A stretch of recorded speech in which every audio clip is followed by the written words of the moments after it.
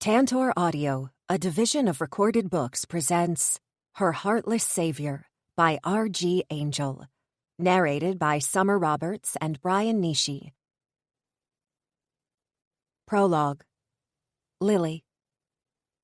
I straightened my accordion dark green skirt, throwing another irritated glance at the clock on the wall. 3 hours late. Who the hell makes you wait 3 hours for an interview? Mr. Bossman Asshole, that's who.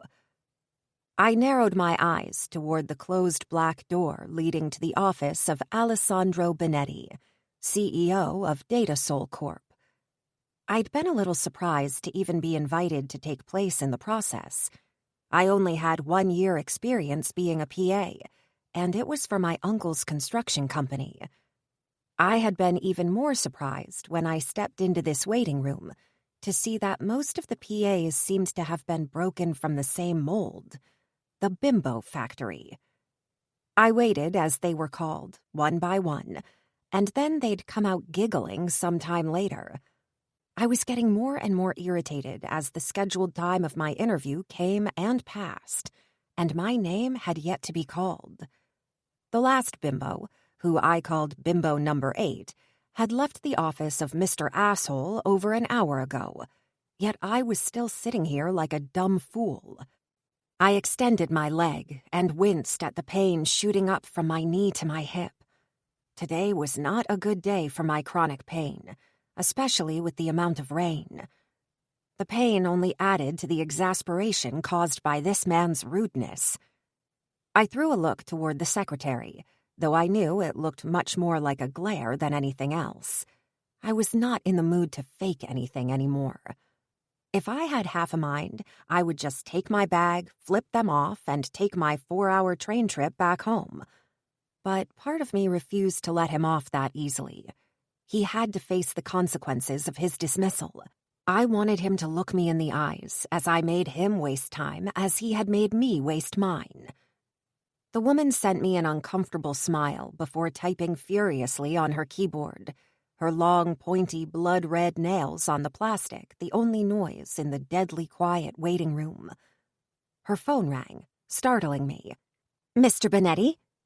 I turned a little on my seat to listen more closely as I grabbed my bag from the seat beside mine to rest it on my lap, expecting to be called any second now. I took a deep breath, trying to rein in my irritation. It wouldn't do me any good to tell him off right off the bat, even though I knew I would eventually do it. "Ms. Matthews?" I stood, slipping my bag on my shoulder. She gave a sheepish smile, which looked more like a wince. "It seems Mr. Benetti ran out of time for his interviews and now has a full schedule for the rest of the day. He'd like to extend his apologies and will contact you to organize another interview." I remained locked on the spot for a few seconds, too shocked about the rude dismissal to react straight away. "However, we'll be happy to indulge for a taxi back to your hotel or to the train station." Indulge? That got me out of my stupor as fast as a bucket of iced water. Indulge? I scoffed, hardly believing the nerve of this man. "You made me travel 4 hours in a beat-up train and stay in an overpriced hotel for an interview your boss doesn't even have the decency to conduct, and you are ready to indulge in a taxi?" She pursed her lips, looking from her screen back to me a couple of times, clearly not used to people expressing their disapproval. "Miss—" "No," I shook my head. "I don't think so." I had nothing left to lose, and hell if I let this CEO with an overinflated ego treat me with such disdain. I wanted him to look me in the eyes when he sent me away. He needed to see I was not a commodity he could just dispose of as he saw fit. I grabbed the cool metal handle and pushed the door that barely moved, destroying my dramatic entrance in his office. Damn it, that thing was much heavier than I had anticipated. I pushed again, this time using all my strength, and I kept my face impassive despite the pain shooting down my leg. The man behind the desk, Alessandro Benetti, was laughing at something someone said on the phone. and that annoyed me even more. He was clearly not that busy if he had the time to exchange jokes over the phone. My brows furrowed even more as I hugged my folder closer to my chest and walked into the room uninvited, hating that my occasional limp decided that exact moment to make itself known. Based on the way his eyes flickered down, he didn't miss it either. He said something in Italian and hung up the phone before looking at me with his eyebrows raised, expectantly. Yes? Yes? Was that all he had to say when faced with my intrusion and murderous glare? Completely at a loss of words at his reaction, I opened my mouth and closed it. "I'm sorry, sir. I tried to send her away," his secretary said breathlessly from behind me. "You did a stellar job, Annabelle, as usual." His sarcasm was biting, and it angered me a little on her behalf. He'd been the one asking her to do the dirty work, something I suspected he probably did quite often. "You can go now. I'll deal with this myself." "Yes, sir. I'm sorry." He connected his eyes with me again. "We're losing daylight, dear. I suggest you get the words out." "Dear?" I pursed my lips. Patronizing asshole. His mouth quivered at the corner, as if he could read my annoyance, and it was amusing him. "Be ready for the full show, Mr. Bossman. You owe me an interview." His eyebrows shot up. "I owe you?" He snorted. "I don't owe you anything." "You do." His smirk vanished as a frown appeared on his face. I didn't think he was contested often.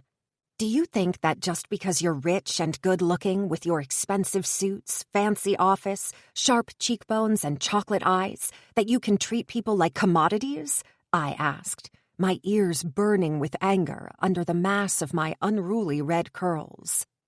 "I do," he replied with a placid tone, but the muscle pulsating on the side of his stupidly well-defined jaw showed me his anger was simmering.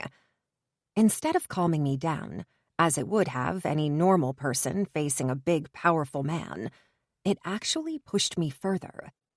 "You don't make people take a god-awful 4-hour train ride and leave them to wait for 3 hours while you make social calls to whoever, and then don't have the decency to keep your side of the agreement. You weren't even man enough to send me away yourself. Instead, you hid behind your secretary." His nostrils flared as his eyes tightened at the corners. I had touched his virility by calling him a lesser man, and I was bracing for impact. "I have no qualms sending you away myself. I just thought Annabelle would do it more gracefully than I would have." He rested his big hands on his desk and leaned forward. "You don't fit the profile." I frowned. That wasn't really the comment I'd been expecting.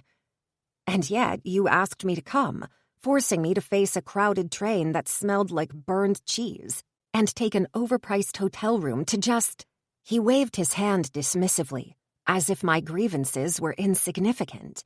And they might have been for him, but not to me. I was not being disregarded this way again. "Is that why you're whining?" he asked with an eyebrow arched in derision. I gripped the leather strap of the bag I had dangling on my shoulder. I had half a mind to swing it at him and wipe that grin off his face. "The agency will reimburse you for the expenses. I believe it's part of our contract with them." He snapped his fingers toward the door. "I'll even throw a little extra if you leave now and stop wasting my time. I'll have Annabelle draw you a check for $1,000. Tell me, dear, would that be enough to mend your tender little heart?" I took a step forward, pursing my lips. I'd never considered murder as a solution for anything before, yet I could see myself stabbing him repeatedly with the silver paper knife on his desk. Would his blood even show on his dark wooden desk? "No," I replied firmly, doing my best to ignore the slowly building burning pain in my thigh. It wouldn't be long until the pain went down my leg, making it spasm. I was not supposed to stay up for too long, but I'd be damned before I showed that man the extent of my weaknesses. "I want to know why." He rolled his eyes. Fine. The only reason you're here is for quotas. Happy? No. I was obviously not happy. I had been the quota girl for years now. Just disabled enough to fit the category, but not too much as to be seen as a hindrance. At university, I was invited to clubs that didn't even want me. I was named spokesperson for diversity without making the request. And I ended up shying away from everything, as the attention didn't make me feel better. If anything, it made me feel worse. I stood straighter, moving my weight from foot to foot, hoping to delay the spasms just a little longer. The agency said you had 8 assistants in less than a year. Maybe it's because your profile is flawed. Are you criticizing my judgment? He asked with a surprised scoff. I shook my head a little. I don't need to. Your retention rate is enough. He leaned back in his seat with a sigh. Why would you even work for me? You seem to find me aggravating. I couldn't deny that, and it must have been written all over my face. I shrugged. To prove you wrong? He laughed. You won't last a week, he said with a little shake of his head. Let me prove you wrong, I insisted. And if you're right, well, just imagine the joy you'll feel by telling me I told you so. A mischievous glint lit his dark eyes, and I knew he was imagining the pleasure he'd have when he'll send me away. Fine. Monday, 9 a.m. Don't be late, he said, before turning toward his screen, silently dismissing me. Yes, Monday, 9 a.m. You won't regret it. I highly doubt that, he replied, though he didn't even bother to look at me. I exited the office, meeting the secretary's eyes challengingly. See you on Monday, I told her, as I passed her desk toward the elevator, my damn limp taking away from my victory procession. I let out a sigh of relief after the doors closed behind me, letting go of some of my bravado. I had won. I had the job. Yet the glint in his eyes and his twisted smile made me believe that I'd lost. And lost big. I shook my head with a snort. Don't be silly, Lily, I muttered to myself, looking at my reflection in the elevator's mirrored walls. He's just a powerful CEO. What's the worst that could happen? So much. So damn much. Chapter 1. Alessandro. I let out an irritated sigh as the car stopped in front of the iron gates of Matteo Genovese's compound in New York. I had no time for whatever they were working on behind the scenes, but when you were summoned by the capo di tutti capi, the only reply you could give was, I'm on my way. The gate opened and the car took the first path to the right, far enough from the main house. That also aggravated me. I was important enough to be summoned for whatever they were planning, but not enough to be welcomed in the sanctity of his home where his pregnant wife and 2-year-old daughter were staying. Can you blame him? A little voice taunted as the car slowed in front of the ugly concrete structure Matteo used for his familia reunions. That thing was an abomination, more akin to a secret military base than anything that should be part of this stunning property. I stepped out of the car as soon as it stopped and took a deep breath, the air heavy, another prediction of the impending storm about to hit the city. I let out my breath in a huff, buttoning my suit jacket. It was lucky my jet landed before the low gray clouds delivered what they were promising. I'd been in a storm once before, and I was man enough to admit that it was something I never wanted to experience again. The door opened to reveal Gianluca Montanari, the head of the East Coast Mafia. He gave me a quick nod with a small smile, and I gave him the same as I walked toward him. I didn't have to fake it with him. I genuinely liked and respected the man. I also trusted him, which, in our world, was a very rare commodity. Thank you for coming on such short notice, he said, after I passed him to enter the building. Third door on the left, he indicated as my pace slowed down in the dim corridor. I walked in to find Genovese sitting at the end of the table and Fabrizio sitting at his right. I bowed to Matteo as a sign of respect and nodded my acknowledgement to Fabrizio, trying my best to keep my face devoid of the annoyance and irritation I felt at seeing him here. He was the head of the small territory we had in California, and I didn't think he'd ever get over the fact that my sister married a Yakuza, and that I allowed it. I sighed internally, as if I could have stopped those two from doing whatever they wanted to do. "I hope I didn't create too much havoc in your busy schedule," Matteo said, gesturing me to a seat on his other side. We both knew he couldn't care less about creating havoc in anyone's life, but I decided to play along. "It's nothing Matthews can't handle," I said, taking my seat and waving my hand dismissively. "Matthews?" Fabrizio cocked his head to the side. "The cripple is still working for you?" I pursed my lips, my hand twitching to grab the back of his head and smash his face into the wooden table. I hated when people insulted my staff, and even though I knew he was not saying that in a true mocking way, it still aggravated me. "Don't call her that. If my wife hears you, she will stab you," Luca said with a shake of his head, taking the seat beside mine. Fabrizio turned toward Matteo, as if he expected help there. He must have been truly desperate. Matteo shrugged. "I'll hand her the knife." I knew it. I rested my hand in front of my mouth to hide my smile. Matteo held grudges, no matter how ridiculous they were, and he was mad at Fabrizio because, in what seemed to be a lifetime ago, his wife Elena had said that she liked Fabrizio. Matteo Genovese was the Iceman. He barely showed any emotions, and I suspected that he didn't feel a lot of them, but one he felt was love for his wife, which bordered on insanity and a jealousy that could cost a man his life. "What do you need?" I asked, trying to redirect the conversation. Matthews could reorganize my whole day, even a week, I had to give her that, but the more I caused her trouble, the more annoyed she got.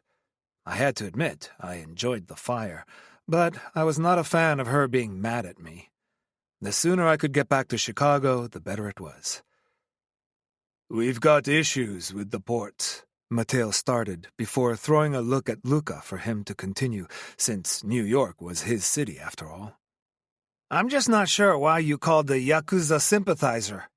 I rolled my eyes with a sigh. Here we go again. My half-sister marrying a Yakuza boss did stir some shit in our familia, especially in the older generations, until we managed to strike an alliance that benefited both sides.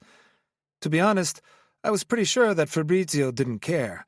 He just didn't like being the weakest of all the territories, a territory that was owned by my brother-in-law. I didn't look too favorably at their relationship, not because of the Mafia he was a part of, but because he was Mafia, and that usually meant heartbreak and death for the people you loved.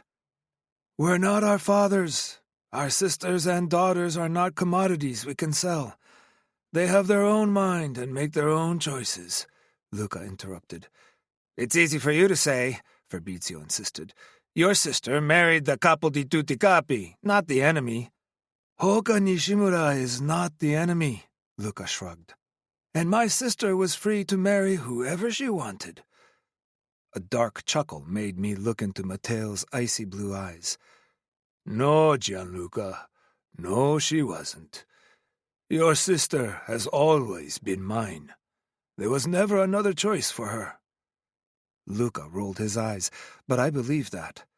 Matteo was a hound when he wanted something, and I didn't think he ever wanted anything more than Elena Montanari. "So, what's the problem?" "The problem is that a few of our recent shipments have been stuffed when they shouldn't have.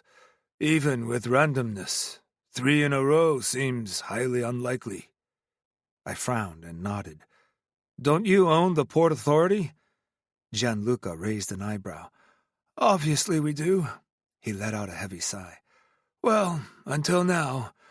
We had enough people there, but some of our highest agents have been replaced recently, and the new ones are a little harder to—" He rubbed at his jaw. "Convince." Matteo snorted. "If you let me deal with it, it'll be faster." Yes, and the sea would turn red with their blood. Matteo shrugged but remained silent. It's nothing I can't fix, Luca insisted, keeping his eyes on Matteo. But I need time to fix it. He turned his eyes toward me. Time I don't have, as we have 4 shipments on the way. Ah, you know my port is not the biggest. Depending on the shipping location, it may not be risk-free. I know, but I should have it fixed soon. We've got one of the instigators in this. He may not talk. Oh, he's in my playroom. He'll talk. Matteo's smile turned into a twisted grin that made me shiver. I knew what usually happened in Matteo's playroom, and it was not a place I ever wanted to be in. Wouldn't Boston be easier? Much, Luca agreed with a sigh. But we don't own the port in Boston. The Irish do.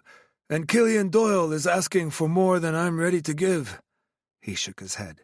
He doesn't grant favors easily. I looked down at the table, hoping they would not see with their trained eyes that I knew how to make Doyle give in. I just wanted to keep this card up my sleeve for something important to me, and the shipping issues from another part of the Familia wasn't it. I don't mind you using the port as long as you need. Matthews managed to get all the maritime permits I needed for the business. Not sure how she did it, to be honest. There are strict quotas set by the state, but I shrugged. I don't expect your boats to have too many issues, as long as you give us a few days' notice to smooth everything up. Matthews, huh? I cursed internally, turning my head toward Matteo. I slipped up, and we both knew it. His phone beeped on the table, and he quickly glanced at it before looking at me again. How much does she know about the business? Which side? He raised an eyebrow that seemed to say, the only one I care about. I shook my head. Nothing at all. Matteo snorted. How long has she been your assistant? A year? 18 months, and he knew it. He was just testing me. Everything was a fucking test, a sadistic game for him. 18 months? Matteo nodded silently as his phone beeped again. He glanced at it before grabbing it and putting it in the inside pocket of his jacket. Is she slow? I've heard she has a disability. Is it mental? I pursed my lips into a fine line as he threw his words with such careless disdain. I was heartless. Fuck, I knew it. But I was a fucking Care Bear compared to him.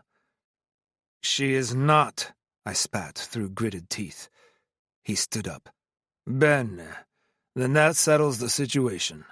She knows things. He sighed, buttoning his suit jacket. Nobody can work closely with one of us for that long without figuring it out. You're not James Bond or Bat Boy. Batman, Fabrizio corrected. Yep. That man was a moron. Matteo turned his emotionless, icy eyes toward him. Thank you for your input. You can shut up now. Matteo was married to the geekiest woman in North America. He didn't need Fabrizio to question his education in pop culture. Matteo let out a frustrated sigh before turning toward me again. Batman, Batboy, Batdog. Que importa? He knocked on the table with his knuckles. The assistant comes with you next time. She and I need to have a little chat. Cold sweats ran down my back at the thought of Matthews in the same room as Matteo. She was just too confrontational for her own good. I found that amusing, even endearing, but Matteo Genovese would not see it like that. His phone beeped in his pocket. Now, if you excuse me, my wife needs me. He gestured toward Luca. I'll leave it to you to wrap up the details of the shipment. Is she okay? I asked with genuine concern. I really liked his wife. She was funny and sweet. Everything her husband wasn't. He gave me a sharp nod. It's a second trimester issue that only I can fix. I frowned. How? I started, just as Luca interrupted me with a loud, Don't! But it was too late. She needs my cock, Matteo replied, as Luca made a gagging sound. I looked at Luca, horrified, knowing only too well how traumatizing it is when you are faced with your little sister's sexuality. I've been suffering a lot with Holka and Violet, so I felt for the man. "Okay, fine," I nodded. "Sorry I asked." No, don't be sorry. You'll know when you'll have a pregnant wife. The second trimester is delicious. They're just so horny. And man," he rested his hand on his chest, "they take it any way you want to give it." Luca grunted, hanging his head low, resting his hands on each side of his face. Matteo laughed before swirling around and leaving the room, knowing full well he'd caused Luca some emotional damage. "I'm sorry, man. I really am. I know the pain you're going through." "I don't get it," Fabrizio shrugged. "It's just sex." Luca looked up to him with one eyebrow raised. At least the stupidity of his comment helped him get out of the traumatic state. Luca shook his head before turning toward me. "This is the list of the shipments about to leave. 3 will be leaving Trieste, 2 from Cagliari, 1 from Gioia Tauro, and 2 from Dar es Salaam." "Tanzania?" I cocked my head to the side, twisting my mouth. "That's regulated trade." Luca nodded before turning toward Fabrizio. "Could you go see Dom and have him give you the list of the shipment's contents?" Fabrizio nodded briskly and almost jumped off his seat, way too happy to go order Luca's second-in-command around. "Domenico's here?" I asked with surprise. Dom belonged in this room much more than Fabrizio did. Luca's lips quivered in a half-smile.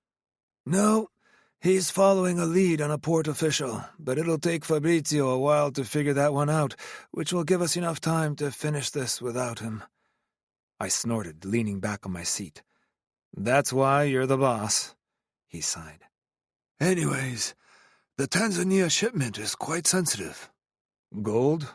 Stones? Oil?" "All the above." I let out a low whistle, impressed. "Do you think it'll be an issue?" I shook my head. "Matthews did a fine job. As long as we get the right products in the ship, along with what you need, we'll be okay.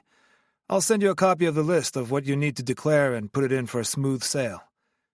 Luca looked at me silently, tapping the end of his pen rhythmically on the table. "What?" He threw a quick look toward the door and sighed. "I hate to admit it, but Matteo is right. She's lasted much longer than any assistant you ever had, and she seems really involved in your business." "That's what assistants do, don't they? They are here to facilitate your life. I hate to admit that she's not just good at it, she's amazing. What am I supposed to do, fire her?" I hated how defensive my tone was, and also the ridiculous pinch of something very close to sadness at the thought of sending her away. He tilted his head back, a frown forming between his eyebrows. "No, I'm not saying that, but I'd try my best to keep that defensiveness out of my tone if I were you. It shows you care, and it'll give Matteo a field day. Trust me, I know." "I don't care, and she knows nothing," I insisted. Luca looked at me for a couple of seconds before shaking his head, as if he was having some internal debate and decided it was not worth it. "Okay, then. I presume you are in a hurry to get back to your life, so this is the shipment numbers and date of sale. Make sure you send me the type of goods we need to put in the export docks." I nodded and reached for my phone, opening the encrypted folder and looking at the color-coded filing Matthews had put in place. That small change had infuriatingly changed my whole life in the best ways. I'd admitted to myself so many times how much she'd improved my work environment and my life in general. She was funny in her stuck-up ways, and it was so easy to get her fired up. I couldn't help but smirk at the thought of how much she must have cursed me when she received my text this morning asking her to reschedule everything. The only thing that annoyed me was her complete radio silence. I'd expected a passive-aggressive email from her. Well, not so much passive and much more aggressive about my lack of consideration. I enjoyed these in a very masochistic way. Her righteous fire was entertaining. "What are you thinking about?" I blinked a couple of times and met Luca's curious look. "Nothing. I jerked my head toward him. I just emailed you the list. I leaned over the paper he'd put on the desk with shipment numbers and the additional information, then snapped a quick picture. I'll make sure these ships won't encounter any problems. I looked at my watch, though I wasn't sure why. It's not like I was expected anywhere right now. Matthews was so efficient, I knew she'd managed to clear my whole schedule, but I was still itching to go back to my kingdom. And see why Matthews is ignoring me too, right? The taunting part of my brain reminded me. Good, and... He sighed as if he thought better of it. I walked to the door but cursed myself as I took the bait. What? I asked, turning my head to the side to look at him. Mateo has probably forgotten already, but he won't forget forever. The next time, we both know it won't be a request, so act now. Make sure she knows nothing. Either take her completely in or let her go. She's too close. I'll take that into consideration, I replied evasively, hoping deep down that Mateo would forget long enough for the decision to make itself. Chapter 2. Lily. So, these are all the revenues from each department? I asked, pointing at the screen. Line after line of green and red numbers were making me cross-eyed. Yes, Alex trailed off, probably thinking I was stupid. The red are the losses and the green the profits. This is why it's titled P&L Spreadsheet. I nodded. Makes sense. So, you take all that and send it to Mr. Benetti? He frowned before removing his glasses and wiping them with the untucked side of his green dress shirt. Did you say you used to help Matt before? I leaned back in my chair, trying to make myself relax. Alessandro Benetti was only away for the day, and it couldn't have been a better day. Any normal day, I would have cursed him and his stupid male ego for forcing me, once again, to deal with frustrated people because he had decided on a whim to just change his whole day around.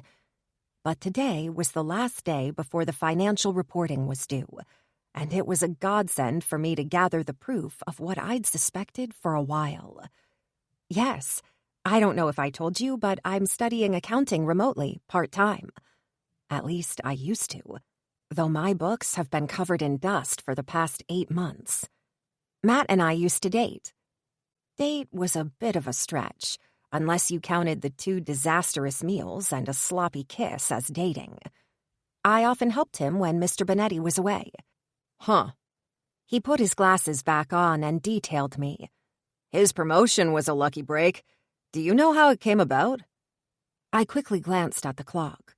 I'd been down there for over 2 hours now, and I couldn't allow myself much longer, losing precious investigation time in idle chit-chat with a man who was the epitome of boring. Even if Alessandro was away, I knew his nosy secretary was keeping tabs on me. It was a lucky break for sure, but he was very dedicated to the tasks, and letting me assist him really helped his work get noticed by the higher-ups. I could help you too if you want. To be fair, his promotion came as a shock to everyone, Matt included. He'd even whined a couple of months before, saying that his performance assessment had been unfair and that he didn't get the 5 stars he deserved. Yet, not even 2 days after our second disastrous date, he was offered a position as the head of special accounting projects in the London office. I didn't even know there were special accounting projects in the company. Oh, I'd like that.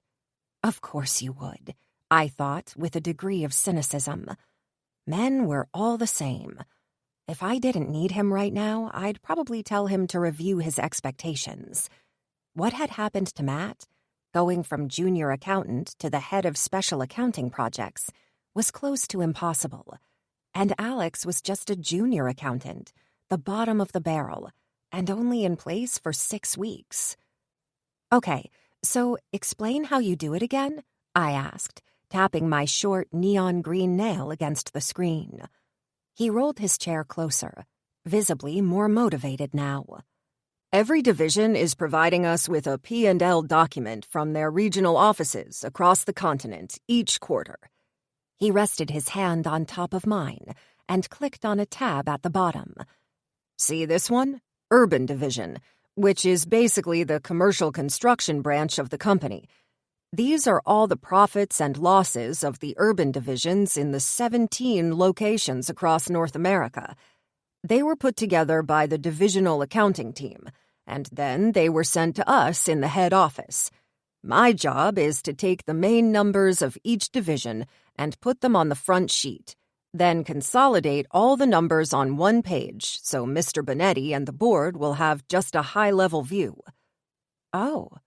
I had to admit I was a little disappointed. So this will be the list you send me tonight, right? Well, yes, after Mr. Burns' approval. I straightened up on my seat, perking up immediately. Now we're talking. How is that? I'm about to send this list to him now. I mean, he's the CFO, you know. He let out a little chuckle that seemed to say, "Bless you." He has his say. I chewed on my bottom lip. What I suspected had the potential to be so much worse than I had first thought. Don't get into this mess. It can only splash you along the way. I could hear Victor warn me with the same underlying exasperation he used to do at school. Victor used to call me Lily Matthews, the woman to right the wrongs. But I'd never listened to him back then. There was little chance of me listening to him now, especially when he was nothing more than a memory. My heart squeezed with sorrow, but I quickly smothered it before it became too much to bear. I'll help, I offered, and pressed print. Oh, shoot, I'm sorry, I pressed print instead of send. I didn't... He raised his hand. It's okay, I'll deal with it. I stood and grabbed the pages from the printer, then folded them and slid them into my handbag. I sat back down, fully aware that having these highly confidential documents in my bag would create more trouble than anything else. I turned to Alex and forced a smile, hoping he could not read the guilt on my face at the idea of potentially throwing us both into the deep end. Alex smiled back, pulling his chair closer to mine, apparently oblivious to my scheming, but assuming I was his key to a promotion. I opened my mouth to ask him more questions about what happened once the CFO sent him back the numbers, but was interrupted by a deep voice that both aggravated me and made me shiver with anticipation every time I heard it. Are you working for accounting now and nobody told me? Alessandro Bonetti asked, his arms crossed over his wide chest. Should I pay you 2 wages? I pursed my lips but didn't reply, or remind him that about 6 months ago, I did in fact consider applying for the junior accounting position. Within 2 hours of mentioning my interest in the position to the team leader, I was sitting in HR with a contract offering me double my salary, along with a sneaky clause that stated I was not allowed to apply for any other position in the company due to my insider knowledge. I'd signed it with a little smile and lots of pride, because even if we drove each other crazy most of the time, I knew what that contract meant. Alessandro loved my work and didn't want to lose me, but I also knew he'd probably choose to get stabbed rather than admit he'd been wrong about me. Oh, sir, Mr. Bonetti. Alex jumped from his seat, completely flustered. What an honor to meet you, sir. Mr. Bonetti, sir. I couldn't help but roll my eyes and cringe when I met Alessandro's amused gaze. He'd not missed that. Obviously it is, he replied haughtily as he turned toward Alex again. What's your name? Alex Albright, sir, he replied, still standing by the corner of his desk. Well, Alex Albright, do you mind if I take my assistant back? I'm not sure she's suited for this environment. The environment in question was a windowless shoebox-sized office, caught between the noisy and overheating central processor room on one side and the toilets on the other. It had once been Matt's office and now was Alex's. This was what you got when you were at the bottom of the food chain. Alessandro arched an eyebrow as I stood, throwing him a glare that didn't faze him. Not even a little. No, of course. She's the one who came here. I threw him a side look. Wow, way to throw me under the bus, asshole. A furrow appeared between Alessandro's eyebrows as his eyes narrowed. I see. Well, maybe she realized you were out of your depth. Matthews has a thing for pathetic, lost causes. It's annoying, but what can I say? I winced as Alex's face fell before he looked down at his desk, running his forefinger along the edge. Alessandro took a step to the side and gestured for me to move to the door. Let's go. We've got actual work to do. Alec, he added with a sharp nod.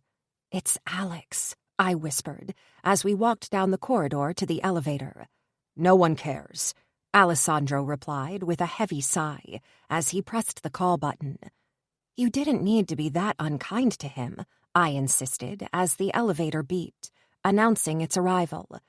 He snorted, throwing me an exasperated look. That insignificant bug threw you under the bus like you were nothing more than a commodity. I defended your honor, he exclaimed as we stepped in, and he swiped his card to take us to his floor. I couldn't help but laugh. You treat me like a commodity most of the time. I do. He reached up to straighten the knot of his tie that was already perfect. But I pay you for that privilege. You were not even supposed to be back yet. You said you wouldn't be in today. Oh, I'm sorry, my schedule as the CEO of this company, and subsequently your boss, ruined your attempt to gallivant in the slime. Gallivant? Was he stuck in Victorian England? I rolled my eyes and turned toward the golden metallic doors. And despite the ridiculously deformed reflection it was giving of us side by side, it was impossible not to see the striking differences between him and me. I didn't know that boring, lanky, and pasty with disproportionately big glasses was your go-to type. I turned my head toward him again, but he was looking up at the floor indication panel on top of the door. What? He looked down at me, his mouth a thin line, his dark eyes flashing with an irritation I knew well, but was rarely directed toward me. How did I even manage to annoy him today? First Max, now Alec. I'm not paying you to flirt with the nerds. Matt and Alex. I chewed on my bottom lip as his icy look turned into a scowl. What if they are my type? Challenging him, I felt my irritation with him crawl back up. We can't all want stupidly tall Italian gods. His face morphed into a cocky smile. And thank heaven for that. We're a rare quantity, he offered haughtily before exiting the elevator. My pace faltered as I followed him out, and I glared at the back of his light gray suit. Damn it, I did it again. I wanted to insult the man and ended up complimenting his looks. He opened the door of my small office, which was directly across from his secretary's desk, and turned his head toward me. I kept my composure as I walked there as confidently as I could, under the judging eyes of the woman who clearly didn't think I'd last as long as I had working for him. I kept my eyes on him all the way to my office, and as always, there was a little light of approval in his. It was something I'd learned quite early in my time working for Alessandro Bonetti. He found it annoying when you challenged him, but you were also rewarded by a type of respect few people received from him. What can I do for you, sir? I asked, sitting behind my desk. Your job? I knew he was trying to get me fired up again. I simply pursed my lips, waiting for him to stop playing his game. He sighed after a second and removed a folded piece of paper from his pocket. Can you send me an updated version of my calendar? Already done. If you refer to today's calendar, the ones highlighted in green have been rescheduled for this week. The amber ones are for the week after, and the red ones didn't want to reschedule because you're too rude canceling at the last minute. Alessandro let out a snort. Oh, yeah? And please, do tell, who's the delusional idiot? I couldn't help but smile. Mr. James. I see. Alessandro nodded. Guess someone's balls have finally dropped. Give him a week. He'll come crawling back. I'll actually wager 2 days. He was acting way too offended to be taken seriously. What would you bet on it? He asked teasingly. But I knew better by now than to play this game with him. There was nothing I could offer that he'd want or need, and I knew he'd be cruel enough to let me know that. I pointed at the paper in his hand. Is this for me? Huh? He looked down to his hands. Oh, yes, that's the list of additional shipments that will be coming in over the next 8 weeks. I just need you to prepare the registration for them. You'll get the list of contents in the next couple of days. He extended the piece of paper. What are these for? I asked, unfolding the paper and looking at the shipments list. His body tensed, his back straightened, his usually impassive face taking an edge of wariness. Why do you ask?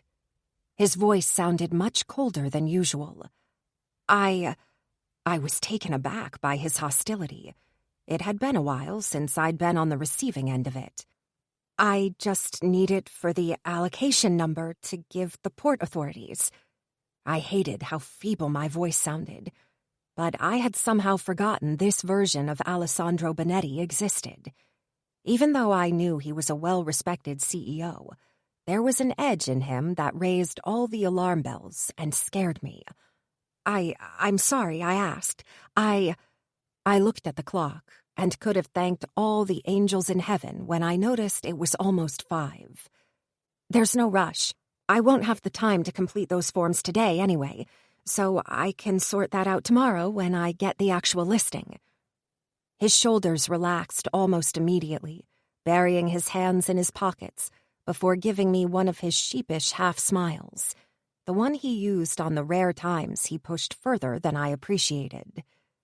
It's been a long day, he started, as a way of apologizing. I was pretty sure this man had never used the word sorry and actually meant it. Just do what? He cocked his head to the side and looked at the clock on the wall before turning toward me again. What do you mean you don't have the time? I thought you were an expert at those now. I am. I trailed off, unsure where he was going with that. But there are 8 shipments here, and just to log the initial forms will take me about an hour and a half.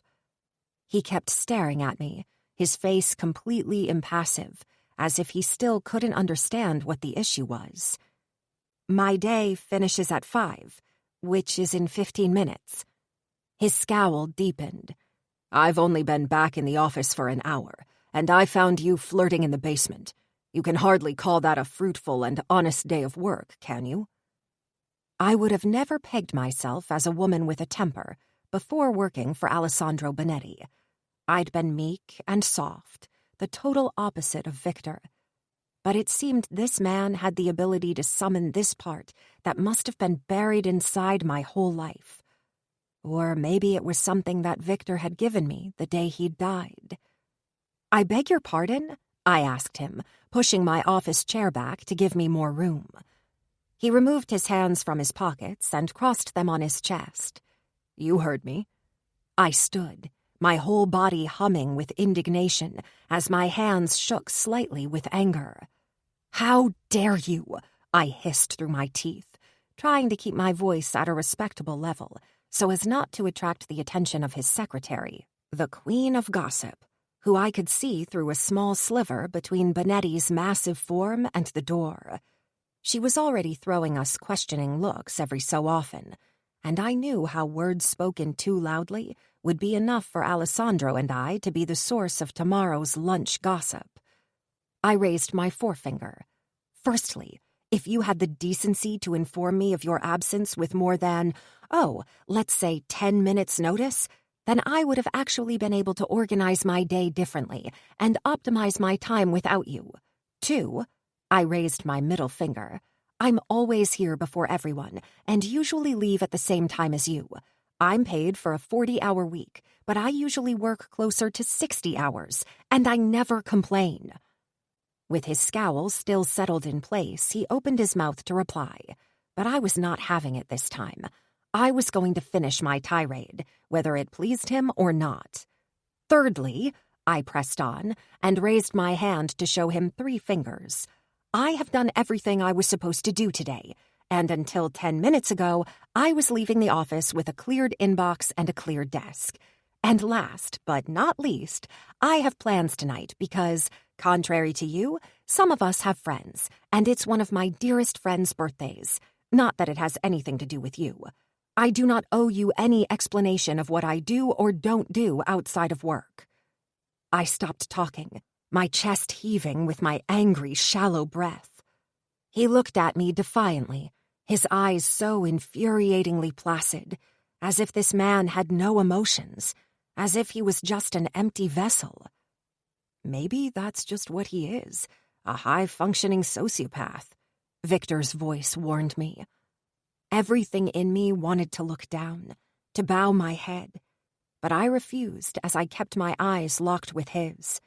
Using all the strength I had, I concentrated on the pang of pain my short nails were causing to my palm, instead of the apprehension that made my heart speed up in my chest.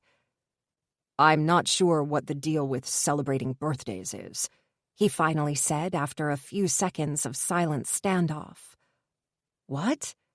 I looked around the room as if I was missing something. I'd just lashed out at him, and he was acting like we were just having a normal conversation. "I'm just not sure what's to be proud of." He shrugged. "Congratulations, your parents had sex, and you got expelled from your mother's birth canal." He waved his hand dismissively. "If anyone should be celebrated, it should be the mother, for the pain she went through to get her child here."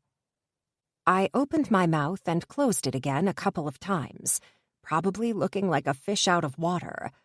How could I even answer that? "Nothing, Lily. You say nothing, and you just leave his cynical ass behind." "I'll do it tomorrow. I'll come in early if need be." Drats, why did I offer that? I don't owe him anything more than what I was already giving him. I grabbed my bag just as he stepped to the side, blocking my exit completely. I couldn't help the apprehension that settled in the pit of my stomach as alarm bells rang in my head. I looked around as I grabbed my bag tighter, as my palms were getting sweaty. "Where are you going?" he asked, taking a step closer. I took a step back, my back connecting with the cool window, and I shivered as the cold seeped through the thin material of my royal blue button-up cardigan. "Home," I let out on a breath, all my previous bravado gone. "No, tonight. Where are you going?" he asked, taking a step forward, hovering over me, his overbearing presence sucking all the oxygen out of my space. I opened my mouth and closed it again. He was going to spoil my fun and punish me for not staying. I knew that. He'd done it before. The only time I went out with some girls from work, he showed up at the club with 2 of his friends, effectively killing the mood and causing every single female to seek his and his friends' favors. No thank you. I reached up to fidget with my dice pendant. "Please, just let me go." I hated how pathetic my voice sounded. He blinked a couple of times and widened his eyes before taking a few quick steps back. He stopped and reached for the knot of his tie, then cleared his throat. "Yes, well, just make sure you're on time tomorrow." He moved from his spot in front of the door. "Of course, sir. Have a good evening," I replied quickly as I rushed out of the room and to the elevator without looking back. I felt like I was able to breathe again once the door closed and the elevator started its descent to the lobby. I leaned against the back of the elevator, resting my hand over my racing heart, grateful I was alone in the confined space, with no witnesses to my mini meltdown. I was not even sure why I reacted so erratically. It was not like I'd never been exposed to Alessandro's temper or his mood swings before, but it felt different today, as if he was on edge about something. And for the first time since I started working for him, it seemed like it was directed toward me. I grabbed the silver double dice charms around my neck again and took a couple of deep breaths. I needed to shake this feeling, or I would not go back tomorrow. I had to be logical. There was no reason for Alessandro to be on edge with me. No, it was probably my own worry and anxiety reflecting the situation. It wouldn't be the first time it happened, and even though it had been rare over the last couple of years, I knew this anxiety always had the potential to rear its ugly head. I couldn't let whatever feeling that was going through my head spoil Katya's birthday. It was important, and my presence at her celebration was always so important to her. By the time the L train had stopped at Roosevelt Station, I was much more myself, and even if I didn't particularly look forward to socializing with people I barely knew, it felt good to be normal for once, to experience what would probably have been if things hadn't turned the way they had.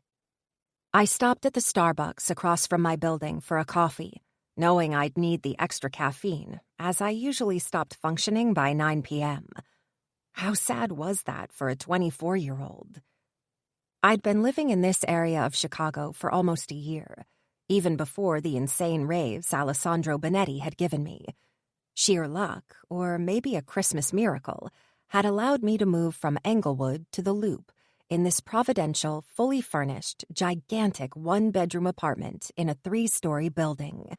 The Loop had all the amenities one could dream of, for a rent that was about the same as what I paid in Englewood.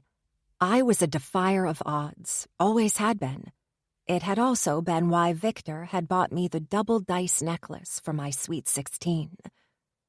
That apartment had been posted on the company ad board in the lunchroom. It was a sublet of a colleague who would be working abroad for the next couple of years. He had already been gone by then, and HR helped with all the paperwork. But part of me still thought it was given to me due to my health issues and ability to be in the office in 12 minutes instead of 38. I hung up my coat, discarded my shoes, and let out a little sigh of relief as I wiggled my tight-covered toes. I was just going to sit and relax a little before getting ready. I sat on the comfortable cream sofa and grabbed the bright pink knitted blanket my grandma had made me when I was in the hospital and snuggled into it while sipping my coffee. I turned my head to look at my fish tank, the only pet my lifestyle allowed me to have. If it had been up to me, I'd have many dogs. But it took time, money, and space, 3 things I didn't have. I looked at my 2 mollies swimming around, completely unbothered by my presence. My phone beeped, and I looked at the screen to see a text from Katya, asking me once again if I was coming. "I'll be there, 8 p.m. at Britannia. I would not miss it for the world." I grunted as I got up from my cozy place. Yep, I was definitely 24 going on 70. I stopped by the fish tank and dropped a little food in it.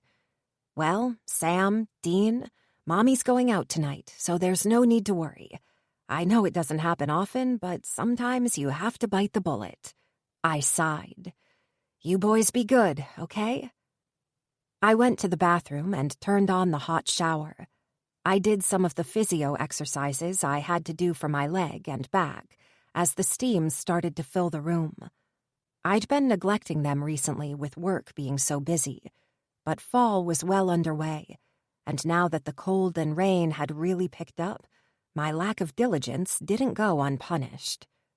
I let out a painful grunt and winced as I rested my foot on the toilet cover and pushed forward. Both my muscles and scar tissue reminded me that they were there, and not happy to have been ignored. Ugh. I pulled back and pushed, trying to relax my hip joint. I promised to be better, but please. I winced again when I switched legs and did the same. Just be good tonight. I knew the effect my limping or slight arm tremor had on Katya, how unjustified guilt always took over, and how it would, without a doubt, spoil her birthday. I got under the very hot water. It was not comfortable, but I hoped this hot shower, followed by some soothing balm, would help keep the soreness at bay for a few more hours. If not, I'd have to settle and take some tramadol, which I only took on rare occasions. If I took the medication, I would not be able to drink even 1 glass of alcohol. I would not repeat the disaster from last Christmas. Maybe it was a blessing in disguise, because after being put in a taxi way earlier than justifiable and sleeping it off the whole weekend, I was given the opportunity for this apartment on the Monday morning.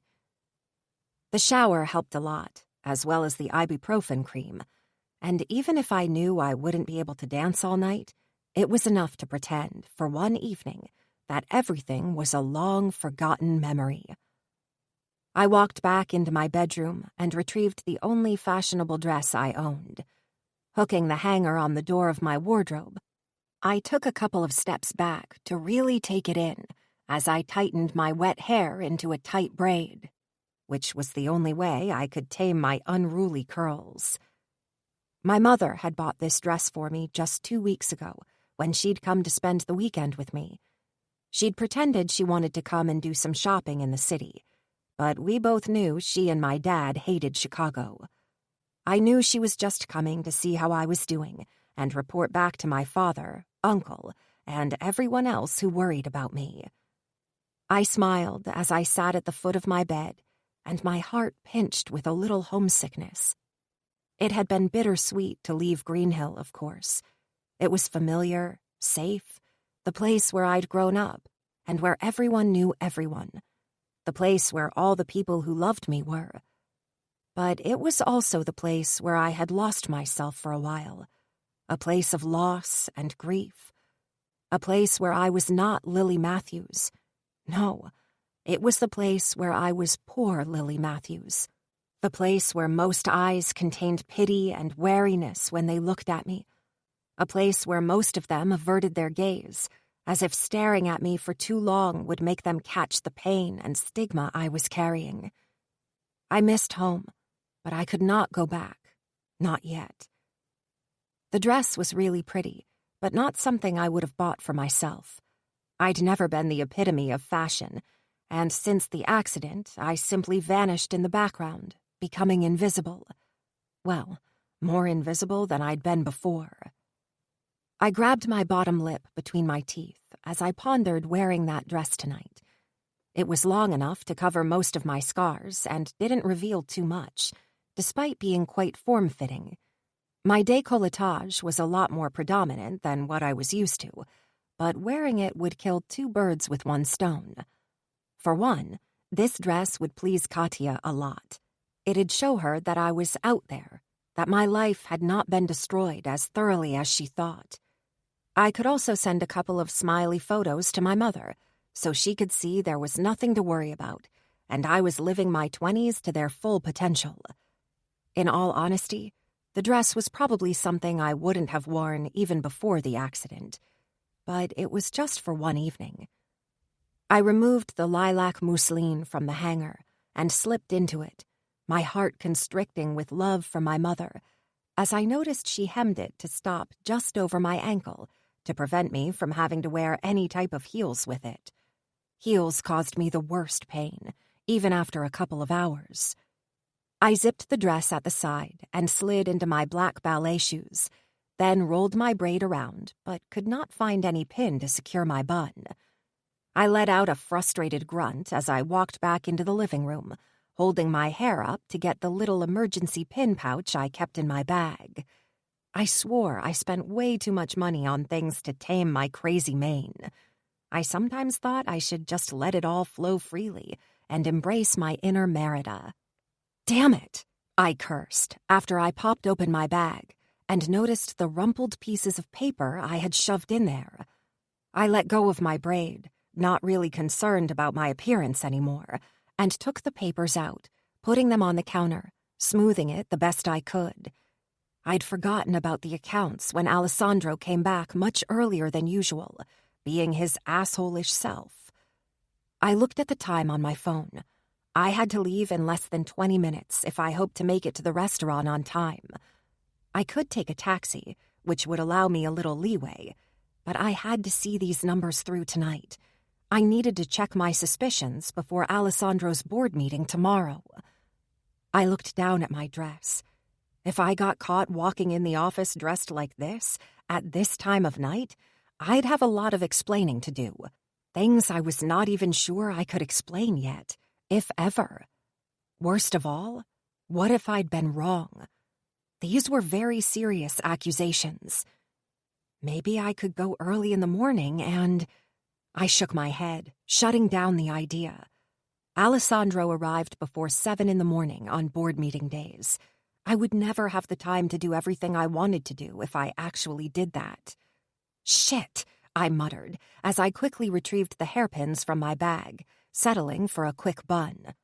I booked an Uber, foregoing the full makeup look, and settling for only a little mascara and pink lip gloss, applied using my reflection in the metal door of the microwave. My phone beeped, announcing the arrival of the car.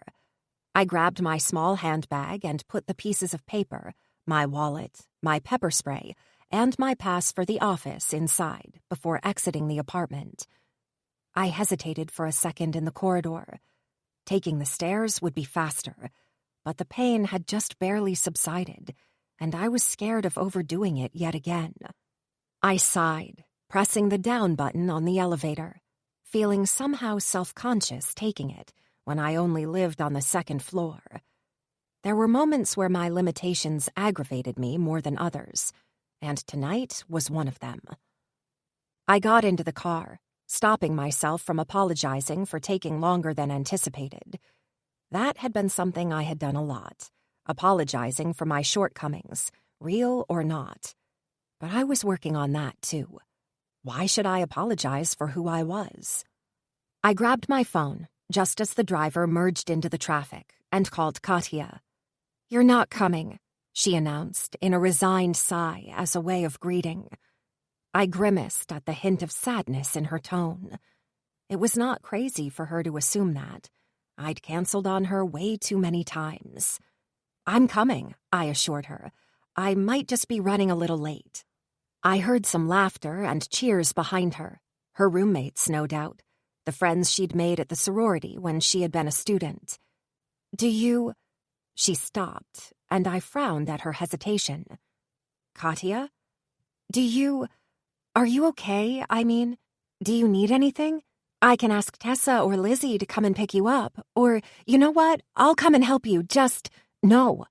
My voice was a little colder and sharper than I intended it to be. She had a good heart, I knew that. And I knew that whatever she wanted to do was coming from a good place. But I also hated how all these little moments of attention were making me feel so much worse about everything. I took a deep, calming breath. "I'm already on the way, but I forgot I had something super important to drop at the office. It will not take long," I added quickly. "I just wanted to let you know." "Oh." I heard someone call her name. "Well, I better let you go back to the pre-party.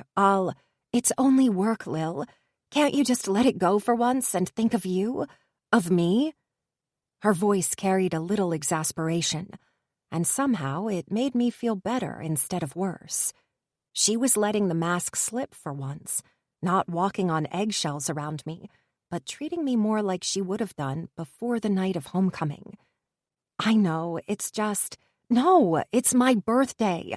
You're not paid enough for this." You'd be surprised.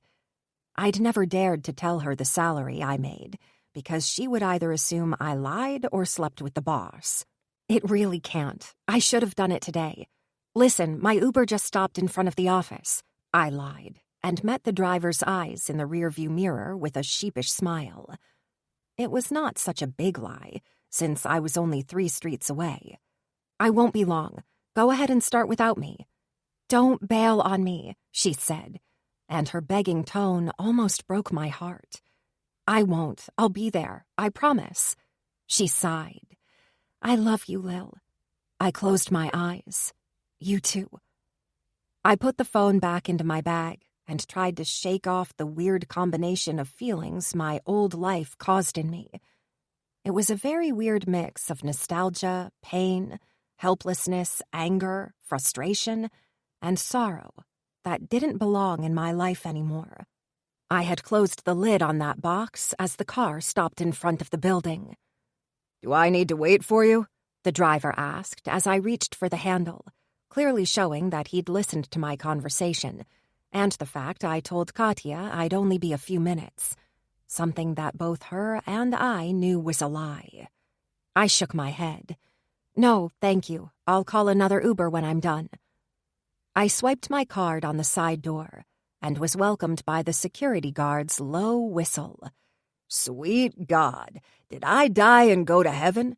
Because, Miss Lily, you look like an angel, the night security guard exclaimed from behind his desk. I rolled my eyes and snorted, though I couldn't help but blush at the compliment, despite the cheesiness. It was obviously a courtesy compliment, but those were rare and far in between. I couldn't deny I enjoyed it just the same. You're such a flirt, Dave. What would your wife say? I joked as I walked past his desk. Not many people were well acquainted with the old security guard working the night shift. He started at 8 p.m., which was well after the building had been emptied. Staying late at work was a common occurrence for me, and I knew him just as well as the day team. He frowned, glancing at the time on his screen, and pursed his lips. Is Benetti asking you to come on nights when you have things planned now? He let out an irritated sigh. You need to set boundaries, sweet girl. That's exactly what I'd say to my daughter, you know. I couldn't help but smile at him as my heart filled with warmth.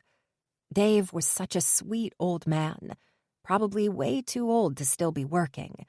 But with 6 children and 14 grandchildren, I guess he needed the extra income. No, he didn't make me come. I just forgot to do something. I won't be too long. I stepped into the elevator, but reached out to hold the doors as his words hit me.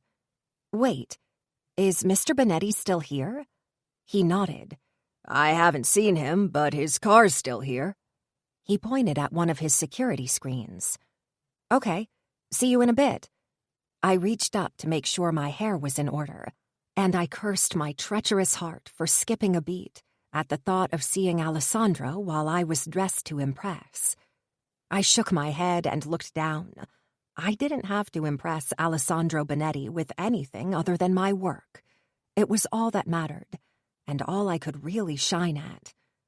He didn't see me as anything other than his human diary and personal assistant.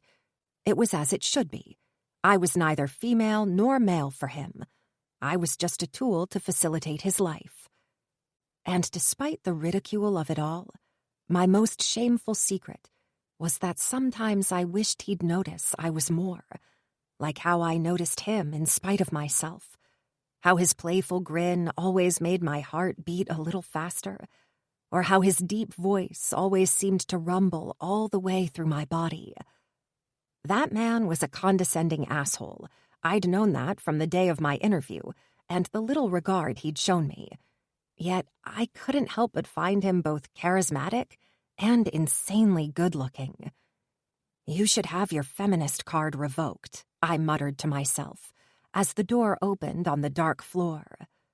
Hello? I called, as I took a tentative step, the furniture barely discernible under the faint lighting of the safety lights leading to the emergency exit. I took another step. Mr. Benetti? I called louder before wincing, all too aware this looked a lot like the beginning of a very low-budget slasher movie.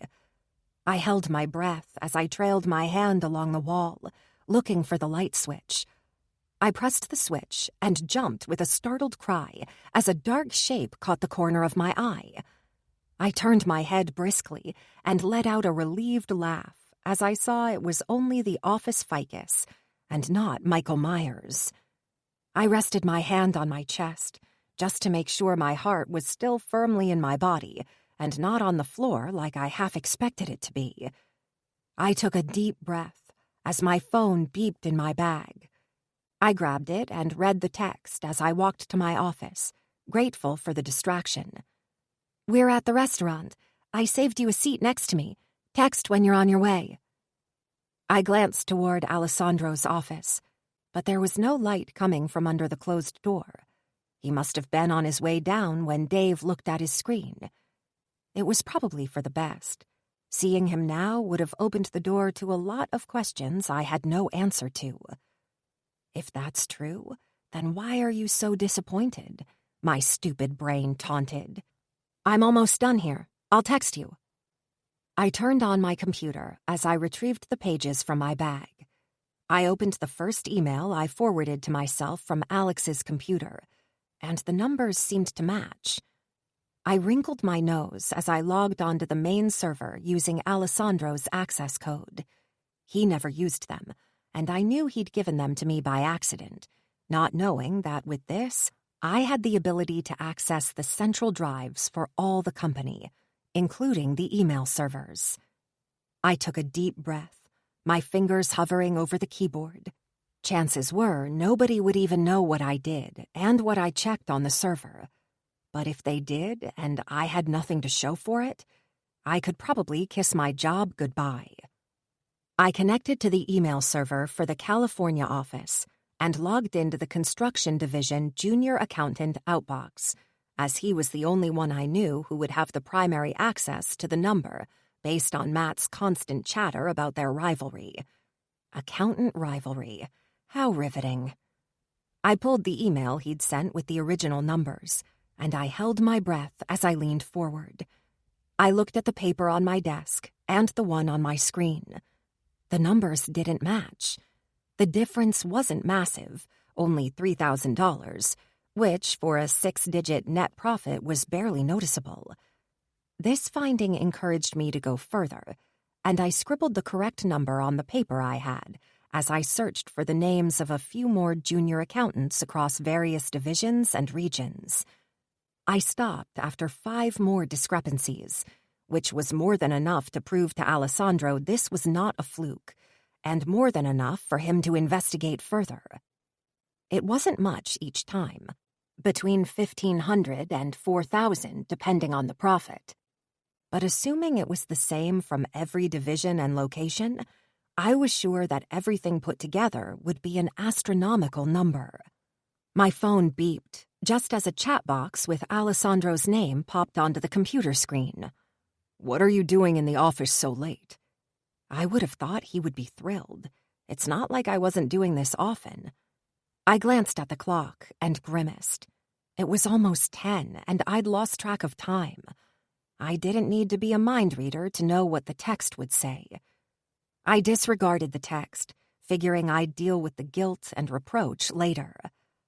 I found something important I'd like to show you. I frowned as I looked toward his office, which was obviously empty.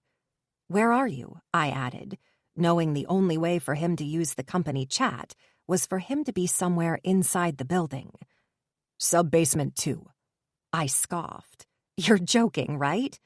No way he was on the maintenance and basement floor. What would he even do there? Do I have a habit of making jokes? Yes, actually, he did. "If you need me, I'm in sub-basement 2. If not, have a good night, Miss Matthews." I arched my brows. Miss Matthews? Why was he acting so formally all of a sudden? I shook my head. I was not interested in trying to decipher his little moods tonight. On my way. I took all the papers I just printed, as well as the ones I wrote on. I tried to come up with a coherent speech to explain why I broke about 20 corporate rules with diverse degrees of gravity to discover a serious case of embezzlement, which I was sure had been going on for years. "Mr. Bonetti, I know I've discovered something that—" No, I shook my head. That was not the right way to start. "Mr. Bonetti, I've been suspecting something for a while, and—" The elevator beeped, announcing its arrival. "Here goes nothing," I muttered on a sigh, pulling my bag higher on my shoulder, then turned left, following the echo of voices and faint light.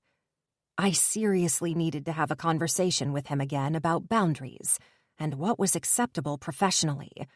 Making a woman go to the basement in the middle of the night definitely wasn't cool. And yet, you went. Who's the idiot here?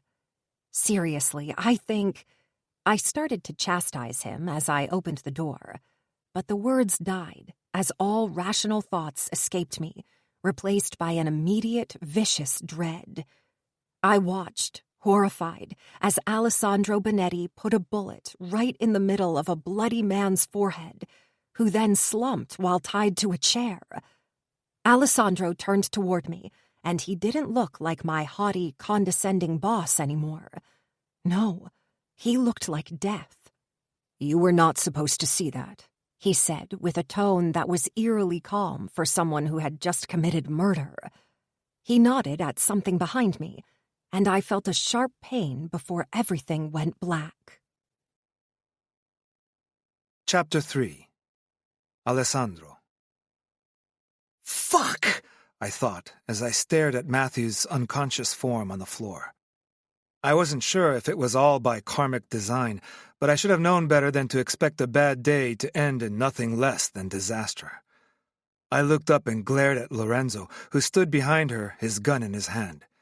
He shrugged. "What? I had to do something." "I'm not sure hitting her on the head with your gun was the solution," I commented. I knew I was not being fair.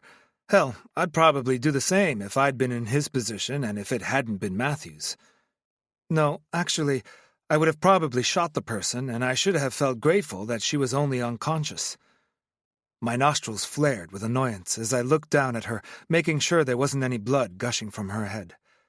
I put my gun back in my holster and turned toward the man leaning against the back wall, hiding in the shadows. Domenico Romano. Matthew's fate was sealed now. There was no turning back. When I came back today, I'd been aggravated when my secretary told me, way too gleefully, that Matthews had vanished to accounting once again. I wasn't sure what her deal was with pasty, gangly, boring, vanilla, bland boys, but it seemed they were her taste of choice. I'd been pissed on my way down there. I couldn't afford for her to have any distractions. I needed her full attention her whole time. She was a crucial part of my organization, and she seemed to be hell-bent on looking for distractions. It had already been a pain to get rid of the stupid baby accountant and send him across the sea for a job that didn't even exist. I just didn't think I could pull off something like that twice.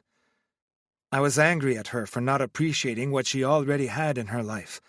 Seriously, she had everything she needed to be fulfilled. A prestigious job with an insanely high salary and an apartment way above her means. What more could she possibly want? Why did she need a boyfriend, too? Especially the kind she was sniffing around. These men had nothing to offer her, but she was blind to all of it. Then she gave me attitude, refusing to stay late to work, which added some aggravation to my anger. I snapped just a little, just for a minute, but I didn't miss the fear in her eyes as she took a step back. I'd shown her a glimpse of my other side, the one that belonged in the darkness I lived in, and I realized it was not something she could have handled. Matthews would never know about our Mafia connections. She was able to deal with the cold, mean, unfeeling corporate king. That was something I honestly didn't think was even possible when she stormed into my office trying so hard to hide her pain and limp.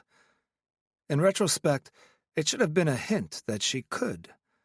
She stood tall in my office and told me everything she thought, chastising me as if I was a naughty little boy, not a man so rich and powerful that I could destroy her just for fun. And she did all that while in pain and feeling apprehensive.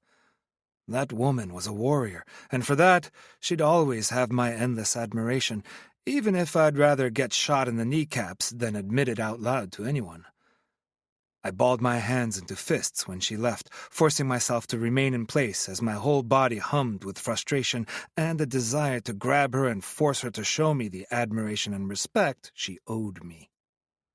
I felt the muscles in my jaw tremble almost painfully as I ground my teeth. She refused to tell me where she was going. What did she have to hide? I'd have to put one of my men on her trail, if only for security reasons and to ensure Matteo's suspicions were unfounded. Matteo. That brought me back to reality really fast. There was no way that tonight's events didn't go up to his ear before the night was over, especially not when Domenico Romano, who was both Gianluca's consigliere and Matteo's brother, happened to have witnessed the whole thing. I turned toward him, and he was looking grimly at Matthew's limp form on the floor. His dark eyes carried a certain compassion that would never have been found in his brother's eyes. I had no choice. I had to kill her or induce her, and knowing Matthews, she'd refuse to be induced quietly and would end up being shot. I tensed as the hint of dread for the woman on the floor unexpectedly took grip of my heart. I would not hurt her, but nothing stopped them from doing so, and with Matteo's immunity, I could not even do anything. If only Domenico had not been here. But as I got ready to put my man on her, my phone rang and it was Domenico. He told me the lead he'd been following concerning their port issues had actually brought him to Chicago, and a low-life New Yorker lone thug who was drooling on the daughter of a rich arms dealer with a few very lucrative government contracts located in Chicago. The same arms dealer who was the brother of the freshly elected governor of New York. A little bit too convenient for a coincidence, if you ask me. As the rules dictated, Domenico asked me permission to seek justice on my territory, and I offered my assistance. That was the reason why I was in this basement, having just put a bullet in the head of the idiotic thug in front of my way-too-innocent assistant. I ran my hand over my face. What a fucking mess. "Should I ask the team to get rid of her at the same time as the body?" Lorenzo asked, looking down at Matthews. My frown deepened as my hand twitched to reach for the gun at my side and shoot him, consigliere or not. "Attento," Dom warned me, letting his gaze go from my hand to the holster, showing me that my pulsion was showing. "We'll deal with her." He then turned to get Lorenzo's attention. "Go get the cleaning team."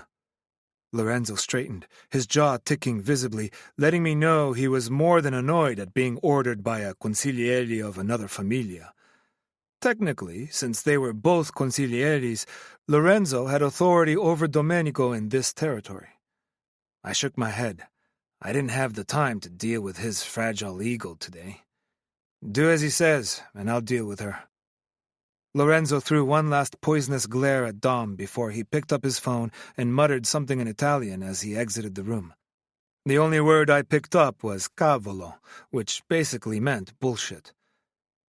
"He's clearly a fan of mine," Dom said placidly, obviously not fazed to be on Lorenzo's shit list. I waved my hand dismissively. "Don't worry. Lorenzo hates everyone." "Even you?" I laughed. "Especially me." It was true. Lorenzo and I never saw eye to eye. He had been my father's consigliere after his own father died, and now he was mine. I didn't think he approved of my more modern ways to direct the familia, especially agreeing for my sister to marry a yakuza when he thought that honor should have been his. Dom arched an eyebrow. "Yet you keep him as your consigliere." I shrugged. "He was already in place before my father's death, and I'd rather have him since I know what to expect. He's predictable, defenseless." Dom nodded thoughtfully. "Be careful with the ones who seem to be harmless. They're usually the most dangerous. We learned that the hard way," he added, while subconsciously rubbing the side of his stomach. I was not sure what the full story was, but I knew there had been some turmoil in New York a couple of years ago. A moan made us both turn towards Matthews, and I felt an abnormally large relief at seeing her stir. "I'll handle it," Dom said, taking a syringe out of his pocket. I grabbed his arm firmly as he moved in front of me. "Do not hurt her." His lips quivered at the corner in a little knowing smirk. "I wouldn't dream of it." He crouched beside her, and I held my breath as he uncapped the needle and stuck it into her jugular. "Sleep tight, little one," he murmured, with such gentleness that I barely recognized his voice. "I know she's an innocent." He kept his position beside her. "But it doesn't change anything. I'll have to tell Luca and Matteo." "I know. I'll deal with it." Dom cocked his head to the side, detailing me. "I can give you a day or two." I nodded. "There's no need. Don't get yourself into trouble." I had no clue what to do with her, and having an extra day or two would not make any difference.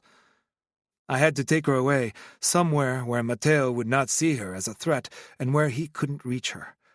I needed to take her someplace where I'd have time to figure out what to do about her.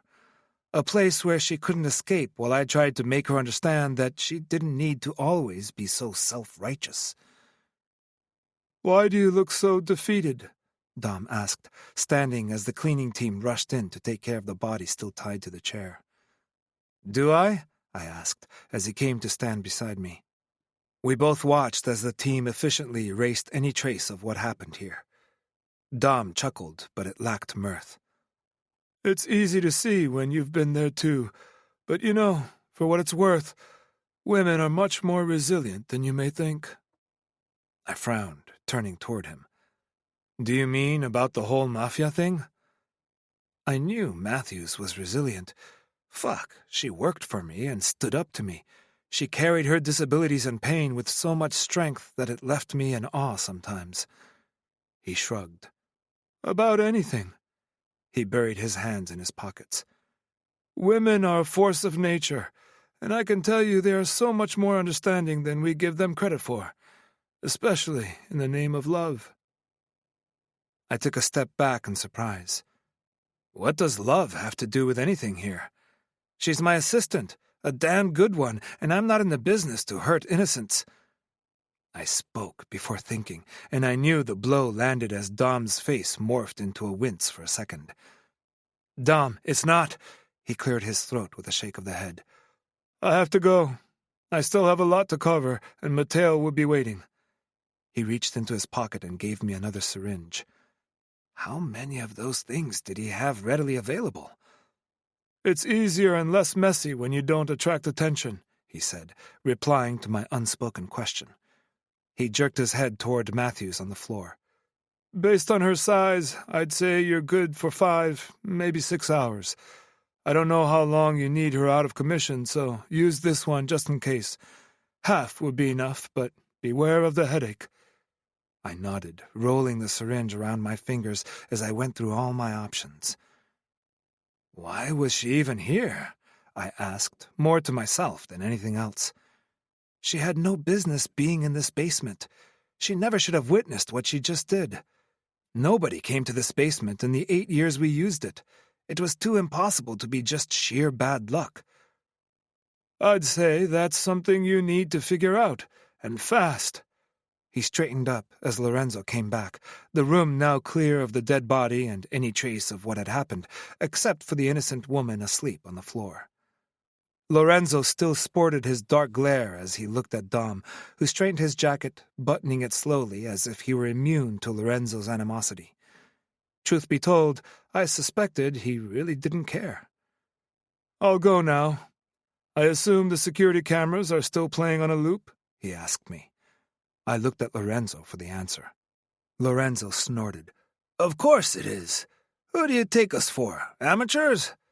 He curled his lips, baring his teeth at Dom like a rabid dog.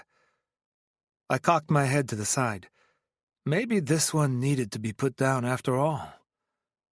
Dom's lips lifted into a little smile, which I knew irked Lorenzo even more. "I'll see you soon, amico," he said, before patting my shoulder in a friendly gesture.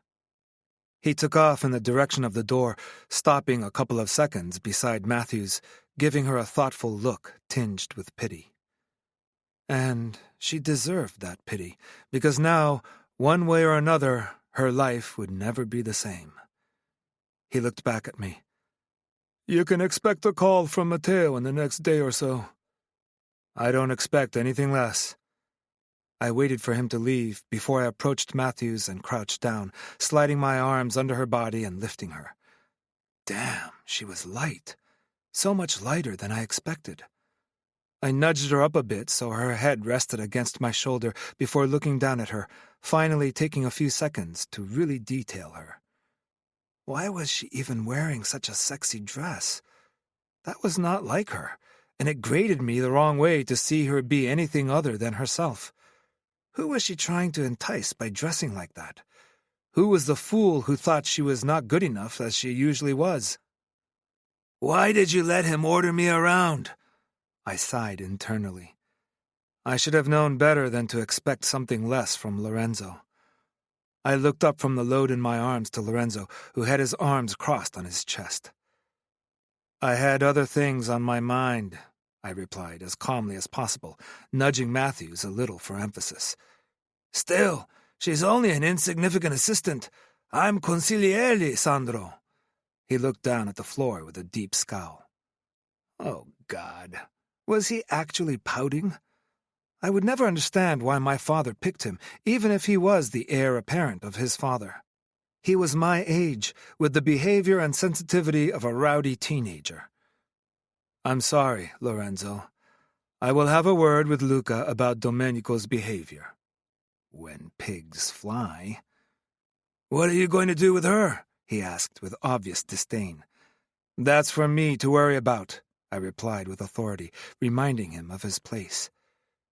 I exited the room and carried my cargo to the elevator. Once I was in, I released my facade and closed my eyes, letting the full extent of my weariness wash over me. I knew what I had to do, something I swore I'd never do for anyone. I had to take her where I kept my biggest weakness, my most treasured gift. I had to take her to my secret Eden. I was taking her to the island. Chapter 4. Lily. I turned in my bed as a dull headache resided at the back of my skull, despite the soothing sound of the ocean in the background and the cooling breeze gently brushing my legs. I stopped mid-turn and fell back on the bed. Since when did we have the ocean and cooling breeze in Chicago? The breeze in Chicago was angrier, the honking sounds more aggressive than the sounds of the ocean, and the hot dog smell was noticeably absent. I had to be dreaming. That was the only explanation. But if I were dreaming, would I even be conscious that I was dreaming? I opened my eyes with difficulty, as if I'd just been woken from a deep sleep. My vision was blurry, and I blinked a few times, concentrating on the ceiling above me. I sighed. Yep, definitely a dream, because that wasn't my plain white ceiling. It was a beautiful wooden ceiling with a matching fan. I turned my head, looking at the cream walls and the open French doors leading to a balcony that seemed to overlook the bluest ocean I'd ever seen. I moved my hand, and something that was beside me fell with a dull thud. I sat up suddenly as the sound brought back the events of the night before, the party I missed, the embezzlement I discovered, and worst of all, my boss being a cold-blooded killer. I sat on the side of the bed, my heart hammering so hard I could feel it in my throat, deaf to any other noise than the furious beat in my ears. I stood and swayed a little as nausea hit me. It felt like I was getting seasick while standing firmly on the ground. I grabbed the canopy with the mosquito net to steady myself and padded to the door, uncaring that I had no shoes, bag, or even the slightest idea where I was. All I wanted was to get away from here. I pushed the handle, but the door remained closed. I tried again and nudged it a little with no more success. I am locked in? I let out a little tearless sob as I took a couple of steps back, staring at the offending door standing between me and freedom. I turned toward the open French doors and ran to the balcony, barely noticing the hot tiles under my bare feet and the stunning view of the deep blue sea. I leaned over the railing, trying to figure a way to climb down, but a straight cliff was below me. I leaned over the other side, knowing it was futile one way or another, and even if there was a way to climb down, I was not even sure I could even climb over the high railing with my legs. I let out a little frustrated cry as tears started to prickle my eyes and run down my cheeks. I pressed my body against the front of the railing and considered, if only for a few seconds, grabbing a chair from the room and just jumping down. How far of a drop could it be? I used to be an excellent swimmer. I still was, actually, since water always eased the pain in my legs. What was this, 100 feet? Would I even survive the plunge? The fall would most likely kill you. I swirled around at the familiar deep voice that had just answered my unspoken question. Here was my boss, Alessandro Benetti, dressed in a way I've never seen before. I let my eyes trail up from his bare feet, his pair of khaki shorts revealing tanned, muscular legs, and a matching linen shirt, half unbuttoned, that revealed a similarly tanned chest. That was even more perfectly sculpted than in my most secret fantasies. I stopped at his face, taking in his wet hair, probably from a recent shower, and easy side smile. He looked like someone I'd never met before. He was not Alessandro Benetti, the cold, calculating millionaire and killer. I gripped the railing behind me as I took a step back, the wood biting painfully into my back. His gaze quickly flicked to my hands before looking back at me again. It would be a shame for you to fall and die after all I did to save you. He took a step toward me, and my heart stalled as I tried to take another step back. Don't, I said, my voice cracking with fear. He stopped immediately and frowned, as if I offended him. I'm not going to hurt you. I let out a humorless laugh as I looked around the balcony and only saw water. I saw you, I said, and winced. I was not used to so much sun and heat, especially wearing a dress that was not appropriate. Just come in. You're turning red. I shook my head as sweat dropped into my eyes, making them burn. I blinked furiously a few times, not comfortable with not seeing him. Matthews, just come in, he ordered, his tone matching the CEO I knew. No, I replied stubbornly, knowing I was probably minutes away from heat stroke. Managerial miseria, he muttered, running his hand through his hair. Listen, if I wanted you dead, you'd be dead. I opened my mouth and closed it again. Despite how messed up it was, I could not deny his logic. He took a few steps back, raising his hands. I'll stand by the door. What do you say? It's the same distance. He rolled his eyes. Die. He gestured me in. I'll be really angry if you pass out, and then who will be protecting you? That set me into motion, and I took a few quick steps forward and stopped just when I reached the blissful shade of the room. See? He smirked. You're still alive. You killed someone, I hissed, pointing an accusing finger at him. He shrugged. He was a bad person. Are you a criminal? Of course he is, you dumbass. He shot someone right between the eyes. It depends on what you mean by criminal. Fear subsided, making room for irritation. I hated when he did that. Give me all his elusive answers that make me question my own intelligence. In retrospect, maybe it has been for a good reason. Someone who commits a crime? It's a bit reductive, don't you think?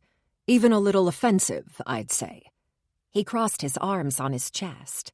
I snorted. Oh, I'm so sorry, I sneered, walking further into the room and closer to him without even thinking about it. He shrugged. It's okay. Give me a kiss and I'll forgive you. I started. Did he really say that? A kiss. Tongue optional. He can't be serious. You kidnapped me and took me to God knows where, I shouted, throwing my hands up in exasperation. Oh, you mean a paradise island in the middle of the Pacific Ocean? Ugh, what a prison. I'd never kiss you anyway, I finished, rather lamely. Oh, really? He asked, arching an eyebrow. His undertone made me pause, as if he was baiting me, which made me wary.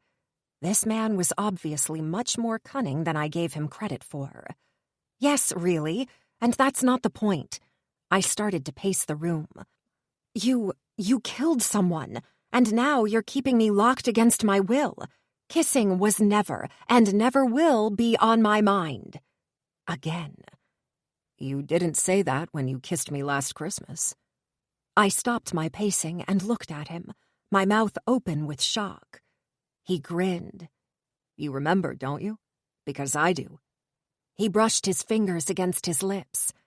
I kept staring at him silently, the thought of my abduction put on the back burner for a minute. It was impossible. It had not been real. I woke up hungover, with a killer headache, remembering the most awkward dream. I narrowed my eyes. No, he would have teased me tirelessly if it had been true. He let out a loud chuckle. You do remember. He sighed. I thought you were too drunk to remember. He twisted his mouth to the side. You're a real lightweight, though. Who would have thought 2 glasses of champagne would have made you drunk?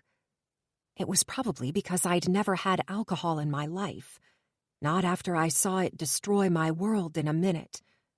I was awkward at parties, but Alessandro made it mandatory for me to go. I'd been so nervous that I'd barely eaten anything that day. And then, I don't know what you're talking about. Let me tell you then. You were not walking straight, and got much too comfortable with the pasty accountant's filthy hands. His upper lip curled for just a second as his nostrils flared. I kept an eye on you. I wanted to make sure your honor remained untouched.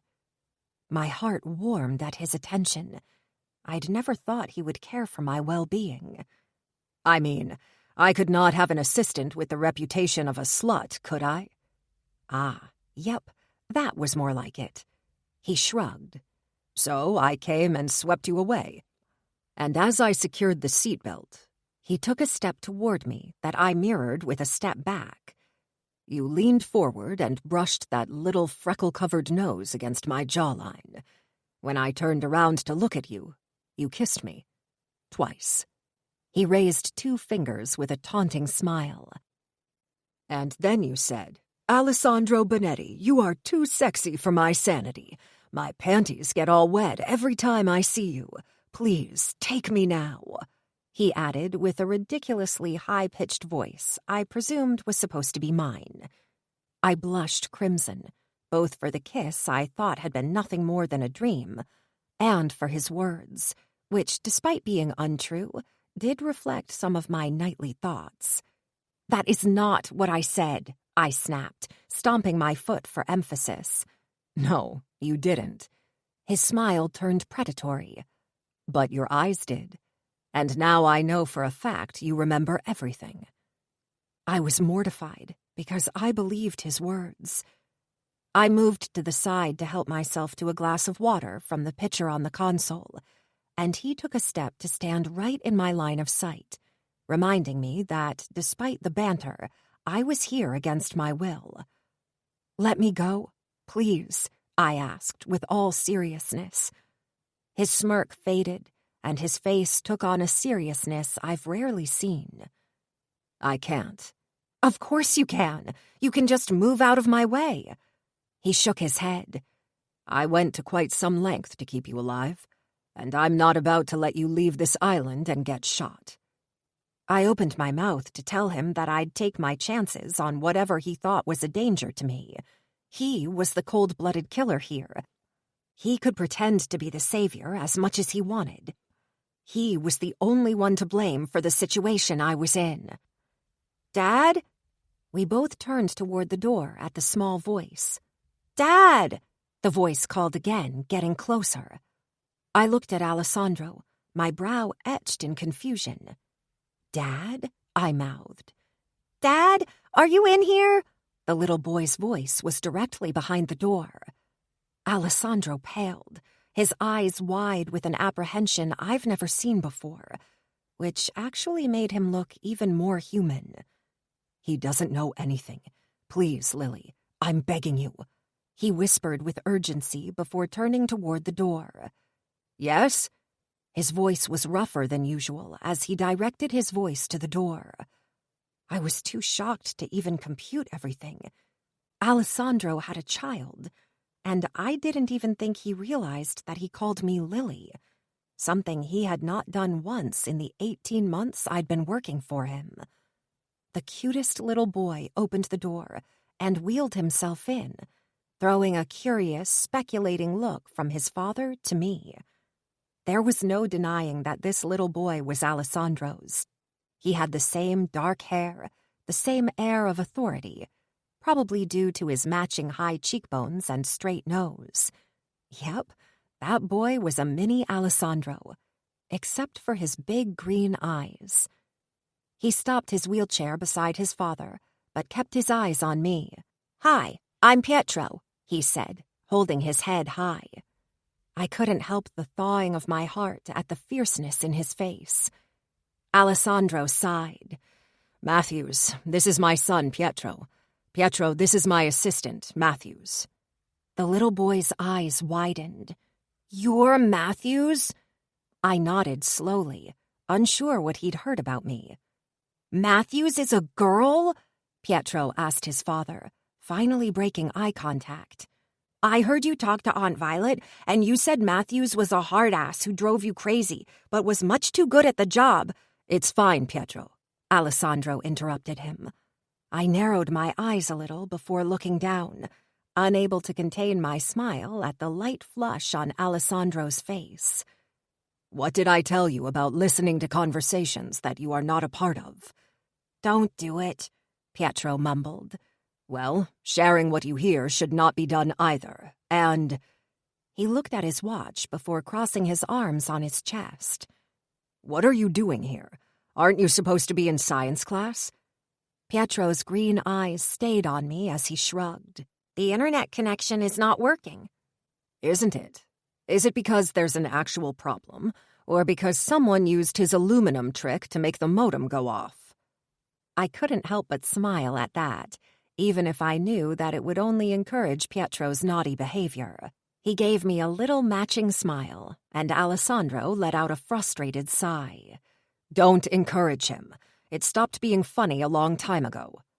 My eyes paused by the control of his wheelchair, and I smiled again at the Starfleet badge logo sticker he put there. You know how in Star Trek they use teleportation to go everywhere?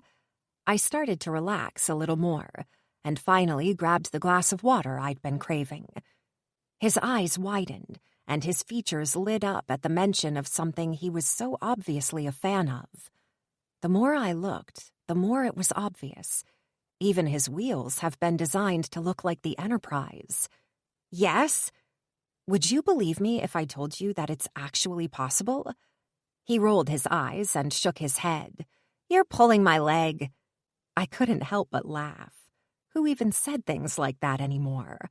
No, I swear. You see, all living organisms emit a constant current of photons as a means to direct instantaneous non-local signals from one part of the body to another and to the outside world. Okay.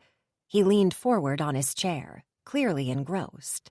Well, in 1993, an international group of 6 scientists showed that perfect teleportation is possible in principle, or at least it's not against the laws of physics. More recently, scientists both in the US and China have been trying. Chinese scientists were able to teleport photons to a satellite 300 miles away, using a phenomenon called quantum entanglement. He narrowed his eyes at me, not sure if he could believe me or not. We can't move people yet, but now they know how to move not only photons, but also electrons. So who knows? "How come they didn't teach me that during my course?" he asked, his eyes narrowing to slits. I had to do my best not to laugh at the suspicion in his tone. This kid was not Alessandro's child for nothing. I gave Alessandro a look and saw he was watching me and Pietro with a light of amusement in his eyes and a little carefree smile on his lips. I had to admit, seeing him like this made him even more beautiful, if that was at all possible. "Can you tell me the difference between a photon and an electron?" "No," he said with a scowl on his sweet face. "Ah, and can you tell me what quantum physics is?" I asked, knowing it was unfair, as it was something I knew only because I took AP Physics back in high school. His scowl deepened, and he crossed his arms over his chest. "No." I nodded. "See? You need to know all the boring stuff before you get to the cool stuff. So, I twisted my mouth on the side and gave him a little shrug. It's up to you, but if you don't get the boring stuff, you'll never find out about all the cool stuff, like teleportation and time travel. We can't do time travel, he exclaimed, throwing his arms up in the air. His leg slid down his footrest from the sudden movement, but he lifted it back up before I even had a chance to help. I tried to keep the surprise out of my face at his ability to move his leg. Maybe his handicap was more similar to mine than I thought. Yes, we can. We did it with the Large Hadron Collider in Switzerland. But you know what? That's a conversation for another time. Go to your science class. He nodded, visibly much more eager to go now. We'll talk later, right? Yes, of course, I replied, not even having to force the smile I was giving this little boy.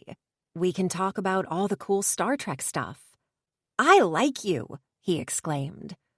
I took a couple of steps toward him. I like you too.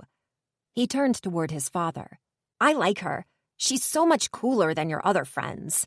So it seems, Alessandro replied, looking down at his son, but throwing me a sideways look. See you later, Matthews, Pietro said with a wave before leaving the room. Once he was gone and the door clicked shut behind him, Alessandro turned toward me. Thank you, he said before pursing his lips. I didn't expect it to be something he often said and meant. I waved my hand dismissively. Now was not the time for this. How old is he? He remained silent for a couple of seconds, obviously not expecting the question. 10. What do you know? I suspected he was back at the conversation we were having before Pietro's interruption. Nothing. How come I never knew you had a child? He raised an eyebrow, probably taken aback by the accusation in my tone, a tone I had to admit surprised even myself. I don't remember us being friends or anything. Now answer the question. I'll answer if you answer mine. I jutted my chin in challenge. You don't just hide a child. I stopped, hoping that what I feared was not true.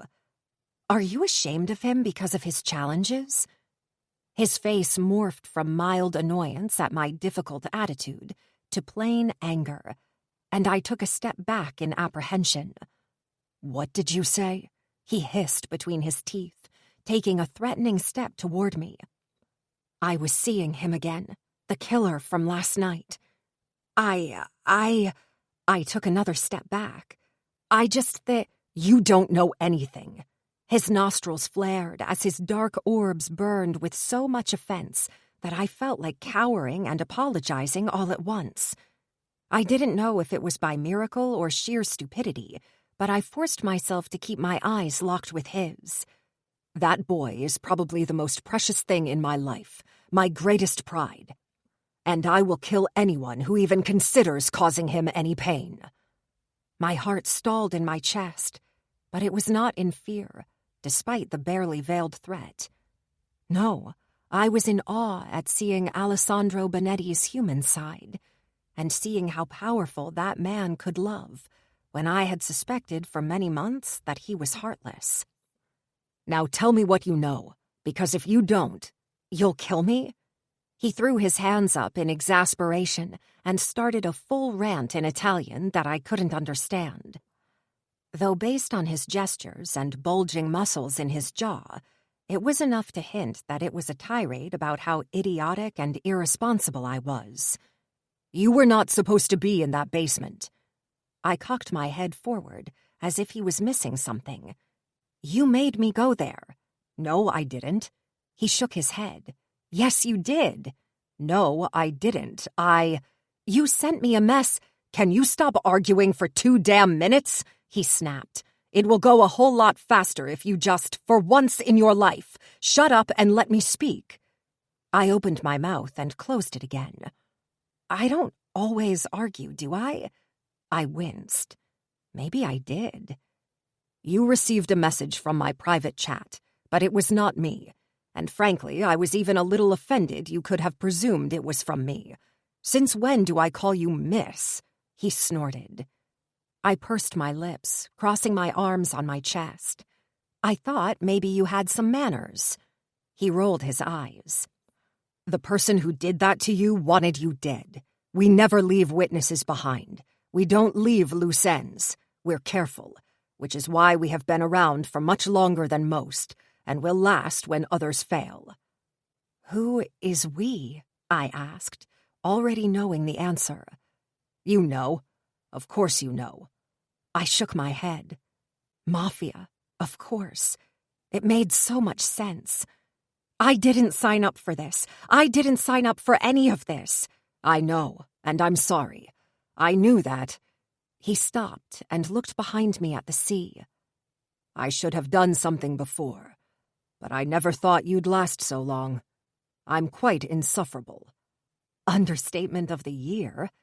But it was not the time to discuss his qualities as a boss or a human. If that person wanted me dead, then why am I still here? I blurted out, wishing I could kick myself almost immediately. I was still very good at defying the odds, it seemed, but there was no need to tempt fate. Do you want me to kill you? He let out a sigh when I remained silent. I brought you here instead. Where is here? I asked, turning around to look at the stunning sea. I'm not. I turned around to look at him again. I'm not saying I'm not grateful that you didn't kill me. That was a messed up sentence if I ever heard one. But I can't stay. I have to go home. My parents will be worried. Katya will be worried. I shook my head. I have to go. He waved his hand dismissively. Don't worry. Everything has been handled. My heart stalled in my chest as the heat of the room was replaced by the icy chill of cold sweat. Did you kill them? He nodded. Of course. All the blood drained from my body, causing a wave of nausea so powerful that I lost my balance and had to grab the console beside me to stay up. Are you serious? He let out a growl of frustration. Of course I didn't kill them. I used the voice system to send them a voicemail with your voice, to tell them you were traveling with your boss, and only had access to emails for the next few weeks. Seriously, who do you think I am? A killer? And obviously a fucking sociopath? I shouted, my eyes prickling with tears of relief. Who even jokes about killing people? Come on, it was funny. He grinned, burying his hands in his pockets. No, it wasn't. A little funny? He asked, bringing his forefinger and thumb close to each other. Humph, I'm out of here. I tried to pass him, but he grabbed my wrist. Not enough to hurt me, but enough to let me know I was not leaving this room anytime soon. I looked down at his hand around my wrist. I couldn't really remember the last time he'd touched me. Even if I let you get out of this room, there's nowhere to go. This is my island, and we're in the middle of the Pacific Ocean. We're 20 miles from the mainland, and the boats are heavily protected. You're welcome to try to swim to the mainland. Some people probably could do it. Well, that is, if you don't meet one of our friendly sharks. I looked up from his hand. You know I can't stay here forever, right? If that's the case, I would rather choose death. He let go of my wrist and ran his hand through his hair, looking at me silently, a sort of resignation in his eyes that concerned me. I won't say anything, I offered, sitting at the foot of the bed. I swear I won't. I looked straight into his eyes, hoping I was conveying the veracity of my words. I'd never be stupid enough to speak against organized crime. If you bring me back to Chicago, I'll just go home. I'll disappear from your life and forget we even met. I swear I will. He rubbed his temple, doubt and something I could not quite pinpoint flashing in his eyes. He let out a weary sigh, then sat on the chair across from my bed, showing me a little gesture of trust, allowing me to run out of the room, but trusting me not to.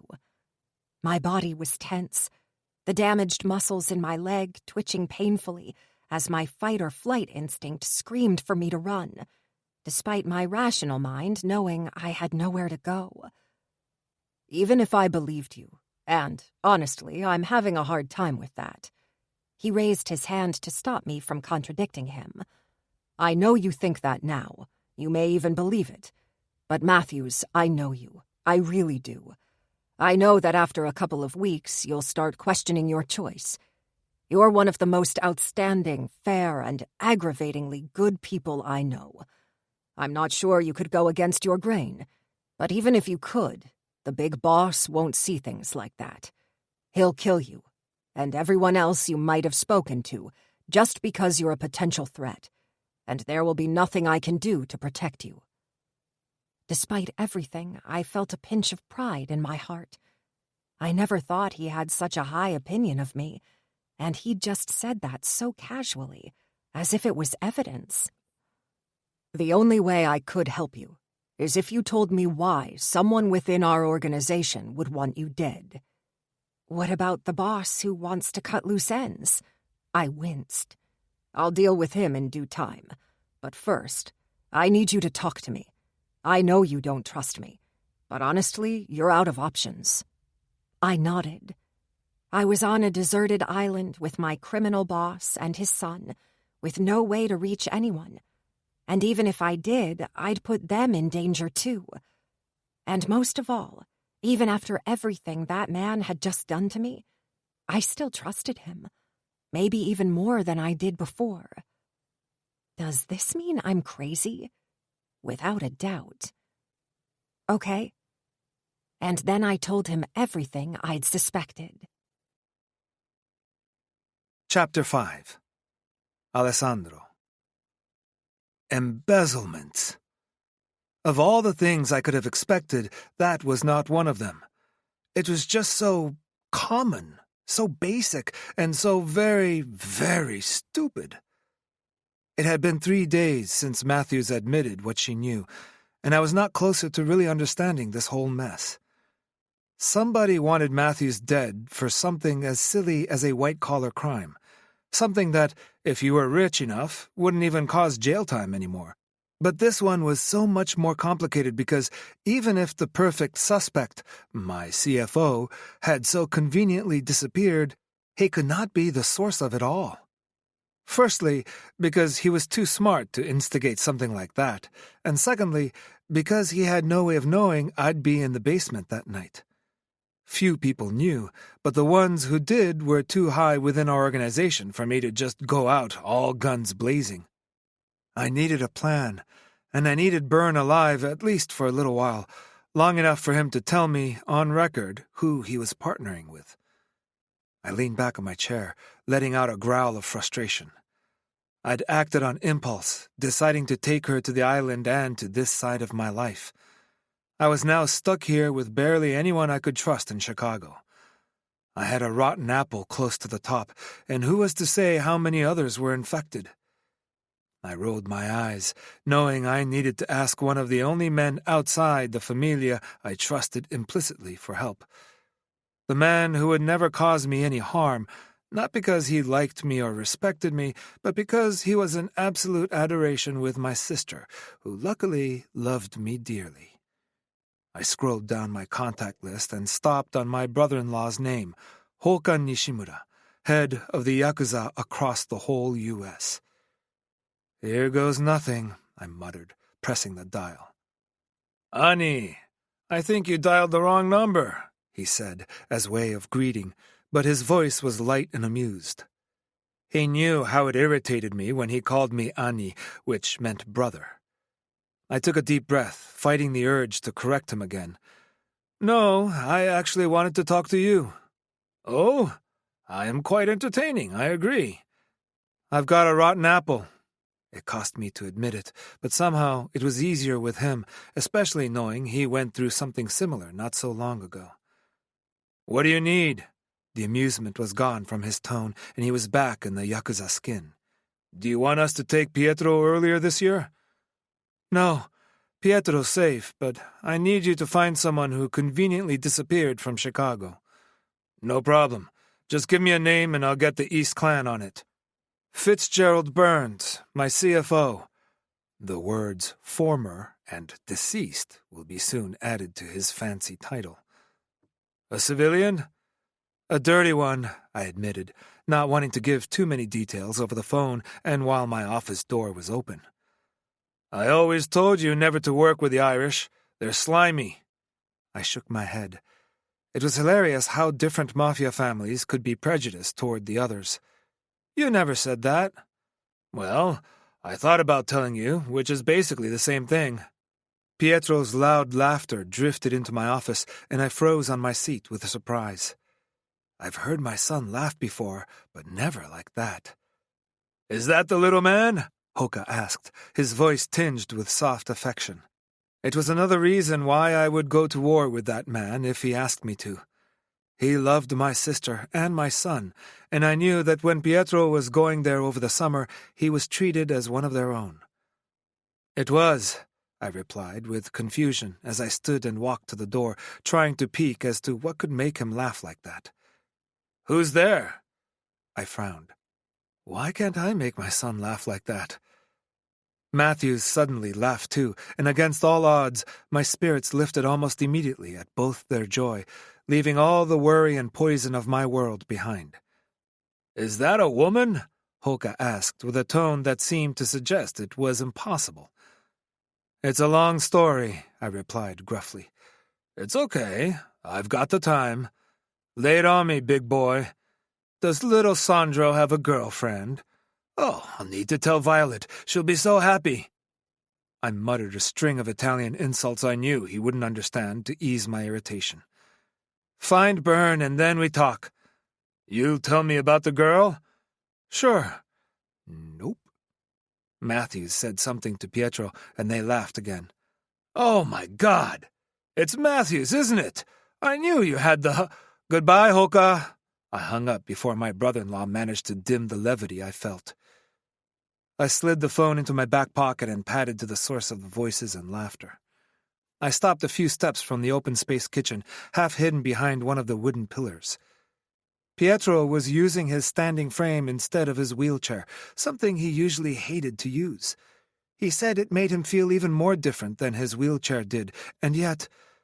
My heart tightened in my chest to the point of pain at seeing my little boy looking so happy, so carefree, and part of me was shamefully jealous that the woman he met only 3 days ago was the one who managed to bring him a piece of his much-needed childhood.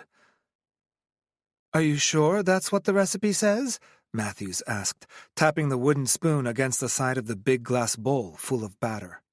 She looked like a complete mess, with her hair in a messy bun and dressed in one of the ill-fitted yellow summer dresses I'd bought for her before we boarded the boat from San Jose de David. I really needed to find her something better, and soon. She leaned toward Pietro, who rested his phone against his chest. Don't you trust me? He asked with a giggle. I think you went too far when you said 2 cups of chocolate chips. Rookie mistake. She winked at him and popped a chocolate chip into her mouth. I took a step back and to the side to get a better look at her face, spattered with batter and flour. I shifted and knocked over one of the stupid plants Rosita insisted on leaving around the house. They both stopped laughing and turned toward me. Dad, tell Lily that the more chocolate chips in the muffin, the better it is. I felt a sense of relief at the fact that my arrival didn't spoil the moment, at least not completely, because even if my boy still sported the brightest smile I'd ever seen, Lily tensed up as soon as she saw me. That bothered me a lot more than I was ready to admit. I'm not an expert, Cucciolo, but I think you still need a bigger ratio of batter to chocolate. Matthews nodded as she sucked her finger covered in batter, which stirred something both in my stomach and in my pants.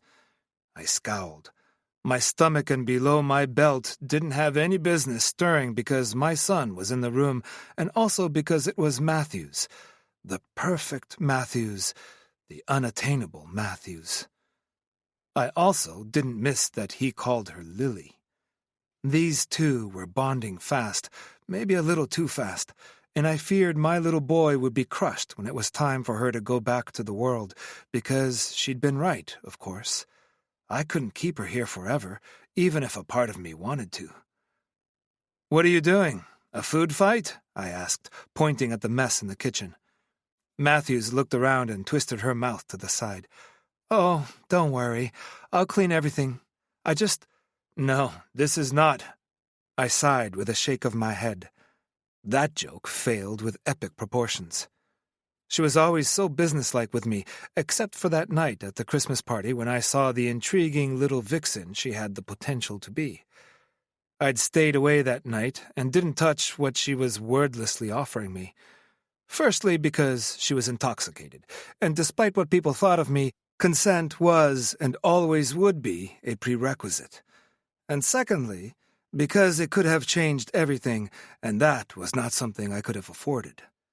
"Lily, let me do most of it," Pietro beamed, moving his standing attachment with a little step.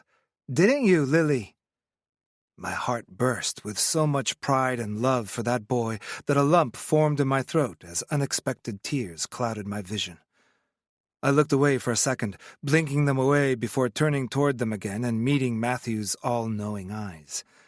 Her face looked less guarded as she gazed at me with something I'd like to think was akin to tenderness and understanding. "I did. Until you tried to trick me into making chocolate with muffin instead of the other way around." Pietro giggled as he left his phone on the counter, and my smile vanished for a second as I looked at it. She had access to a phone with internet for hours now. Did she do anything? Had she called anyone? All I wanted to do was grab the phone and look through it, but I knew that it would not help my case. "You're staying longer, right, Dad? Lily said she'd show me more recipes." I nodded silently. I couldn't commit to any real period of time. I didn't want to scare Matthews or give Pietro false hope. "Did Mr. Pietro here tell you that he has a video call with his doctor in 15 minutes? I asked, trying to change the subject and keep the lightness in my tone while still giving Pietro a stern look. I knew he hated therapy, but it was advised by all the medical professionals. I was already dreading the weekly visit of the physio tomorrow. Would I have to lock Matthews in her room to stop her from raising the alert on her captive situation? If I did that, I knew she'd never forgive me. She glanced at the clock. "Yes, he did, which is why we're hurrying to finish the muffins. We wouldn't want Dr. Julie to wait now, would we?" Pietro shook his head and grabbed the wooden spoon she was loosely holding and put it in his mouth. She laughed and winked. "You're too fast for me, my Padawan." I frowned. What the hell was a Padawan? Was it something from her town? "Come on, go to your appointment, and then once you're done, you can have a warm muffin." "Okay, but you better give me one that's extra chocolatey." She grabbed more chocolate chips and put them on top of the muffin in the corner of the tray. "Here, we're good." Pietro gave her his mischievous grin, one I only saw once or twice before, reminding me that my son was still just a boy. He undid the strap around his left leg, and I moved to help him, but Matthews raised her hand to stop me. While her face was still directed toward the tray, her eyes were directed to the side, looking at him. How could she have guessed what I was about to do without even looking? I tightened my hands into fists as I looked at my little boy, the love of my fucking life, struggled to unbuckle himself and move his legs carefully, tentatively, with a certain degree of uncertainty. It would have been so quick for me to ease everything, to make it better for him. Anger rose at Matthews, letting him go through all that, and at myself for even listening to a woman who knew nothing about him and me. I let out a little growl of frustration as I decided not to wait any longer, but she took a quick step back, standing in my path, stopping me from reaching my son. I suddenly felt a little less remorse at locking her up in her room. These few seconds were enough for Pietro to pull his chair closer, and he used the handle of both his stand and the wheelchair armrest to help himself into his chair. He let himself plop on his chair with a little huff, but as he looked up, I knew his pride and joy mirrored mine. Matthews finally turned to him and ran her finger through his hair. It was such a tender, motherly gesture. "I'll put the stand away. Now, chop chop, leave your phone and don't forget your juice," she added, pointing at the fridge. "On it," he called, and grabbed the juice before stopping beside me and giving me a half hug before going down the corridor to his bedroom. I couldn't remember the last time Pietro reached for a hug. I turned back toward Matthews, but I was a little deflated to see that she had her back to me, having already put the muffins in the oven and now wiping all the flour from the counter. It seems like there's more flour on the counter than there was in the bowl. I saw her shoulders tensed a little at the sound of my voice as she stopped wiping the counter. Yes, I've got to admit, I got carried away by Pietro's enthusiasm, she said, still keeping her back to me. I looked at her silently as she efficiently took care of the mess. I let my eyes trail down her shapely calves and bare feet. I couldn't remember ever seeing her in anything other than her ugly long skirts and oversized tops. She reminded me of the old austere headmistress from boarding school, but then I saw her in that dress the other night, and the dress she was wearing today was just a little too small, showing curves I didn't know she had. I took a couple of steps closer, as if hypnotized, wanting to let my fingers trail from the curve of her slender neck to the slope of her shoulder to see if her skin was just as smooth and soft as it appeared to be. I saw you look at his phone. It's on the counter. Feel free to check it. I didn't call anyone.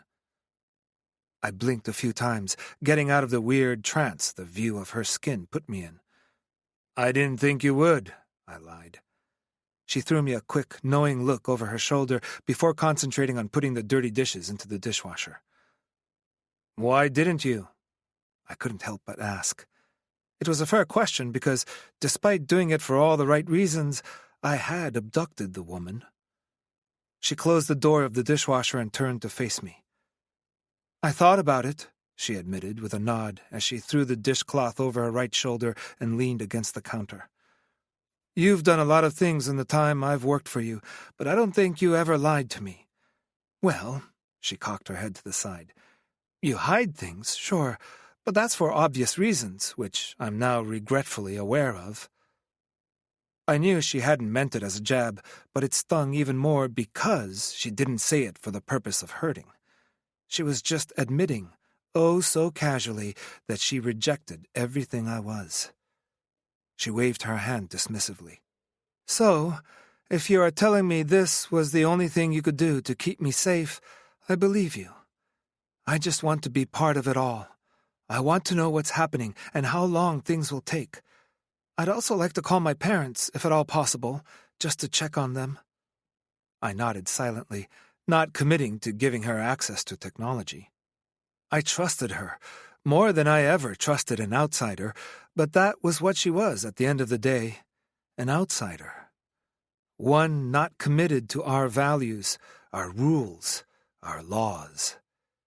Nothing prevented her from rethinking her shaky trust and calling the authorities, putting not only the Familia in danger and a target on my back, but she could also reveal Pietro to the ruthless world I lived in, and that was not something I could ever allow. He was much too precious to be thrown into our world. Pietro. He did well today, moving from his stand to his chair. She let out a little sigh as her mouth tipped down at the corners. She was disappointed, and I wasn't sure why. I know, she replied, turning from me as she started to organize all the baking ingredients back into the cupboard. I really thought he needed help, I continued, taking another small step toward her. I was close enough now to see the faint freckles marking her shoulders. I know. You're his father, and it's normal for you to want to help him, but he needs to try things. He needs to find his limits. He needs to see he's much more capable than he thinks he is. Her soft tone was laced with the resignation coming with the familiarity of his situation. I wished her back was not to me. I wanted to see her face when she said that. Matthews was an open book, so easy to read, and it frustrated me more than it should have to have lost access to her face. If I wanted her to open up to me, I had to open up to her too. He has cerebral palsy. She nodded. He told me. That was something else that took me by surprise. Pietro hated talking about his condition, acting like if he'd ignored it, then it would just disappear. She cleared her throat. He also told me his mother died giving birth to him. And you wondered if it's true, or if I put a bullet in her brain like the heartless killer I am. I couldn't contain the bitterness in my voice. It has nothing to do with me. Matthews, turn around, please, I asked, barely recognizing my voice based on how deep it was. It was too much all at once. She turned around warily, her eyes widening at my proximity. I took a breath, but it got caught in my throat. How hadn't I noticed before how eerie her eyes were? I always saw them as muddy brown orbs judging me, but here, with the sun at this particular angle, I could actually see so much gold in them. I did not hurt or kill her, I said, keeping my eyes locked with hers. I wasn't sure why, but I needed her to believe me and see that the darkness and negativity she'd witnessed up until today wasn't all there was. "Did she die giving birth to Pietro?" she whispered with uncertainty, as if she feared I'd snap. I couldn't blame her, though. I'd never been very forthcoming about anything. I shook my head and leaned back just to make sure the corridor was empty and that Pietro's bedroom door was still firmly closed. I was young. Well, I cocked my head to the side, giving her a small smile. I guess I was still older than you are, but I was 25, and she was a stunning model coming from Italy for a fashion show. I shrugged. She was not who she pretended to be. She was a money-grabbing drug addict, looking for a permanent wallet to feed her very expensive addiction. "We all make mistakes," she replied gently, resting her hand lightly on my forearm. I didn't think she'd done it consciously. She was just trying to give me comfort, but I was too aware of her cool touch on my warm skin. It felt like all my nerve endings were on fire with just this innocent touch. I found out about her addiction and wanted to kick her to the curb, but she was already pregnant by then, and we claim our blood, always. We might have been criminals and heartless most of the time, but we still had values, and we were not the kind to let a child be raised without a father. She was looking up at me, her face full of this gentle patience I'd only seen her show Pietro. It was lovely to be on the receiving end of this look. It was the kind of attention you could very easily become addicted to. She started to blackmail me for the child, and my father demanded I have her abort the child. It was always his first solution, his quick fix, but I couldn't. I think it's the first time I ever went against my father's will. I buried my hands in my pockets and looked away despite how good her eyes made me feel. I was about to admit a few things I was not particularly proud of. Well, no, that was untrue. I didn't care about what I did. It never weighed on my conscience, at least not until a few minutes ago when I realized how Matthews may perceive it and how the gentle patience and understanding I could see in her big eyes would most likely dim again. I told her I would not marry her, but if she could stop using drugs until the baby was born, I'd give her the money she wanted to keep feeding her addiction. I sighed, doing my best to keep my eyes trained on the terrace instead of looking back to gauge her feelings. She started to play the card of the loving mother, how she could never be parted from her child. I suspected that it was just a ploy to get more money, but I was willing to give her a chance. I let out a humorless chuckle. I'd been so naive. "Where is she now? Is she really dead?" she asked tentatively. I grimaced as I reluctantly turned back to look at her, and while there was a certain wariness in her eyes, there wasn't the complete rejection I had expected. "The thing is, you see, I was busy establishing my place, and I had no affection for her. I only cared about the baby she was carrying." There, I saw it. The little glint of disappointment in her eyes, and it stung a lot more than I'd thought it would. But I was also surprised I could still disappoint her. "I got the call while I was taking care of her business." I stumbled on the word. There was no need to tell her exactly what I'd been doing then, because it was irrelevant.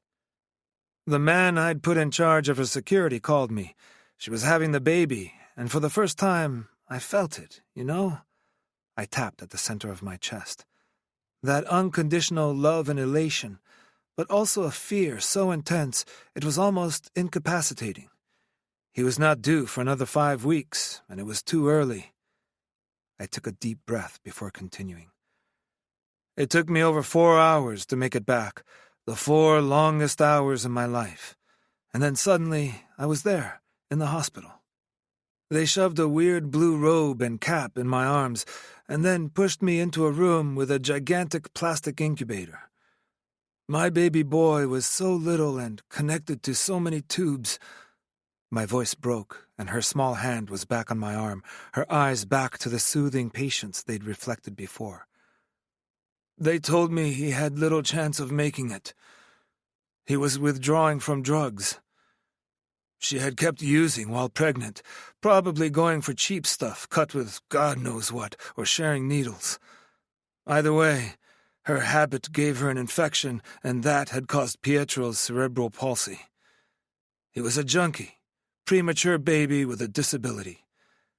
They told me the odds were low. She rubbed my arm gently. Pietro is the type of boy to defy the odds. I can tell that much. She flashed a small, secretive smile that seemed to say a lot more than she was. She reached up with her free hand and played with her double-diced necklace, something I'd seen her do quite often. It was obviously a tell, but I was just not certain of what yet. I wanted her dead, I admitted, feeling so much more comfortable with her than I'd anticipated. I honestly did, but when I finally made it to her room 2 days later, she was already gone. I shook my head. She'd left a letter about how she could not deal with a broken child. I tightened my hand into a tight fist, my muscles jolting under her hand. She squeezed my forearm, and I let out a huff, as if this was enough to ease the anger. I concentrated on her face, forgetting for a second the story of what was both one of the best and worst moments of my life, as I detailed her features.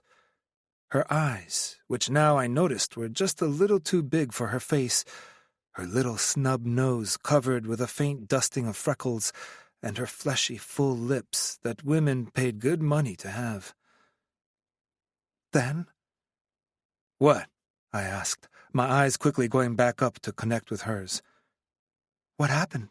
She asked again, thankfully not too aware of my growing interest in her features. All her features. I let her go.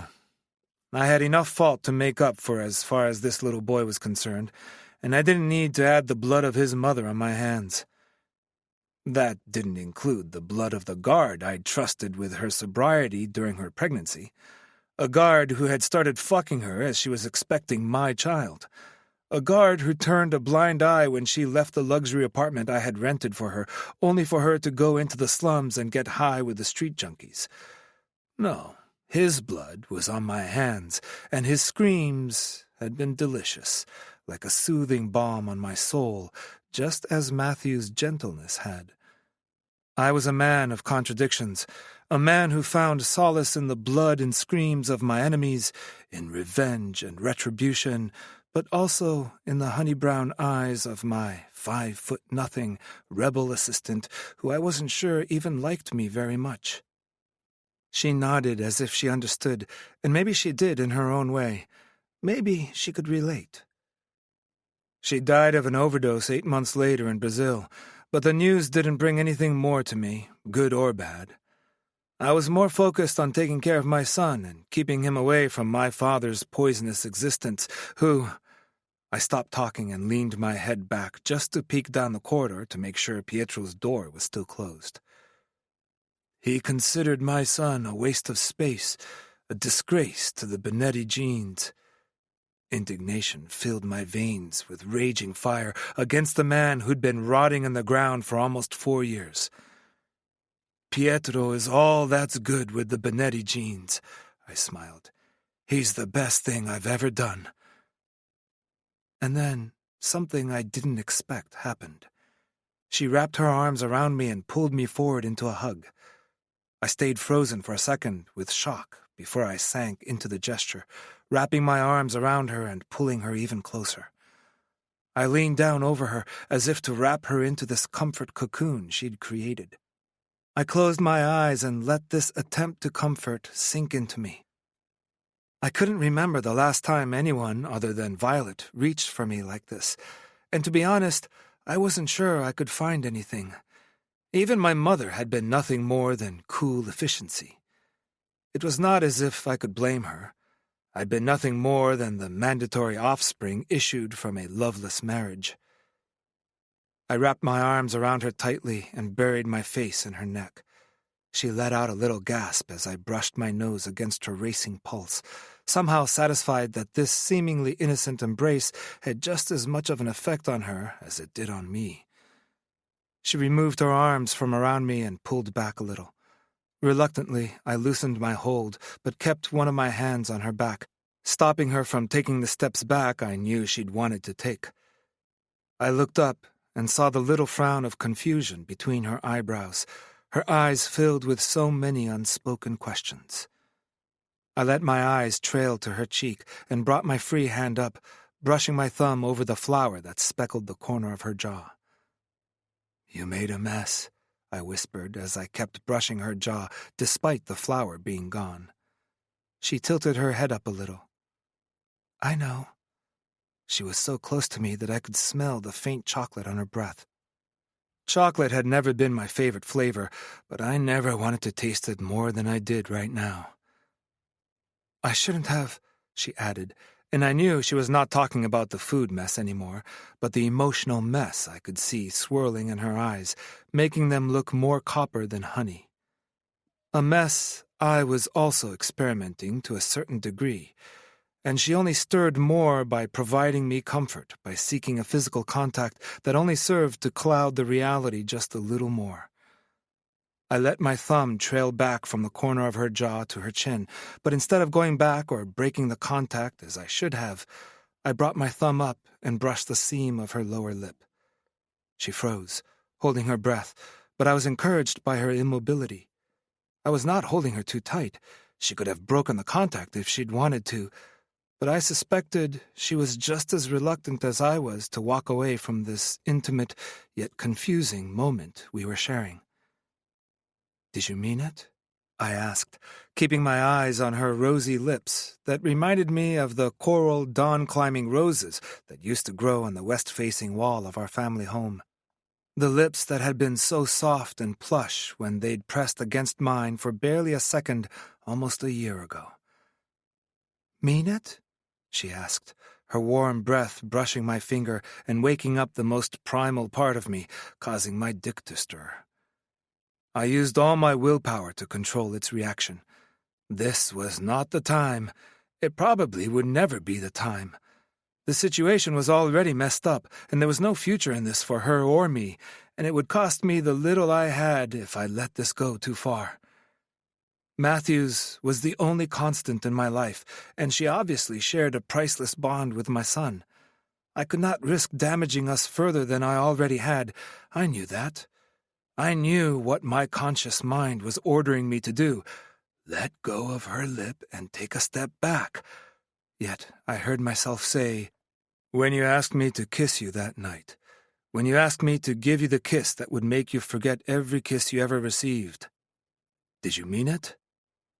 I'd been flattered at the time, knowing I had the skills to give her that kiss, but I was also aggravated at the words, "every kiss." How many kisses had she received? How many insignificant boys had kissed her? Had she kissed the boring accountant? I'd been unsettled at the thought, as well as shamefully jealous, which was unfamiliar territory for me. I had to nip the jealousy in the bud. I also had wanted to give it to her. I really did. I'd convinced myself at the time that it would have been to satisfy my ego, but I was wondering now if it had not been something else that had made me crave the kiss. "I did." Her cheeks and nose turned red, making her freckles even more apparent. "But I'm grateful you didn't," she added, as I leaned down to finally give her what I knew we both wanted. I stopped, my lips barely a couple of inches from hers, and I stayed there, waiting for her to make the decision to either close the distance or pull away. I felt her body tremble under my hand resting on her lower back, and I gripped the material of her dress in a tight fist, stopping myself from pulling her forward. Because if you did, things would be different, and I'm not sure I'll ever be able to go back to the way things were before, and I don't think my heart would be the same," she added, her face turning even redder before she looked down. I looked at the crown of her head for a few seconds, unsure how to process this because what she'd just admitted as a weakness was one of the biggest strengths I'd ever witnessed. Something no one in my world possessed. She admitted her true feelings. She made herself openly vulnerable by admitting this, and she was brave enough to take the risk and expose the throbbing nerves to the surface. This would be inconceivable for me, and it made her braver than any of the men I've ever encountered. My heart stalled in my chest as I leaned down and kissed the crown of her head in a gentle, tender gesture I'd never given anyone other than my son or sister. I'd never been tempted to soothe anyone, and these new feelings were both exciting and terrifying. I kept my lips there for a few seconds as she leaned forward a little, as if to seek the comfort of my arms again. I took a deep breath, but I realized I was more attuned to her scent than I'd thought, because this shampoo didn't smell like her. It was all wrong. I lifted my head, and she looked up at me again, but this time there was not only doubt and confusion in her eyes, but also this yearning I'd seen that night, a want I was not sure she fully understood, and one I craved to satisfy. I leaned down again, slowly enough to let her move away if she wanted to. I held my breath as my lips were about to touch hers, and... "Done!" Pietro shouted from down the corridor. We both took a couple of startled steps back, and she hissed as her back connected with the kitchen counter. I cleared my throat and took another step back as she quickly swirled around to check on the muffins in the oven. "I'll send one of my men to pick up some supplies from the mainland. Please go to the shop website and buy what you need." I ruffled Pietro's hair as he stopped beside me. "Pietro will show you how, but don't abuse your power, my son. I know how much chocolate you'll try to sneak," I added in an attempt to ease the tension with some humor. "Okay, I'll have a look," she replied, keeping her back to me, but she didn't fool me. Her voice was saying it all, just as her eyes had a few minutes ago. I'd unsettled her, and not only because of the fear she might be feeling about who I was, but also with an attraction she was trying to smother. Maybe it would be for the best if I let her try. Maybe I should just keep away and deal with the shit at hand. But you don't want to, do you? Because you feel it too, don't you? I swirled around and disappeared into my office, realizing now even more than before the mistake it had been to take her with me. I didn't have to only protect my son and my way of life, but I needed to protect myself too. Chapter 6. Lily. I somehow fell into a routine over the next few days after the kitchen incident. I was calling it the kitchen incident because I was not sure how to process it, not from my feelings or his reaction to me.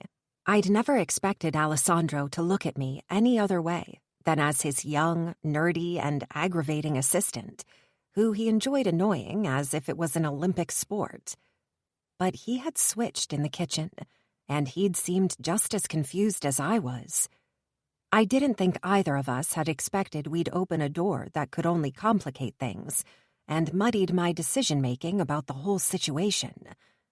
I'd been convinced, after seeing what he did, and being kidnapped, that I would escape the first chance I got and go to the closest police station to tell them everything I knew.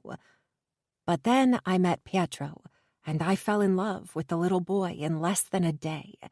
He was everything I could ever hope my child would be.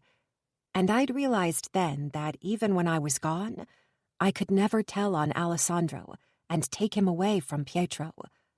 However, I was still planning to leave all this behind and go back home.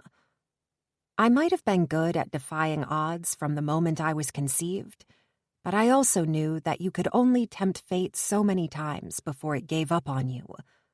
I was convinced that staying in Alessandro's orbit, knowing what I knew, would not be good for my health. But then there was that moment in the kitchen, the moment where I realized that my attraction to Alessandro was not only the lustful part of my brain reacting to a gorgeous, masculine, powerful man, but I was also attracted to the man himself.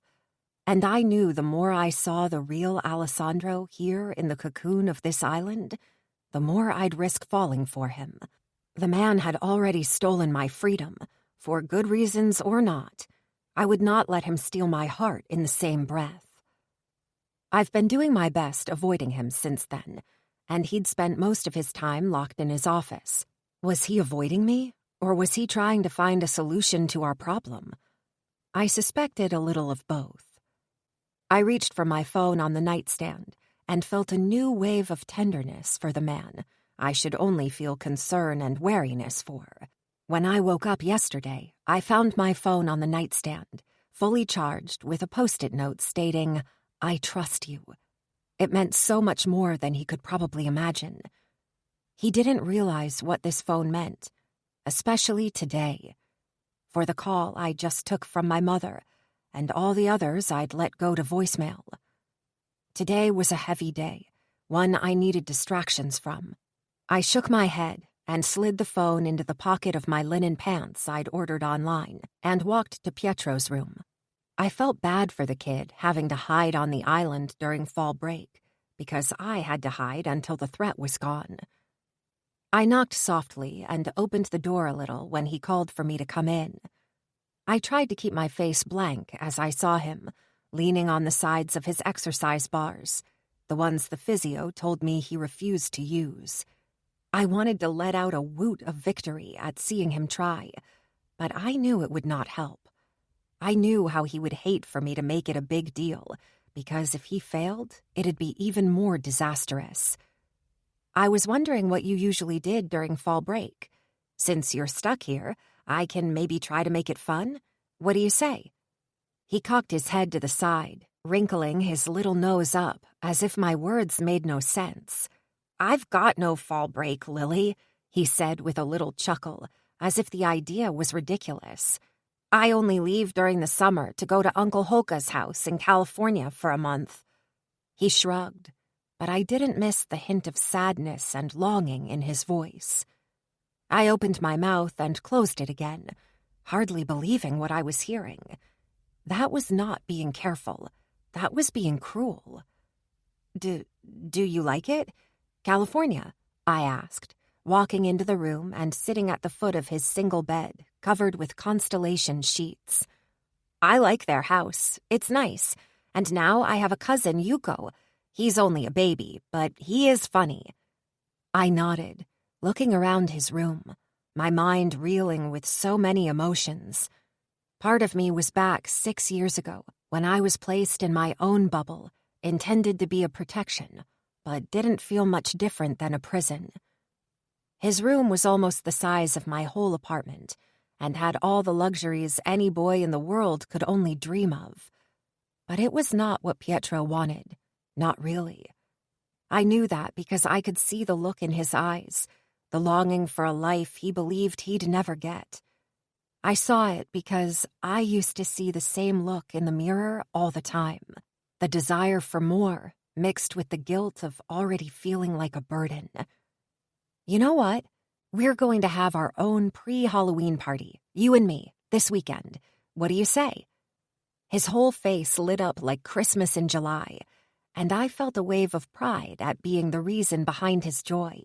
I was growing more and more attached to this boy as the days passed, and consequently to his infuriating father, who seemed to do everything wrong, whilst he only wanted to do the right thing. Talk to him, adult to adult. Help him understand what this little boy can't tell him. "But it's hot here. On TV, Halloween is always cold." I shrugged. "We'll crank up the AC. It'll be colder than a polar bear's butt." He giggled. "But Halloween is in 3 weeks," he added, but he was bouncing a little on his feet. I wondered if he even realized he was putting more pressure on them. I was about to answer, to tell him that we'd need at least 3 weeks to make up for all the Halloween activities he missed. But his smile and good humor vanished almost just as quickly as it appeared, as he turned his head toward the massive window, giving a breathtaking view of the green island and the mainland far in the horizon. "It's because you won't be here in 3 weeks, right?" he asked, his voice neutral, despite his rapid blinking, which I knew was a way to keep the tears at bay. My heart broke. He was too young to already be able to hide his emotions the way he was. He was too young to feel so lonely. But I could not deny it, and I could not lie to him. If everything went well, I would probably be gone and back to my boring life in my small town, doing the accounting for my uncle's business. But I was not even sure that would be okay anymore. It was barely fulfilling before, and I was not the same girl who had left. I was even more different since I came here. I loved this little boy, as incredible as it was, and I was not sure I would ever be okay with being fully out of his life. "It's okay," he continued, like he was trying to convince himself. "Dad never stayed that long before. We talk every day on the computer, and he usually comes for 2 or 3 days, 2 or 3 times a month. So it's already good, and he brought you along." He turned, and his smile was back on his face. It was genuine, even though it was not as bright as the one before. "And I really like you." I brought my hand up to my chest, his words filling my heart with bittersweet happiness. "And I like you so much, little prince. So much." I stood and kissed his forehead. "I don't know how much longer we'll stay, but we'll make the best of it. Deal? Tomorrow we'll start our Halloween special. What do you say?" "Yes! And we're baking cupcakes tonight, right?" "Of course we will. It's tradition." I pursed my lips, unsure as to why I'd let that slip. "I love you, Pietro," I let out, not able to stop myself. "Why are you crying?" he asked, reaching up to touch my cheek. "Ah," I wiped under my eyes. I had not even realized I had shed a few tears. His pain and loneliness were probably the catalyst of a pain I tried so hard to move past from. Probably my allergies. I tapped my hand on his desk, and the half-drawn DNA, which I was sure was way more advanced than what a normal 10-year-old learned in science class. I walked to Alessandro's office as soon as I was done with Pietro, before I lost the righteous fire that would allow me to confront him about something that had nothing to do with me. "I understand, but this is not your territory. It is mine." I stopped, leaning against the wall by his slightly ajar office door. I knew I should not have been listening to whatever he was discussing in there, but if the door was open, then it could not have been that sensitive. Sure, Lily, keep lying to yourself. "Thank you for what you did. It's more than enough. I'll take it from here. Bye." I took a deep breath, trying to think of what I should say to him. "You know, it's not polite to listen to people's conversations, Miss Matthews. I expected better from you," he called with a mocking tone. "You might as well come in. I know you're there." I felt my face grow hot with humiliation, and my defensive streak kicked in. "And I expected better from you than being the prison guard of a little boy you keep hidden in this golden cage like a shameful secret," I spat, entering the room. I hoped he'd attribute my red face to only anger. He remained very still, almost unnaturally so. "You know, the physio told me yesterday how impressed he was with Pietro, and how he's made more progress in the past week than he did in a year. And you know why? It's because he knows he can, because he gets the chance to try." "Excuse me?" he hissed through clenched teeth. "I'm well aware of the physio assessment about my son. However, I'd appreciate it if you didn't go around and flirt your way into the man's bed while he's here to concentrate on Pietro. Frankly, it's pathetic." That stung, and unfortunately put some more oil on my righteous fire, making me lose all rationality and cross the line in ways I'd never would have dared otherwise. "And I'd appreciate it if you treated your son as an actual human being, instead of the bubble boy. I can't believe he's stuck here all the time. How horrible. Have you ever noticed how miserable he is here? How damaging it is to be stuck with your thoughts as your only companion? Do you even care enough to notice in the few days a month you actually see your son?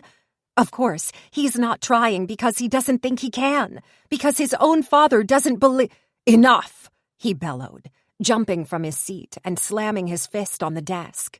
I jumped back, my heart in my throat. Yep, I'd gone too far. Who the fuck do you think you are? His mother? He snorted. You've been here 5 fucking minutes, and you think you can give me life lessons on how I should or shouldn't raise my son? His hands were now balled into fists on his desk, so tightly that his knuckles were bone white. Do you have any idea what it's like to live in the Cosa Nostra? Do you know what they'd do to me, to Pietro, if they smelled 1 ounce of weakness? It's just— Let me finish, he roared, slamming his fist on his desk so hard that his half-drunk glass fell on the floor. I looked at the dark liquid spreading slowly across the black and white rug as my eyes prickled with tears at his cruel words. You know nothing about anything. You're not the one who's been worrying for 10 years. You don't know what it's like to reign over a syndicate, and you have no idea what it's like to have a child. Spare me your fucking 2 cents on the situation. I could not care less. He gestured toward the door. Now go, before I start regretting sparing your life. I took a step back under the blow of his words. I rested my hand on my chest, half expecting to find it coated with blood. You're right. I don't know what it's like to raise someone like Pietro, I said, barely louder than a whisper. But I know what it's like to be him. I left the room just as the first sob escaped my throat. Wishing upon a star? I startled, almost letting go of the cupcake I was holding, and turned my head to look at Alessandro, standing in the threshold of my French doors. Hoping I'd drop dead for being a horrible person to you? No. Pietro needs a parent. Ouch. Is it the only reason you'd keep me alive? I gave him a little smile and blew the candle, wishing for this man to heal and for his son to thrive. I wished for my life back. He sighed and took a seat on the lounger I occupied. I knocked, but you didn't answer. I didn't hear you, but I don't think it allows you to just walk in, even if it's your house. He grimaced and reached up, as if to adjust his tie. He let out a sigh as his hand touched his open collar, and he let it fall on his knee. It was his tell, his show of discomfort. I put the cupcake back on the plate on the floor and looked straight ahead, letting the nice evening breeze play with my crazy mass of unruly curls. I was not going to ease the tension. I was doing that way too often, sweeping everything under the rug, but not anymore. He'd have to work for it. He sighed. Add it to the list of things I need to apologize for. I imagine this list must be staggeringly long. I should not have meddled, I admitted. Even if I'm right, it's not my place. He let out a weary laugh. That doesn't sound like an apology. I turned my head toward him and held his gaze, despite the heat of his causing my body to hum in places it had not hummed for a while, if ever. It's because it was not meant to be one. He gave me a half smile, the proud one he always gave me when I stood my ground. Well, I'm sorry, Lily. Truly. I tried to keep my face placid, but I was not sure I managed. He called me Lily and apologized. 2 things I never expected Alessandro Bonetti to do. He shook his head. Sometimes, when it comes to Pietro, I can be a little— He cocked his head to the side as if to think of a word. Psychotic? He threw me a side look full of exasperation, and I shrugged, turning back toward the ocean I could not see, letting the salty breeze hit my face with its delicious cooling effect. I was about to say intense. He cleared his throat. You will see one day, when you become a mother. Children, They have a strange power over you. They make you feel their pain much more than if it were yours, and you become obsessed with protecting them from everything. Even things you know in all conscience you won't be able to, because their pain, their fears, you feel it tenfold. I opened my mouth and closed it again. It's not your place, Lily. It's not your place. Just let it go, I repeated to myself as a mantra. The thing is, I winced, sucking my bottom lip between my teeth. Fuck, why could I never listen to my own advice? The thing is, he encouraged me. Speak your mind. I won't get mad. I raised an eyebrow with incredulity. He rolled his eyes. Okay, I'll try not to, and I'll keep it bottled up. Yeah, that was more like it. The thing is, you're expecting people to only see or judge him based on the challenges he's facing, and I say let them. I twisted on the lounger to face him. These people are not important because they're obviously clueless. Pietro is so much more than his disability. He is funny and kind, frighteningly smart for a boy his age, and he's so resilient and patient. That child is everything someone could hope for in life. And if he has to take over your world one day, then I pray for Chicago, because with a man like him at its head, your organization will become an empire. He cocked his head to the side, letting his eyes trail all over my face, as if he was looking for something, but I wasn't sure what. You're speaking as if you love him. That's because I do. I thought that was evident. He arched an eyebrow with a half smile. Should I be jealous of my own son? I snorted. I knew he was only trying to ease the mood with his light flirting, but it still made my heart speed up. Of course not. There's no competition. If I had to choose, Pietro would win every time. His smile widened, and it felt like I'd given the right answer. Pietro is a lucky boy to have you in his corner. He's lucky to have you, too. And I meant that, because despite his shortcomings, I knew Alessandro only wanted to keep his son safe and happy. You just need to let go a little. You must see me as a monster, keeping him isolated like this.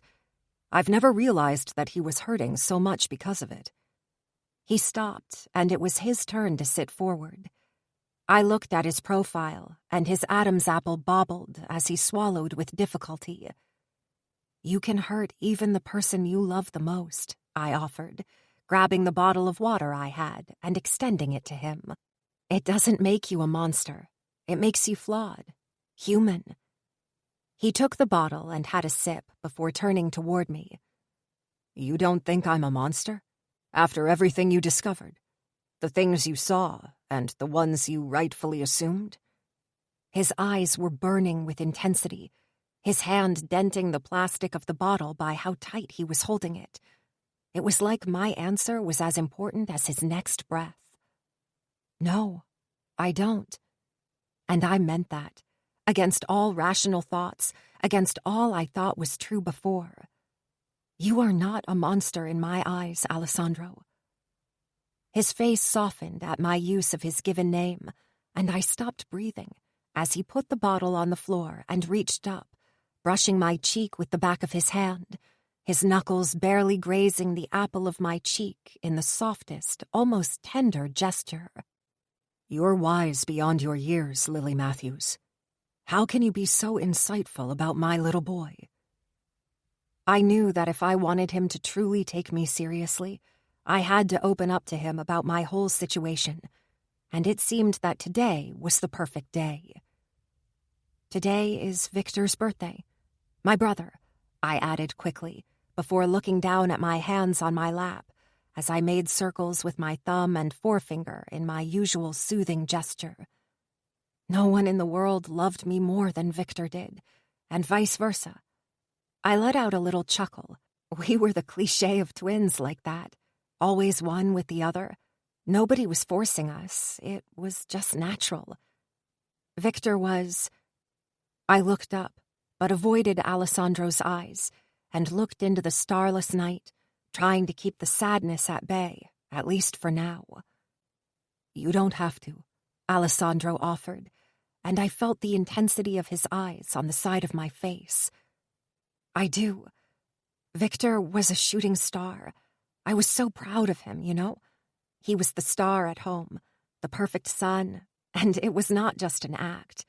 Victor was just that good, inside and out. He was the quarterback and the captain of the football team. He had a 4.0 GPA. He was dating the head cheerleader and was the perfect boyfriend. And what did he do in his spare time? He volunteered at the food bank and at the homeless shelter. I smiled. My brother was a saint. And then there was me. I chuckled. The girl, a little socially awkward, who enjoyed books and had one mission: be valedictorian and study physics at Stanford. You could not have found anyone more different than Victor. He was brave and funny and outgoing, and I was always self-conscious, considering things forever, thinking everything through. Vic never judged me for this. He was so proud of me. I was his best friend, and he never left me aside, not once.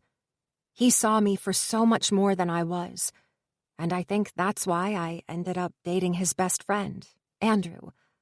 It was always the four of us since sophomore year: Victor, Katya, me, and Andrew. We were a package deal. I shook my head, my smile wobbling, as I was about to reach the part of the story that contained much more pain than joy. I was surprised to see his hand appear in my line of vision as he grabbed mine. I kept my eyes on the gesture of comfort, how tanned and big his hand was, how it engulfed mine, and how it made me feel safe, how it eased some of my sorrow, despite knowing they were hands that could also kill. I turned my hand around and grabbed his, as if it were a lifeline. Then homecoming came, and it all unraveled. One mistake led to so many consequences. Katya, she was young, and Victor and her had been together forever. He was her first boyfriend, and I suspect she'd been his first too. But whilst he was happy in the comfortable situation, she wasn't sure. Over time, my brother stopped showing her as much attention, and then another boy came and showed her things she'd been missing. I shrugged. It was the homecoming party at a big house by the lake, and we were late because of one of my science projects, and Victor refused to leave without me. They had a fight because of this, something that was happening more and more often. Victor said he was not going. I shook my head. I finished and convinced him to go. When we got there, I went to look for Andrew, and Vic went to look for Katya. I took a deep breath, stopping just for a few seconds. I felt like I was back there again. I could almost hear the deafening music coming from the giant speakers in the room, causing the beat to vibrate all the way to my throat. I could smell the mix of alcohol and what I suspected might already be vomit, and I could feel the heat of so many bodies pressed against each other. My mind was brought back to reality by Alessandro's soft caress as he ran his thumb back and forth on my inner wrist. You don't have to tell me if it's too difficult. I know, I replied softly, finally looking up and meeting his eyes full of sorrow, his eyebrows etched with concern. This was for me. This brutal, heartless man felt compassion for me. I forced a little smile, hoping to ease some of his worry before looking down again, somehow unsure I'd be able to tell him the whole story if I kept looking in his eyes. I was stopped by a few players from the team. I was kinda like their mascot. They all knew I was Victor's little sister, even though he was only born 7 minutes before me. But for him, it was a world of difference. I chuckled despite the aching wrapping my heart in ice. I stayed with them, knowing I would be safe until Andrew or Victor found me. It was Andrew who found me first, about 30 minutes later. He was panicking, telling me that my brother caught Katya with a guy in the hot tub, and they had a fight. He said that he was now drunk and about to go to war. Andrew was a man. He should have dealt with that. Alessandro barked gruffly, his voice full of disapproval. I winced, but kept my eyes on his thumb, providing his mesmerizing ministration. This is a twin thing. You can't really understand. Victor. I sighed, unsure how to explain. I was the only one able to get through to him, no matter the situation. I rushed out as Katya was gripping him, half naked, as he walked to the car, fighting her off. I jumped over the other guy, bleeding on the floor, and managed to get into the car beside him. He was going too fast, and he was just... I stopped talking, trying to swallow painfully around the lump of tears in my throat. We never made it home. Lily. Once again, I beat the odds. I grabbed the necklace with my free hand. I've always beaten the odds, I added, almost wistfully, because at that time, and for a long time afterwards, I'd wished I hadn't. I had wished I'd died with him and didn't go through all the pain and consequences of one poor decision. He let go of my hand, and I felt empty. But it was only for a second as he cradled the back of my head, pulling me forward to kiss the top of my head before resting his forehead on top of it, his nose buried in my hair. When did this man become so caring? How could he be so tender? How did he know how to comfort me? I'm not saying this to seek pity or to make me look weak. I'm just saying it for you to understand that my brother made one mistake, getting in the car impaired. And by doing that, he hurt me in so many ways, both physically by causing this lifelong disability, but also emotionally by taking himself away from me. I lost the only person who loved me unconditionally. I took a shaky breath.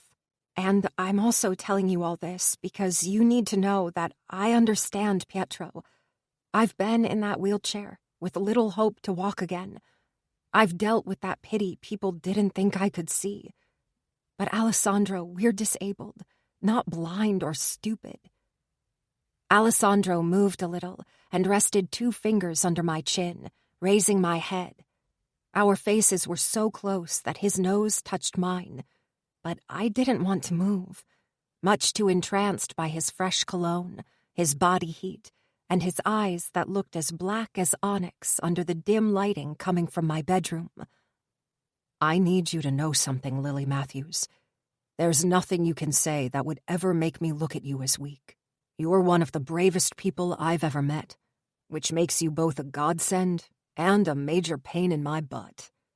His lips lifted at the corner, giving him this irresistible rogue smile that I knew brought women to their knees, both literally and figuratively.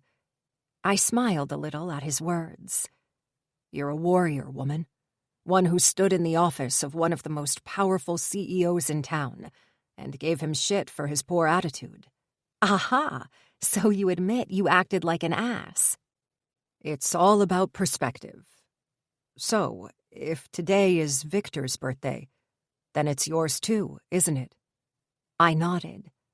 He leaned down, closing the distance between our foreheads, before brushing his nose against mine in an Eskimo kiss. Happy birthday, Lily Matthews, he whispered, before leaning in and brushing his lips against mine. Once, twice, and as I gasped, opening my mouth a little, I felt his control snap as his fingers tightened on the back of my head. He pulled my face to his, catching my bottom lip between his teeth, and his tongue slid against the seam, making the flutters of my heart morph into a ride of wild broncos.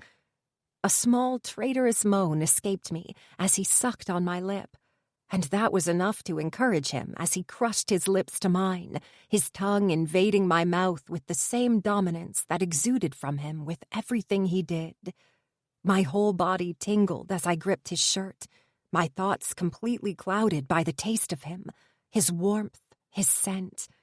He groaned with approval against my mouth as one of my hands let go of his shirt and wrapped around his neck to play with the soft, short hair.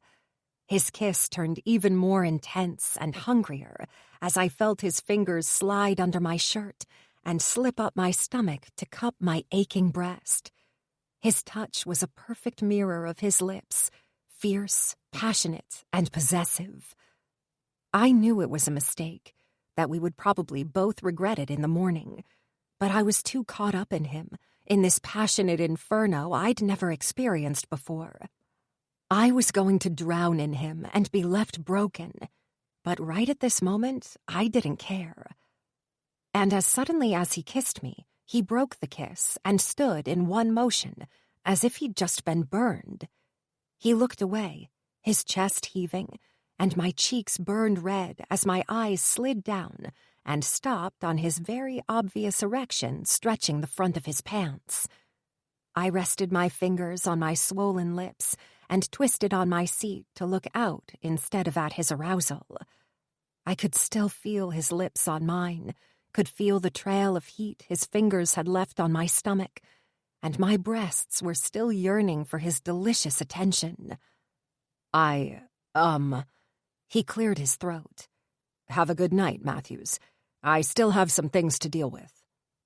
Despite his obvious arousal and the hoarseness of his voice, showing me that this brief moment affected him just as much as it did me, my heart sank at him reverting and using my last name, a clear attempt at putting the distance back between us. I nodded, not looking at him. I was not sure I wanted to see what was now in his eyes. You'll keep me involved, right? Of course, he replied.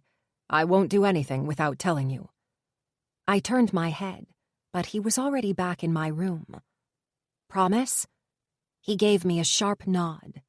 Promise. And he had lied, right to my face, because the next morning, he was gone. Chapter 7. Alessandro.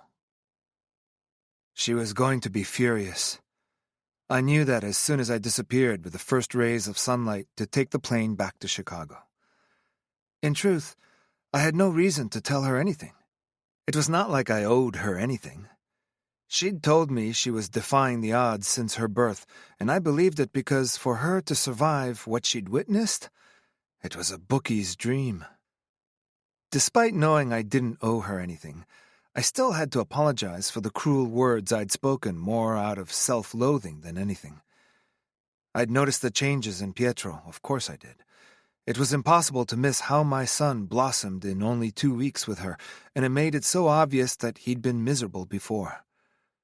And then Tim, the physio, came, and it really grated on my nerves to see him look at Lily the way he did, how he stayed longer than usual just to give me an in-person update, but I knew better. He stayed behind to have time with Lily. Well, not on my watch. She was here for a reason, and he was here to take care of my son, only my son. My assistant was off limits. However, no matter how annoying he had been in his failed attempts at flirting with Lily, he was one of the best physios around, one I paid a fortune for, and he'd confirmed what I'd also suspected. Pietro was a completely different boy, trying much harder and making more progress than he had in the last several months. I didn't tell her I was going to Chicago because I knew she would have insisted on coming with me, and there was no point, at least not yet. It was not secure, and I was going to interrogate a couple of thugs who may know where Byrne disappeared to. Besides, I was not ready to take her away from Pietro, no matter how unfair it was to her. I wanted Pietro to be happy for just a little while longer. Pietro. I sighed, leaning back against my seat as my pilot announced we'd be landing in the next 30 minutes. I'd made a complete mess of the situation last night. I knew I did. For her, for me, and for Pietro, too. The thing is, when I teased her about her attachment to Pietro, she'd said words I'd never expected. There's no competition. If I had to choose, Pietro would win every time. And I believed her. I saw it in her eyes. Despite her laughter, she had meant it, and it was the way it should be. The unadulterated love that woman was showing my son was enough to crack my heart even more, allowing more of her to slide in. It has been enough from taking the bludgeoning attraction, or maybe the recently acknowledged one, to another level. I just meant to give her a small, chaste kiss, just to remind myself how soft her lips could be. I guess it was the masochist part of me wanting a memory of something I shouldn't have or ask for. What I didn't expect was once I started kissing her, I wouldn't be able to stop. And then she melted into my arms as if she belonged there and kissed me back with the same unbridled passion I was kissing her. That almost immediately drove my thoughts to the darkest, wickedest corners of my mind, where I kept speculating how the proper-looking Lily would be in bed. If her kiss was any indication, then I knew making love to her could kill me, but I wanted to try more than anything else. I shook my head as I felt my dick harden at the thought. I thought I was sure I'd expunged from my system last night in the cold shower. I was grateful for the familiar jolt caused by the tires hitting the tarmac. I had too much to do now, and I couldn't obsess over that kiss, her response to it, and what it could mean for her and me. That question would have to wait until I flew back to the island. Well, if I made it back alive, which was not certain based on who was waiting to greet me. I should not have expected anything different, yet I still paused at the top of the stairs, seeing the slick black car waiting for me on the tarmac. The car was not mine, and the driver, who looked more like a mercenary than a driver, standing at the front of it with a shiny gun visible in his jacket, was not my driver. The tinted rear window slid down slowly, revealing Mateo, his face his usual cool mask. His cruel eyes stayed on me, a silent invitation to come to my execution meeting. I let out a small sigh, taking the steps slowly enough to show him that I was not one to be led. His driver circled the car and silently opened the door for me. I took my seat beside Mateo and looked at his hand as he played with his insignia ring. I'd only seen him do that when he was deep in thought, and a Mateo deep in thought was far more dangerous than any other version of himself. His thoughts, directed to anyone other than his wife, were usually dark and torturous. "Thank you for coming to pick me up, but it was not necessary." He threw me an exasperated side look. "Don't push your luck, Alessandro," he said, with the calmest voice, which again didn't mean he was not absolutely seething with anger inside. Matteo Genovese was unreadable, which was probably why he was so dangerous. "You may be the capo dei capi, but you're not the boss of me, at least not in this way." Matteo let out a low chuckle that sounded more like a threat than a genuine show of mirth. "It's cute that you think so, but deep down, we both know it's not the truth, don't we?" He gestured forward. "We'll just have a little chat, and then we can both go on our merry way. I'll leave this town and go back to where I belong." "With Gianluca?" I couldn't help but taunt. It was a sort of point of jealousy with all the North American capi. Montanari has always had Matteo's favor, no matter how much he fucked up, and some of us wanted to be Daddy's favorite. I always thought it was ridiculous, even when my own father puffed his chest when Matteo was around like a pathetic pigeon. I had always known it was best not to be in Matteo's line of fire because his positive vision of you came with a lot of obligations and rules I'd rather not be attached to. "With my wife," he replied, "and the sooner the better, but it all depends on you and the outcome of our discussion." "Ah, I see," I nodded, looking out of the window as the driver took the exit to the docks. That was not the greatest sign. "It all depends on if you have to kill me and get rid of the body. It will delay you, for sure." Matteo snorted. "Don't be silly.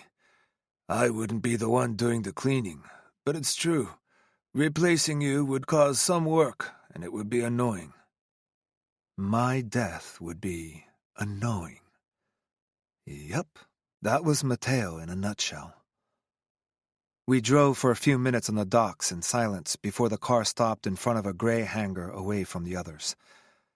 I knew this one quite well. I used it on a few occasions, and usually the person I took in didn't make it out with his heart beating. Matteo opened his door and gestured for me to do the same. I did, and followed him into the hangar, and I hated that an apprehension, very akin to fear, had settled in my stomach. Worse was that this fear was not really linked to my own fate. Death was death. There was nothing to truly fear, at least not for me. No. What I feared was the fate that would be bestowed onto Pietro and Lily. Fuck! Since when did Lily's future become a main source of concern? A muffled voice pulled me out of my thoughts, and I noticed a man gagged and bound to a chair. Blood covered his shirt, running down his left brown pant leg. When my eyes connected with his right eye specifically, as his left one was swollen shut, his eyes widened and he started to scream against his gag, squirming on his chair. I frowned as we passed him to go to the little office that was usually used for nothing other than waiting for the person to deal with or waiting for the cleaning team to arrive. Matteo took a seat on the depressed blue office chair that was way past its prime and gestured to me to sit on a three-legged chair in the corner. I twisted my mouth to the side, doubting that gravity would allow this chair to carry my 220 pounds. "You know what? I'll stand," I said, leaning against the wall facing Matteo. It was ludicrous, almost comical for both of us to be in this decrepit guard cubicle instead of our luxurious offices with comfy leather chairs and well-stocked bars. "He seems familiar," I started, jerking my head toward the glass window behind Matteo. "A present for you, depending on how today's conversation goes." Of course, nothing came free with him. "And he is—" Matteo let out an exasperated sigh. The conversation was not taking the turn he was expecting. What did he think would happen? That I'd cower with fear and fall on my knees, begging for forgiveness for whatever he thought I did wrong? If he did, he was in for a heap of disappointment. "He is the one you are looking for. The Yakuza couldn't touch him, but I could. He cocked his head to the side with a half-smirk. "Let's just say I was bored and annoyed waiting for you, so I played with him a little. I'm sure he will tell you everything you want to know." I didn't ask how he knew who I was looking for, or that I involved my brother-in-law, or even that I was on my way back. He would have gloated, and I would have known nothing more. "You know," he continued when I remained silent, "of all the copy I'm in charge of, you're the one I didn't think I'd ever have to remind my authority to. I thought you were smarter than that." "I told Dom to tell you," I replied, crossing my arms over my chest, getting a little irritated at having to defend my actions to him, even if he had every right to ask. He nodded. "I know. He pleaded your case like a good little messenger." I didn't miss the hint of bitterness in his tone, but I didn't dare speculate. Matteo's relationship with Dom was a clusterfuck I would never touch. "Your honesty on this is the reason you are still breathing, and she is still on that island with that son of yours." My blood ran cold in my veins at the threat. This island was my haven, a place very few people knew about, and having my safe harbor threatened put me in an uncontrollable rage. "Matteo, if you—" "Don't be a fool, Alessandro. Don't start throwing threats that will cost you a lot more than you have. I said I wanted to talk to her, and you took her away. You went against me, Alessandro, and that's not something I look at kindly." When had Matteo Genovese ever looked at anything kindly? I needed time. It was just too fast. I have had things to figure out. As you know, there is more at— "It was not a request, Alessandro. It was not a choice. I demanded you bring her to me, and you didn't." I didn't because I was scared of what he might do to her if she let her sassy attitude get the best of her. I might find it more endearing than annoying most of the time, but Matteo was not the type. If she dared disrespect him, he'd hurt her, and I knew I would not be able to just stand on the sidelines and watch. I was terrified to admit it, But part of me suspected that I'd be ready to start a war with my own familia for her, and that was not a theory I was too keen on testing. You know I've always been on your side, Mateo, I started, trying to relax my posture. You know I am one of the few who stood by you and refused to take part in the little rebellion. He nodded slowly, his blue eyes scrutinizing every movement of my face, speculating, looking for a clue of what my words could be hiding. I always kept my faith in you, in your decision-making, even if they didn't seem to make much sense. I'm just asking you to extend the favor to me. He sighed, twisting his ring again, and I knew that my words affected him, even if reluctantly. There wasn't much Mateo valued more than loyalty, which was something I always showed him. This is different. My actions didn't risk our way of life, my family, my wife. This girl is... yep. Elena Genovese. That would do it. There was nothing in this world Mateo valued more than his wife. How could Lily affect Elena? She didn't even see Dom. All she saw was me kill a man whose body has long been dissolved in hydrofluoric acid and is now part of the city sewer system. I shrugged. The only life Lily would endanger is mine, and no body, no crime, right? How could I tell Mateo I was not worried because Lily loved my son? She would never do anything that would take me away from him. That much I was sure about. She was a lot of things, Lily. She was stubborn, defensive, and hell-bent to prove she didn't need anyone, to the point of hurting herself in the process.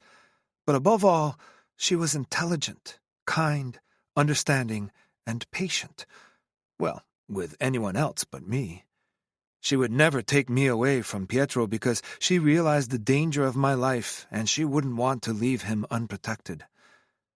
He would never understand this kinship. He would never believe her attachment to Pietro was enough. For Matteo, all that worked were threats. He shook his head. See, that is where you're wrong. We're a familia. If you're taken down, then there's the risk for me. Not that you'd talk. I'd have you killed before you could get out of custody. Charming. But the other capi will look at me and think I'm not fit to lead, that I made the wrong call and allowed you to be caught, that I made a mistake. And Alessandro, I do not make mistakes.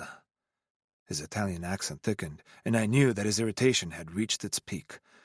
Your decisions impact me, and I cannot tolerate this. She is on my island. You said it yourself.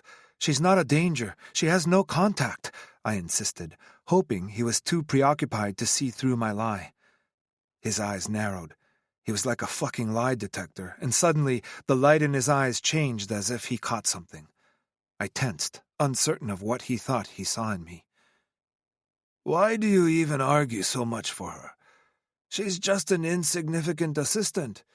You had dozens of them before, and will probably have dozens after. Why does it matter? Why does she matter? She's not... She is an innocent, I finished rather lamely. It never stopped you before. I warned you before about keeping her too involved in your business. If you'd let her go, as I advised you to do, we wouldn't be having this conversation now. Lily is... important to me. Well, for Pietro's sake. She won't be a problem. Matteo nodded, but I could see he was still lost in his thoughts and speculations. Are you going to claim her? He asked, finally meeting my eyes again. My heart squeezed in an unfamiliar and uncomfortable way at the mere thought of claiming Lily as mine. No, absolutely not, I snorted. Matteo laughed. I see. Why? You're not into the shy librarian type? He shrugged. I know from experience that the most unassuming women make the best wives. Matteo misunderstood my reluctance. It was not because Lily was not good enough.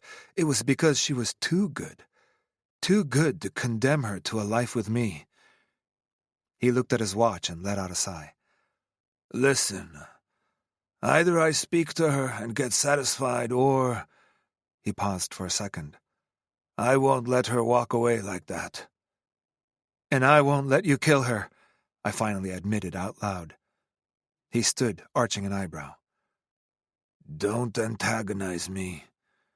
I enjoy challenges, and I may just do that to prove my point."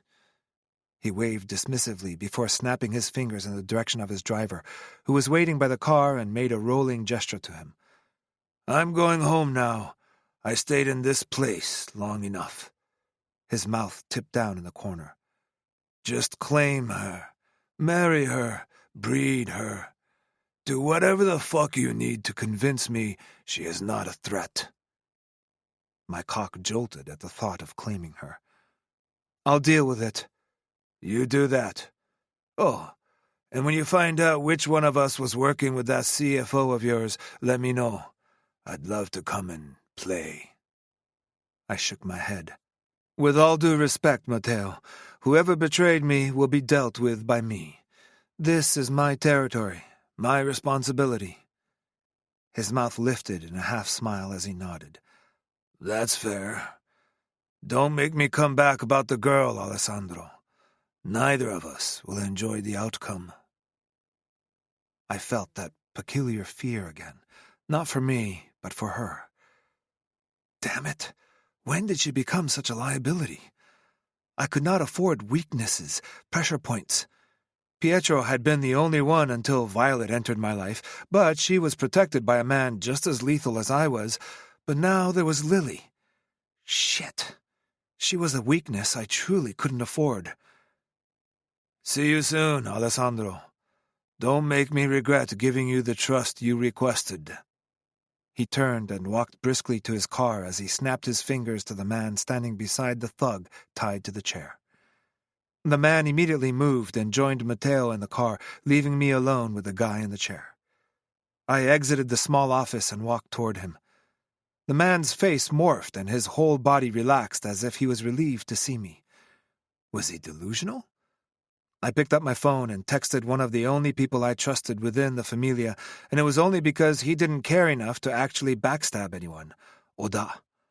My half-Italian, half-Japanese spy who proved his loyalty enough for me to know he had no play in this, despite his flagrant lack of concern for my authority and his obsession with text over calls. He texted me with his aggravating reply I barely understood. K. BTS. BFCKG. Gimme 20. I shook my head with a sigh and ripped the gag off the man's mouth. "Mr. Benetti, thank you for saving me. I'm not sure what the Capo dei Capi wanted, but I swear I raised my hand, stopping him in his tracks. "You're Giacomo Lombardi, aren't you?" Yes, sir, but I'm not—" "Stai zitto," I ordered, crossing my arms on my chest. "I only want to hear answers to my questions, nothing more. Capisce?" He looked at me, his eyes wide with fear. I rolled my eyes. "You can answer now." "Si." "Do you know why you're here?" "Is it because of Mr. Byrne? I did as you asked, I swear." I opened and closed my mouth, taken aback by his words. Of all I would have imagined, that was not it. "I asked you to do something?" He nodded vigorously. "I? As in me?" I asked, pointing at my chest. "I came to you and asked you something?"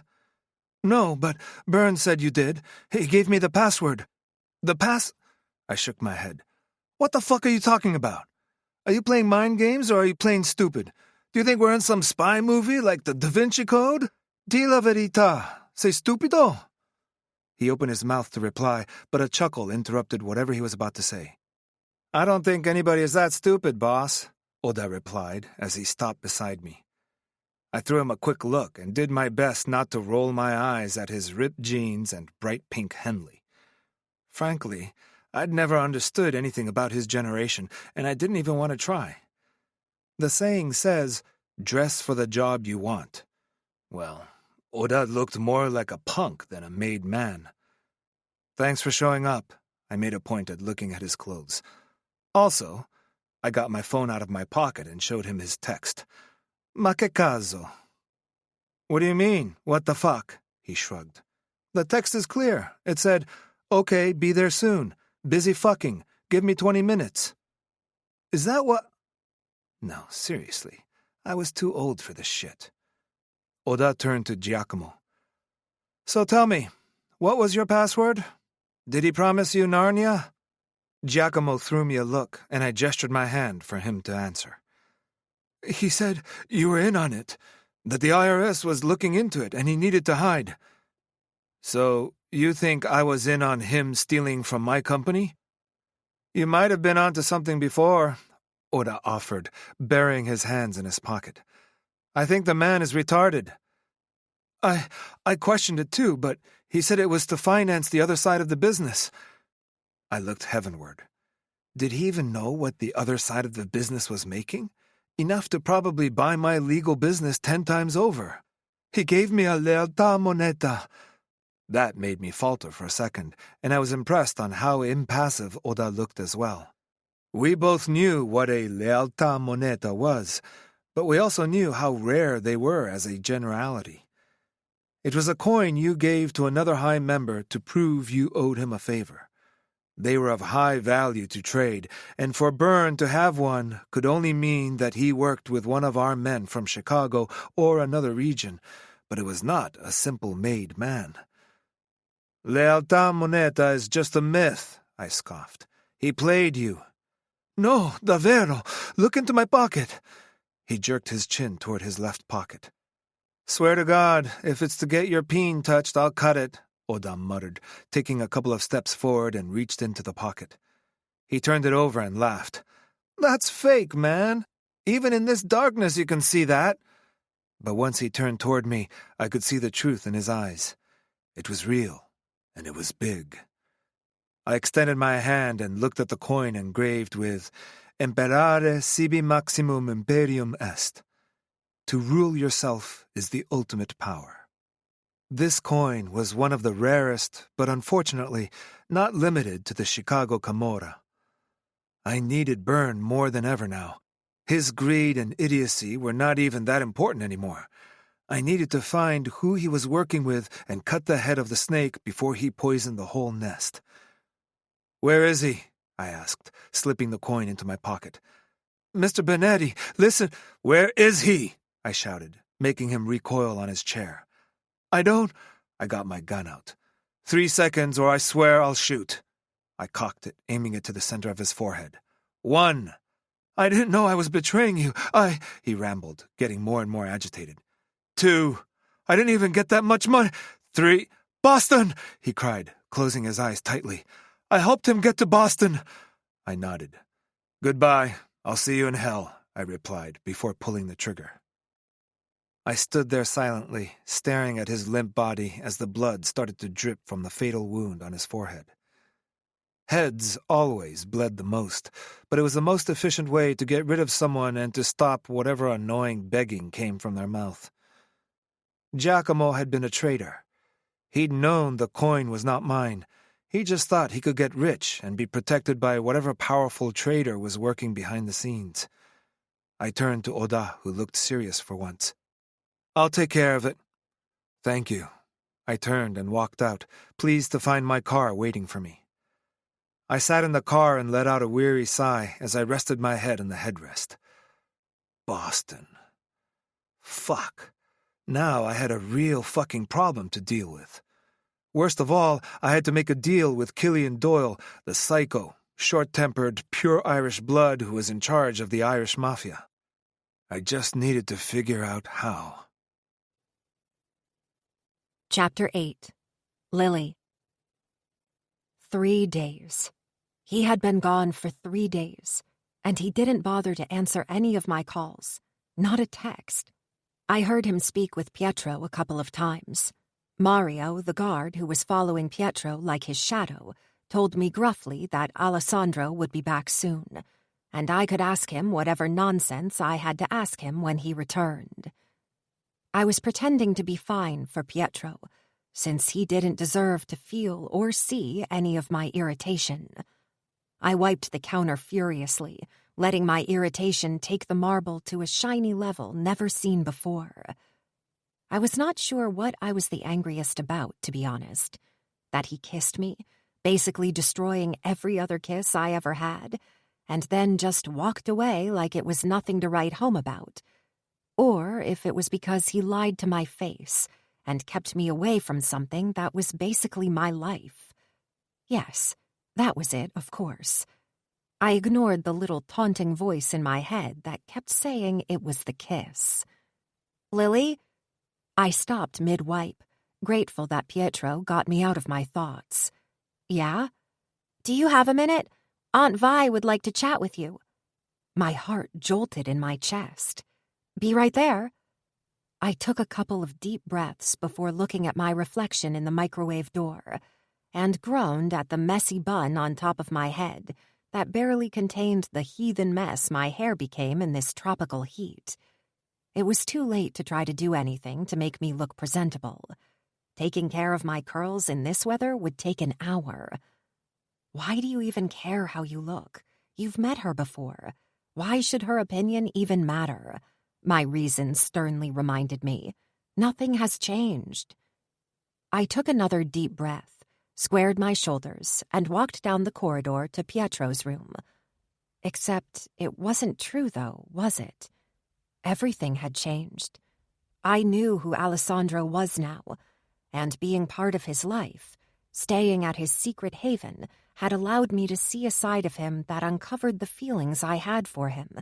And now I was not completely certain I could ever put them back in the denial box.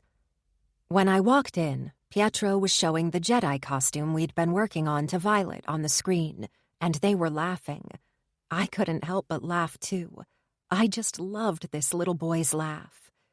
His head jerked up, and the bright smile he gave me made all the worry and frustration evaporate to give room for the joy I felt at seeing him reacting to me that way.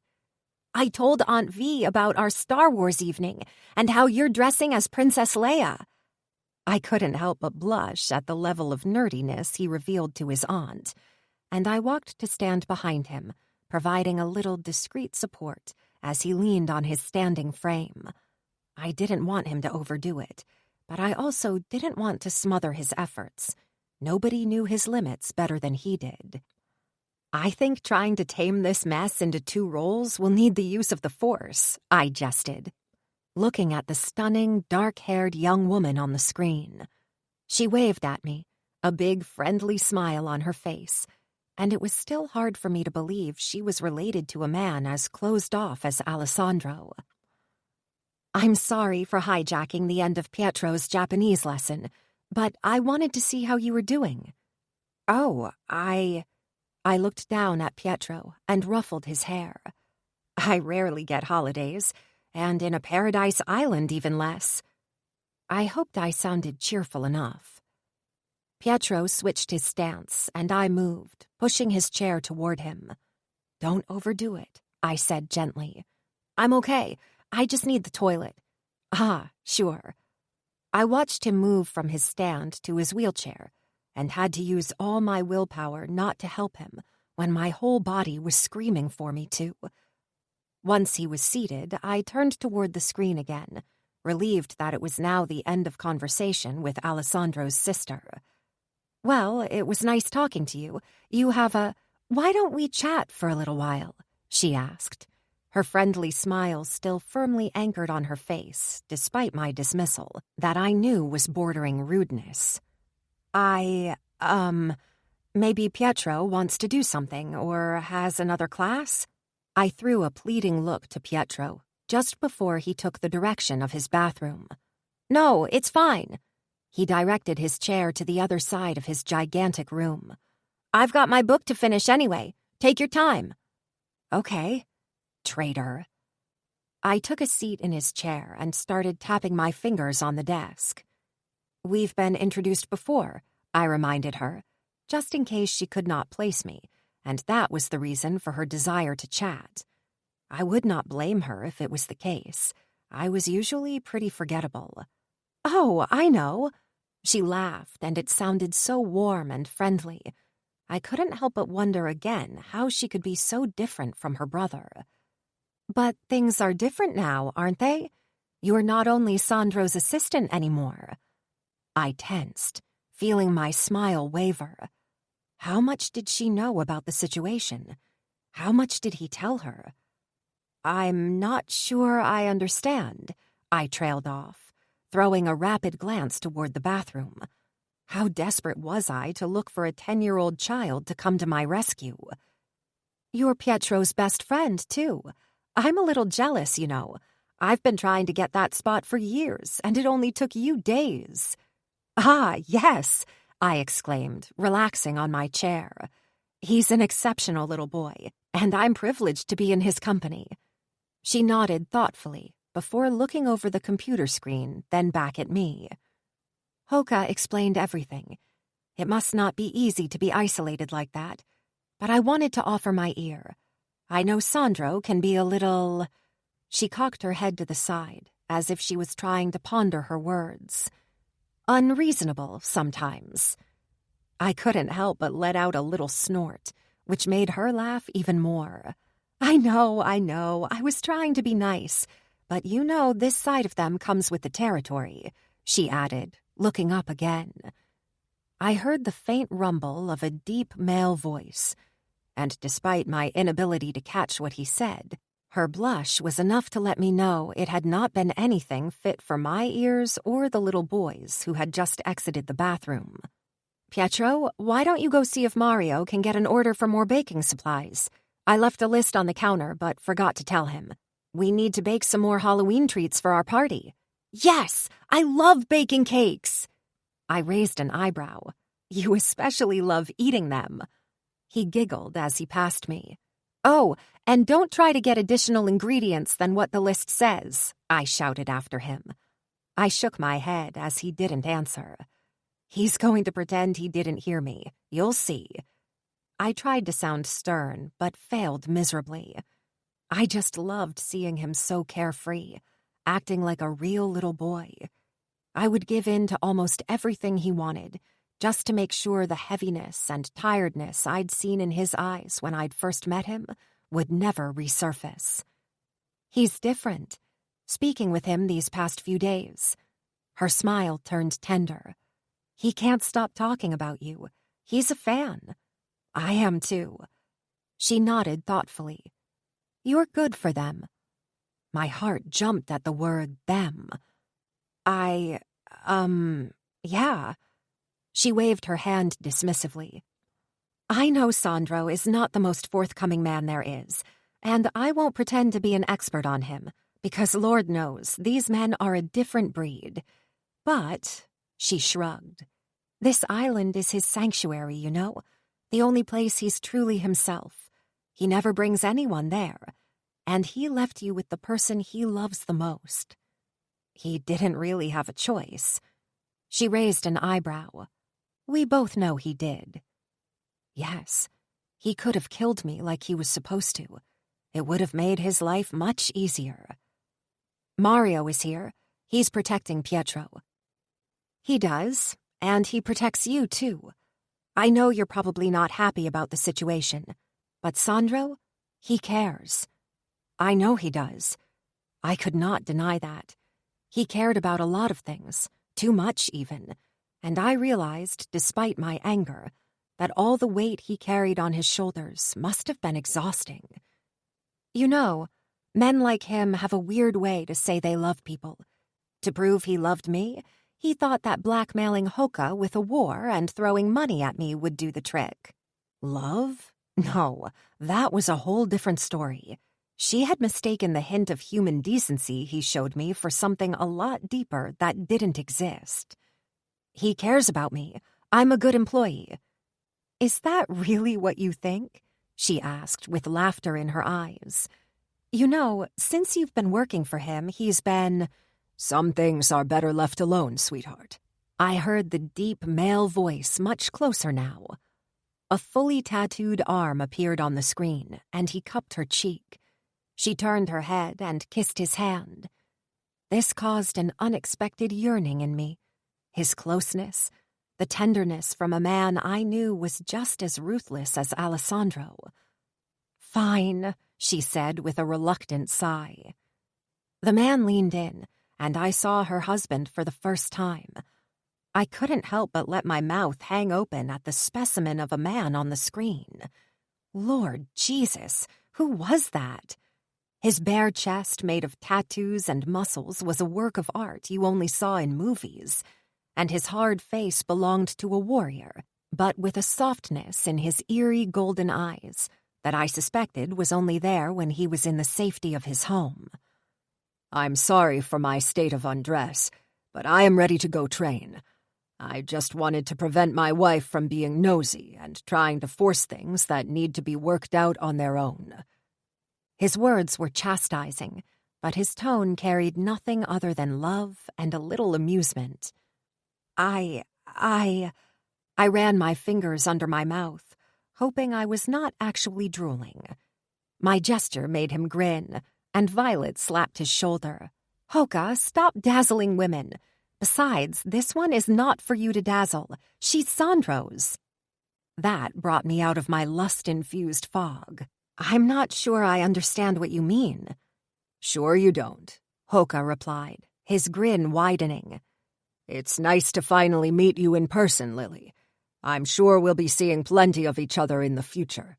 I opened my mouth to reply that it was unlikely, that once Alessandro uncovered whoever wanted me dead, I would go home, back to my boring but safe life. Except I didn't want to correct him. If just for a few more days, my crazy brain wanted to imagine what a life with a man like one of them could be. "Now say goodbye, wife. There's someone who needs you." "Yuko is napping." "I never said it was Yuko." His voice had dropped to a purr that made me wonder how she could ever keep her hands off him.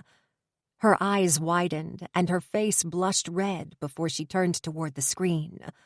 "Goodbye, Lily. I'll speak to you soon," she said quickly. And I didn't even have the chance to say goodbye before the call disconnected. I stayed seated for a minute, replaying that weird discussion. I needed to tell Alessandro to speak with his sister, if he ever had the decency to come back. She was making the gesture of him taking me a lot more than it really was. But what if it really is something? The voice that belonged to my stupid heart asked. What if you truly matter to him? I stood and winced. The chair Pietro used was much lower than normal chairs, and my damaged muscles screamed in pain. I hissed as I started to massage it through the fabric of my wrap skirt, trying to ease the pain. I'd almost forgotten the pain here. It wasn't raining too much, and the heat really helped. But this was a bitter reminder. A reminder that no matter how much I tried to ignore it, the physical limitation was there. A physical limitation Alessandro was well aware of, which was also the probable reason he decided to spare my life. Why kill the poor crippled girl? I was sure that even a Mafia boss like Alessandro would have second thoughts about killing someone like me. I sighed with relief as the muscle finally loosened under my deep massage. I had to stop speculating and letting my mind drift into useless dreams. This was not a Lifetime movie. It was real life. And the sooner I got back to my gray and rainy reality, the better it would be for me and my heart, that seemed to be more than inclined to fall for a man who would only break it into a million pieces. This is not a life for you, Lily Matthews. Keep your feet grounded. Because all that could be waiting for you at the end of the road is endless disappointment. "Lily, I'm ready!" Pietro shouted from the kitchen. I chuckled, grateful for the little ball of sunshine taking all my attention. "I'm coming," I called back, closing the laptop and getting ready to give this little boy a taste of Halloween he would never forget. "Is my dad a bad guy?" Pietro asked me the next morning as we watched Maleficent. I swallowed the piece of cake I had in my mouth and started to cough. I tapped the top of my chest and grabbed the hot cocoa on the side table. It was too early for this. What? I asked, throwing a look toward the terrace, where Mario was sitting having a cigarette, after muttering that the blasting AC was going to make his balls drop off. How else were we supposed to get into the Halloween vibe on an island where it was 86 degrees all day long? We needed the October coolness to get into the vibe, and the blasting AC took us down to a nice 52. Pietro turned back toward the screen. My dad, he's a bad guy. He said it as an affirmation this time. His tone was surprisingly detached for something so serious. I pressed pause and pulled the knitted blanket higher, turning on the sofa to face him on the other side. Why do you say that? I asked gently, not wanting to deny something before knowing how much he knew. I'd always suspected Pietro knew more than he said or let us see. He was seeing the world from the bubble people placed him in. I knew that because I'd been there, and when I was sitting on my wheelchair, I'd noticed a lot more things than I did before, a lot more than I actually wanted to see, including Andrew's desire to fly away while being weighed down by his own guilt. Ultimately, I unburdened him of this weight, and he'd gone faster than anyone could have anticipated. It had stung badly back then. I was not going to deny that, but it had been for the best. Nobody wanted to be a charge, a liability, or a commitment made out of obligation, guilt, or any other feeling that wasn't unadulterated love. He shrugged and kept his eyes forward, despite the image being frozen on the screen, where Maleficent got her wings back. Pietro, I encouraged him, you can talk to me. He looked toward the closed French doors leading to the balcony. He can't hear anything, I reassured him. I'm not stupid, Lily. No, you're not. I think you're too smart for your own good, I admitted. He turned on the sofa to face me. He was absolutely adorable in his pumpkin flannel pajamas and bed hair. I looked at him silently, holding my cup of hot cocoa as he tapped his fingers on the side of the blanket, probably organizing his thoughts. I'm bored here, he admitted on a sigh. It broke my heart to hear him say that, even though I'd suspected it from the start.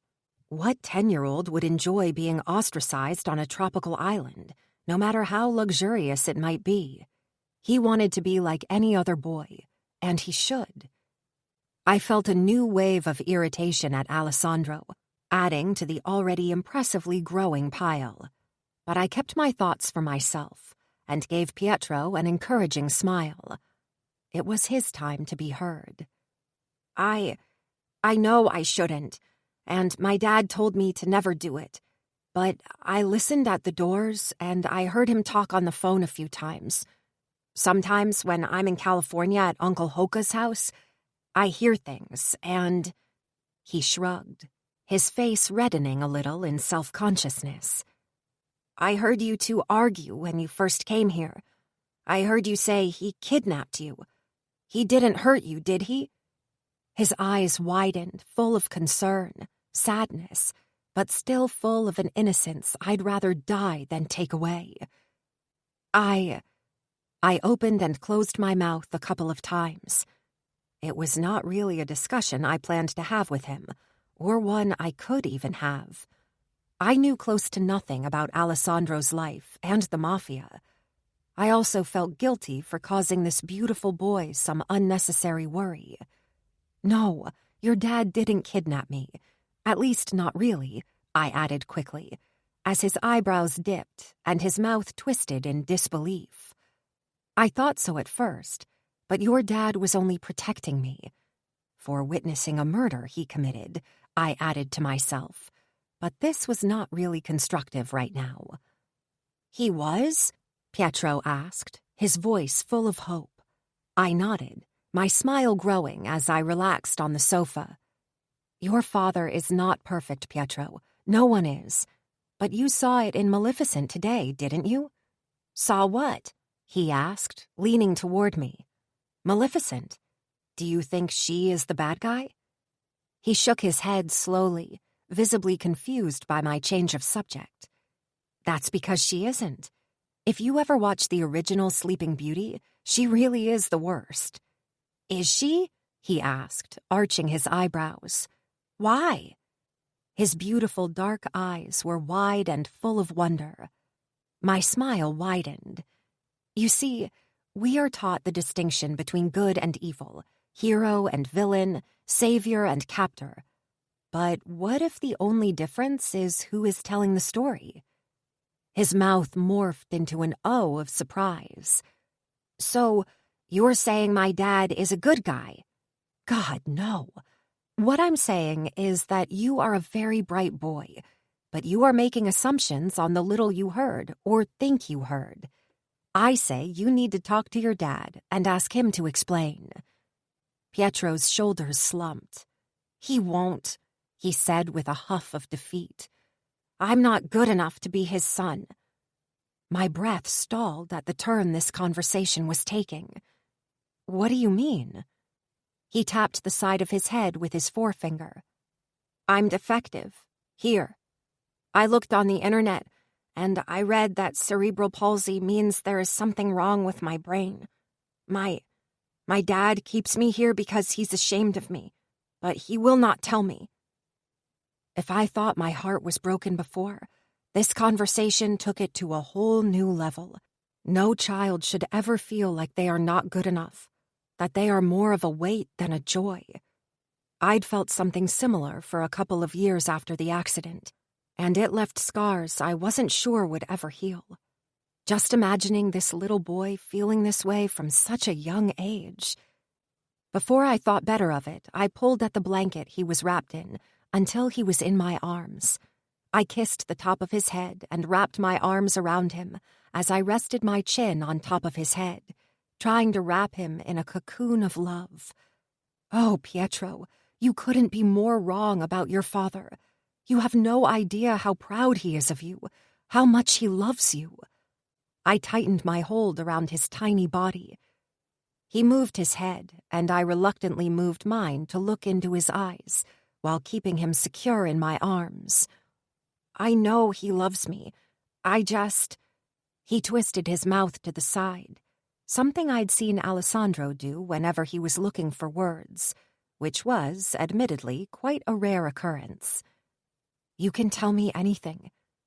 I kept one of my arms around him and brought the other one up to move the mop of black hair that was falling in his eyes. This boy needed a haircut. Why does he keep me here if he is not ashamed of me? I knew why, or at least I knew why he thought he needed to, even if I didn't think it was the right thing to do. Alessandro had been right. I knew nothing about the world he lived in. I also knew that, misguided or not, everything he did was to protect his son, who was the person he loved the most. You are everything to your father, Pietro. He is terrified to lose you and for you to be hurt, I offered evasively.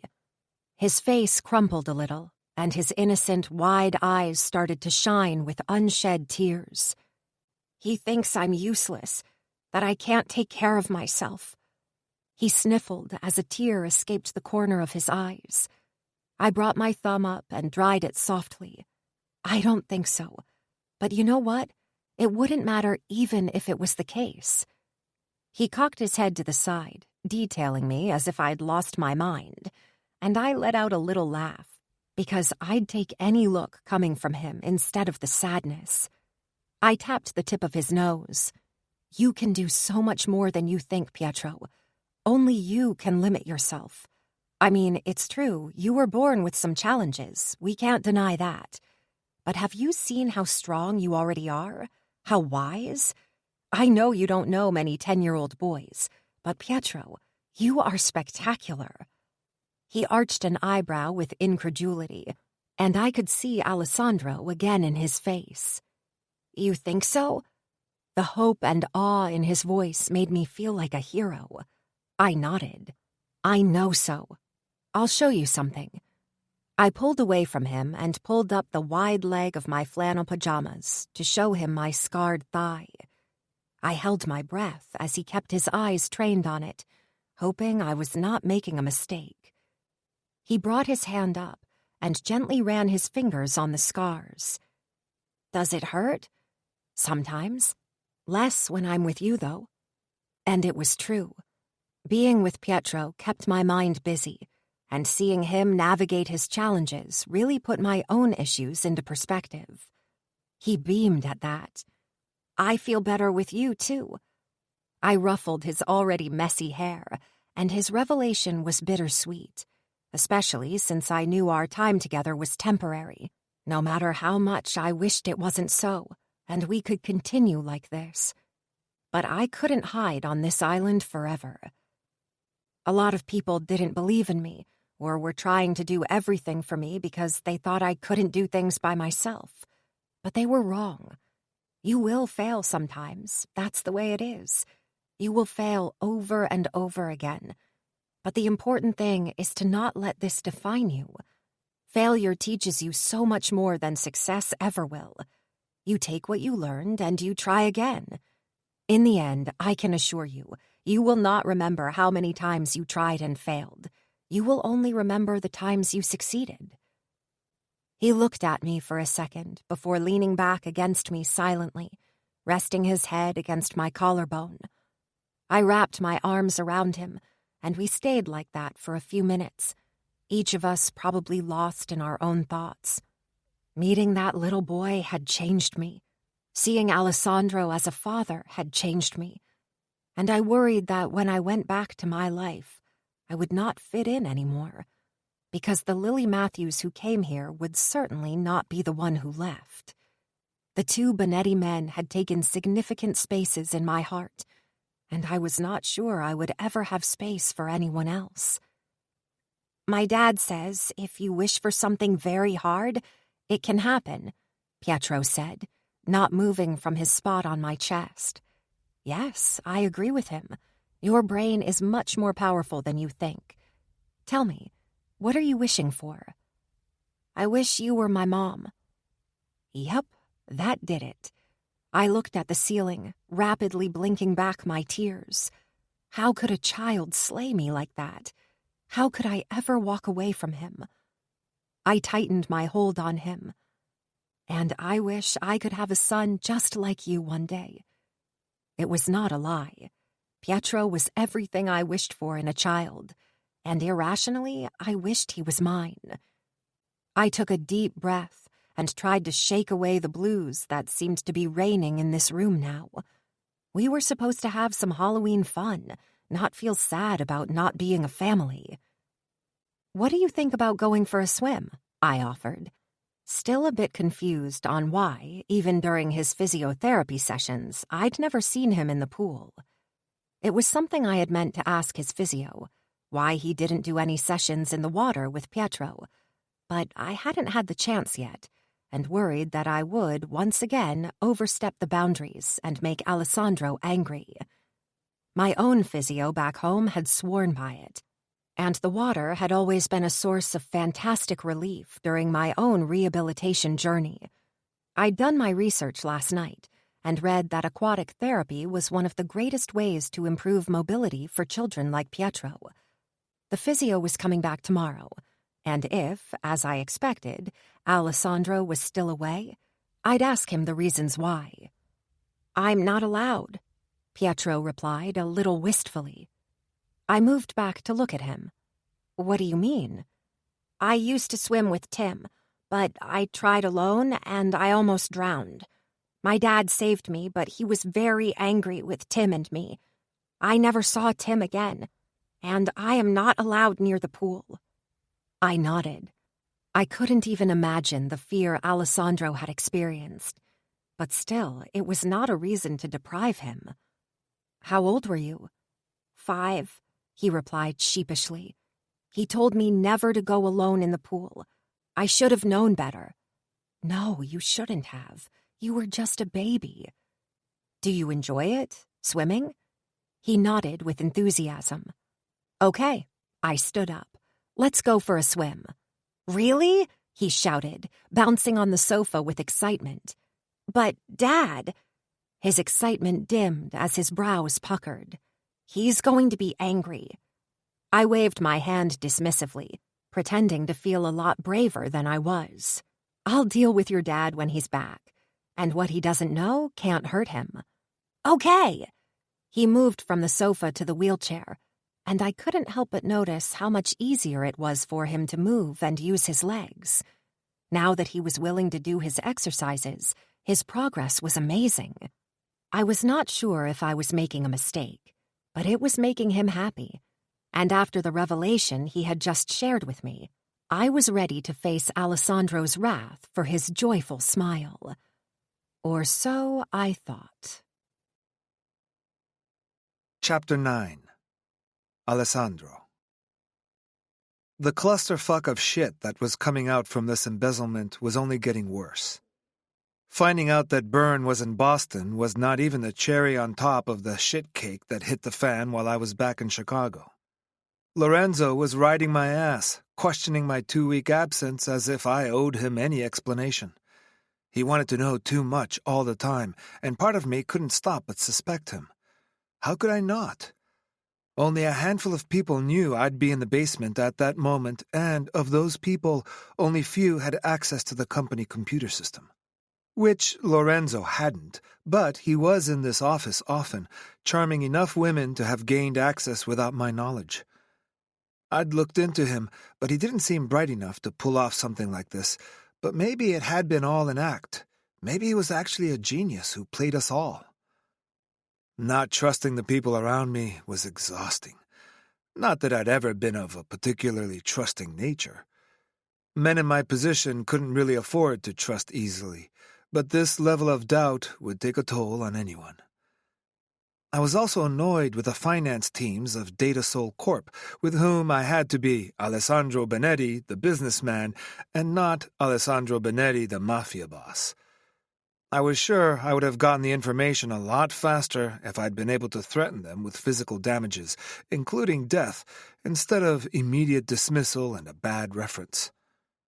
It was because of their incompetence that the trip that should have lasted 24 hours lasted 4 days. I couldn't even imagine how angry Lily was going to be once I set a foot on the island. I also knew avoiding talking to her, ignoring her texts and angry voicemails were only putting fuel on the fire, but I thought it was better to wait until I could explain in person and give her news that would help calm her. Except that everything I was bringing back was just as muddled as it was when I left. I still hadn't talked to Byrne, I had not yet spoken with Killian Doyle, and the whole auditing team was at a complete loss as to how long it had been going on for and how much money had been taken. I was angry, tired, and frustrated, yet I couldn't help but notice that my heart felt a little lighter when I saw the shore of the island get clearer and clearer. I was always happy to come here and spend time with my son, let my armor fall and be just me, without apprehension or agenda. But I had to admit that some of the trepidation had to do with the fierce woman who was there now, treating my son as if he was her own, loving and caring for him in all the ways he deserved. I glanced at the shopping bags as I pulled the lever to reduce the speed of the boat to maneuver by the dock. I hoped all the presents I bought would help pacify her a little. I even got her the summer version of the ugly shoes she liked so much. My 2 island guards waited for me at the post by the dock. "Anything unusual?" I asked as they approached me to take care of the boat. "No, the cleaning crew was here yesterday, and the food was delivered early this morning. Mario came and took it all." I nodded. "Bene." Only Mario was allowed inside the house and around Pietro and Lily, while the other guards ensured the security of the island itself, not that it was really necessary. Only a few people knew it existed and who I was hiding on it, and those were people I trusted not to invade my space. One of the guards from the private security company reached for a bag and I stopped him. "What are you doing?" He frowned. "Helping? I don't need your help. Your access to the island stops at the palm tree line there." I pointed to the line around the end of the beach. "Don't cross the line." I looked at the other guard who had been assigned to the island for much longer. "Don't cross the line," I added more firmly. He nodded briskly, pulling the other man by the arm. "He's new, sir. I'll remind him." I threw a suspicious look to both men. They were highly vetted and highly paid to do next to nothing. It was a perfect gig, but one that could cost them their lives should they break the rules. I was not forgiving when it came to the safety of my son and now Lily. Breaking the rules meant death, and a couple of previous guards over the years had been demoted to shark food for that. I grabbed the bags and put everything in the golf cart I used to go from the house to the dock. By the time I parked at the bottom of the stairs that led to the house, the weight I felt when I was the boss had faded, replaced by a longing I rarely experienced, a longing to be home, in this house, with my stubborn boy and the insufferable woman who had taken over my life. I missed a step at the realization. Lily Matthews represented a part of home? How was that even possible? I reached the house and was surprised to find the main room empty but in complete disarray. "It's not disarray, Sandro. It's lived in," the voice in my head that sounded a lot like my sister taunting me. There were 2 empty mugs on the coffee table with a half-eaten waffle, a blanket thrown carelessly on the back of the cream leather sofa, and the TV was paused on some kind of dark movie where a battle seemed to be happening. I put the bags on the floor and heard Pietro's unmistakable giggle come from the back terrace, quickly followed by Lily's melodic laugh. By the time I reached them, I was laughing too, hoping my presence would not dim the mood. However, everything changed when I stepped outside and saw Pietro in the pool. Every rational thought fled my mind, replaced by the flashback of Pietro's accidental drowning and the absolute terror I'd felt that day. The terror was quickly followed by an anger so powerful that I couldn't breathe or see straight. "What the fuck do you think you're doing?" I shouted in Italian, making Pietro stop immediately, and Mario took a step toward the pool. That fucker had been there the whole fucking time, knowing full well Pietro was not allowed in the pool or even near it. "Get him out now, or I swear you will not live to see another day." I continued my rant in Italian, the vein on my neck and temple beating so hard under the influx of blood, it felt like it was going to rip at any second. "Now!" I bellowed. Mario grabbed Pietro from the pool, who screamed like a banshee. "Please, Dad, no! Don't be mad! Dad, don't do this! Look, Bring him to his room!" I ordered Mario. "And you!" I pointed an accusing finger at the woman standing in the pool, who was lucky not to be in front of me or I would have strangled her with my bare hands. "Alessandro," she started with a pacifying tone that angered me even more. "It's Mr. Benetti to you," I roared. "How dare you take liberties with Pietro? He is my son. It's my family. You are not a part of it." I snorted. "Is that what you want? To play the part of his mother and warm my bed? Are you so incapable of creating your own family that you need to borrow from others? You have no place in this story, no decision to make. He's not your son. I'm not your husband. This is not your family. You want a family? A kid? Go find a pathetic loser like your pathetic Andrew and have him fuck a baby into you that you can mess up all you want. It's not my fault nobody wants an opinionated, crippled old shrew. Don't start poisoning your way into our life." I took a few heavy breaths, feeling like a bull staring at the red cloth. I let out a scream that was more animalistic than human. I grabbed the pitcher on the table and threw it with all my strength. It crashed onto the floor, shattering into a million pieces. I heard her gasp, but I was too furious to even care what caused it, and I swirled around, disappearing in the house, ready to murder Mario. I found him slowly walking down the corridor, probably to get back to his side of the house, and the image put more fuel on my fire. How dare he just walk away as if his betrayal didn't deserve death? I reached him in 2 steps and shoved him against the wall, pressing my forearm against his windpipe, not enough to cut the oxygen just yet. His life depended on how the next few minutes played out. "Why didn't you stop her?" I asked through gritted teeth. "Why would I?" he asked with a raspy voice, my arm probably causing a little more discomfort than I anticipated. Good. I only wanted to press harder and squeeze the life out of him. "I'm here to protect your son and Lily, and neither were in danger." I pressed just a little more. "You don't know that." "Of course I do." His voice was barely louder than a whisper, so I reluctantly eased the hold I had on his neck. "She took all the precautions, sir. She made him wear a life jacket, and she wore one too, just so he didn't feel different. Fuck. I'd been so angry I hadn't even noticed the life jacket. That was not the point, though. The problem was, she made decisions she had no place making. I had not realized I had let go of him until he stepped to the side. I may be overstepping. You are, I clipped, throwing him a dark look.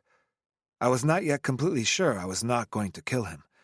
He knew what had happened to Pietro in the pool, and he knew how strict I was with the rules. But I've been keeping your son safe for over 5 years now, and I've never seen that little boy happier or more alive than he has been over these past few weeks, he continued, as if he had nothing to fear. You said that his well-being and his safety were paramount, but what you did today went against all that. I snorted. Thank you, Dr. Phil. He shrugged. I'm no expert in children, but I can see that she makes him happy. I know that, you little shit. I didn't hire you to have your opinion. No, you're getting that for free. Mario, I warned through gritted teeth, I advise you to get out of my sight right now, because I swear... I didn't have to finish the sentence.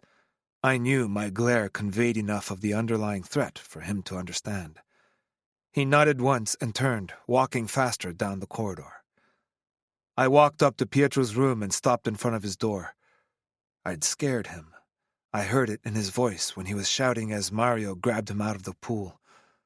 Now that some of the anger and fear had started to fade, I could think a little more rationally and couldn't help but wince as I replayed my son's words and how fearful he sounded. I rested my hand on the door, but thought better of it.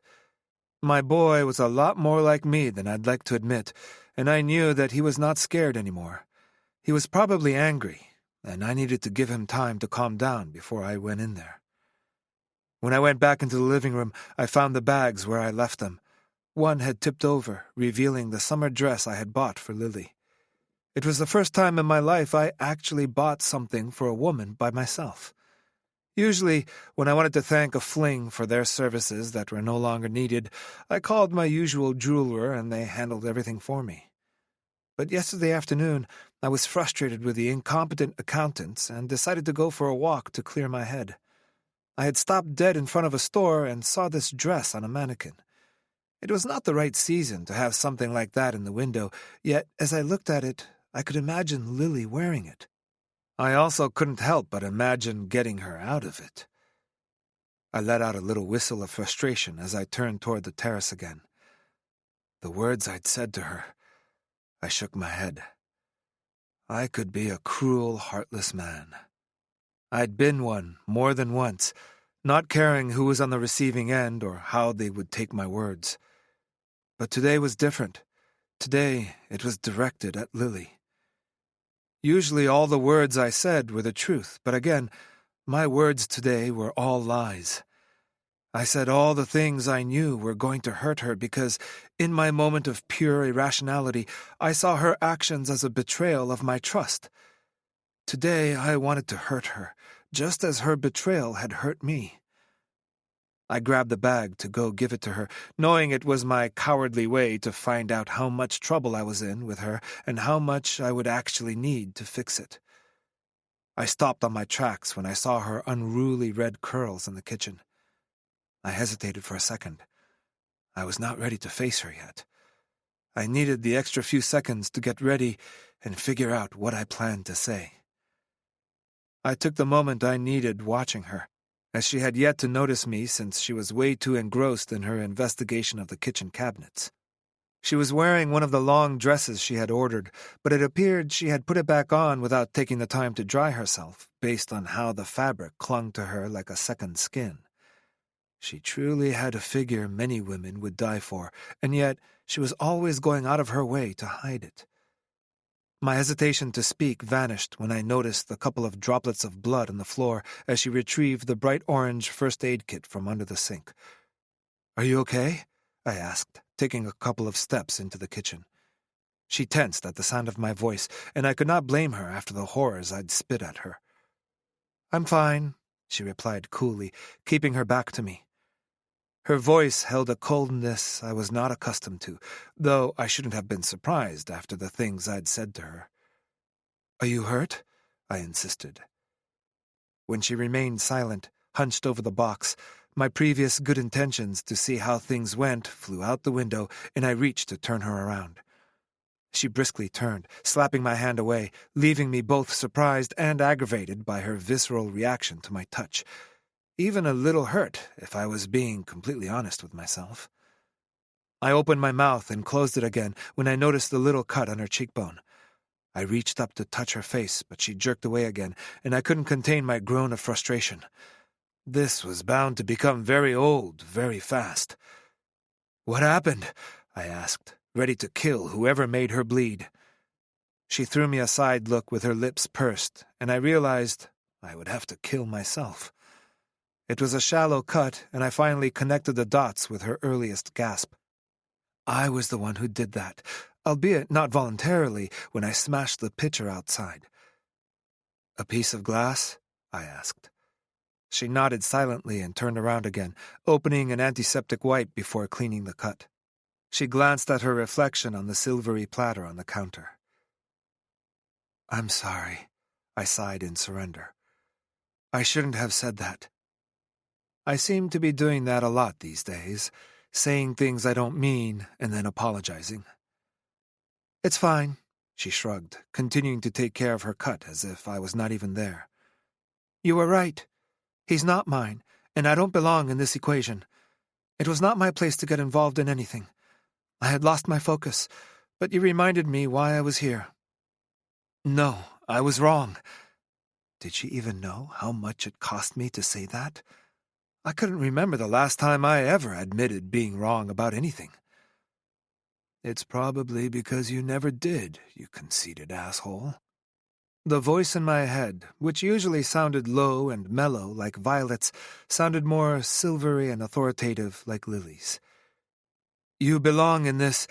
Have you found out what you needed to find out?" she asked, as she applied a thin coat of cream to the cut. I leaned against the counter, giving her a questioning look. She finally turned to face me completely, and I wished she didn't. Her face was not angry, which I would have preferred.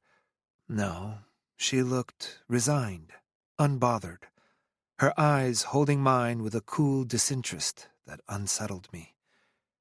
"You went back to Chicago, didn't you? Have you found out what you needed to do?" She reached for her necklace again, a habit of hers, as if touching it gave her comfort. Now that I knew it was her brother's gift, a brother who caused her all the pain, it made no sense to me why she would reach for something of his to give her a sense of comfort and security. It was probably because she had a high capacity for forgiveness, and that gave me a little hope that I could make things right again. "I'm ready to go home now," she added, smothering my bludgeoning hope. I was not sure why, but that cut deep, as if she was betraying me by dismissing whatever this was. I shook my head. "I can't take you home just yet. Byrne is still in the wild, and Matteo ordered to see you as soon as the plane touches the ground." "That's fine," she shrugged again. "Take me to him, and let's have a talk." I let out a laugh that died pretty quickly when I noticed the determination on her face. "You're not joking?" I shook my head again. "Meeting with Matteo is never just meeting with Matteo. If he's not happy with your loyalty, you may not leave the room alive. And then I will have to start my own fucking vendetta." "I'm willing to take the risk." "The fuck you will," I gritted my teeth. "Is death really better than being here?" "I think so, yes." It was her turn to be cruel, and even if I knew she didn't actually mean that, it stung like a motherfucker. "You didn't say that when you were enjoying all the luxury this house brought, and you spent time stuffing your face with Pietro," I sneered. That was my stupid defense mechanism. I always had to give back the unwanted feelings tenfold. "As I said before, I seem to have forgotten my place, which will not happen again." She turned around, breaking eye contact, but somehow it didn't feel much like a victory. She put the kit back where she found it and cleaned the counter of the things she'd opened. Even angry, she was still so composed, and I realized her anger was very different from the fiery one I usually saw at the office, the one that used to amuse me like nothing else. This was deeper, scarier. She walked past me, and I had to use all my self-control not to grab her arm and stop her from leaving. My hand shook with my intent, and I buried it in my pants pocket. "Please let me know when you have something new, and—" She stopped just as she reached the exit, and hope once again crawled to the forefront of my emotions. "Yes?" I prompted, trying to sound more casual than I felt. "I will not wait forever. I will take chances with the sharks should it come to it, crippled or not," she added quickly before leaving. The acid that dripped from her words was another side of Lily I'd never witnessed before, one I didn't particularly like. I shook my head before running a wary hand over my face. It was a gift I had, it seemed. I was perfect at pulling the worst out of people. I grabbed a cool beer from the fridge and decided to go to the office and concentrate on work for a while. Maybe if I let her and Pietro cool down for a while and gave her some good news, then maybe she'd be more inclined to forgive my latest outburst until the next one. How many times could good people forgive? I was not too keen to figure it out.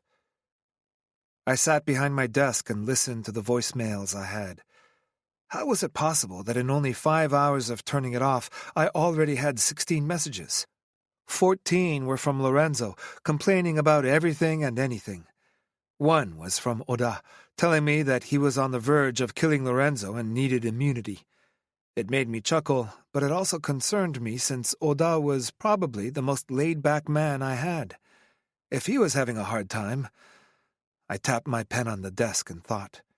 It was a conversation I didn't particularly want to have, but once I was home, I needed to remind Lorenzo that his diva attitude had no place in the Mafia.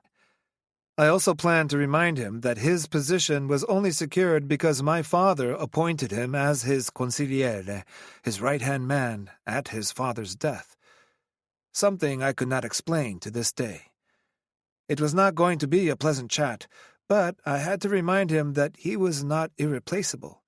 He was, in fact, very much replaceable, and I had a list of men who would be so much more suitable, starting with Moreno Caprese, who had always been one of my father's most trusted caporegime. I had actually expected Moreno to take over after Lorenzo's father's death.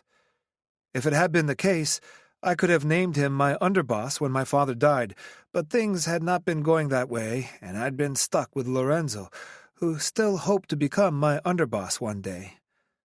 Didn't he see he was more trouble than he was worth? It was also the reason why, even after 4 years in the position, I had not yet named an underboss. The other message was from a business associate, his voice trembling with fear as he explained that he would not be able to accommodate us anymore should Lorenzo continue to act the way he was. Fuck it. I was gone merely weeks, and everything was going to shit.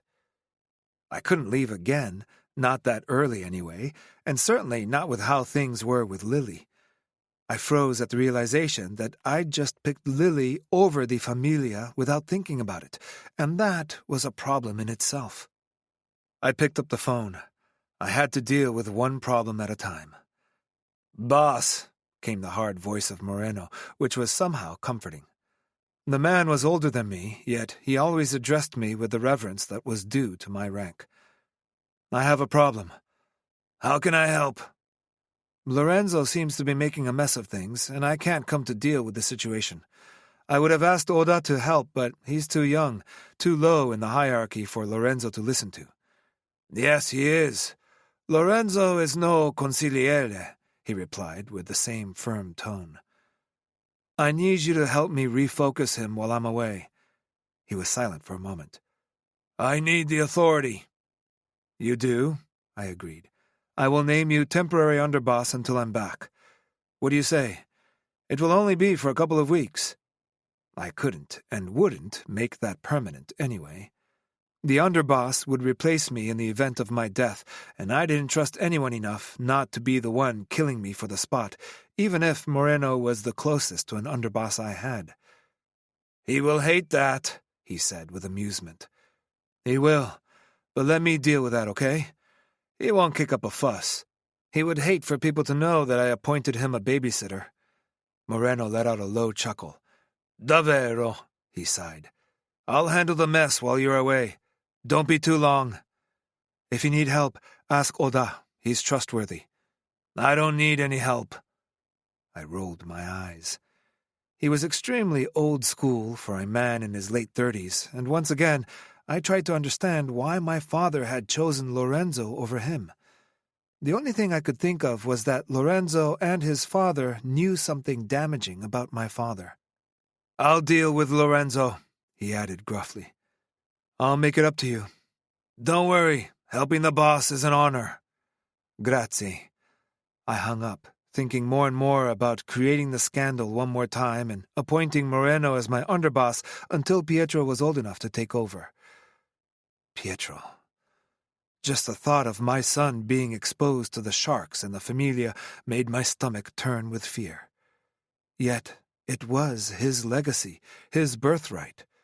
I knew the longer I waited to introduce him to our lives, the worse it would be, but I was not ready yet.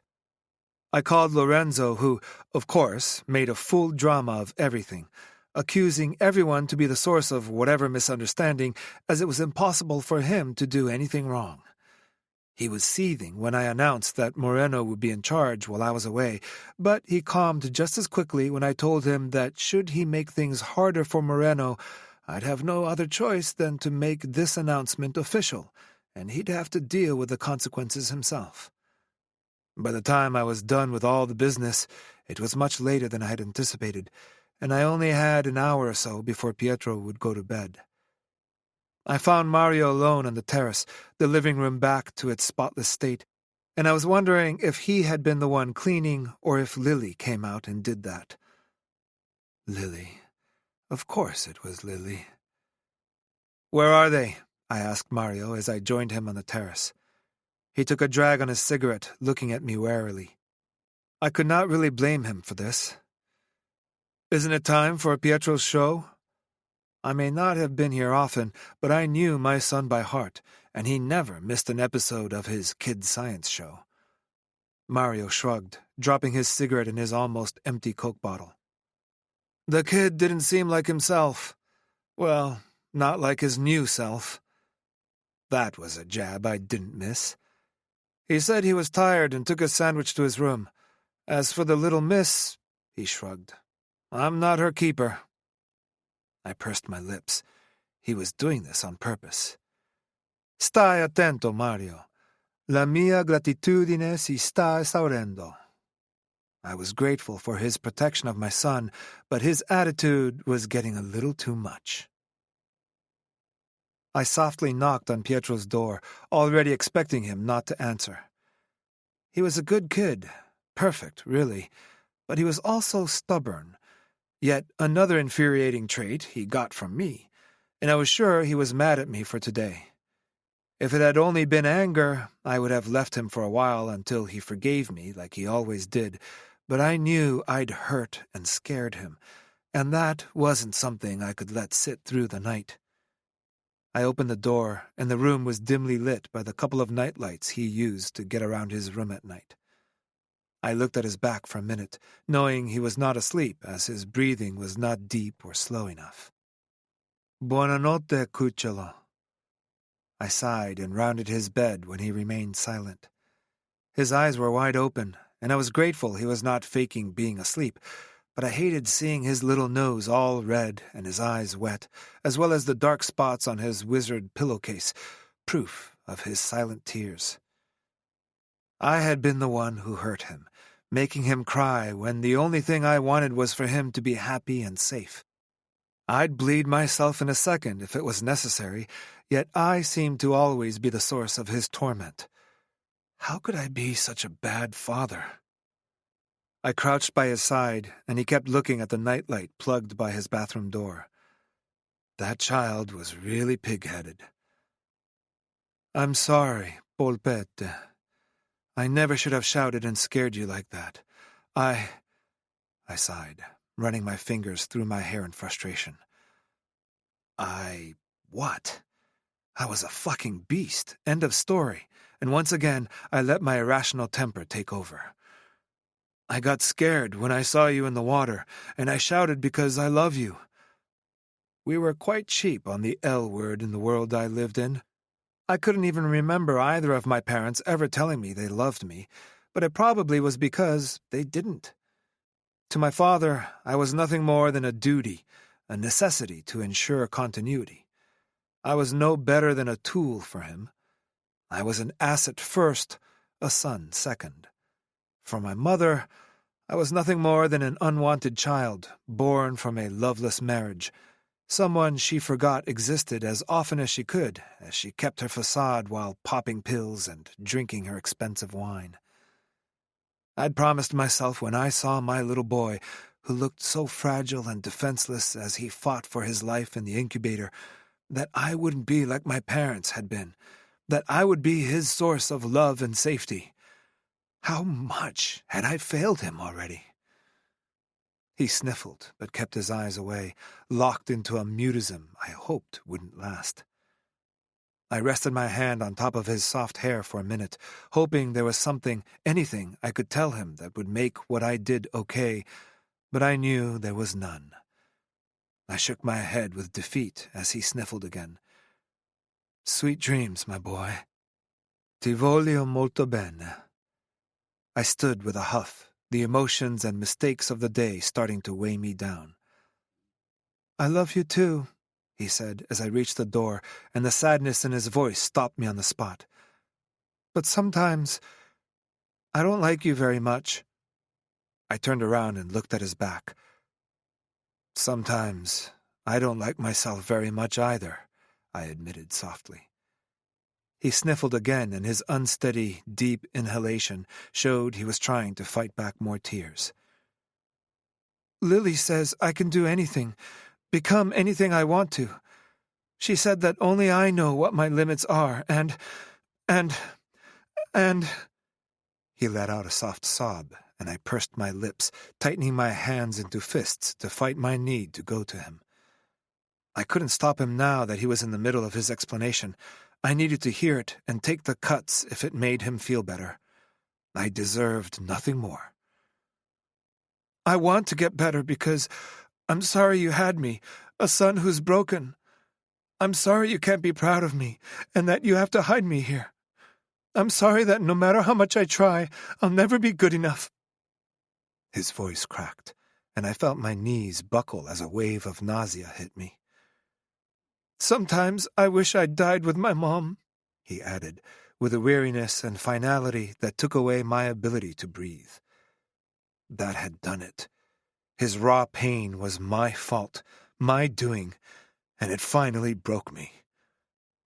I leaned against the doorframe and slid down until I sat there crying for the first time in 10 years. I took a shaky breath, trying to ease a pain so overwhelming I could barely think straight. You're enough, my son. No, that's not true. You're not enough. You're everything.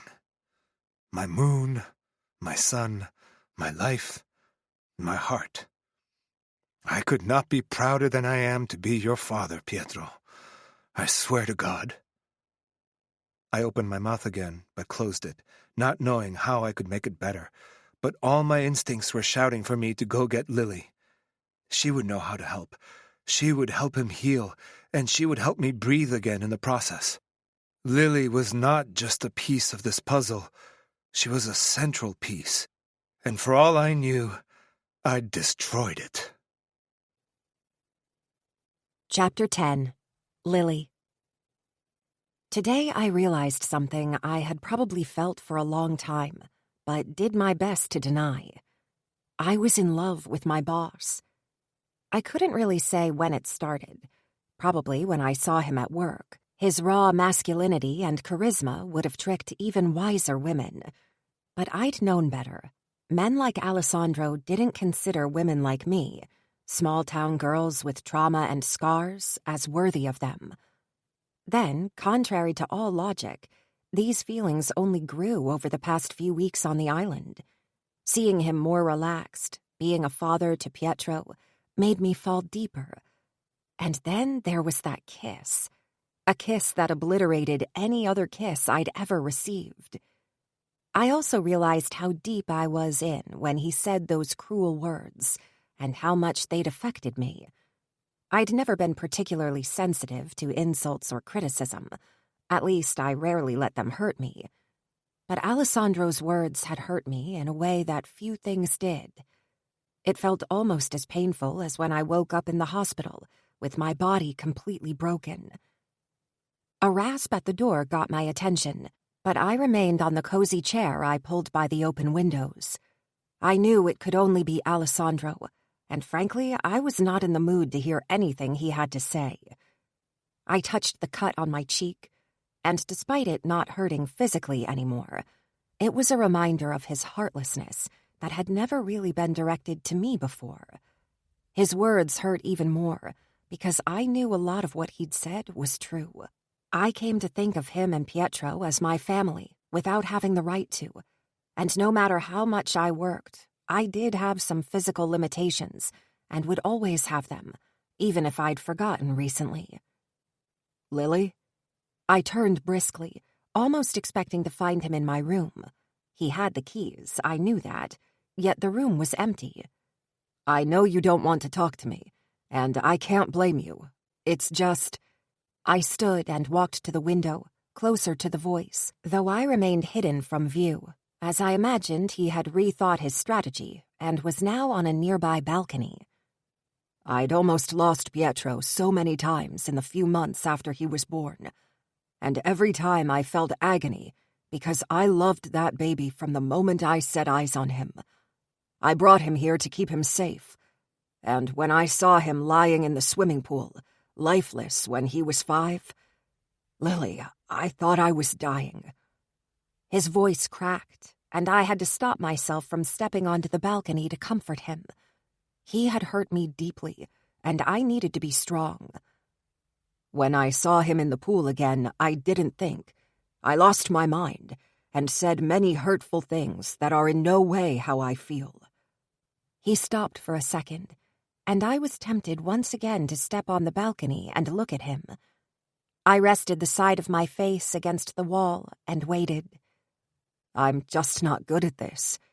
He let out a frustrated groan that made me smile. I just never really had to worry about how people dealt with things, and I don't know how to express when I care.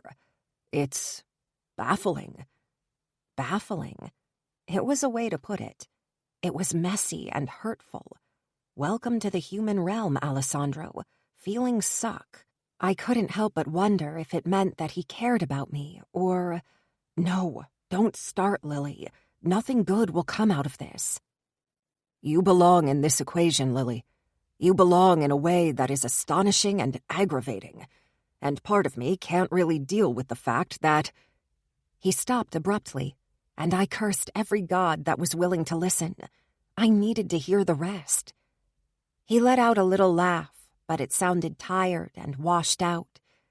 I don't even know if you're listening.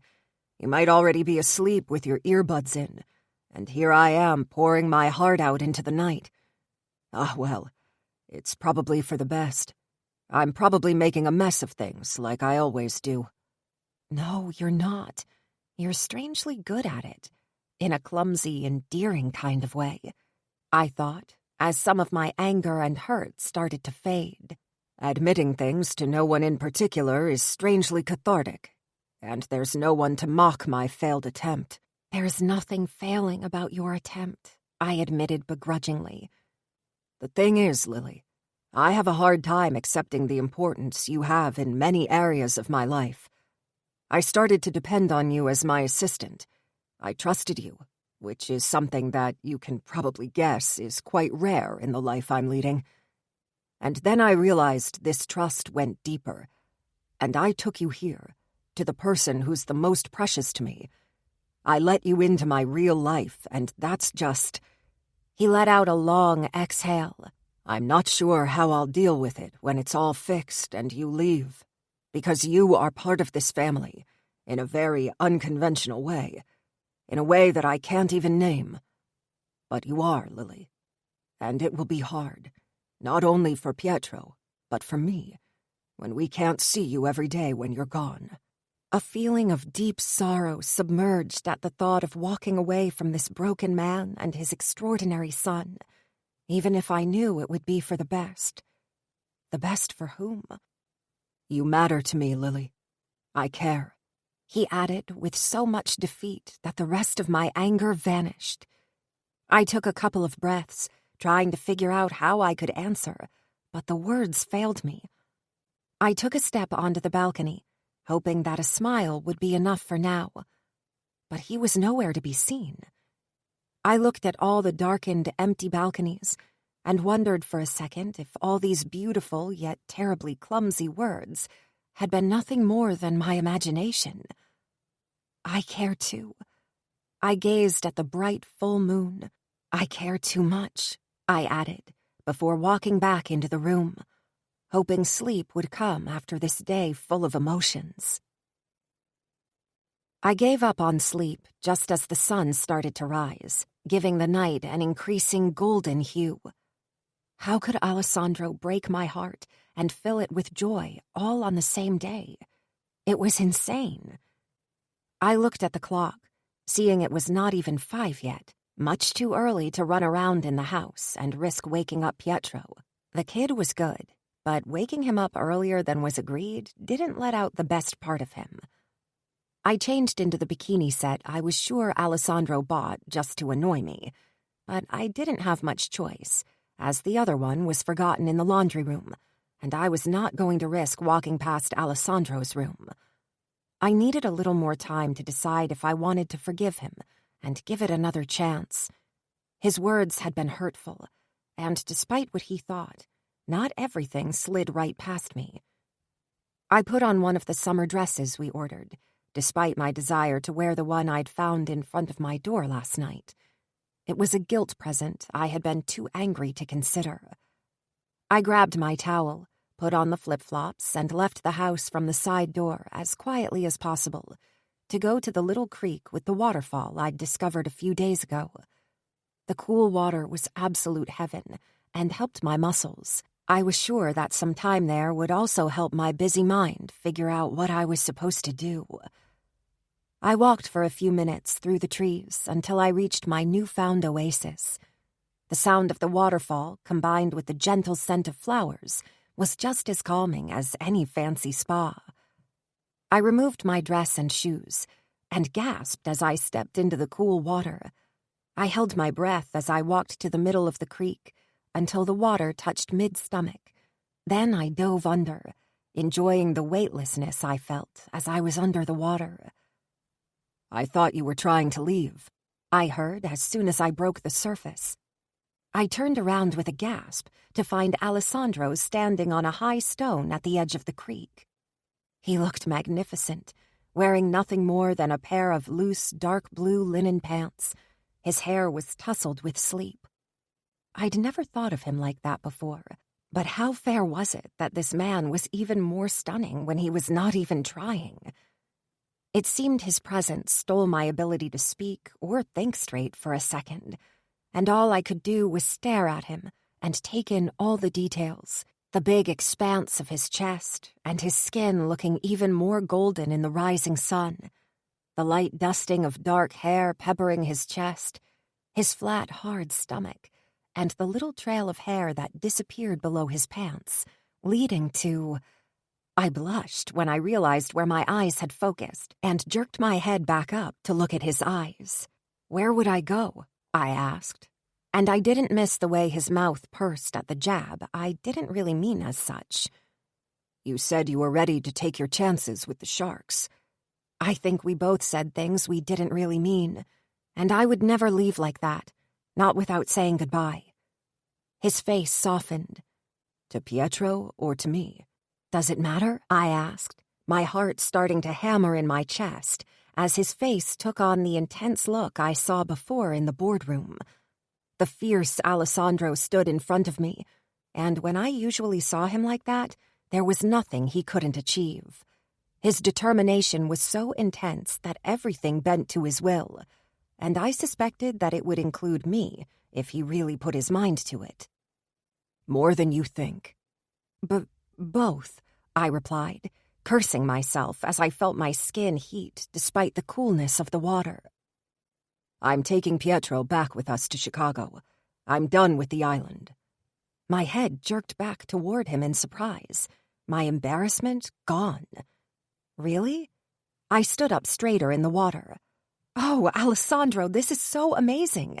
Pietro is going to be so happy. He nodded, his eyes dipping to my chest and stomach, and I realized that under my excitement, I'd started to show a lot more skin than I intended, including some of the scarring on my side. I crouched back in the water, somehow annoyed by how self-conscious I felt under his gaze.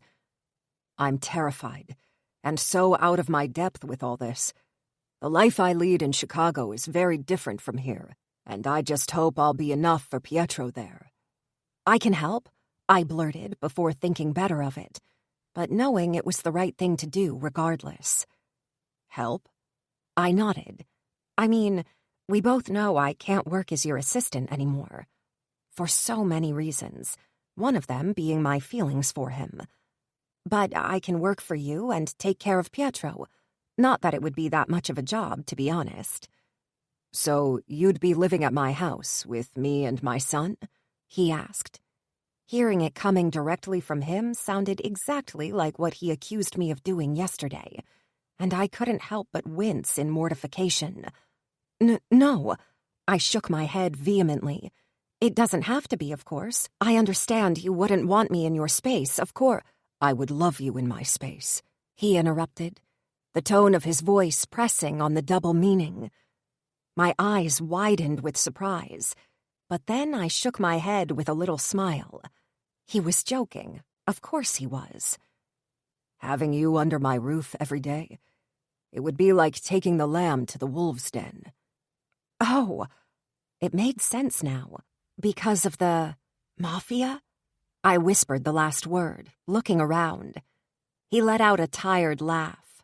No, beautiful. It has nothing to do with the Mafia, and all to do with me being a man who has had a hard time controlling his urges around you recently. You don't have to say that.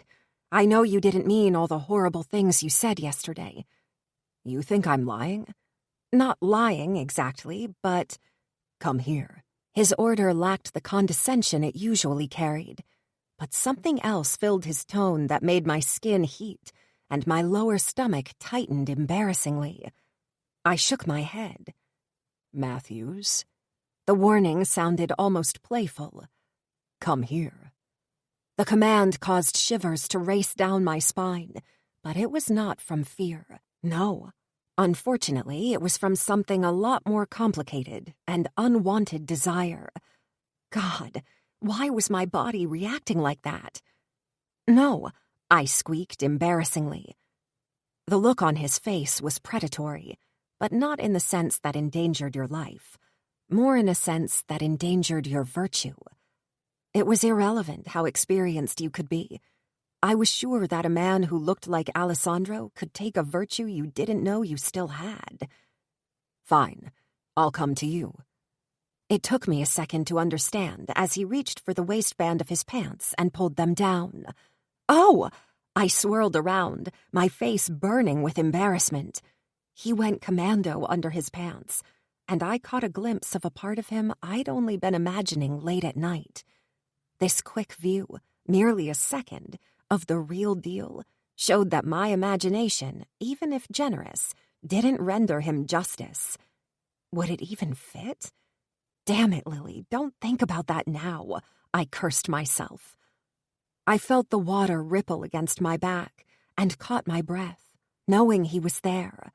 I could feel his presence. I gasped when I felt his fingers brush the side of my neck to touch the ball of my shoulder. Turn around, Lily Matthews.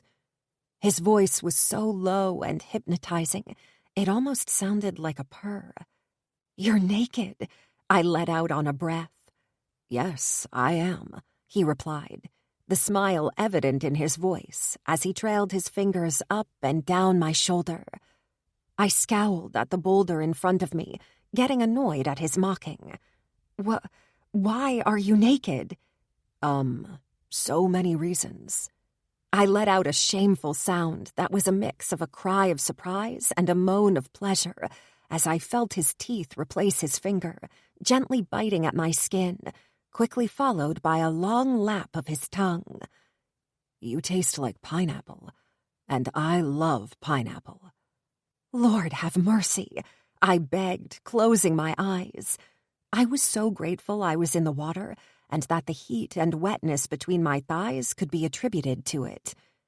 You're naked, I repeated, but it came out as a whine. I almost hoped my legs would give out and I'd drown. I think we already established that, he murmured against my skin as he trailed his lips up my neck to stop against the shell of my ear. If you came to me like a good girl, then I wouldn't have had to take off my pants and come to you.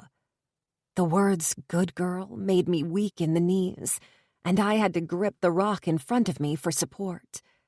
Aha, he laughed. I'm lying. The pants would have had to come down anyway.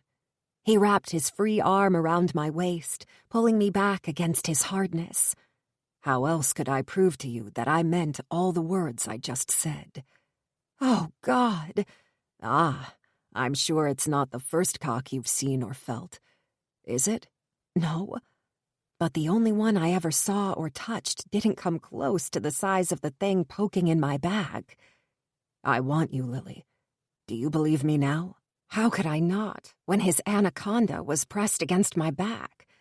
Alessandro, people could see us, I whispered urgently, as I still had a little control over my libido, which I expected would only last for a couple more touches. But even now, when every logical part of me screamed for him to stop, I didn't, too scared that he would actually listen and break the spell we were both under. No, they can't. I just want to touch you, feel your body hum under my touch. As if on cue, I shivered as his hand trailed down my shoulder to cup my breast over the thin black material of my bikini. I didn't imagine the attraction the other night on the balcony, did I? He asked, and there was a twinge of uncertainty in his voice I was not familiar with. You want me too, don't you? I didn't want to think anymore. I didn't want to be the analytic Lily, at least for now in this creek. I didn't want to think about the reasons why this had no future, why it was a mistake. I just wanted to enjoy this man's touch, getting lost in the sweet oblivion of pleasure that I'd only read about. My heart had been broken many times before, not only by romance, but also by life, despite always being careful. I was okay to have it broken for being reckless for once. I leaned back against him, pressing my back against his erection and letting my head fall against his shoulder, keeping my eyes closed to concentrate only on his hands on my skin. He let his hand travel down my side, and I held my breath as his fingers trailed over the raised skin of the scars on my flank. He didn't stop or even linger on the scarred skin, and he kept on going until he reached the waistband of my bikini bottom. He kissed my neck again softly as he let his finger slip inside just an inch and waited as he trailed his lips along the pulsating vein at the side of my neck. I knew that he stopped to give me time to say no, and even with my lust-filled brain, I appreciated the concern. But there was no way I would stop him now. I was way too gone, and it had been way too long. In fact, I had to stop myself from grabbing his wrist and pushing his hand deeper so his fingers could finally ease the growing ache. "Alessandro," I whispered with a tone akin to a prayer. His hand on my breast tightened as his other hand finally slipped in. I couldn't contain the soft moan that mixed with a sigh of relief as his fingers brushed softly down my slit. His fingers were gentle, searching for the first couple of strokes, as if he was tuning his caress to the way my body responded, getting his erotic touch attuned to what my body wanted. This man was an artist. He pressed his thumb against my engorged clit, and I let out a cry of pleasure. That's right, Matthews. Tell the world how much you enjoy my fingers on you. He purred against my ear.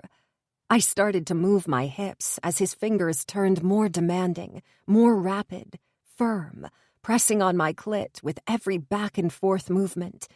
He kept going faster and faster as I felt myself getting closer to the edge. My hip movements turned completely erratic as I felt myself about to tip off the ledge. "Come for me, beautiful," he commanded as he pinched my nipple and inserted 2 fingers inside me. That did it. The fullness created by his fingers and the pleasurable pain of his pinch had sent me flying, and I came shouting his name into the wilderness of this island with the most earth-shattering orgasm I'd ever experienced. It was blinding, all-consuming, and body-numbing all at the same time, and it lit all my nerve endings on fire. It was all fire and ice, so insanely contradictory, but I could feel it everywhere, making me question if I ever had an orgasm before. I blinked as he touched the underside of my jaw and pushed my head up so I could look at his face. My vision was still a little fuzzy, but I saw how he detailed my face, his hand still cradling my jaw, his thumb running back and forth on my lips. "Pleasure suits you, Lily. You should be given orgasms more often, preferably by me." I opened my mouth, but closed it again, as my brain was still humming from the satiation of my needs. I looked at his face clearly now. He had this look of male pride that I would have normally wanted to smack away, but it was more than justified right now. I opened my mouth again as his thumb passed in the middle, and I sucked it in, the only thing I wanted to do. His nostrils flared and his eyes narrowed, but it was not from his usual irritation or anger.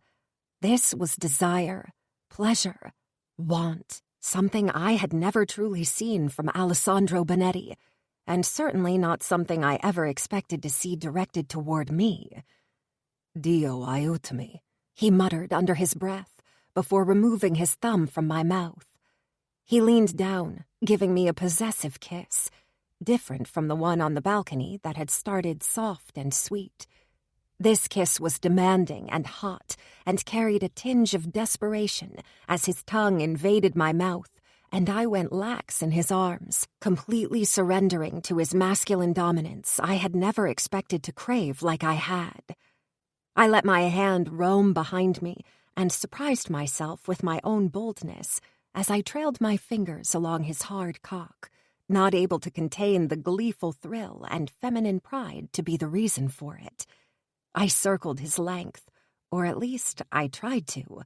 I squeezed, making him hiss against my mouth. "No," he growled, pushing back from me, his breathing heavy, as if letting go had been physically impossible. "Not here, not now." He spoke through his teeth. His gaze seemed to be going right through me. He was not talking to me. He was talking to the beast inside him. I took a step back, leaning against the stone for support as I pressed my thighs together, shocked by my reaction at seeing his barely contained control starting to slip, seeing all his muscles tense up and his nostrils flare like a bull ready to strike. I'd been used to clumsy, gentle lovemaking when I was with Andrew.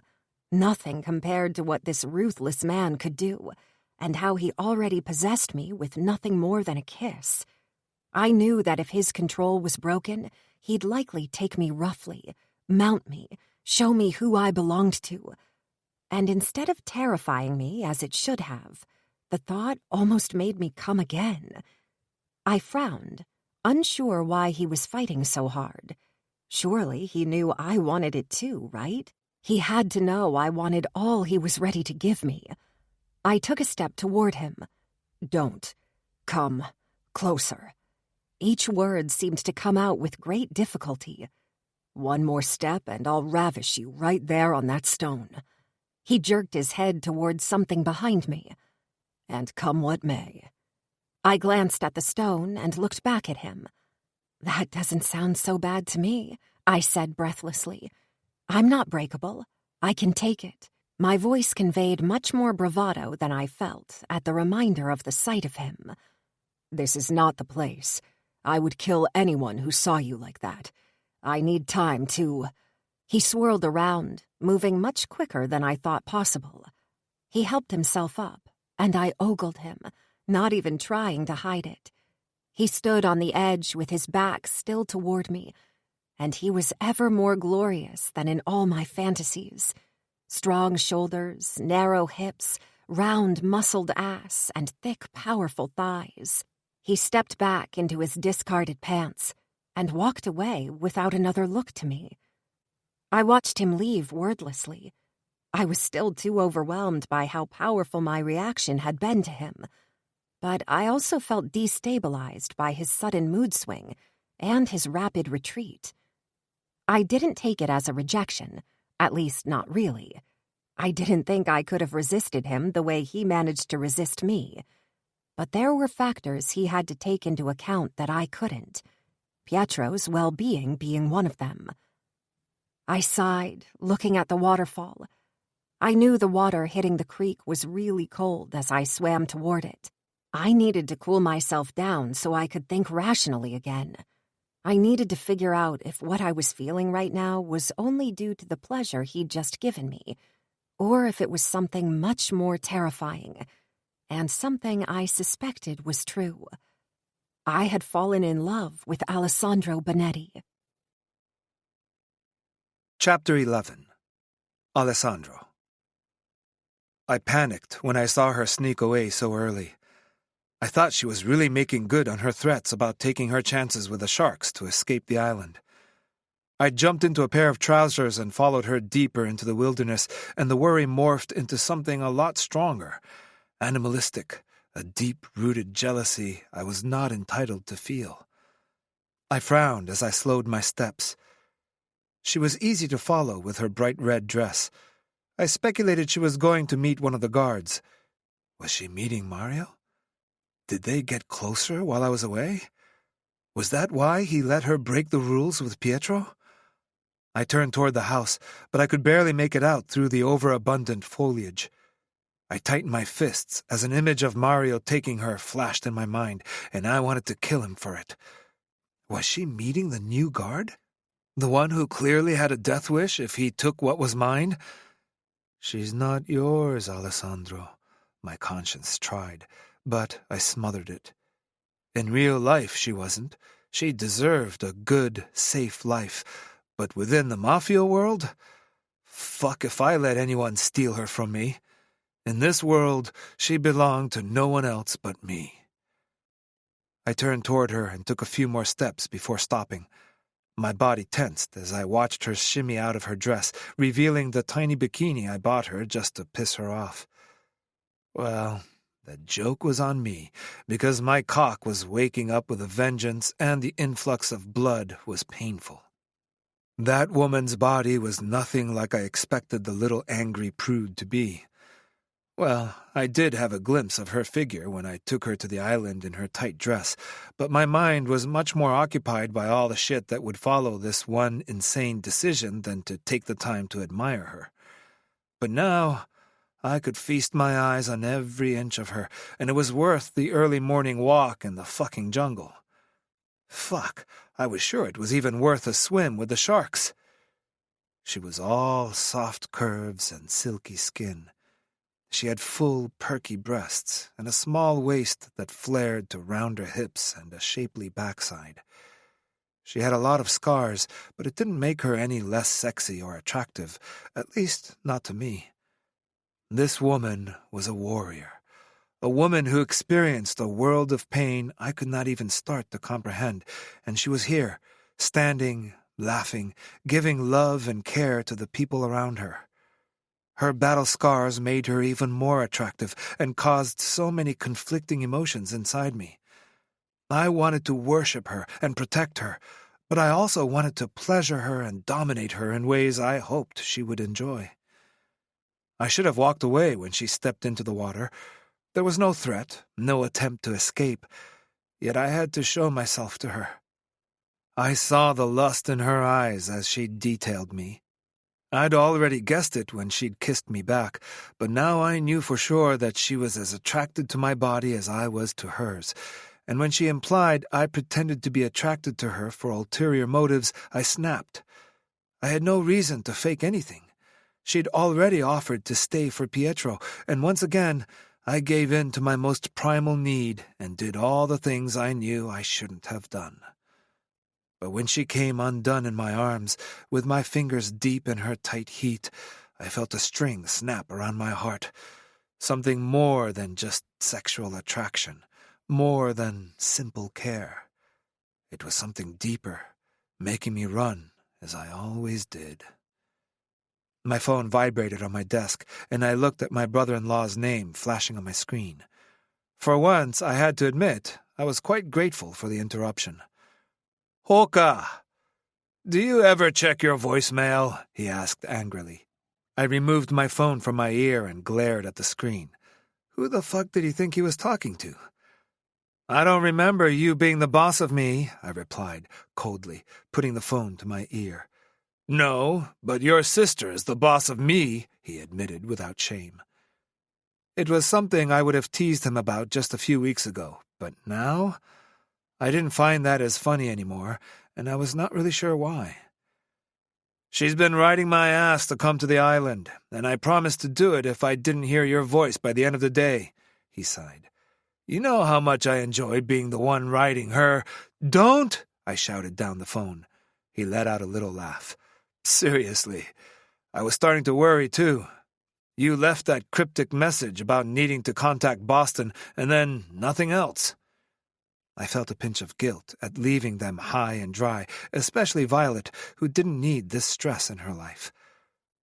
"Things took a turn I didn't really expect." "I see. With the matter at hand, or with the fierce redhead?" I cleared my throat, not really pleased that he was so close to the truth. "I need to speak with Killian Doyle." Hoka took a sharp breath. I knew I took him by surprise, and I could not blame him. We all stayed far away from the Irish. "What do you need from the Irish? I can help," he finally said, his voice suddenly lower. I knew it meant that my sister wasn't far, and he didn't want to worry her. "Why would you meddle in that? I thought the Yakuza didn't mix in other people's mafia." He snorted. "I know, but I sort of made a commitment when I married your sister, and she'd be mad if I didn't help. She loves you." "I'll owe you one," he scoffed. "Like I'll ever need anything from the Italians, please. Just take the favor and move along." "You don't need anything from me? Are you sure?" I smirked, knowing I was about to hit way below the belt. Who was the man who got drunk and cried pathetically into his glass no more than 6 months ago because his wife was mad at him and hadn't given him any for weeks? I shook my head. "I saved you from your everlasting case of blue balls when I pleaded your case." Hoka was quiet for a moment. "I thought that was not to be mentioned again. You agreed." "I reserve the right to mention it when you think you're so much better than your brother-in-law." "Wait until you meet her. The woman who will make you reconsider everything you believe in. The woman who will become so much more important than your pride and your ego." I turned toward the door almost subconsciously and thought about the little woman who was now probably bonding with my son.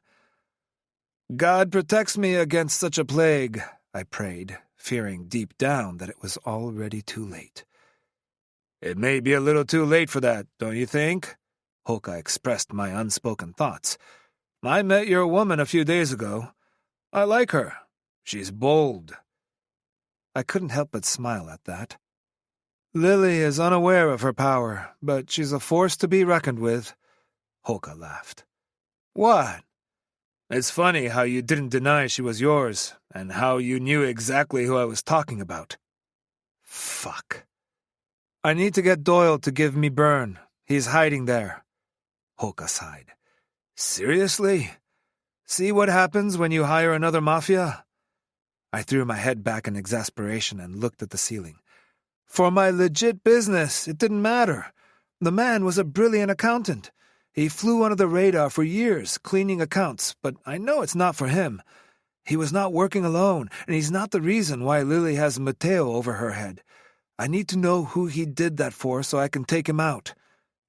Doyle is psychotic on his best days, and he's such a protector of the Irish blood. I don't think you can get him to hand anyone over.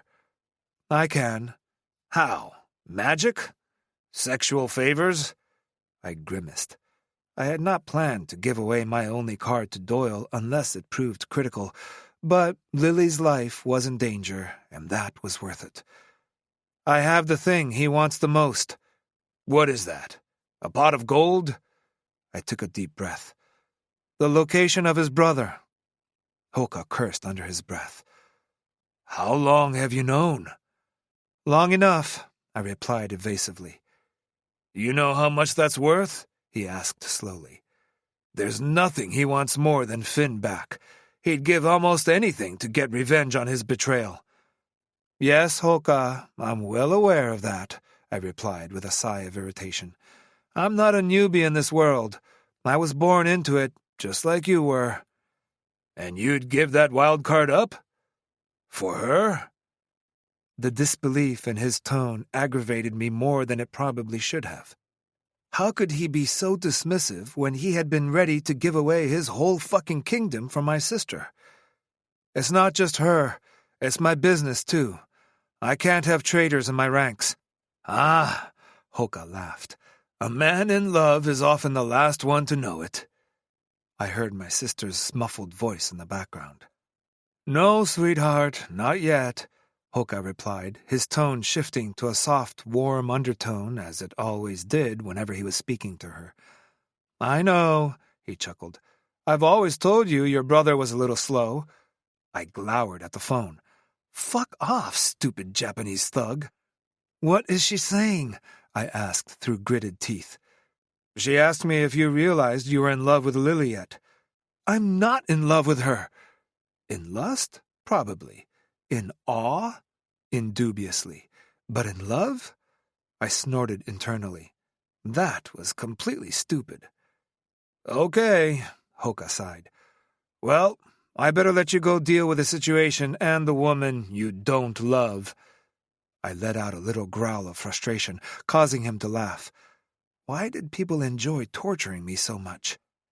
Jokes aside, you know you'll always have a safe haven here, he said seriously, his tone taking the fierce protectiveness he used for his family, which, by a play of fate, I was a part of. Pietro and Lily are welcome here and will be protected as if they were mine. My previous irritation drained at once, replaced by recurring gratitude. I know. I might take you up on that, but... I looked at the door and grimaced at my earlier decision. I'm taking them back to Chicago. Pietro needs to be in his environment, in his home. I can't keep him hidden forever. No, you sure can't. Something that Violet and I have been telling you for 2 years now, but I guess Lily had other, attributes to make you listen. She has nothing to do with this, and this is not a life she'd want or deserve. Once we're back... I stopped talking and shook my head. Talking was pointless. I need to fix this mess. You do, he confirmed, his voice no longer mocking. But thinking they can't handle it is how we lose them. I'm not saying you want to keep her, but whatever is happening between you two on the island doesn't have to stop. Speak to her. Be honest, and let her make her own decision. I closed my eyes and nodded, despite the fact that we were on the phone, too tired to try to deny it. I'll let you know when I've spoken to Doyle. Give a hug to my beautiful sister and nephew for me. Of course. Give a hug to my nephew and my future sister-in-law, he rushed out before hanging up. Asshole, I muttered, putting my cell back on the desk. I tapped my fingers on my desk, looking at my closed office door. Sister-in-law. I shook my head. This was ridiculous. We had no future. I could make no commitments, at least not the type she deserved. She thought she knew what she was getting into because of what she witnessed, but she wouldn't have a clue, and I wouldn't even know where to start. I ran my hands over my face, and even if I should be picking up my phone to speak to Doyle, all I could see was Lily's body, feel her tight pussy squeezing my fingers, and hear her call my name as she came. Her soft cries of pleasure were like a spell on me, and I knew I would not be able to concentrate on anything until I spoke to her. I had to either make her mine, at least for now, or make her keep me away. I was not strong enough to stay away, but maybe she was? I stayed in my office a little longer, staring at nothing in particular. I knew the solution would not fall into my lap, and that the only way to quench this obsession with Lily would be to surrender to it. I sighed and gave up. I planned to go see her and give her an actual breakdown of where we stood with our problem and what I had to do next. I also wanted to see how mad she was at me running away again. Seriously, if I were her, I'd punch myself in the throat. And the dick. I stopped in front of her door and knocked softly, not even sure she was there or with Pietro. I heard her soft voice from inside, and I opened the door and froze as she exited the bathroom in nothing more than her panties and bra, a set I'd picked for her, imagining what the royal blue would look like against her pale skin. Mouth-watering, that's how. She let out a shriek, and I cast my eyes down in politeness, when all I wanted to do was to keep on staring. A gentleman would have stepped out and closed the door, but I was no gentleman. Something we'd established a long time ago, so it shouldn't have come completely as a shock to her when, despite keeping my eyes downward, I closed the door, staying in the room. "Alessandro, what are you doing here?" she asked breathlessly. I looked back up. Fuck it. I enjoyed the view, and it was not anything I'd not seen and touched just a few hours earlier. I knocked, and I heard you speak. I thought you were inviting me in. She blushed, and I could see it was not only her face that took the lovely shade of pink, but her chest, too. "I was singing." I nodded, having a hard time keeping my eyes on her face when all I wanted to do was let them dip down and stare at the swell of her breast and the rest of her body. She turned slightly to the side, a small movement, but it was more telling than 1,000 words. It was something I saw Luca do sometimes, more rarely now that he was married with kids, but she was trying to hide her scars. She was uncomfortable under my scrutiny, and that was not acceptable. She reached for the chair where her wrap-on dress lay. "Don't." I didn't mean for my voice to sound so hard, so commanding, but it did the trick, and her fingers froze an inch from the fabric. She threw me a confused look. If I had half a mind, I'd request, no, I'd demand you be half-naked every time it was just you and me. She let her hand fall to her side, and she chewed on her bottom lip. "You don't have to say that." Here she goes again. Her self-doubt irritated me. She was always so sure, so fierce. So why couldn't she believe me? "Do I need to show you I mean it again?" I rested my hand on the waistband of my pants, and she raised her hand. "No, I believe you," she exclaimed, her face a shade redder than before. I removed my hand from the waistband, somehow annoyed that she so vehemently refused. Would she actually be strong enough to say no to me? That wouldn't work at all. "I want you, Lily. I wanted you last week on the balcony. I wanted you this morning at the creek. I want you now, and I know that when I wake up tomorrow, I'll want you then too." She sucked her lower lip between her teeth. "You ran away pretty quickly." Ah, so my actions had affected her. How could they not? I ran my hand through my hair with a weary sigh. "You've become a distraction I can't afford," I admitted, with a tone full of reproach, as if it were her fault. Well, in a way it was.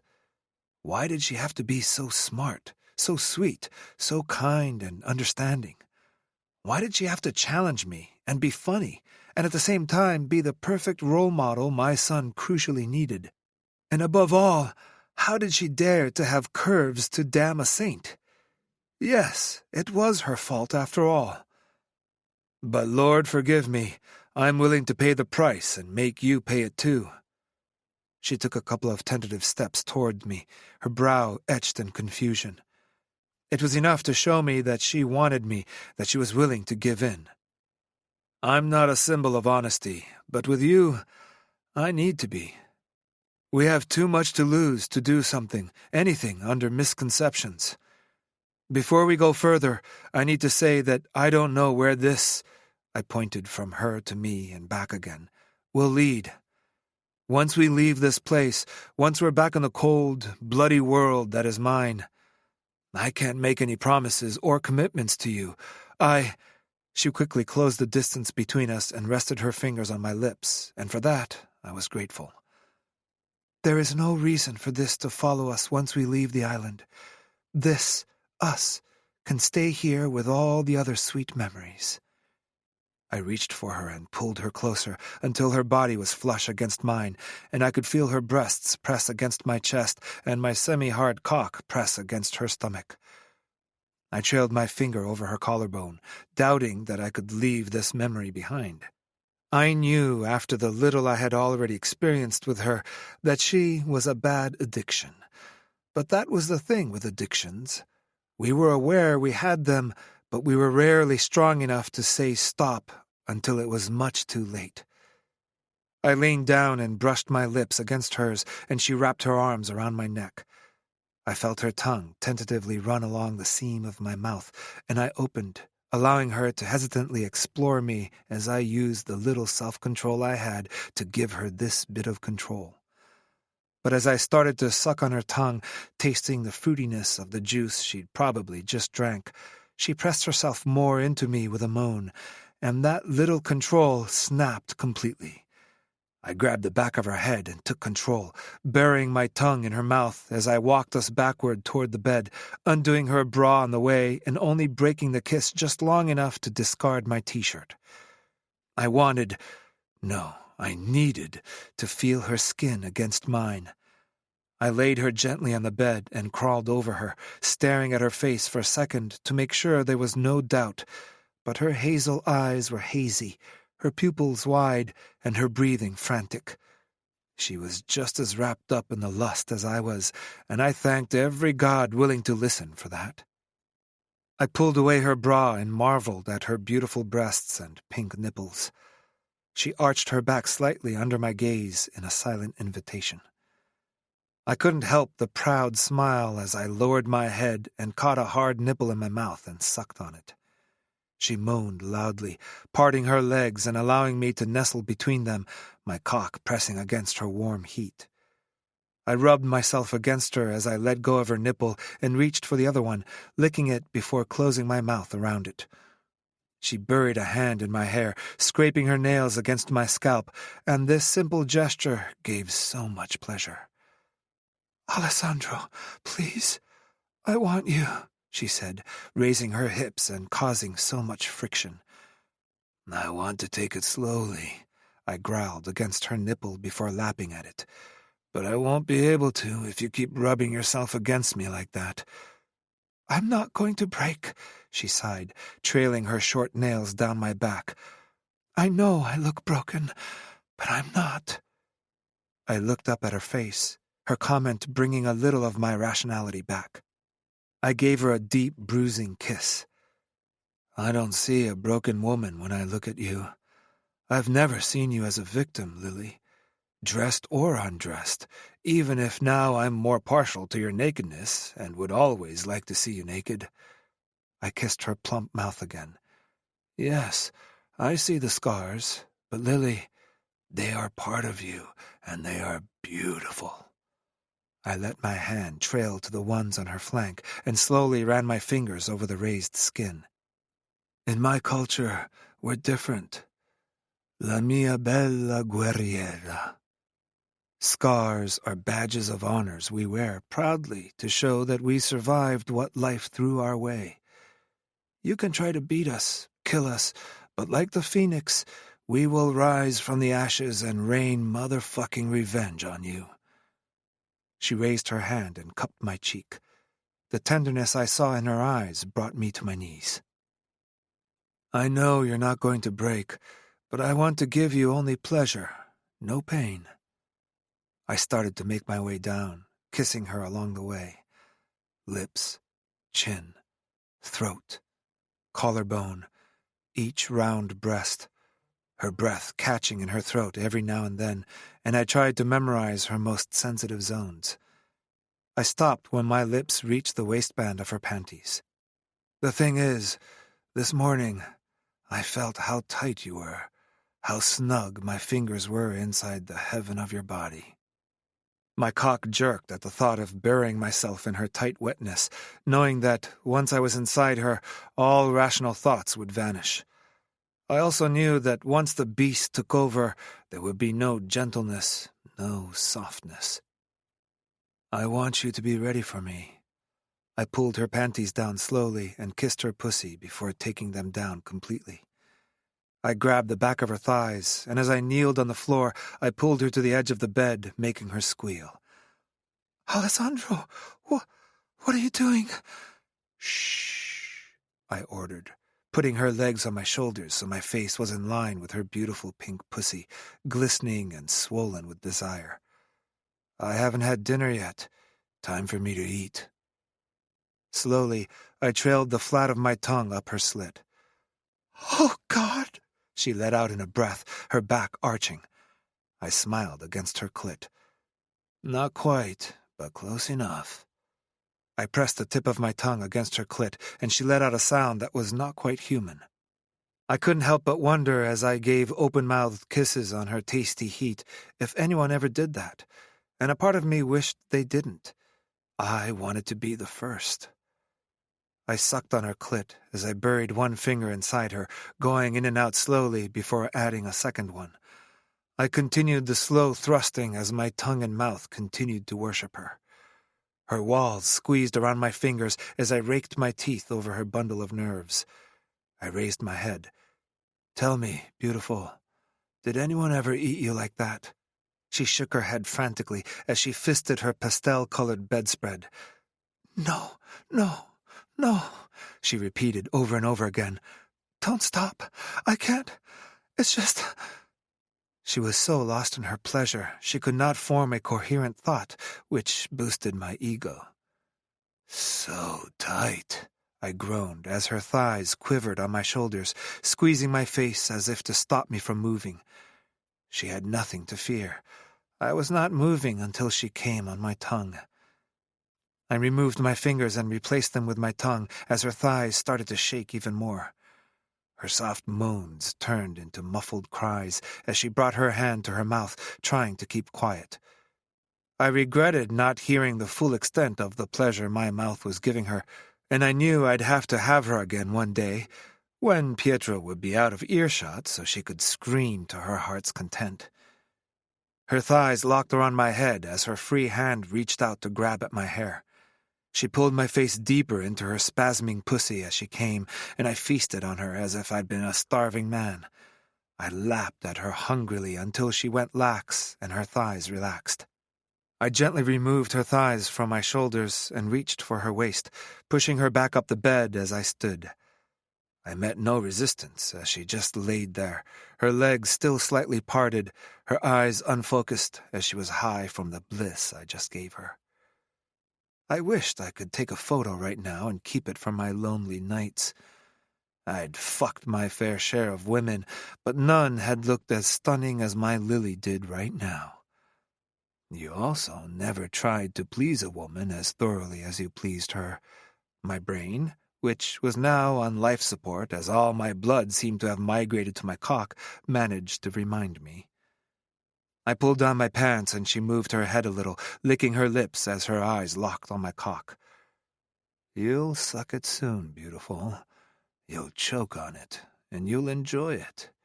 I know that much already," I thought darkly, already seeing it. "But not now.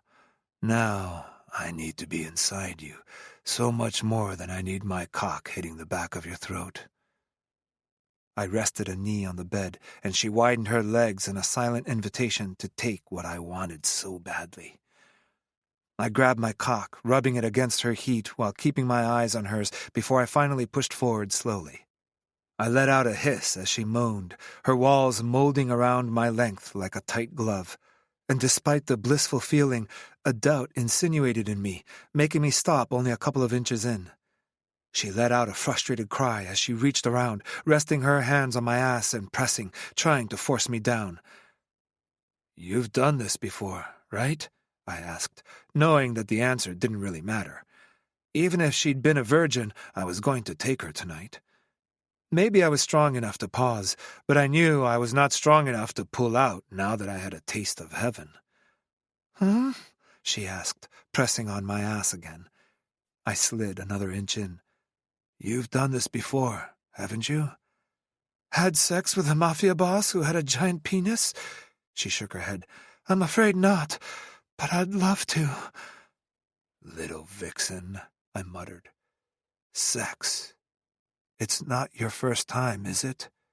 I won't stop, but I'll take it slow." I pushed in a little more. She arched her hip as she squeezed her walls, trying to swallow me, but I had all the power in this position. She could not do anything, and it was the way I loved it. "I have, but it has been a while." "How long is a while?" "Long enough." She raised her hips again. "And with nothing this big." I smirked, and she rolled her eyes. I didn't have a monster dick, at least nothing that would cause more pain than pleasure. But I had been gifted, and I was pleased with the way she looked at my cock with a little apprehension and how snug she felt around me. I felt the perspiration start to form on my forehead at the force it took not to slam the few remaining inches inside her. "I can't," I let out through gritted teeth. "I'm stronger than I look. Give me everything," she said, before raising her head and kissing my bobbing throat. I lost the fragment of control I still had and slammed into her with a relieved moan as she arched her back, throwing her head back, her mouth opened in a silent cry. I hissed as she squeezed her walls. "Don't, or I'll come." I felt like a boy getting his first taste of a woman's body. I closed my eyes and leaned my head down, trying to focus on the slow thrusting motion of my cock in her wet, inviting pussy. I needed to keep control. I was not ready to come yet. I was not ready for this moment to be over. "Oh, Alessandro." She wrapped her arms around my neck. "I can feel you everywhere. Oh, this is... oh." She gasped and fisted my hair as I increased the pace. "Faster, harder," she breathed, and I thank God for this woman. I kissed her deeply before withdrawing to the tip and slamming back inside her in one swift motion, earning a sharp cry of pleasure. I licked her neck, marveling at the fact that she liked the roughness of my thrusts. She really was a gift from the gods. I unleashed the beast completely, pumping harder and faster into her, the only sounds in the room being our moans of pleasure and the rhythmic sound of our skin connecting. I kissed her again, something that was not familiar to me. This was, for me, far more intimate than the pure sexual act. Kissing was a connection, a tender moment between two lovers, and something I'd never been tempted to do until her. Now I wanted to devour her mouth, make her already plump lips swollen and red with the force of our passion. I wanted the world to see what I was doing to her. I was on the edge, my thrusts turning erratic, my balls drawing together, announcing my impending orgasm. "Touch yourself, beautiful," I let out breathlessly. "I want you to come with me." She reached between our bodies and rubbed her clit as I gritted my teeth, trying to hold on for a few more seconds. I felt her reach the edge as her thighs squeezed my hips and her eyes widened. Her walls gripped me so tight that I could only let go and come calling her name in complete rapture. I fell heavily on top of her, catching my breath. I knew I was heavy, but as I tried to move, she wrapped herself around me tighter and kissed my temple.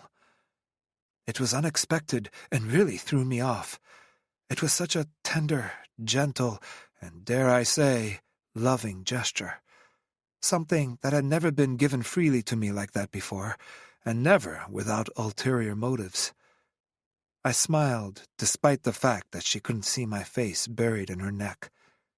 She ran her fingers through my hair, caressing it. It was terrifying how good it felt, how comforting it was. I had never thought I would need these types of interactions, but now I knew I could easily become addicted to this. To her. "Did you come?" I asked, after brushing my lips against her neck. I had come so hard that I'd lost sight of her orgasm. "Harder than I've ever come before," she admitted, before kissing my temple again. I wanted to stay like this forever, in her loving arms, but no matter what she said, I knew I was heavy, and reality would be calling soon in the form of Killian Doyle, no matter how much I wanted to delay it. I sighed and rolled to the side, reluctantly leaving the warmth of her body, and reached down for the light spread at the foot of her bed to cover us. I grabbed her hand, intertwined our fingers, and kissed the back of it before resting it on my stomach. I turned my head to the side to look at her, and she was looking at the ceiling, chewing at her bottom lip. She was deep in thought, and I wasn't sure if it was a good thing. Was she second-guessing what we just did, now that the lust had subsided? I opened my mouth to ask her what she was thinking about, but all I could think about was what she meant by "a while." "What happened to Andrew?" I asked, before I could stop myself. She turned her head to the side to look at me. "What?" "Way to go, Sandro. Bring up the X post-orgasm. What better way to kill the mood?" "Andrew," I repeated. "He never came to Chicago. You never mentioned him." I knew that for a fact because I'd looked into each man's name I ever heard her utter. I always justified it by my need for safety, but based on recent events, I was obviously delusional. "Oh," she let out a little wistful laugh I was not sure I liked. Did she miss him? She took a deep breath and let it out in a loud huff. She rested her arm on top of her head and shrugged. "I don't think it was anything particular, really," she admitted. "No bad breakup, no tears. You know what it's like. High school romances rarely last." I nodded absent-mindedly, even though she wasn't looking at me. In fact, I didn't know what it was like. We didn't really date when we were at the private school. Dating outside the familia was frowned upon, even before you swore allegiance, and dating within the familia was just as risky. One mistake, one virginity taken, and you'd end up in front of the altar with a gun to your head. No thank you. Most of the guys secretly dated both in and out of the familia. I'd never been tempted to go steady then, and I took everything life was ready to offer. She turned her head toward me and smiled. It was a little nostalgic somehow, and I was wondering if she missed that time or him. "You know, after the accident," she stumbled on the word as if it hurt her to talk about it. A better man would have told her to drop it, but once again, I was not that man, and I needed to know how much attachment she had to her past. "I think we realized the only thing we really had in common was Victor." She was still looking at me, and I saw the nostalgia in her smile fill her eyes and give them a hint of sadness that didn't belong there after what we shared. "Andrew was the co-captain of the football team with Vic, and I was my brother's sidekick. We were fusional, Vic and I." She reached for her necklace and let her graceful fingers trace the sides of the dice. I brought her hand up to my mouth and kissed the back of it, a tender, comforting gesture that was foreign to me, yet it came as second nature with her. She squeezed my hand. After he was gone, I think we both realized that it was never really meant to be, but he stayed, mostly out of guilt, and I didn't want that, so I let him go." She shrugged. "Last I heard, he was engaged to a cheerleader. It made more sense, really, because without Victor, it was just the jock superstar and the math geek." She let out a humorless laugh. "Something straight out of a bad Hallmark movie." I wanted to tell her that he had every reason to feel guilty, and that he had been a fool to walk away from her, but I had already killed the mood enough for today. Yeah? Hallmark? And what kind of movie are we? I asked with a playful smile. The Mafia boss and the assistant? She gave me a half-smile. Based on what and how we just did? At least HBO? I laughed and pulled at her arms so she moved closer to me. Okay, so let's give the cable-paying pervs their money's worth, I added playfully, before crushing my lips on hers and showing her again how much I wanted her. Chapter 12. Alessandro. I picked up my phone to call Doyle. I'd waited longer than necessary, I knew that, but when I'd woken up after having sex with Lily a second time, I just didn't feel like ending our time here. When I opened my eyes, I was wrapped around Lily's body as if I was trying to protect her even from bad dreams. I couldn't remember waking up with a woman in my arms, even Pietro's mother. She'd been my only poor attempt at a relationship, but I'd always woken up on the other side of the bed as if I was trying to escape her and the chains she was trying to force on me. But now I woke up in a sort of peace that was unusual and not warranted in the state of shit my reality was these days. Yet, just looking at Lily deep asleep, her face in total relaxation, probably due to the state of exhaustion our 2 rounds of sex put me at ease. I smiled at the thought and looked at her a little longer than socially acceptable, probably taking me from smitten lover to perverted creep. I let my eyes trail down her side to her beautiful round breast that escaped the thin cover. I licked my lips as I kept my eye on her nipple, trying to fight the irrepressible need to suck it into my mouth and give in to my lust again. If I had thought that giving in would have dimmed my desire for her, I'd been truly wrong. I sighed before leaning down and brushing my lips against her curly hair, taking in the scent of her flowery shampoo. I left her bed with a reluctance I could not really place, and kept my eyes locked on her naked form as I slid into my pants, picked up my shirt off the floor, and walked to the door. I stopped for a second, with my hand on the handle, a pinch of doubt insinuating itself into my mind.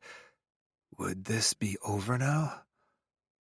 She said whatever happened could stay on the island, but was that what she wanted? I couldn't blame her if it was the case, and it was probably for the best.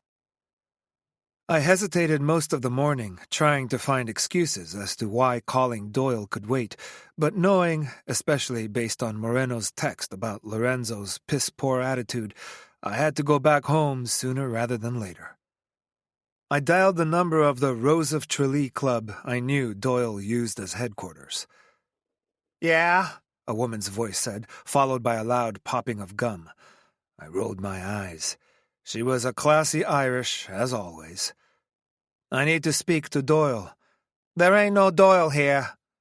He was there. It was clear, if only by the way she pronounced his name a little louder than the rest. She was alerting whoever was around. He will be here for me. Tell him Alessandro Benetti wants a word with him. Listen, Alessandro whatever. I can't tell him shit. There's no Killian Doyle here. Funny how I never said his name was Killian, though. She didn't reply, and I heard a click at the end of the line. I expected her to have hung up, and I was about to do the same when I heard some low jazz music on the line. Alessandro Benetti, he crooned, his voice sounding more like a late-night radio host than a crime lord. To what do I owe the immense honor of your call? Don't lay it on so thick, Doyle. We both know you despise me, just like I despise you. He laughed. That's not really true. I despise all of you. I heard the familiar sound of ice against glass. A little birdie told me you'd be reaching out soon. Fuck, burn. He has been smarter than I thought, announcing his need for protection to Doyle. I want Burn, I announced coldly. Fuck diplomacy. I could be a raging asshole, too. Doyle laughed. And I want a summer house on the moon. Doyle, I let out with a threatening tone that was pointless. I had no power there, and he knew it just as well as I did. "Oh, I'm sorry. I thought you were playing at asking for something fucking impossible." I shook my head, losing the little hope I had to negotiate Byrne without giving him my most precious card. "He stole my money." "He said he didn't, and even if he did, that's not my problem. It's only money. Irish blood is much stronger." Ah, and so it started, his ode to the Irish legacy. "It's not him I want. He worked with another Italian." That kept Doyle silent for a second. "Possibly, but you'll kill him anyway." "Obviously." "How would you know that?" He let out a little laugh. "Because I would." That was a fair argument. No member of any Mafia would let Byrne live after that. He sighed. "Listen, Benetti, it's not like I don't enjoy this riveting conversation, but there's nothing you can say that will change my mind. I've got way more money than I need, and you can't offer me more power. We Irish are different from you. We actually value blood more than anything else." I pursed my lips, trying hard not to tell him that he knew nothing about the honor of our families. We valued blood, but we also knew that it could be tainted, while he believed that Irish blood made you perfect. "Blood, you said? What if I can give you what you want the most, Killian Doyle? And what is it, pray tell, that's worth so much that I'll betray one of my own for?" I looked at the ceiling in defeat. Here was my precious card. "The location of your brother." The line went silent, except for the faint jazz music in the background. He finally shouted something in a language I didn't understand, and the music died. "Do you have him?" he asked darkly. "No, Finn is happy and living his best life away from you," I sighed. "I wanted to be a good man and leave him to his freedom." "His freedom is my decision, my prerogative," he snarled on the line. "If it's a trick, Benetti, no trick. Do we have a deal? Byrne for your brother's address?" He hissed on the phone, and I knew how much it must have cost him to yield. "You would have to come and collect him, and I want to look into your eyes when you tell me where my brother is." "Fine." "Who told you Byrne was a thief?" he asked after a second. "Someone." "Someone?" he laughed. "Bring the girl with you." I cursed Byrne for opening his mouth. How did he even know it was Lily who ratted him out? I'd kill him just for bringing her into more of this mess. She had Mateo's assessment to go through. There was no way I'd let her walk into the same room as Doyle in a territory I had no control over. I want her to look me in the eyes when she tells me how she knows. I want her to look at me when I explain to her that her words will serve as a death warrant for the man in question. I heard Lily's soft laugh from the open window and shook my head. "I can't do that." "Can't or won't?" "I won't put her in danger." Killian laughed loudly. "Oh, is Alessandro Benetti in love?" he taunted before laughing again. "Oh, that's the best thing I heard all day. Now I definitely need to see her. Brother or no brother, if you don't bring her, Benetti, there's no deal." "I believe you are a man of honor." I did not believe that, but a little ass-kissing was sometimes necessary. "I'm Irish. We do not break our vows." "Yeah, right." I sighed. "Will she be safe?" "As safe as she could be between two heads of families." Yeah, that was not the answer I was looking for. So many things could go wrong in this scenario. I sighed, running my hand over my face. "As long as she is truthful, no harm will come to her, at least not from me or my men."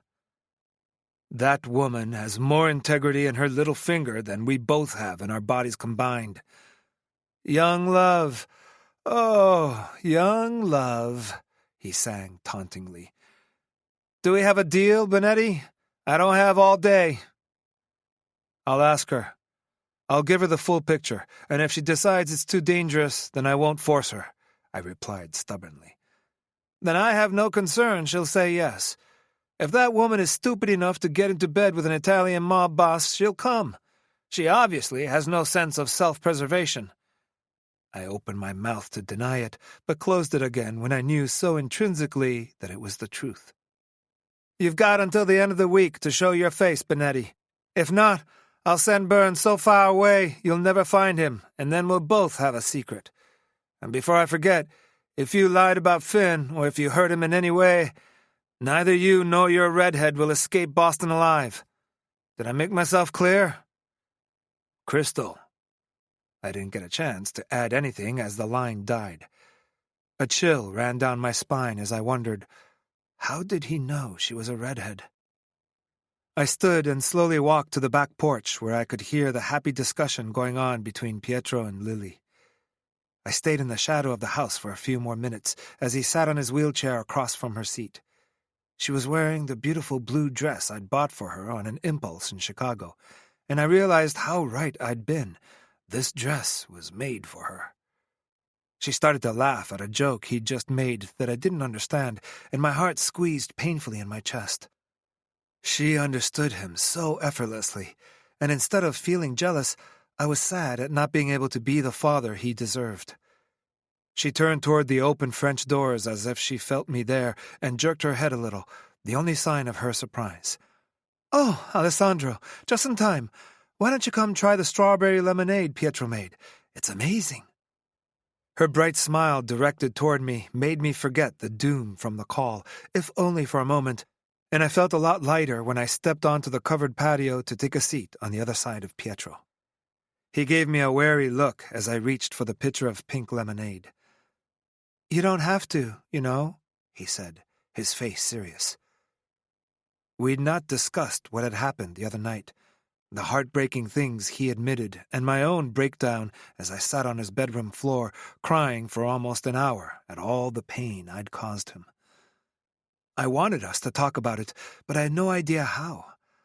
I was not born in a world where we shared feelings. It was the opposite. You kept any feelings you may have buried until you smothered them.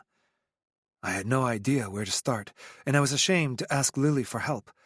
Having to admit to her the extent of the hurt I'd caused my son, even if I suspected she somehow already knew, and it had been the reason why she'd fought me so hard. I know I don't, but I want to. I sat back in my seat. Why should Lily be the only one to enjoy what you made? He looked at me silently as I brought the glass to my lips and drank a few sips, the taste of strawberries so delicious I didn't have to fake it.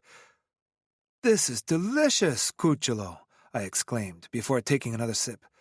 "You'll have to make some more when we're back in Chicago. Lily helped me—" He stopped mid-sentence, catching up to what I'd just said. I couldn't help but smile brightly as his eyebrows shot up and his mouth morphed in an adorable "oh" of surprise. Lily leaned forward on her seat, grinning at the shock tainting with happiness on his face. "Chicago?" he repeated, his voice high with disbelief. I nodded, taking another sip. "Yes, I think it's time for me to bring you back home. It's long past due, actually. It will be winter soon, but you'll get used to it, and—" "Oh, Papa, thank you!" he shouted, and put his feet on the floor, throwing himself into my arms. I caught him in a huff as he wrapped his arms around my neck, hugging me a lot tighter than I would have expected. I looked up at Lily, who was looking at us with her hand on her heart. Her eyes shone with emotion and a tenderness I dared hope was not only directed toward my son. I gave her a smile I hoped reflected all the gratitude I felt. I tightened my hold around Pietro's back, knowing Lily belonged in this hug, in this family picture of joy, but also knowing it was too early, too selfish, and that we needed to clean this mess first. "When are we going?" he asked, pulling back. I could feel his muscles twitch with excitement. "Tomorrow. We'll need to stop in New York for a couple of days first, but then we're going home." He turned his head to look at Lily. "You heard that, Lily? New York!" "I heard," she clapped her hands. "It's going to be amazing. And after, we're going home. He stopped, his eyebrows dipping as he thought. "You're coming home with us, right, Lily?" Lily threw me a helpless look, unsure of what to say, and I didn't know either. I didn't know much until we spoke with Matteo and Doyle. I patted his back gently. Why don't you go see what we need to take with us now? I'll have the team get the rest later. Okay. Lily, will you help me pack? Lily nodded, and part of me was a little peeved. I had wanted a few minutes with her. I stood and helped him back into his chair. I need to organize everything, but I'll see you later. I gave a long look to Lily, who gave me a quick nod. Papa! Pietro called, just as I was about to walk back inside. I turned my head and looked at him. Thank you. I'll make you proud. My heart squeezed in my chest, his comment making it all bittersweet. You don't have to make me proud, Cucciolo. There's not a day that I'm not immensely proud of you, and that's been true since the day you were born. I took a deep breath. You are the best thing I've ever done. After I called Luca about stopping in New York for a day or two and asking him to take care of Pietro, I decided it was time to face Lily and tell her about Doyle's request. I softly knocked on her door and waited, even if I would have loved seeing her in her underwear again, but this would have probably led to another round of sex, which, again, I wouldn't have minded, but we needed to concentrate on the issues first before giving in to our desires. Come in. See, I waited this time, I said jokingly.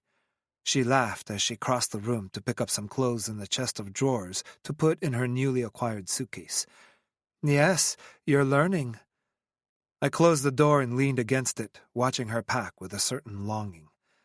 This little interlude was over, this life in a cocoon far from everything. The dress flowed with every movement, showing her leg with every step. I picked well, I said out loud. She turned around with the tiny bikini from the day before in her hand. Pardon? The dress. Oh.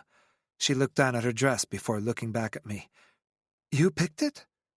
I cocked my head to the side with a startled laugh. Who else would have? She shrugged. I don't know. I reckoned you hired someone to pick clothes for me. I know you often ask me to buy presents for disgruntled mistresses.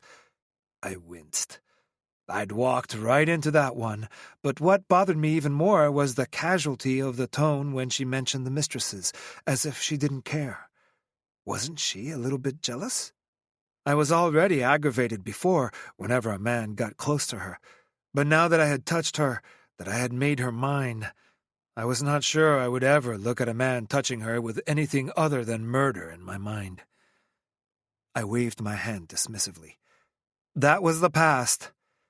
She gave me a small smile, the type you gave to indulge a stubborn child, before she turned and put the bikini into the case and resumed her packing. It rubbed me the wrong way that she didn't believe my words, as if she didn't believe I could be serious, committed. Do you want to, Sandro? Do you want to add a weakness to your list and force her to become part of a world she probably had no intention to be in forever? I shook my head as she leaned down to pick up a pair of ballet flats, the dress molding to the curve of her ass, making my dick stir in my pants. Yup, I chose exceptionally well. You know, I don't think one suitcase will be enough. You really spoiled me. As I should. You deserve the world, Lily Matthews, I blurted out before thinking. She stumbled on her step as she turned her head toward me.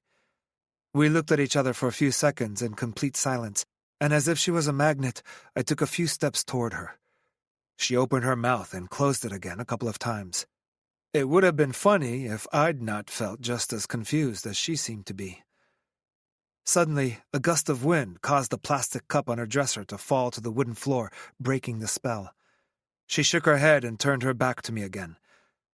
Thank you for letting me witness your announcement to Pietro. Seeing his happiness made me the happiest woman in the world. Yes, I just regret it has to be when there are so many uncertainties, but I could not leave him here again, not after everything. She nodded, and I knew that she understood, like really understood, once again proving how priceless she was in my life. She closed the lid of the suitcase and turned toward me. I suppose you spoke with the Irish guy? I nodded, burying my hands into my pants pocket as I walked in the middle of her room. Yes, But it didn't go exactly as planned. Oh? She sat on the stool in front of her vanity. He's not giving you burn? No. Well, yes, he is, but... I sighed and sat at the foot of her bed, facing her. He has some conditions that he says are mandatory. One of them... I detailed her beautiful face, her little pert nose peppered with light freckles, giving her an innocent, youthful look that caused a huge wave of protection in me. He wants me. God, how could this woman read me so well? It was terrifying and so dangerous. He wants you to come and tell him what you found out, I admitted, still unsure I could risk her like that, even if she wanted to. Okay, I'll go. You'll go? She nodded. Yes. Lily, I don't think you understand what you are agreeing to here, I said slowly. She must have lost her mind. She didn't even think about it. This was pure craziness. She leaned forward on her seat, resting her forearms on her legs, causing her top to gap and showing me her beautiful cleavage. Tell me then. I blinked a couple of times, pushing away the thoughts of my mouth on her nipple. What? Tell me what I'm agreeing to. Doyle is just as psychotic as Mateo is, except we'll be in his territory. I'll have no power there. Okay, she nodded. But tell me something. You said that Byrne was working with someone within your organization, correct? Yes. And this person is an issue, right? He's the reason I should be dead? He is, I reluctantly agreed.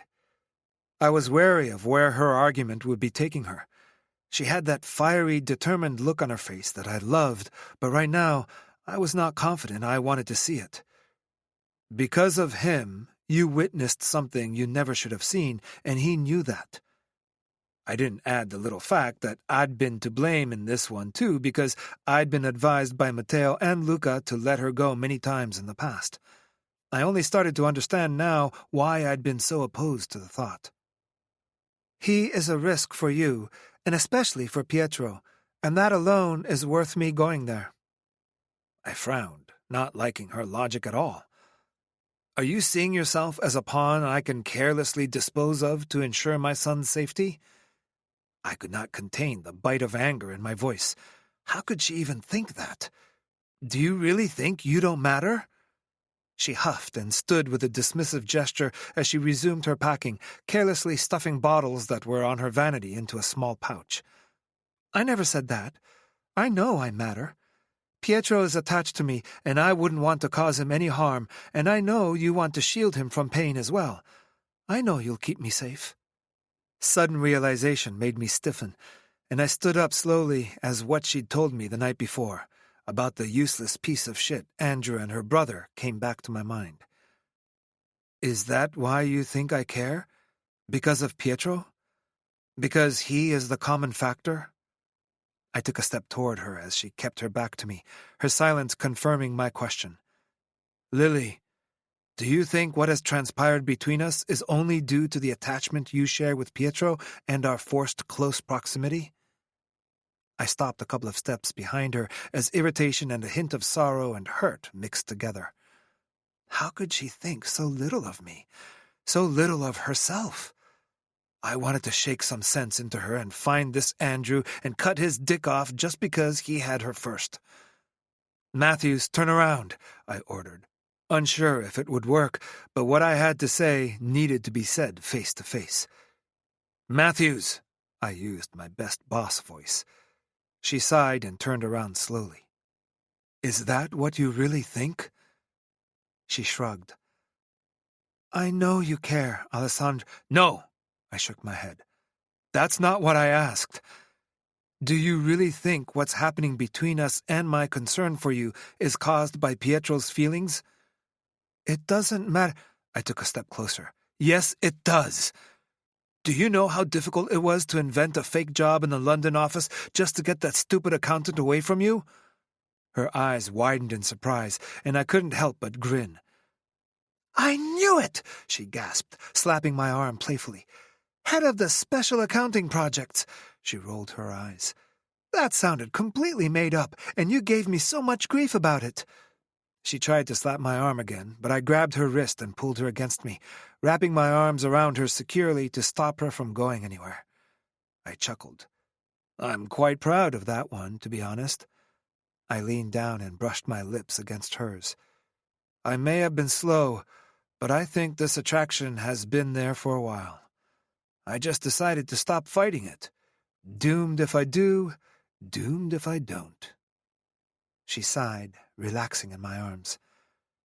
I appreciate the honesty, but I also want to make sure Pietro is safe. I'll be there with him after everything is over, and I want to be able to breathe, not feel paranoid every step of the way. His safety will also be up to me. I opened my mouth to reply that as the head of the Chicago outfit, hers and Pietro's security were entirely my responsibility. But she cupped my cheeks, and once again I was lost in her touch and gentle eyes. I'm not a victim, remember? Sandro, please, don't make me feel like one. My heart tightened at her calling me Sandro, and I sighed. Fine, you'll come, but you will do as you're told, okay? She nodded eagerly. I leaned down and brushed my lips against hers again. Because no matter what you think, you matter to me. A lot. A lot more than is safe for both of us, I whispered against her lips before catching her plump bottom lip between mine and sucking at it. She let out a moan, and it was enough to give me the green light as I deepened the kiss, exploring her hot mouth, taking possession of her again. The more I took, the more she pressed her body against mine. She loved that dominance, and fuck me. Did I love how she yielded for me in the bedroom and not anywhere else? I loved her warrior side she had in every aspect of her life, but I loved it even more when it was mixed with this submissive, soft nature she only showed when I was possessing her body with my mouth, my fingers, my cock. She was a delicious and perfect contradiction I was rapidly becoming addicted to.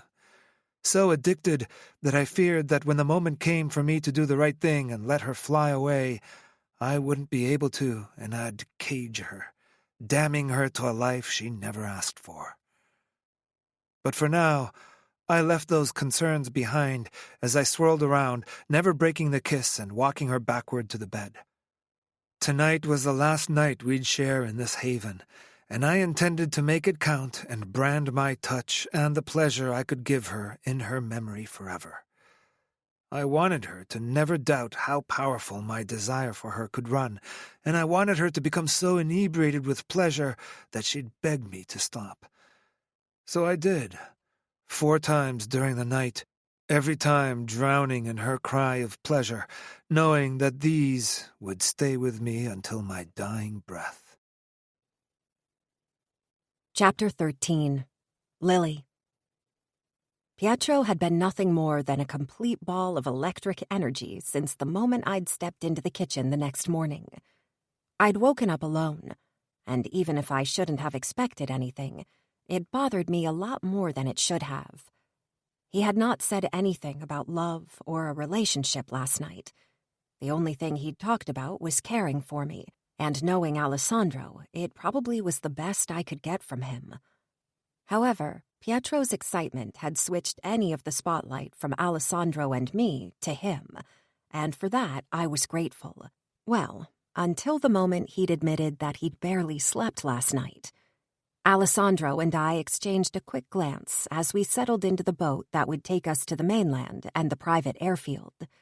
I felt the apprehension of the discussion that would ensue, until Pietro admitted that he'd spent the night listening to podcasts about Chicago and researching the city online. At that moment, Alessandro and I shared a relieved huff and earned a side grin from Mario. Yes, Pietro was clueless, but Mario wasn't. Pietro started to enumerate in scarily exact details all the things he was going to do in Chicago over the next few weeks. He also asked about the school he was going to attend, letting Alessandro know the top 5 schools he would consider and why. I couldn't help but be happy, despite the events looming in front of me. things I had no knowledge about, and that I knew could cost me my freedom and my life. Seeing Pietro so excited and alive made everything worth it. However, the sleepless night and excitement soon got the better of him, and before we were even flying for an hour, he crashed in a dreamless slumber. I stood and asked the hostess for an extra blanket and pillow. "You know you don't have to stand for that, right?" Alessandro said with a side smile. "We're the only 4 passengers on this plane. I'm sure she could bring you what you need." I rolled my eyes. It's good to stretch my legs, and besides, they are not for me. I took the pillow and placed it between Pietro's legs before adding the second blanket on top of him. Alessandro remained silent during all this, drinking his coffee. He's pressing on his legs in this position, and I'm not sure what it could do to his muscles and joints. I shrugged. It can't hurt. Alessandro rested his cup on his table and patted the seat beside him in silent invitation. "I doubt you would ever be able to hurt him without hurting yourself in the process." Yes, this little boy is so incredible. I sat down and looked at Alessandro. You are so lucky to have him. He looked at me, and the light in his eyes caused my stomach to fill with running broncos, and I was not even sure why. "Yes, I know. I thank God for him every day." "Would you like some food?" Alessandro asked, and gestured to the hostess before I even got the chance to reply. "How long is the flight exactly? I could probably wait until we get there." Alessandro looked at his watch. "Another 3 hours, but I doubt we'll have time to eat for a few hours after we land." He ran his hand through his hair with a weary sigh. "I suspect Matteo will be waiting for us at Luca's house." Oh. I felt my hands grow clammy with apprehension as Alessandro asked the hostess for a selection of mini sandwiches and pastries, as well as a latte for me. He grabbed my hand and didn't let go, despite the perspiration. "Don't worry too much about Matteo." I kept my eyes on Pietro. What if I can't convince him I'm not a threat? And for the first time, I felt genuine fear seep through the cracks of my brave armor. It was easy for me to ignore the reality while I was on the island. All threats and potential dangers were so far away that they seemed unreal. But that was not the case anymore. I'd be facing my reality in mere hours, and I had not prepared for it. "It's okay," he said, squeezing my hand, his voice so certain it took some of my apprehension away. "If we can't convince him, I'll marry you. It's simple." That had the effect of a slap, and I tensed so much that he threw me a questioning glance. Didn't he understand how insulting that was? How could this man treat something like marriage in such a trivial way? I forced a smile as the hostess rolled the food cart toward us and put everything on the table in front of us. "I'd rather not," I replied, and his hand tensed almost painfully around mine. I kept my eyes on the food in front of me, though any hint of hunger had disappeared under his dismissive comment. I pulled my hand from his grip with certain difficulty and reached for a mini croissant on the table. "I'm sure we can figure out another solution. We are full of resources." "Yes, indeed we are," he replied sharply, before getting his tablet open and starting to work on something. I looked at him, and his lips were pursed, his jaw tight. My reply had obviously annoyed him, and I wasn't really sure why. I forced myself to eat a couple of mini sandwiches and drank my latte before going back to my seat and pulling it down to lay flat. I'd planned to just pretend to sleep, to avoid any further awkwardness and hurtful proposals.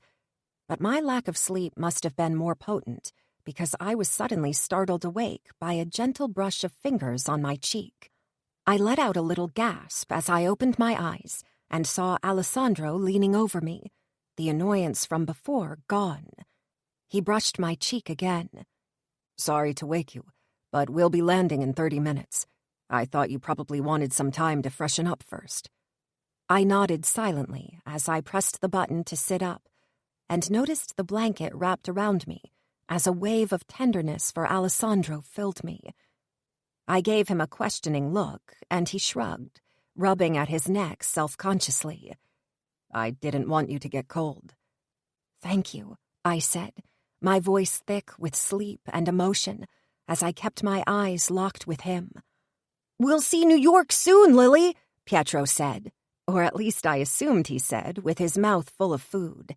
I laughed, breaking eye contact with Alessandro and looking at Pietro, who was sitting there with an impressive amount of food in front of him.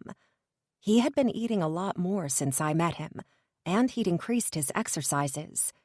I can't wait, I replied, as I stood and walked to the door Alessandro had pointed out to me. I walked in and couldn't help but look around with surprise.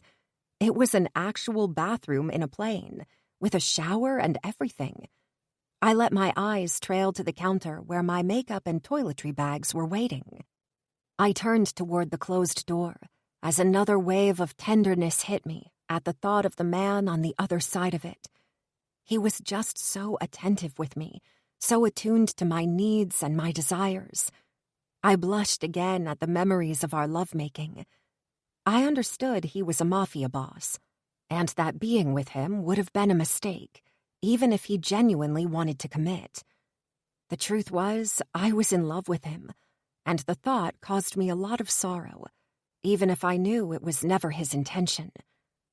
Alessandro Bonetti had been nothing less than perfectly honest with me, clearly telling me that he could not make any commitment, and probably never could. It was my own fault that I let myself fall in love with him, but how could I not? How could I resist the man I had been on the island with? The proud father, the loving man, the caring protector. How was I supposed to be immune against this? Against his playful smile and tender touch? A little turbulence made me lose my footing, bringing me back to the now. I would have all the time in the world to wallow in self-pity like a silly high school girl when this threat was not hanging over our heads. For now, I really needed to be logical Lily and bury my emotions deep, something I had quite a lot of experience doing. I quickly washed my face and applied some light makeup before brushing my hair and disciplining it into a braid. "Lily, look! New York!" Pietro shouted as soon as I walked back into the main part of the plane before turning his face back to the window. I leaned down and looked at the city, and apprehension caused my stomach to squeeze again. I probably didn't hide it as well as I wanted, as Alessandro reached for my hand and pulled me, so I sat beside him. "Time to fasten your seatbelt," he said softly, running his thumb back and forth over my knuckles. I nodded and did it with one hand, not wanting to break from his comforting touch just yet. "I'm sorry, it's apparently only 60 degrees here, and I didn't plan for clothes, but I'm sure Cassie, Luca's wife, will have a few things to lend you until tomorrow." "Don't worry about it. I'm Michigan born and raised, so the cold doesn't bother me. Or at least it didn't until the accident and the damage that followed." He turned toward me. "Lily, look at me," he whispered, and the secrecy of his tone made me curious. I turned and met his fierce eyes. I was met with a look I didn't see often, but it was the one he wore when he was about to enter a negotiation battle he knew he'd win. "I will never let anything happen to you. Do you understand? I will protect you with everything I have. Nothing will hurt you." "Other than my feelings for you." I smiled. "I know." He quickly glanced around us before leaning down and giving me a quick kiss. "Sorry, I'd wanted to do that since this morning. No, actually, scratch that. I'm not sorry." The pilot announced we were about to land, and I closed my eyes until I felt the jolt of the tires hitting the tarmac. I let out the breath I was holding. Now was the time to face the music. Once the plane came to a stop, the hostess and Mario jumped into action, dealing with all the logistical things. I threw a quizzical look to Alessandro as he muttered something under his breath after looking outside the window. "The welcome committee is here," he said cryptically, "though I expected more friends than foes." I looked out to see 2 black luxury cars stopped close to the plane, and a stunning man dressed in an impeccable 3-piece suit was waiting beside one of them. Alessandro groaned. "Maybe wipe the drool off the side of your mouth? Just know the man you're lusting after is Matteo Genovese. You know, the man who wants to put a bullet in your head," he hissed close to my ear. His words should have terrified me, but as I looked up at him and met his scowl and pursed lips, I couldn't help but smile. Jealous much? He grunted with an eye roll, and my smile widened. "Don't worry, Alessandro Benetti. One mafioso is more than enough for me." He snorted, but I saw him relax, and I shook my head at the small ego boost. "Come on, Cucciolo," Alessandro said, reaching for Pietro to carry him down the steps of the plane. "No," Pietro said, pressing his legs against the seat. Alessandro cocked his head to the side. "Don't you want to come to New York?" "I want to walk down the stairs. Please, Papa." He threw a begging look to Alessandro. "I want them to see me as strong." He looked down at his legs, glaring at them as if they were offensive. "I don't want them to think I'm broken." That broke my heart, and the sharp intake of breath from Alessandro allowed me to guess it was the same for him. "Pietro, son, no one will think you're broken. But it's been a long flight, and your legs have been resting for so long. I think that—" He sighed and shook his head. "Papa, please, I need them to see who I am." I closed my mouth and looked down. I knew better than to intervene in his education. "Lily?" I looked up, startled. "What do you think?" Alessandro asked, his eyes begging me for help. I looked from him to Pietro a couple of times and shook my head. I'm not. "You are part of this family. Lily, please." I nodded with a sigh. "Do you remember what we worked on with the physio? One step at a time. Are we okay if we do it like that? Can you?" Pietro straightened in his seat and gave me a sharp nod, his face taking a determined look that made him look just like his father. That boy was a force of nature, and there wasn't a thing he couldn't do. Of that I was certain. "Okay, let's do this." I turned toward Mario. "Could you give me Pietro's crutches, please?" Alessandro stood to the side as he watched us get into action. I could see how tense he was, and how he pursed his lips when Pietro struggled to stand. I couldn't help but shiver as a gust of wind entered from the open door, but I kept concentrating on the task at hand as I zipped Pietro's jacket before sliding his crutches up his arms and straightening them securely. "Allow me." Alessandro's deep voice came from so close behind me that it made me shiver, but not from cold this time. He rested his suit jacket on my shoulders. "Arms in," he ordered, and I did, his warmth and spicy cologne engulfing me. "It's a little big," Pietro giggled. I looked down and had to laugh too. It was like wearing the dress of a giant. I'd say so. "It's only for now. I'm sorry, I didn't think," Alessandro added apologetically. I turned my head to look into his dark eyes. "It's fine. I enjoy the comfort of it." I turned around before I could see his expression as he realized what I meant.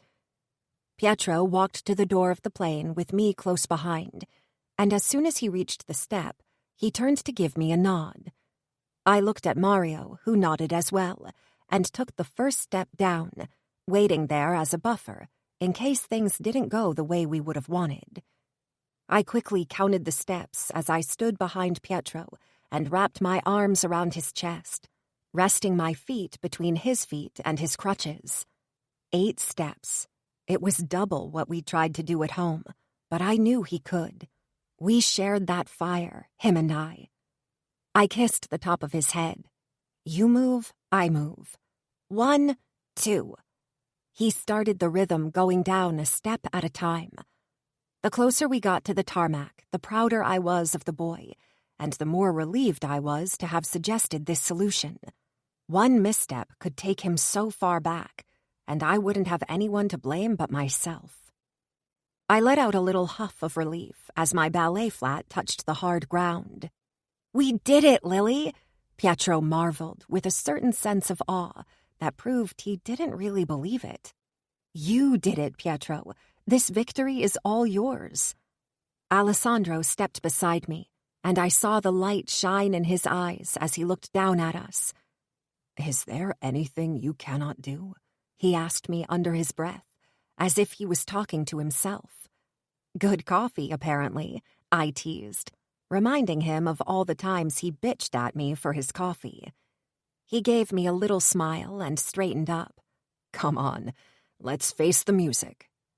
We walked slowly, side by side, matching Pietro's rhythm, and the man just remained beside his car, his face a perfect mask of bored indifference.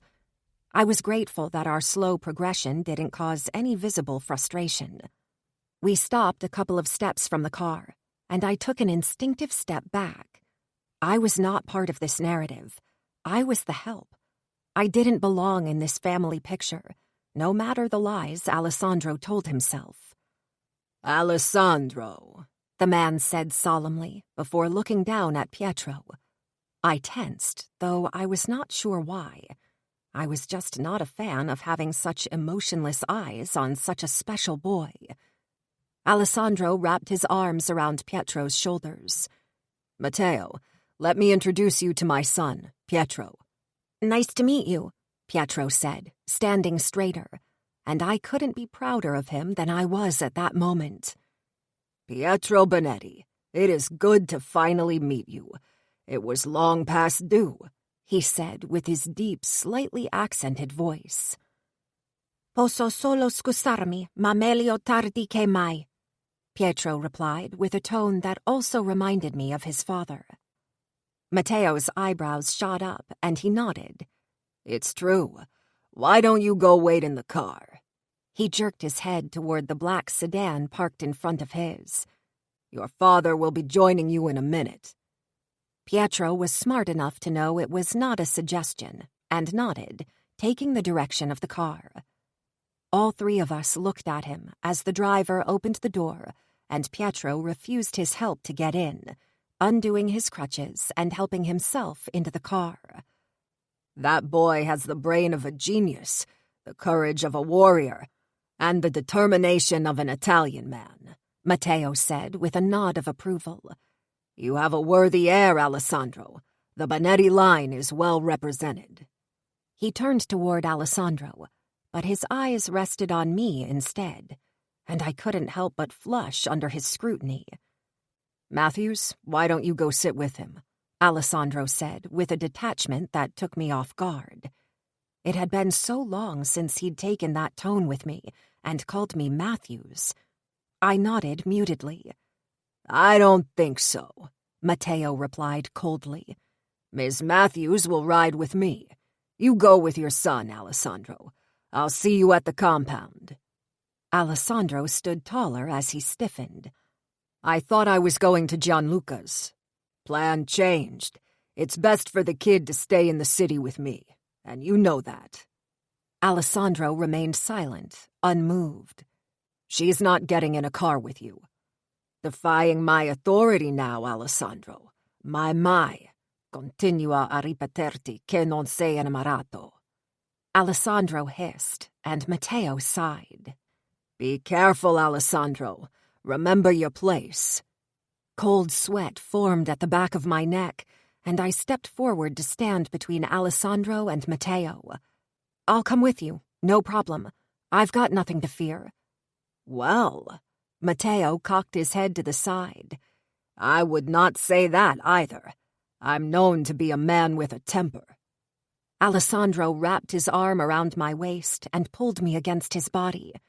Matteo rolled his eyes. "You know Lena would have my head if anything happened to her. She's really looking forward to meeting Pietro and the infamous Lily." Infamous? I looked behind me at Alessandro, who was doing his best to look anywhere but at me. Alessandro's hold on me tightened for a second before he let me go with a weary sigh. He looked down at me, his eyes full of indecision. I gave him a tentative smile I hoped carried more certainty than I felt. Matteo snapped his fingers. Andiamo. Alessandro reached for my hand and squeezed it before walking to the other car without a backward glance. Matteo opened the back door and gestured for me to go in. After you. I nodded and walked in, sitting down and taking in the luxury of the interior and the comfort of the seat, before finally realizing I was sitting in a car across from the highest authority of the Italian Mafia. I looked at Matteo, who had his icy blue eyes trained on me. He didn't look older than Alessandro, though I always expected the big boss to be old and decrepit. "What are you thinking?" he asked, cocking his head to the side. I knew better than to lie to someone like him. "I'm thinking that you're much younger than I expected the big boss to be." "Ah," he let out a little chuckle. "That is probably due to my natural talent for torturing and murdering people. It helps you get up the ranks very fast."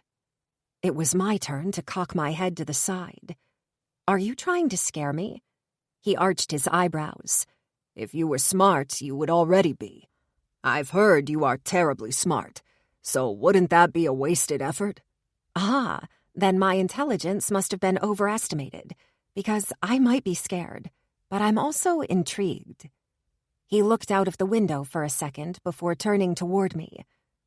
"I've got a dilemma, you see. You've witnessed something that you never should have witnessed, and now you know things you never should have known." Any curiosity I might have felt before faded, replaced by nothing other than genuine fear. It's not my fault. I never intended to know anything. It's true, but it's irrelevant here, isn't it? It doesn't lessen the threat you cause, and we, the Cosa Nostra, didn't stay at the top of the food chain for as long as we have by being careless. I've seen criminal organizations come and go faster than they imagined by making the type of mistakes we don't. What does that mean for me? The easiest way would be to put a bullet through your skull because the dead don't talk. My stomach squeezed and a wave of nausea hit me. I was grateful I had nothing to eat since the small sandwiches earlier during the flight, or I was pretty sure that man's shoes would now be covered with it. "But the thing is, the kid is fond of you. Alessandro is obviously smitten, and it seems that my wife likes you without ever meeting you." He let out a sigh of frustration. "All of which forces me to find an alternate solution, which complicates my life."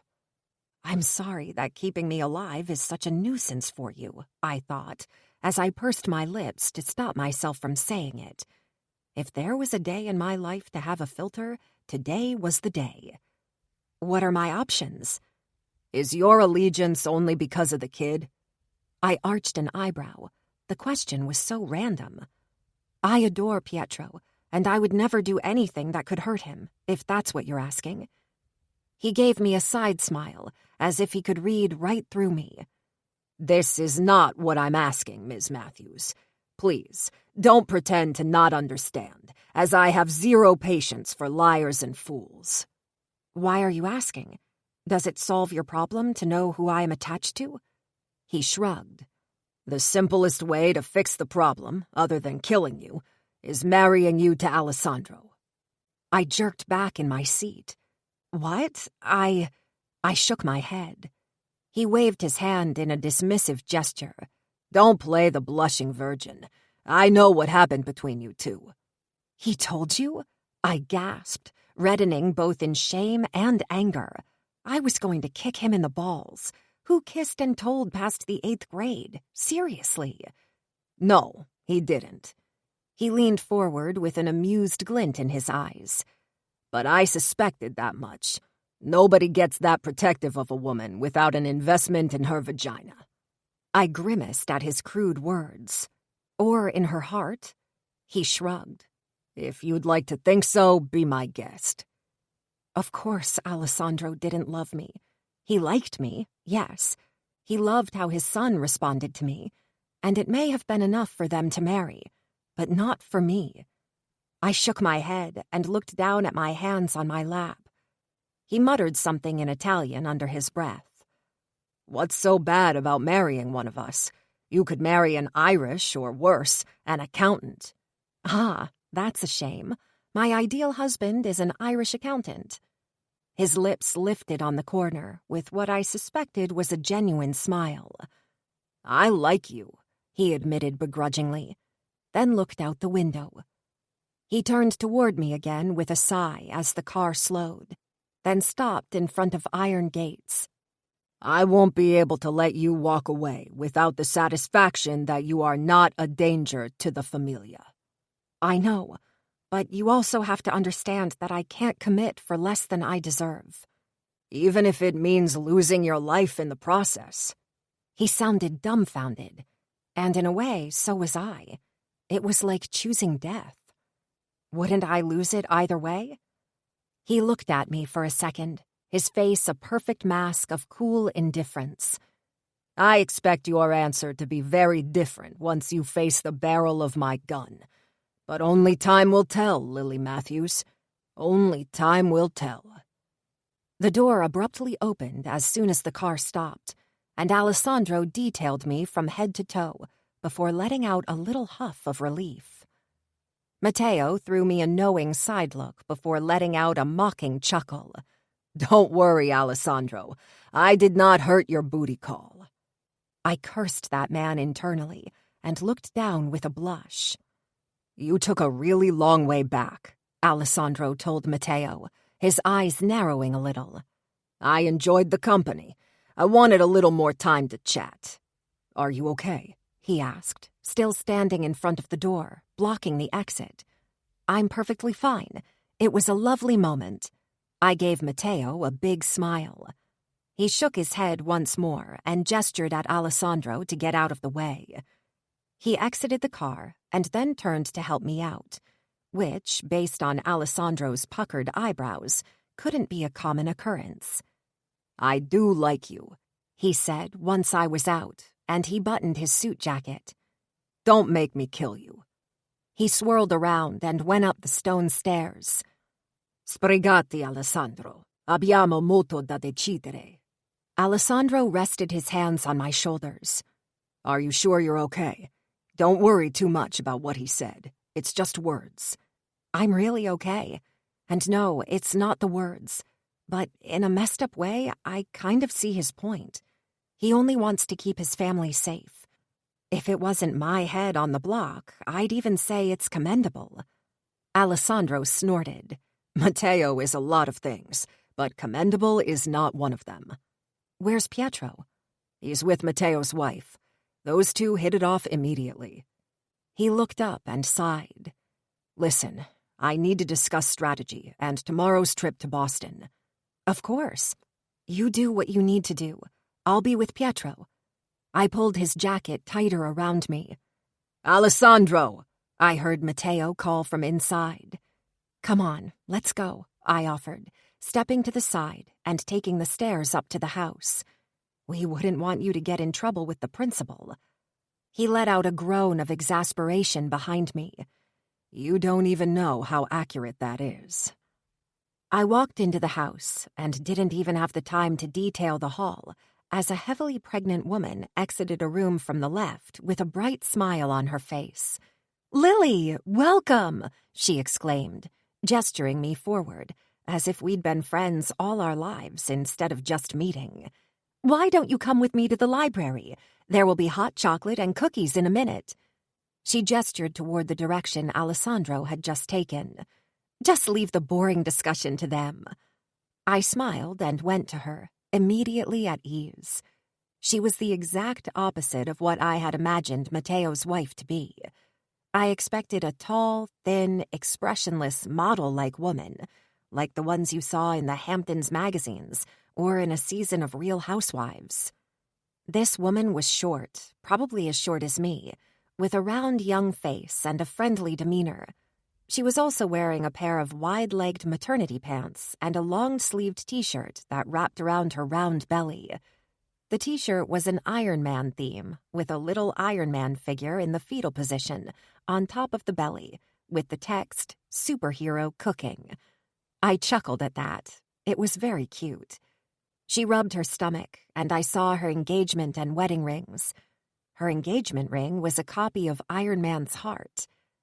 "Marvel fan?" I asked, as we both entered the library, and I felt the immediate warmth of the majestic open fireplace at the end of the room.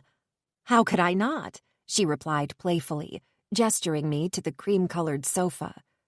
I removed the jacket and took a seat as I kept detailing her as she walked to her maternity armchair. "My name is Elena, but you can call me Ailey. That's what all my friends call me. And after all the things I've heard about you, I'm sure we'll become fast friends." "You shouldn't believe everything you hear." "Oh, I hope it's all true. You're probably wondering how it is that I'm Mateo's wife." She chuckled without offense. "No. Well, yes, maybe a little." I felt my face warm under her amused gaze, but I hoped she'd think it was due to the fireplace. "We couldn't be more different," she agreed with a quick nod. "For example, I know these shirts annoy him, yet he always buys them for me." I cocked my head to the side, having a hard time reconciling the cold, threatening man with this adorable woman's loving husband. Mafia men have many faces. There is the cold and unforgiving one they show the world, and then there's the man he is in private with his loved ones, and I can assure you, it makes it all worth it. She rubbed her belly lovingly as a man entered with a tray and set it on the coffee table. "Thank you, Jeffrey." "Anytime." He bowed to her and me before exiting. "Where's Pietro?" I smoothed my clammy hands on my dress and looked around. "I took him to the room he'll use. There is a gigantic half-built Lego set on the table that Jude works on whenever he stays here. His eyes just lit up and he asked to work on it." "Ah, Legos. We've lost him." "It will give us some time to chat. It's not often I meet new additions to the familia." "I'm not—" I shook my head, unsure how much I could tell her of what was happening. I stood and winced as my leg muscles seized up. Ah, yes, cold and wet was a stark reminder of my limitations, especially when the clothes I was wearing did nothing to protect me from it. I reached for a cup of hot chocolate and extended it to her. "Cookies?" I asked, extending the plate toward her. "Always," she replied, taking 2. She really was my kind of person. She looked at my dress and sighed. "I was informed of your arrival too late to make sure clothes would be delivered for you. Mine won't fit. I'm way too chubby." "You're pregnant." "Ah, well, yes, I'm pregnant now. But trust me, when I say that pregnancy only affects the stomach and boobs. The rest was all there before."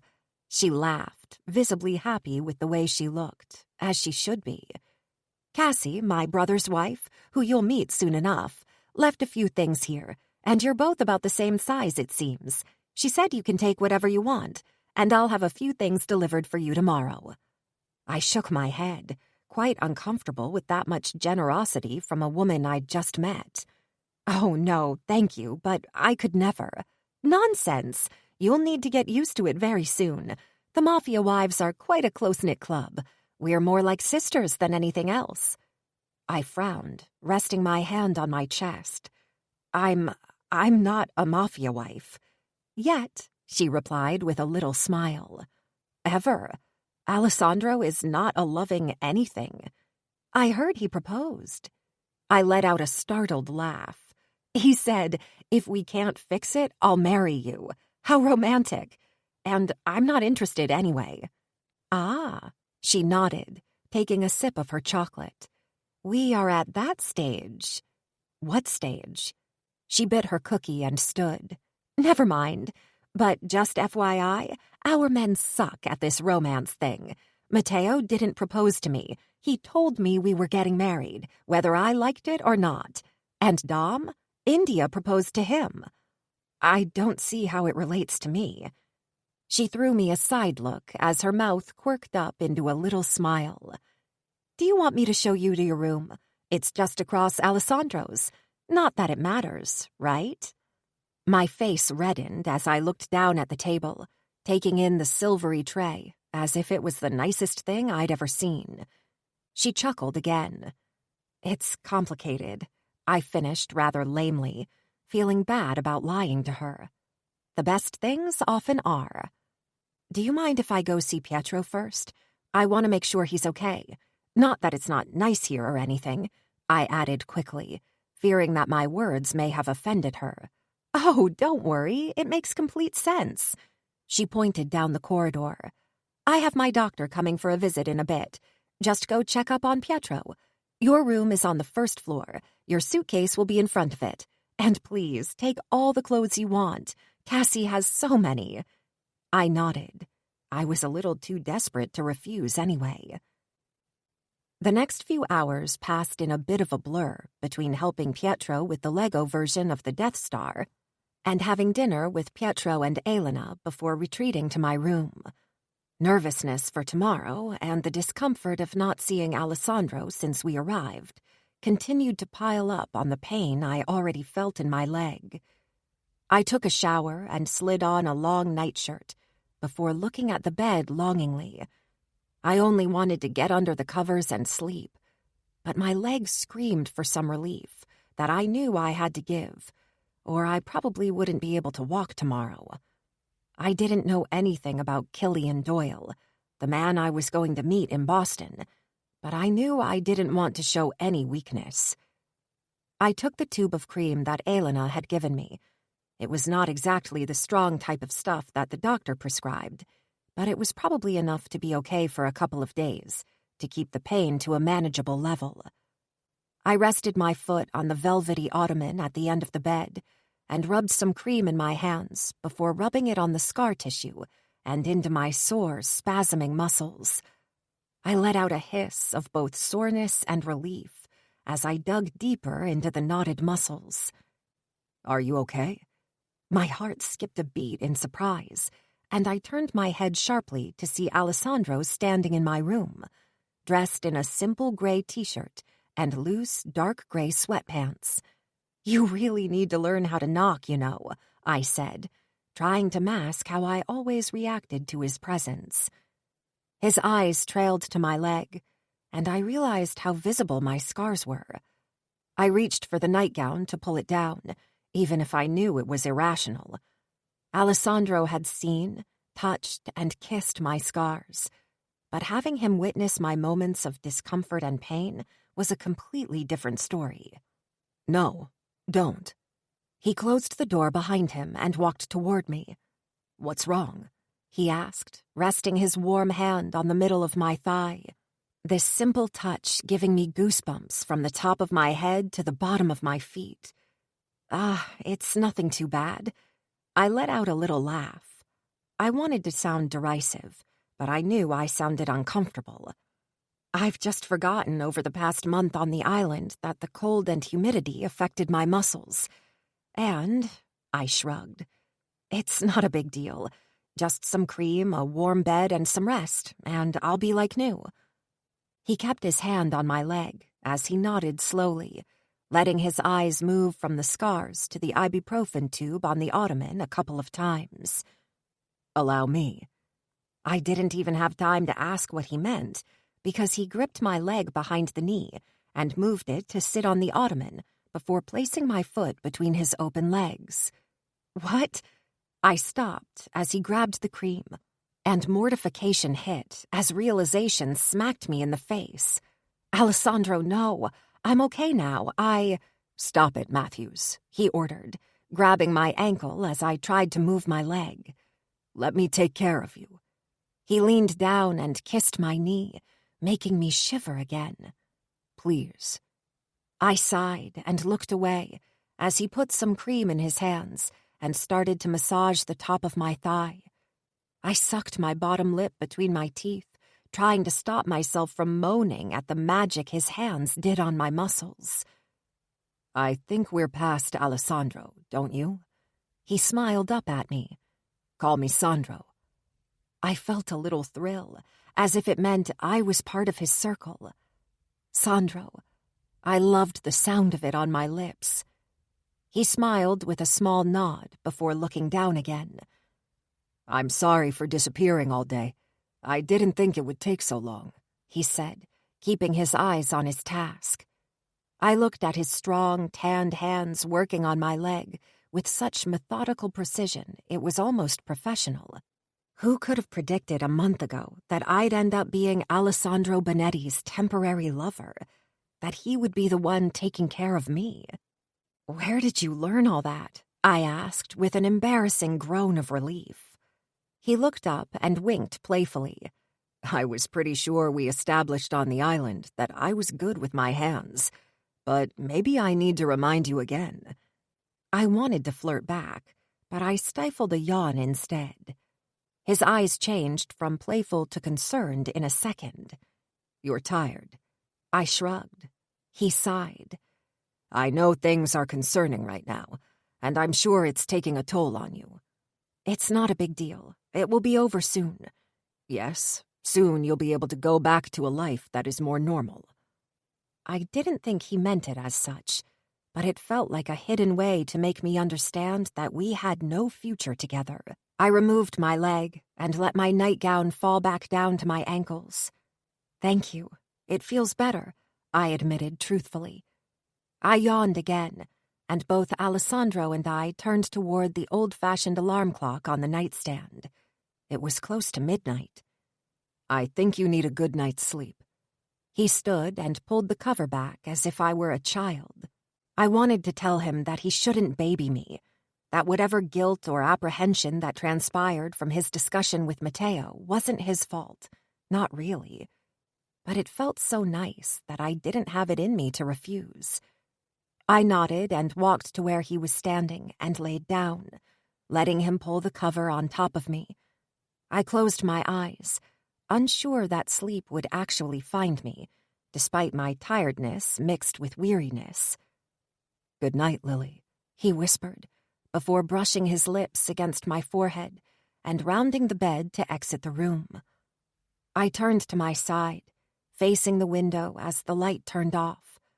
But I knew, despite the lack of noise, that he was still in the room, and I could feel his presence in every nerve ending in my body.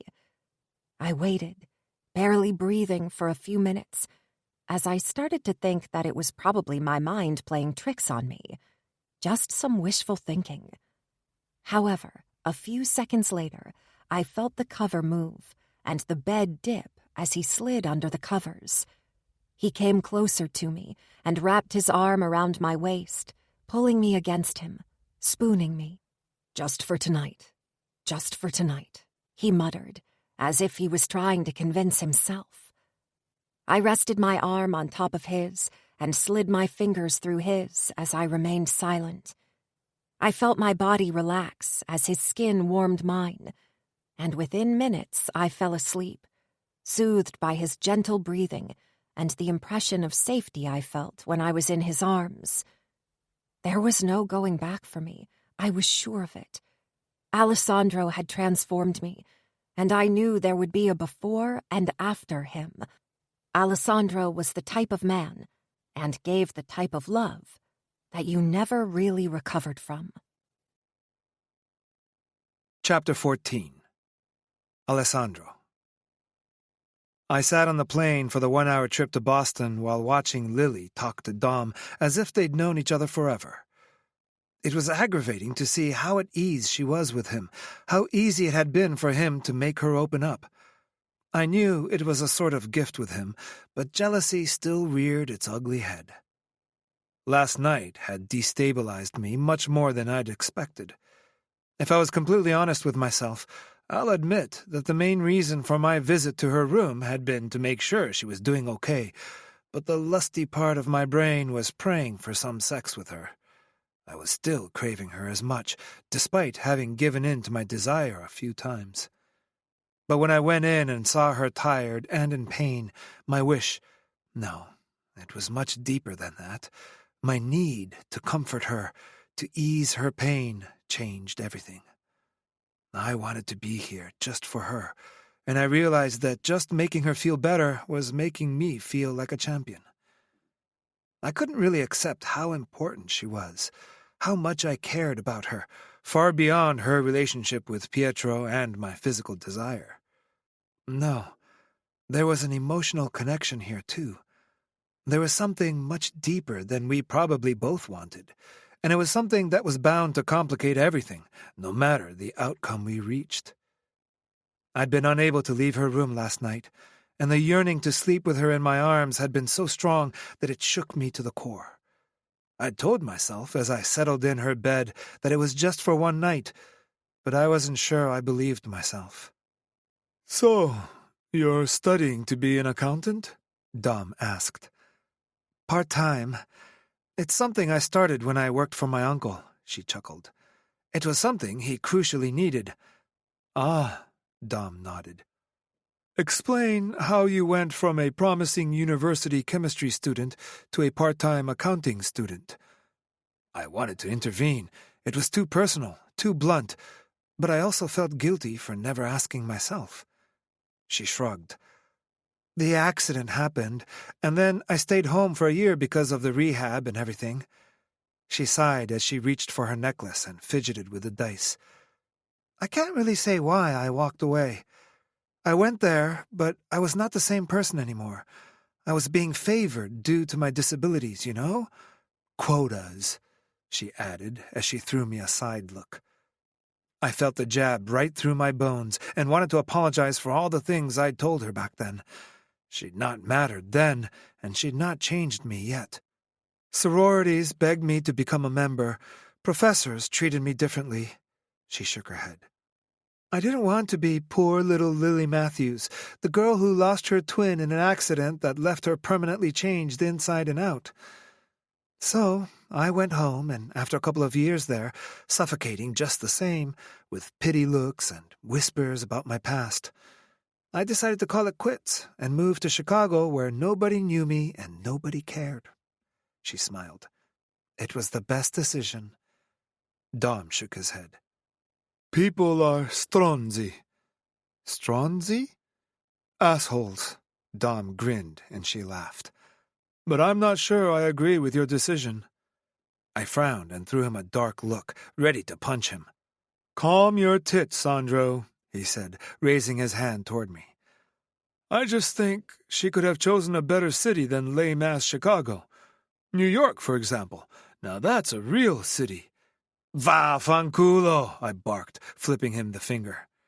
Dom chuckled, and as Lily laughed too, I realized his goal had been to keep her mind from the stress of what she was about to face. That was something else I found irritating with Dom. He was very intuitive and managed to make husbands and boyfriends feel like losers, which was exactly how I felt now. The pilot announced our approach to the private airfield, and the conversation died as Lily started to fidget with her necklace even more. I reached up and grabbed her hand, giving it a comforting squeeze. I cleared my throat to attract their attention. "So, as we discussed, Remo will be waiting for us when we land. We'll take the car straight to Doyle's club, and you two will wait outside while Lily and I go in."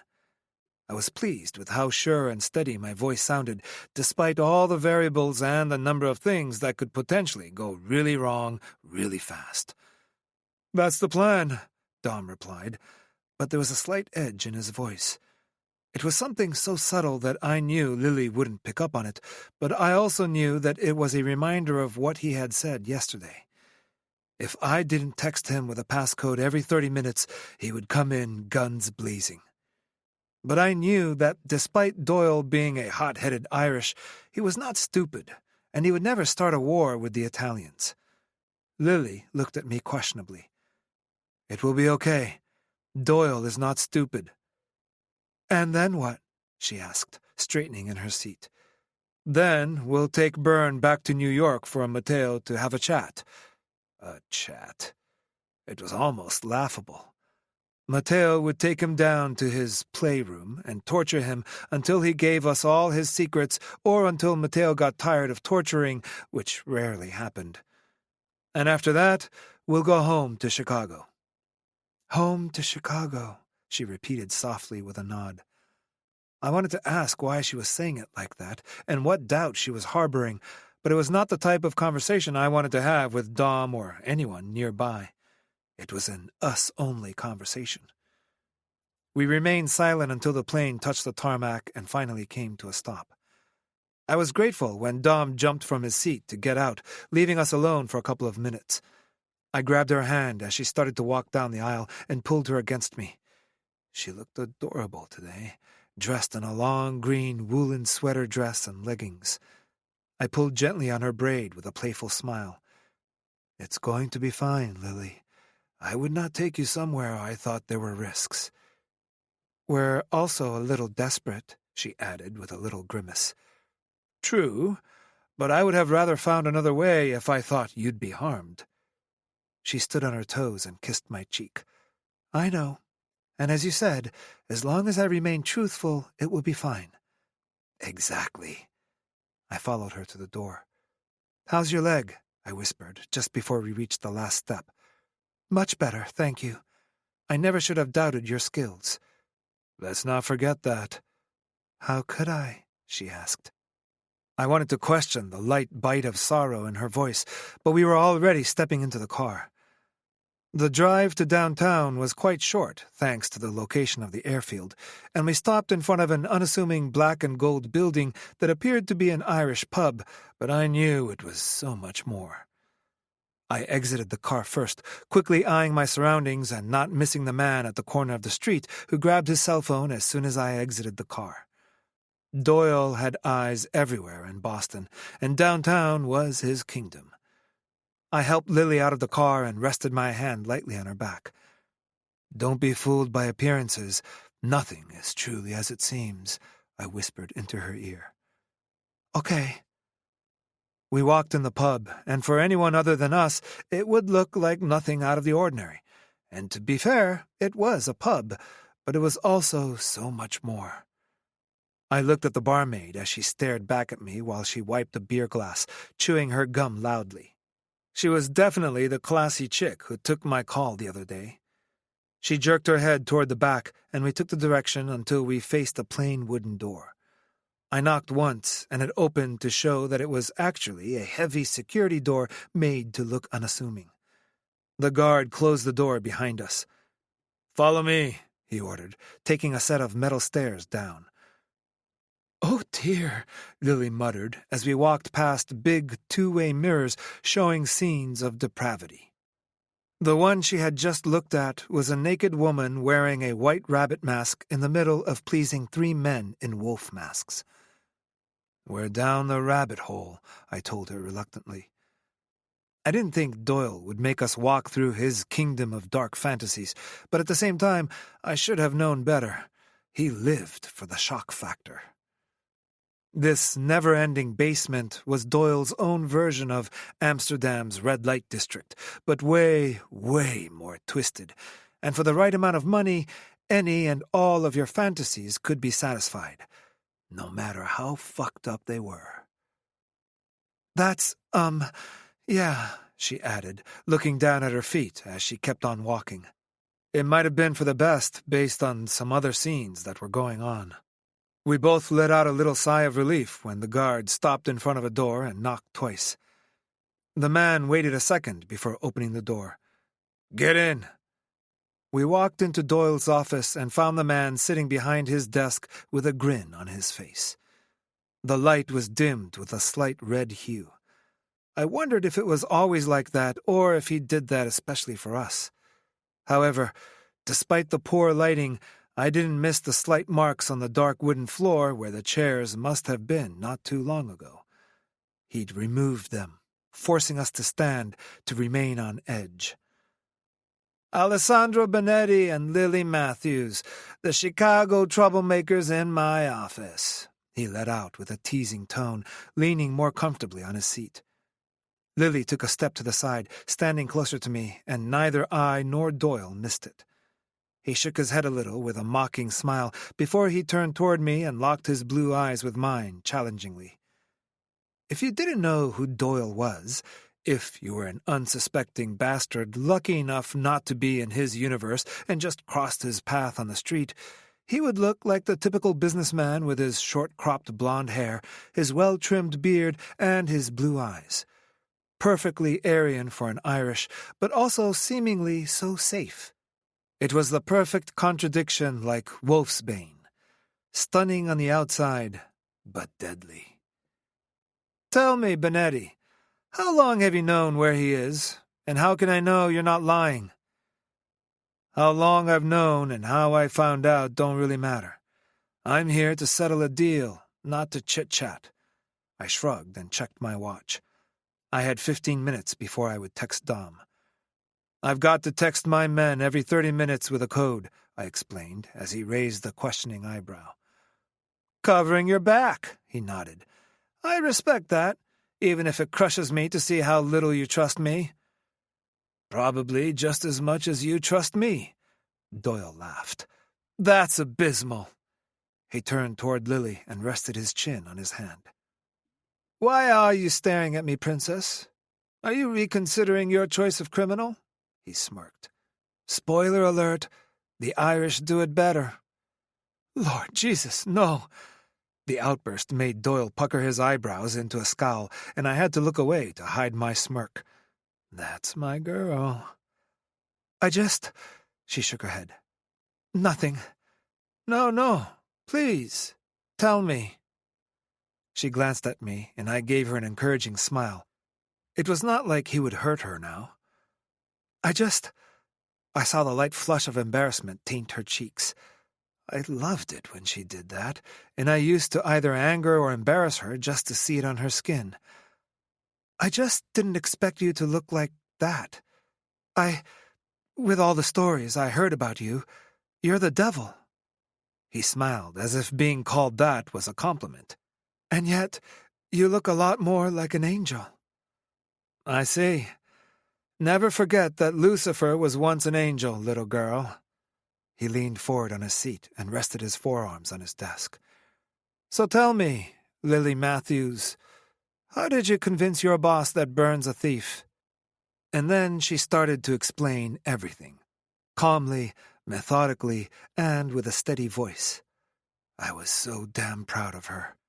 Doyle must have been impressed as well, because he remained silent during the explanation, and after she was done, he turned his head to the side, and I finally noticed a man with thick glasses who gave him a little nod. What you said checks out. I know, she replied, standing straighter, and I had to smile at her bravery. She truly was my queen. He nodded. And you do also know that Loverboy right here is going to kill Byrne, right? I stiffened. I knew that Lily saw me kill someone, but I was not overly fan of her being reminded of what I could do. She looked at me for a few seconds before turning back toward him. Yes, I knew it was likely. So, you're okay with condemning a man to his death? Can you live with this guilt hanging over your head? Doyle, he raised his hand to stop me, keeping his eyes on Lily. It is not on my head. He did what he did, knowing who he worked for. I was not the reason he stole that money, nor did I know what I was looking for when I uncovered the truth. However, he knew he could condemn me to my death when he tried to hide his secret, and that's on him, not me. That was Lily's black and white view on life I'd witnessed before, and it was also why I knew I couldn't force her into a life in my world. She might think that she was going to be okay, but her moral compass was too strong for this. Doyle sighed. I'm bored now. He snapped his fingers, and the door behind us opened to throw an unconscious Byrne at our feet. I looked at the ruffled and bruised man on the floor. He's still able to speak, right? Of course. He's just heavily sedated. Doyle rolled his eyes. That man is such a whiner, and as for the bruises, it's nothing too dramatic. I just don't appreciate being lied to. You do know that, don't you, Benetti? I nodded and turned toward him. Your brother is living his best life in Little Italy and Montreal, and in particular, the Midnight Cafe. Doyle made a grimace. Canada! Montreal! He let out a sound of disgust. And on top of everything, Little Italy? I think that was the point. Go where you would never think to look. Doyle snapped his fingers at the men standing by the door. Help them with this, he said, jerking his head toward the unconscious Byrne. Doyle, I'd like to say it was a pleasure, but we'd both know I'd be lying. Doyle smiled. Same. He turned toward Lily.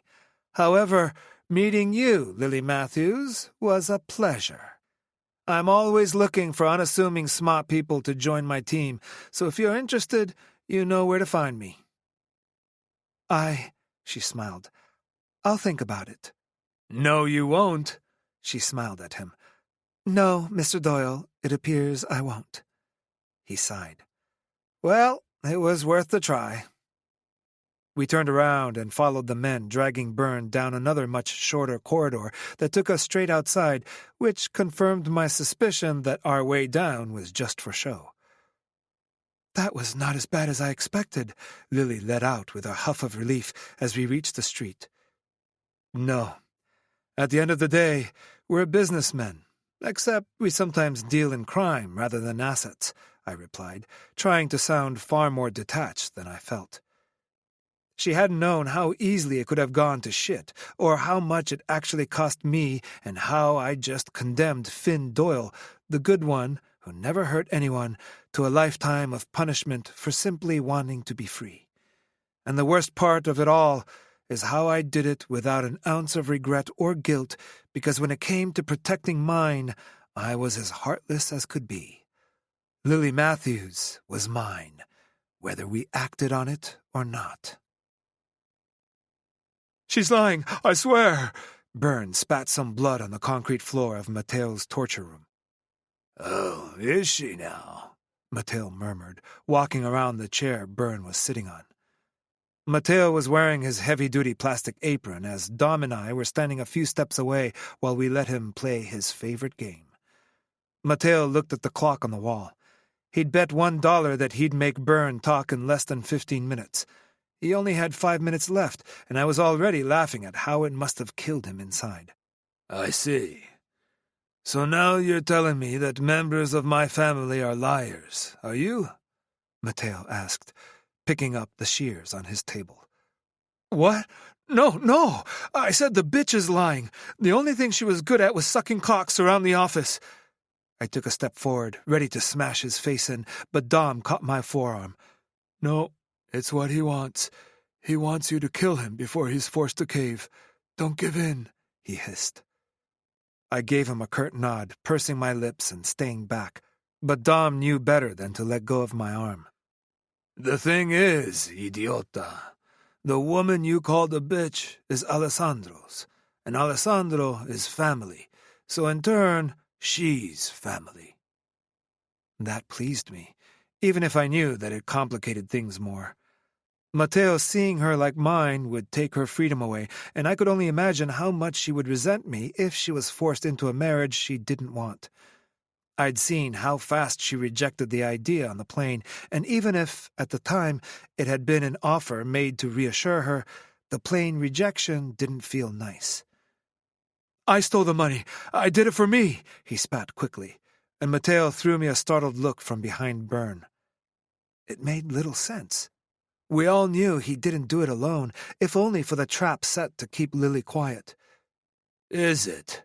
Mateo nodded and put the shears on Byrne's little finger, cutting it off. Byrne let out a howl of pain as blood squirted to where we stood. We've got 9 more fingers to go through, so please, keep on lying. Mateo rounded the chair and stopped on the other side, trapping his left little finger in the shears. Okay. Let's try again, shall we? Who have you been working with? Please, don't. He'll kill my family. He let out a scream of pain as Mateo cut off the finger. Figlio de puta, I'll kill your family. Fuck, I'll ask my men to retrieve them right now and shoot them in front of you. That wasn't true. Mateo didn't kill innocents. Well, not anymore. Not since he married Elena, who seemed to have given him the hint of a conscience per proxy. A name, now, Mateo demanded, setting the shears on his index finger. Lorenzo, he shouted as Mateo cut his finger. Matteo looked at me, and I kept staring at him silently, hardly believing that Lorenzo did all that, and yet it also seemed so evident. Suddenly, Byrne moved his head to the side and impaled his throat on the shears. "Fuck!" Matteo roared, pulling it out, causing the blood to splatter on his apron as Byrne started to gurgle, choking on his own blood. "The asshole just killed himself! Who does that?" Dom and I looked at each other. Desperate and scared people would, and truth be told, suicide seemed a lot sweeter than what Matteo had planned for him. "Lorenzo?" Matteo asked, throwing his shears into the sink with exasperation. "Does it even make sense? He's not the sharpest tool in the shed." "No, he's not, but his father was," I let out with a weary sigh. "We could only go so far in the accounts, but it seemed to have started when my father was still in charge and Lorenzo's father was still his We've covered some enriching content so far. Let the music carry you away for a while, and we'll pick up the pace again shortly. Thank you so much for being here and watching this video.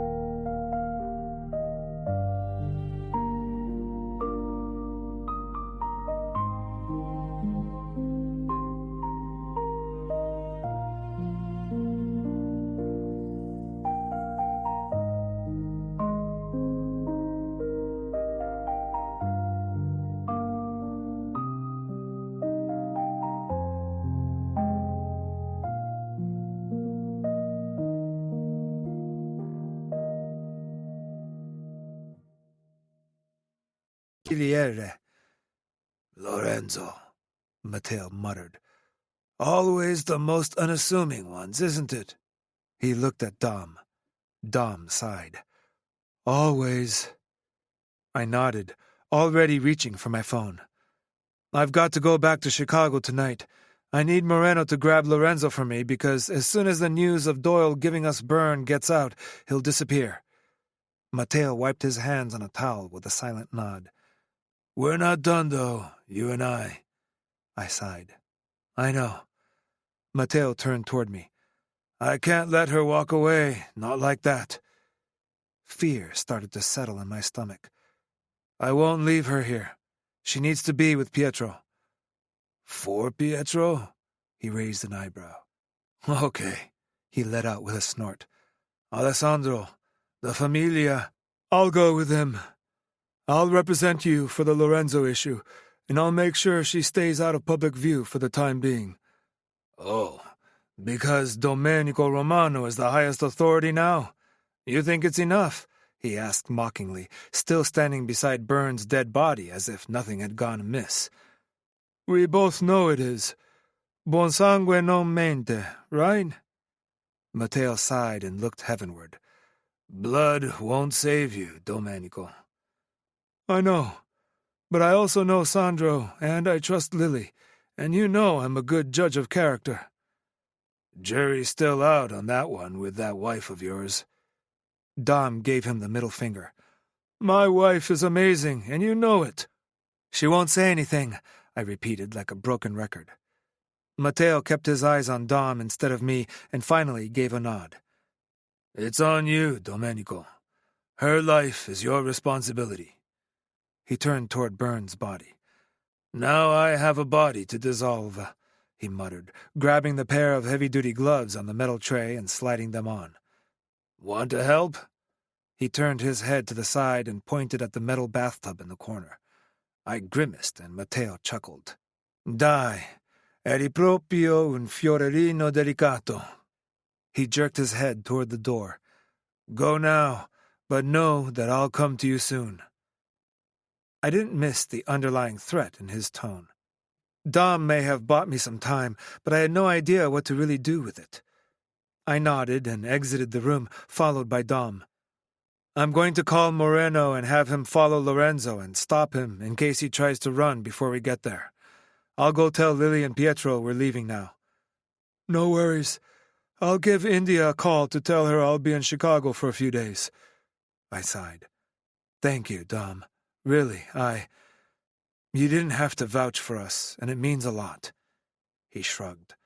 That's what Familia is for. Don't mention it. Still, he patted my shoulder. I know how much it sucks, and how worrisome it is to love an outsider. Let me help you out like I've been helped, he added, before going up the stairs, and for once, I didn't feel like denying what I knew was true.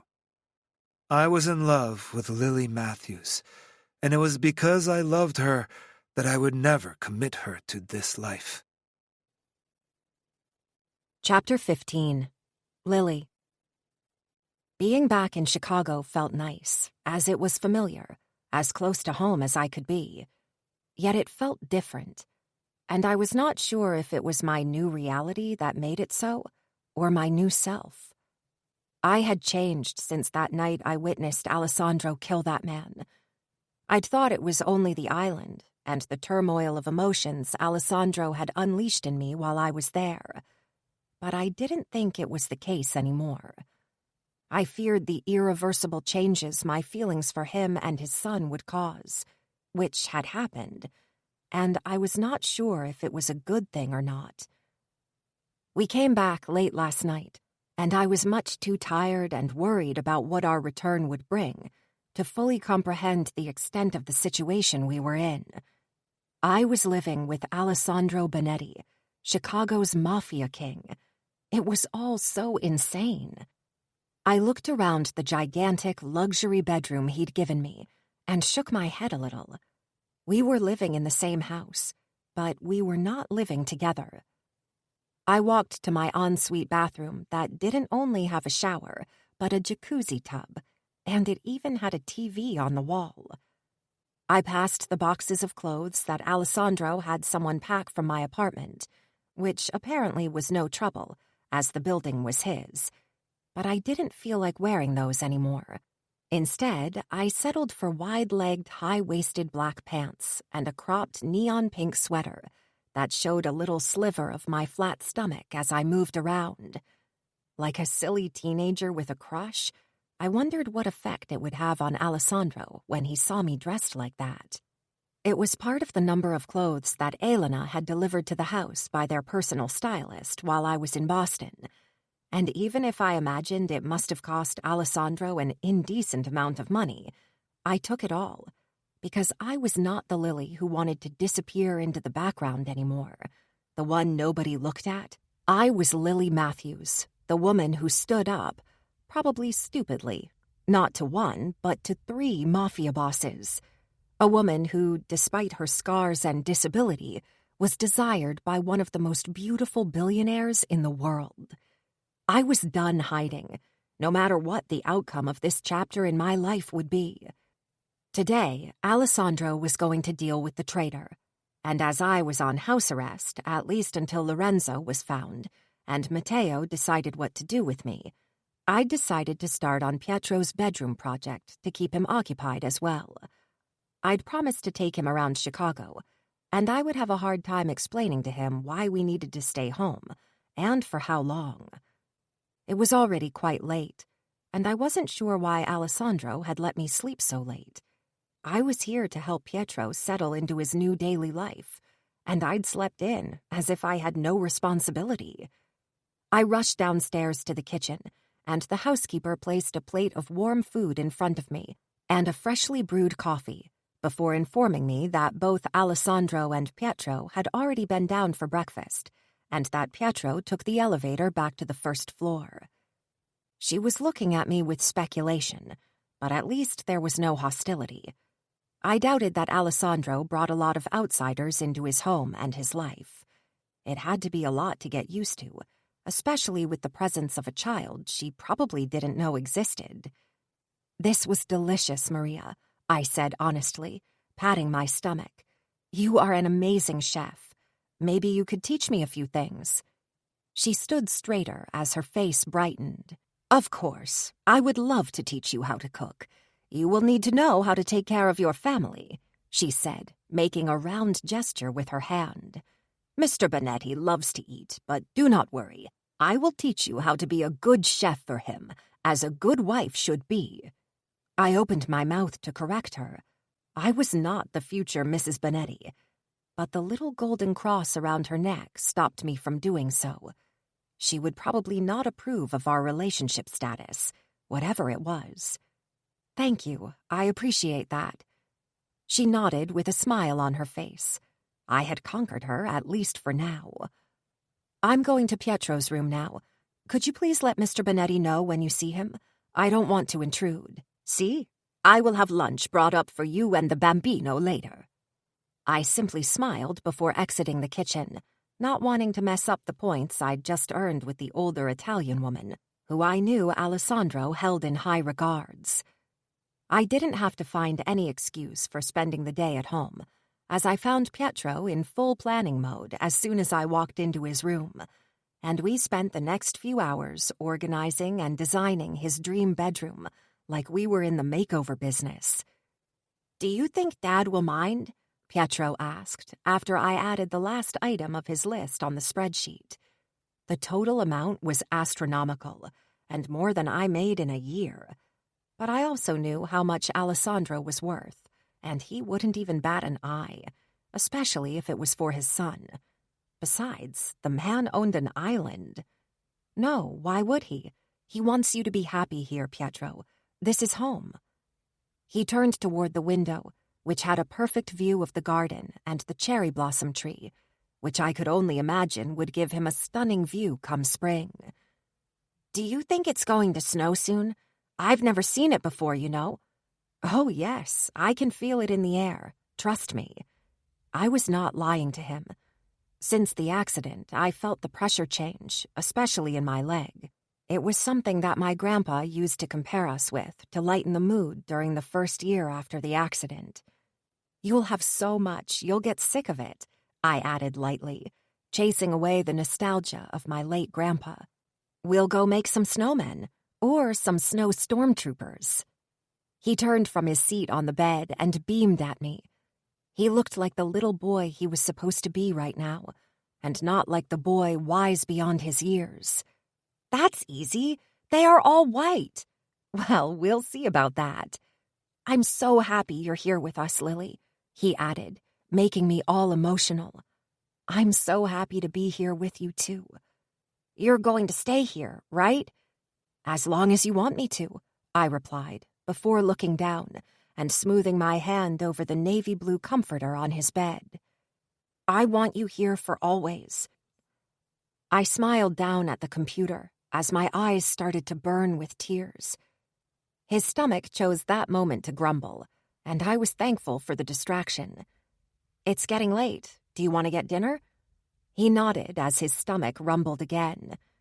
Do you think we can get some fast food? Uncle Hoka always gives me a special treat of burgers when I get there. Of course we can. I stood from his bed and looked at the clock.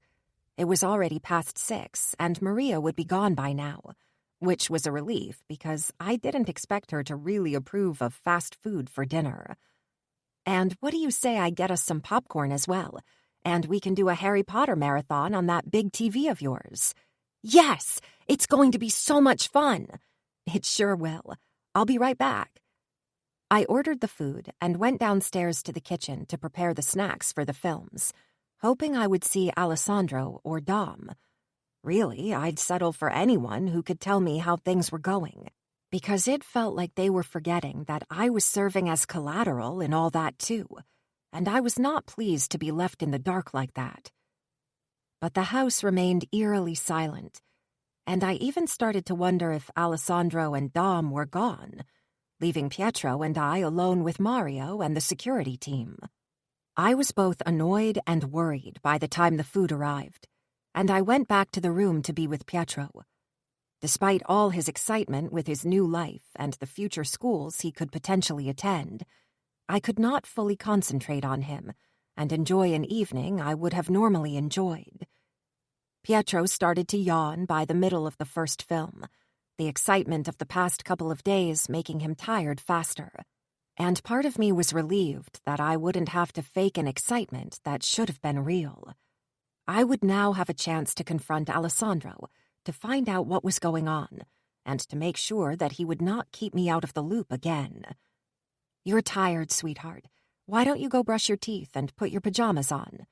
But, Dad, he said, rubbing his eyes, he always says goodnight.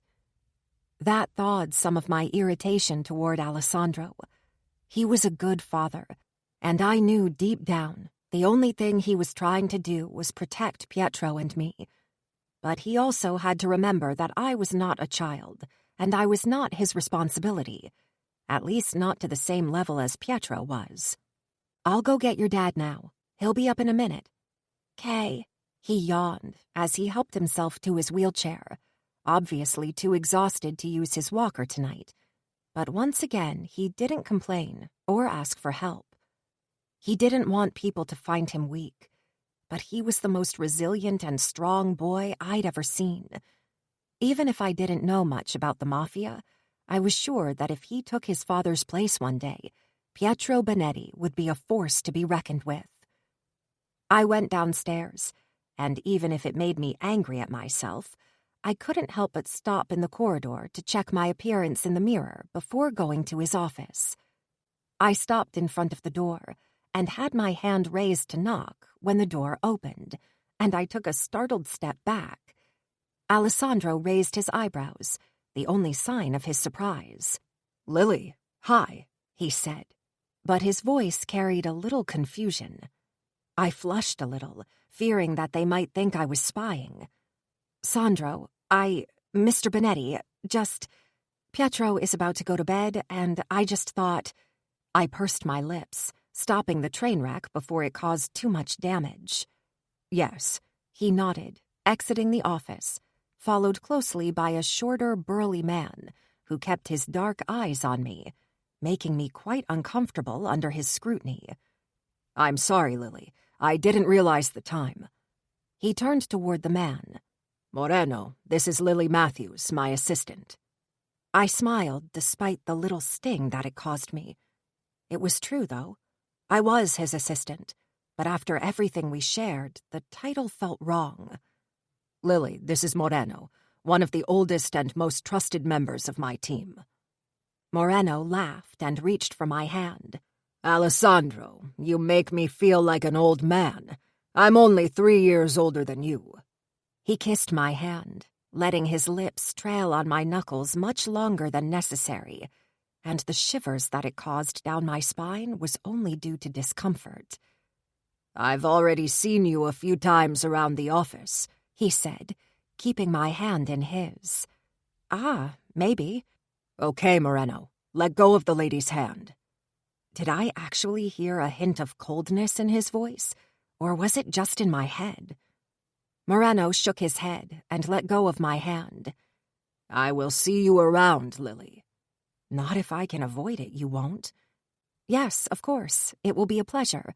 Have a great evening, I replied as pleasantly as I could, with a smile I hoped was friendly enough. Alessandro stood a little straighter, his shoulders back as he detailed my face.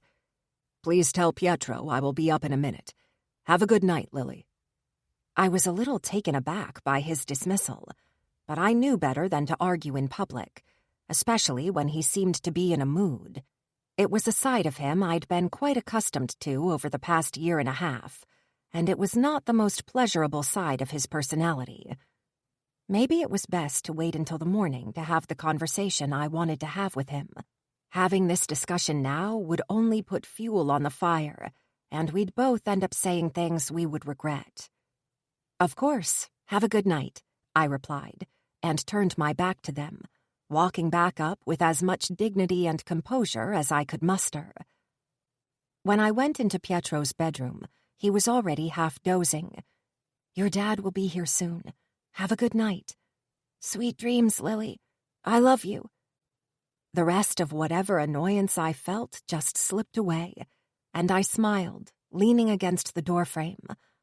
I love you too. I went to my room and called my parents. While I couldn't answer all of her questions, the most insisting one was when I'd come to visit. I never thought I'd crave home, not really. But right now, knowing that I couldn't get there, and that despite the appearance of freedom, I was still as captive as I had been on the island, somehow brought me down. Except this time, Alessandro was unintentionally my jailer, the true one being his boss in New York and Lorenzo, who I hoped they would find soon. Dad and I are worried about you, honey. We've not seen you for so long. And how come you're not going to be Mr. Bonetti's assistant anymore? And why are you staying in his house? I heard my father's booming voice in the background. Dad, she cleared her throat. We wonder, is something going on with this boss of yours, honey? You know, he can't use his power over you. She was obviously uncomfortable, and I felt like I was dying just having her imagining that, which was not terribly far from the truth. No, good Lord, Mom, it's nothing like that. Liar. Why would a man like him be interested in a woman like me? Mom, he is a 30-something billionaire, and I'm, well, me. She let out a sigh of relief. Yes, I know. I'm sorry, honey. It's your father. Of course, I know it's not anything like that. Ouch. Thanks, Ma, for always seeing me as so ordinary. I was thankful at the knock on my door, even if my heart jumped with apprehension knowing who it was. Sorry, Mom, I have to go, but I'll come visit soon, I promise. I rushed out before hanging up. Come in. Alessandro opened the door halfway and popped his head in. See, I'm making progress. I'm knocking now, he said with a sheepish smile. I shook my head, and I couldn't help but smile too. May I come in? It's your house, I replied, trying to sound detached, despite my heart beating faster already. He sighed and walked in, closing the door behind him. Not exactly the answer I was going for, but I suppose it will have to do. He leaned against my door and studied me. How are you? I was not expecting that question, and I remained silent, sitting at the foot of my bed for a few seconds, not really sure what I wanted to address first. He had discarded his suit jacket and tie since I saw him in his office a few moments ago, and despite him looking as big and powerful as he always looked, I didn't miss the dark circles under his eyes, the fine lines on his forehead, and his eyes looking far deeper than they used to. The man was exhausted, and suddenly I didn't feel like piling more on top of everything. I'm okay. I'm sorry about today. Again. He sighed, rubbing his stubble, leaning even more against the door. I know I dropped the ball with you and Pietro, but Lorenzo has vanished and... He sighed and shook his head. Dom is tracking him. I should be out with him, but... He stopped talking and looked at me. I understood what he was not saying. He wanted to stay close to Pietro, and even a little bit to me. You look tired. He sighed again, leaning his head back against the door. And suddenly I wanted to take care of him, help him as he did for me a few nights ago. I stood from the bed and grabbed his hand. Come. I pulled on it, and he followed me silently. Sit, I commanded, as I reached the comfy reading chair in the corner. What are you doing? He asked, while still following my instructions, as he sat heavily on the chair that seemed so much smaller with him in it. Trust me, I replied, rounding the chair and standing behind him. I buried my fingers in his thick, dark hair and applied pressure on the sides of his scalp. He let out a groan and then a sigh before leaning his head back, which made me smile. I knew the pressure point classes I took at the acupuncture place close to my building were not just a way to occupy my free time. I kept massaging his head, applying pressure as I looked leisurely at his face upside down while he kept his eyes closed. I could see his body relax as he leaned more against the comfortable seat. You don't have to do that, he said, but his voice lacked conviction. I know I don't, but I want to. It's a partnership. You take care of me, and I take care of you. He opened his eyes suddenly and looked at my face above his. The light was too dim, and his eyes were much too dark to really make out how he felt. It was frustrating, especially knowing that he could read me like an open book. I'm sorry for not having answers for you. I don't know how to fix everything, he finally admitted, barely louder than a whisper, and I knew it cost him to admit this. Alessandro was a fixer, and not being in control must drive him crazy. It's okay. I'm not worried, I replied, as I let my fingers trail down to his temples, and I made some soft circular motions. And do you know why? He closed his eyes and shook his head a little. Because I know you, Alessandro Bonetti, and you're a force to be reckoned with, Mafia or no Mafia. I let out a little laugh. I never admitted it before. I didn't want to be the one feeding your overinflated ego more than it was. But seeing you in those boardrooms was mesmerizing. All those powerful men came in standing tall and proud like they owned the world, and they ended up leaving with their tails between their legs, knowing that their place in the food chain was always below yours.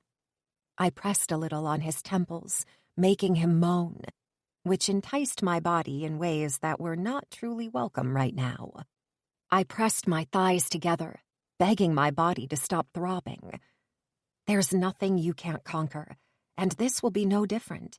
I know it's irrational after everything that has happened, but I feel safe with you, and I know everything will be all right. Before I could stop myself, I leaned down and kissed his forehead. Faster than I thought was possible, he reached up and grabbed the back of my head as I tried to move back up. He moved his head to the side and pushed my head down until my lips touched his. He started to give me a couple of chaste kisses, keeping his hand on the back of my head, as if there was a single part of me that wanted to stop kissing him, despite knowing it was never going to end the way I dreamed it would. The pressure of his lips became more insistent, and when he caught my bottom lip between his, I let my body relax and leaned even further into the kiss, opening my mouth and giving access to his tongue. The kiss was not the same passionate, dominating ones he gave me before. This one was soft, his tongue caressing, searching, as if he was making soft love to my mouth, and it almost made me weep. My knees buckled as I got lost in the taste of him, but his insane reflexes took over again. I let out a shriek of surprise as he broke the kiss, swirling briskly to the side to wrap his arm around my waist and pull me onto his lap, straddling him. "You are one of a kind, Lily Matthews," he said as he slipped his warm hands under the hem of my cropped jumper, letting them roam softly upward until I raised my arm to help him remove it. "I always knew you'd be."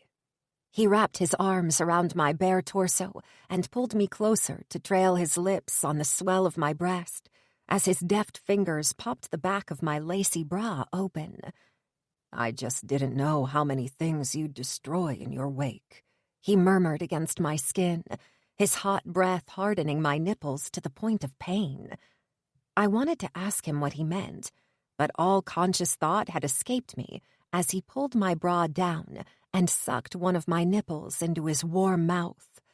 "Sandro," I moaned, sliding my fingers back into his hair, arching my back. "More."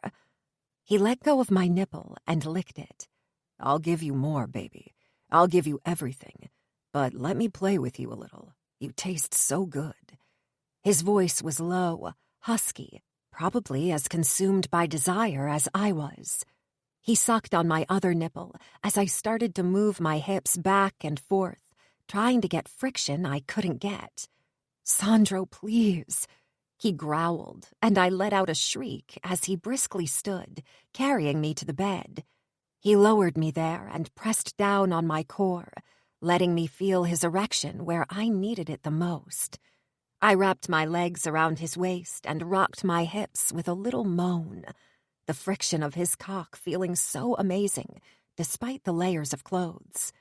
He trailed his lips against my jawline, and I moved my head to the side, giving him better access to my neck, while tightening my legs around his hips, increasing my movements, trying to press him harder against my clit with each shift.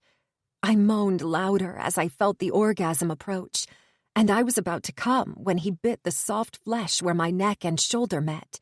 Not hard enough to break the skin, but hard enough to make me lose the momentum and delay my orgasm. "You're not coming before my cock is inside you. Do you understand me?" he ordered, his hard CEO voice in action. But instead of causing fear, it made me wetter. He licked the spot he'd just bitten, soothing it. "You like it, don't you? The pain, the domination."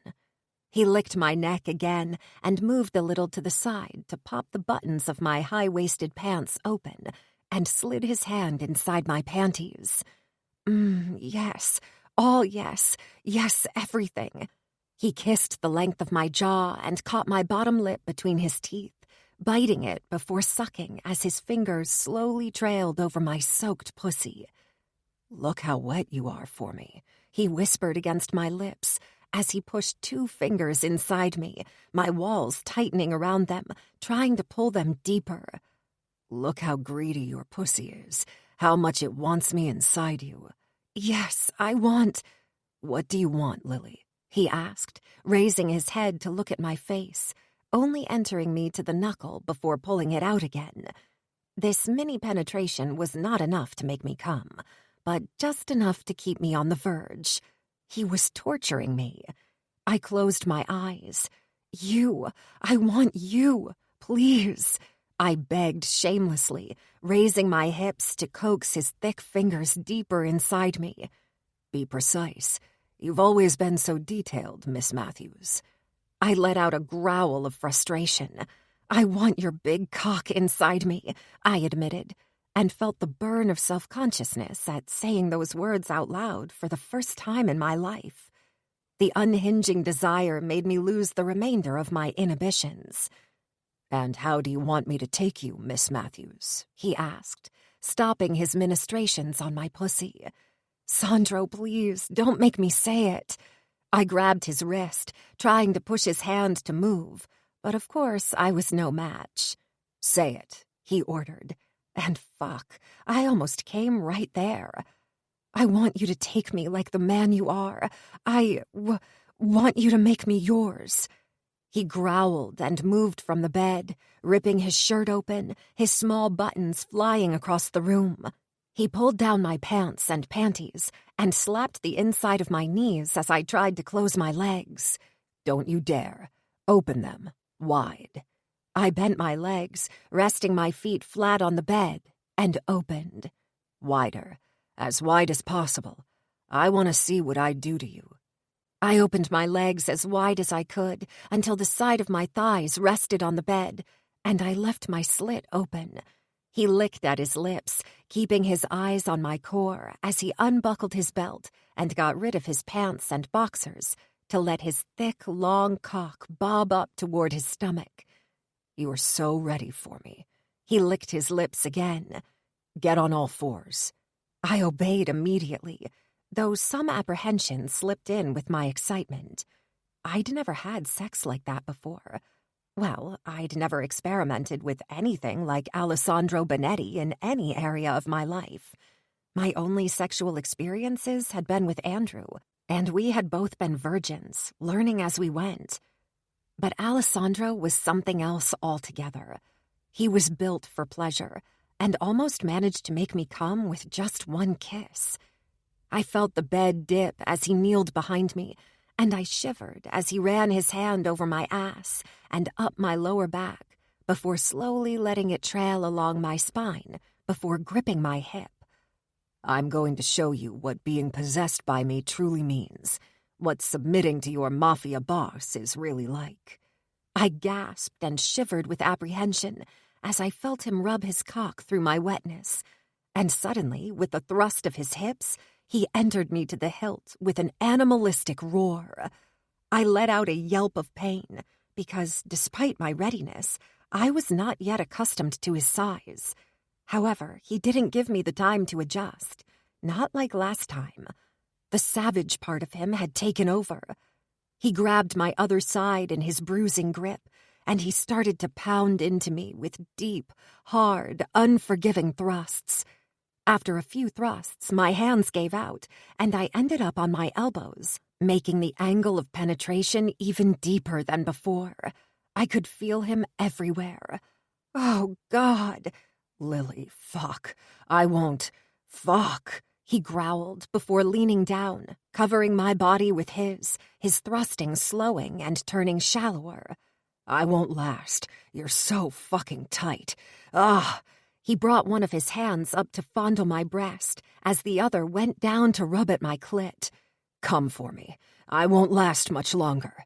His thrusts turned more erratic as I felt him grow even bigger, and suddenly, as he pinched my nipple between his fingers, I fell off the edge without any warning as the force of the orgasm blinded me for a second. Sandro let out a guttural sound as my walls tightened around him, and he shouted my name as he followed me into the oblivion of pleasure. I fell onto the bed, and he followed me down, his weight pressing me into the mattress, his softening cock still nestled deep inside me. I turned my head to the side and let out a sigh of content. He kissed the corner of my mouth and left my body, rolling to the side and taking my limp, exhausted body along with him until he had his arms securely around my waist. I'd never done it like that before, but I enjoyed it immensely, I added quickly, as I felt him tense behind me. I didn't want him to think I hadn't enjoyed it. I wanted more of that. I wanted more of him in this unpolished state. He ran his thumb across my lower belly. "It was out of this world, Lily. The best sex I ever had." I was not sure if it was true or not, but it pleased me all the same. And it was true for me. I sighed and nestled closer to his body. He kept me in his arms as he moved to reach for the side of the comforter and wrap it around us. He kissed the top of my head, and I closed my eyes, enjoying his warmth, his steady breathing, and the soft thumping of his heart against my back. I wanted to soak into this moment, to permeate every single detail into my mind, because no matter how much I didn't want to think about it, Sandro and I were on borrowed time. "Are you sleeping?" I whispered, after his breathing turned deeper. I waited a few seconds, and when he didn't stir, I closed my eyes. "I love you, Alessandro. I love you so much. I don't think the Lily I am will ever be the same without you." I felt a little lighter having admitted it out loud. Logically, I knew he hadn't heard me, yet it felt as if he'd just pulled me closer to him. I was startled awake by a hand brushing my cheek. I blinked a few times and saw Alessandro was dressed in a suit, his hair still wet from the shower, the intoxicating smell of his woodsy cologne soothing all my senses. "What time is it?" I asked sleepily, turning toward the dark windows. "It's not even 6 yet," he whispered, caressing my cheek again. "Dom called me 30 minutes ago. He found Lorenzo. I've got to go. But I didn't want you to wake up and find me gone. Not again." I smiled, closing my eyes, and already feeling sleep pull me back. "Thank you." He kissed my forehead. "You stay home, okay? No matter what anyone says or does, you stay home." "Of course, I will stay home." "Lily, He stopped and sighed. "I'll see you later." "Later, yeah." I woke up a couple of hours later, well-rested but sore everywhere. I got out of bed with a groan, as it seemed that every single muscle was paying the price for the intense moment I shared with Sandro. I walked to the bathroom, hoping a hot shower would turn me a little more human. "Lord," I muttered, as I saw my naked reflection in the floor-length mirror. My body was a map of last night's events. I trailed my fingers to my hips that bore the bruising imprints of Alessandro's fingers. I let my fingers slide up to my breast, reddened by his stubble, to the mark his teeth left on my neck, and the red, chafed, and swollen lips from our kissing. And yet, all the physical marks were nothing compared to the marks he'd left on my heart. I sighed and shook my head, trying to shove the night of passion deep into the back of my mind for now. I took a long shower and settled for a long skirt and a thermal shirt. I was surprised when I didn't see Maria in the kitchen or Mario in the salon. Did he leave with Alessandro? "Pietro?" I called from the bottom of the stairs. "In the library." I walked in and stopped when I saw him standing with his crutches and Moreno beside him, too close to him for my liking. "Moreno, good morning. Is there anything I can help you with?" I asked as my phone started to ring, with Alessandro's assigned ringtone. I cursed myself for forgetting it on the kitchen counter. "Yes, Alessandro asked me to come to get you and Pietro, and take you for brunch downtown." I nodded. "I thought he was busy looking for his friend," I said evasively, as my phone stopped ringing, but started again almost immediately. "Yes, he is, but he decided to take a break and asked me to pick you up." He's lying. My instincts screamed for me to get away and take Pietro with me. I nodded. "Of course." I jerked my head toward Pietro. "Come on, kid, let's get ready." Moreno laughed and rested his hand on Pietro's crutch, stopping him from moving, before reaching behind him and grabbing a gun, cocking it and resting it against Pietro's head. "You're not as stupid as I thought you were. What a shame." He jerked his head toward the door. "Step in and close the door behind you." My heart dropped to my stomach as fear for the little boy I loved so much filled my veins with ice. "Lily?" Pietro's voice was so small, so scared. I smiled at him as I took a step forward, closing the door behind me. "It's going to be okay, Pietro." "Lock the door," Moreno ordered, keeping the gun pointed at Pietro's head. I reached behind me and turned the lock. "Why don't you let him go?" I asked Moreno, happy at how calm my voice sounded, despite the terror I felt. "Because," he let out a little laugh, "you must know there'll be no happy ending to this story, don't you?" He sighed with a little shake of his head. "I liked you, Lily. I really did. Alessandro kept complaining about how much harder you were making his life, and I thought, finally, someone saw him for who he was, a heartless monster. But then you went and spoiled it all when you let him fuck you." I quickly looked at Pietro, mortified that he'd heard these words. Moreno nudged the gun against his head. "Don't worry about the kid. He needs to know what blood runs in his veins before he dies. He needs to know why he's paying the ultimate price." "Why are you doing this?" I cried with desperation when I saw a dark stain appear on Pietro's pants as he peed himself in fear. He'd never fully recover from that, and I never wanted to kill someone more than I wanted Moreno dead right now. "Why?" he scoffed, and his voice turned hard. "Bonetti took my woman away and destroyed my life. He raped and tortured her when she was barely a woman." Bile rose in my throat. I could not imagine my Alessandro doing that to anyone. "I killed him, but it's not enough. I want him to feel the loss through who he cared for the most. His son, his tainted blood." "His son?" I felt like I was having a stroke. Nothing made sense. "Alessandro!" he shouted, the gun shaking with his anger. "His father took everything from me, everything. Alessandro knew how deviant his father was, and he didn't care, because the young girls he was abusing were not his to care for." Alessandro is not his father. He's Shut the fuck up. Don't defend him. You don't know anything." His face was red as froth from his saliva formed at the corner of his lips. He was completely losing it, and I felt like he would shoot at any moment. Just the thought of seeing Pietro die both paralyzed me in fear and sprang me into action, wanting to keep him talking, to calm him down, and maybe have him direct his weapon on me instead. I just need him to want to shut me up more than he wants to kill Pietro. Alessandro doesn't need to rape anyone. I was happy enough to let him do everything he wanted to do to me. You're threatening a child, a poor, helpless child. Tell me, how does that make you better than Alessandro's father? You're just as deviant, I snorted. Who's the monster now? That worked just as perfectly as I wanted, as he turned his shaking gun toward me. "I'll kill you first, whore.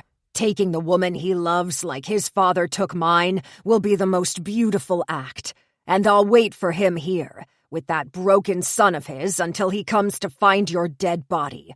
Then, when I see the pain on his face, I'll kill the boy.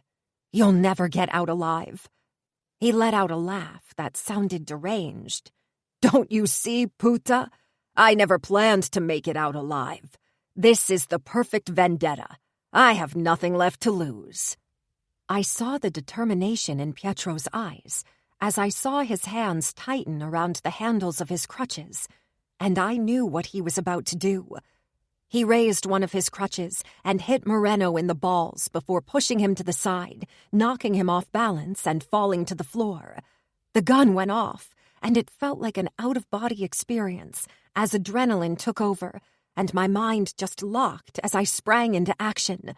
I jumped to grab the gun, but Moreno was already on his feet, roaring insults, and all I could do was kick the gun before the man tackled me on the floor, cutting my airflow as he lay heavily on top of me.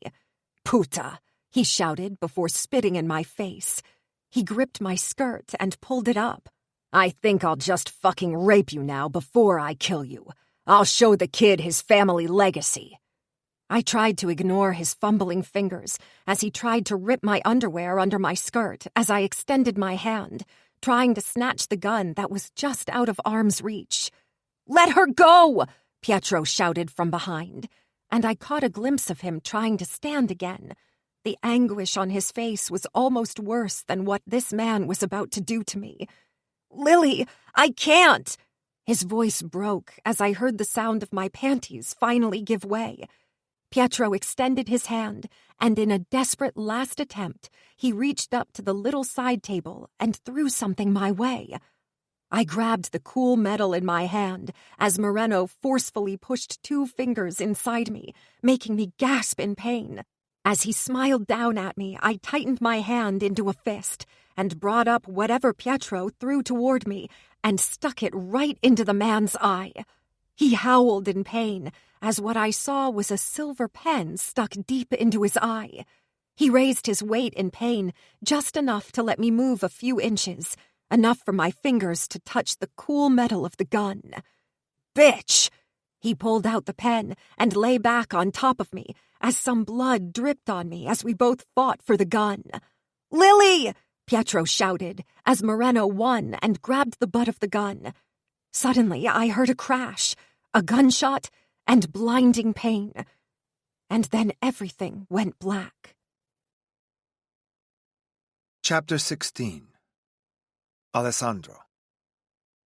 Leaving the warmth of the bed and Lily's welcoming body had been harder than I thought it would be. I was starting to understand now why Luca and Matteo were particularly cranky when they were called in the middle of the night. If I had a choice, I would never leave her side. I sighed as I drove through the quiet city to go to the docks.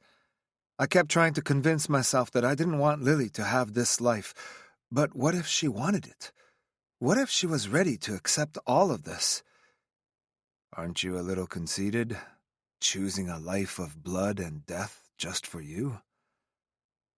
But it was not only me, was it? It was Pietro, too.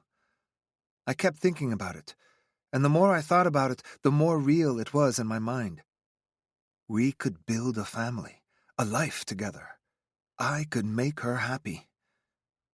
By the time I reached the familiar warehouse, my mind was made up. Once this was dealt with, I would sit down and have a discussion with her. Give her the choice and hope she'd pick me because I was not sure I could just stand back and let her just be here for Pietro. I couldn't let her build a life, marry someone else, have his babies. The thought brought a murdering rage toward this faceless man who would be stealing my treasure and taking away my only shot of happiness. A man I doubted I would be strong enough not to kill. I walked into the warehouse to find Lorenzo sitting on a chair with a black fabric bag over his head and Dom leaning against the wall, texting. I jerked my head toward Lorenzo silently. He was just babbling away. Please let me go. I didn't do anything. Why are you so mean to me? I'm a delicate flower. I need sunshine, Dom added with a high-pitched voice. I raised an eyebrow as I heard muffled shouts come from under the bag. Okay, so I might have paraphrased the last one, but he was so annoying. I gagged him too. I removed the bag and saw Lorenzo's face morph with relief. Was he stupid? I removed his gag and he took a deep breath. Oh, Sandro, thank God you're here. This man has lost his mind. I've not done anything. I escaped and then I'm here. I frowned and turned toward Dom, who just shrugged. If you've not done anything, then why did you run away when I got Byrne back? Byrne? Your accountant? He cocked his head to the side. What do I have to do with your accountant? Why did you ask your men to take me? Domenico is not my man, I scoffed at the stupidity of the notion. He's the Capo dei Capi's brother and New York's consigliere. Lorenzo shook his head briskly as if he was trying to make sense of it all. I'm not talking about him, he spat. I'm talking about the 3 lowlifes you sent to the whorehouse 2 days ago when I was balls deep in Caterina. I grimaced at the thought of Lorenzo's sex life. They just dragged me away, mid-thrust, mind you, saying it was the boss's order and threw me into a crap basement without food or drink. Look at my hands, he said. looking down at his hand attached to the arm of the chair. "Look at my fingers!" He wiggled his scraped and bleeding fingers with pieces of fingernails missing. "It took me a day to use a stupid rusty nail to unscrew the bars of the window and escape. I probably have rabies now." "Tetanus," Dom replied, keeping his eyes down on his phone. "What?" Lorenzo asked, turning toward him. Dom sighed and looked up. "Rust won't give you rabies. It'll give you tetanus. Get your facts right. Fuck, it's like no one's watching Grey's Anatomy anymore." He looked back down at his phone and smiled at his screen. "If only you caught tetanus. It would lock your fucking jaw and stop you from talking shit." I grabbed my phone and called Oda. "Go to Pleasure Island and ask to speak with Katarina. Ask her what happened with her client 2 nights ago." Oda made a gagging sound. "That place is gross. I'll catch herpes just by walking in." I rolled my eyes. "Now's not the time to be a smartass. Now's the time to do your job. Text when you're done." I shook my head. "I've got no patience left for you, Lorenzo. I know the truth, and if you speak now, I might let you live. But if you don't, I'm not going to kill you. No. You see Dom here?" I pointed toward Dom, who looked up and waved like the asshole he was. "He'll put you on a plane to New York, where Matteo Genovese will use you as the newest test subject for his brand new torture device. So be very, very careful with the next words that come out of your mouth, and for your fucking sake, it better not be a lie." Lorenzo opened his mouth and closed it again, doing it 2 or 3 times. "Okay, fine," I said. "Dom, take him."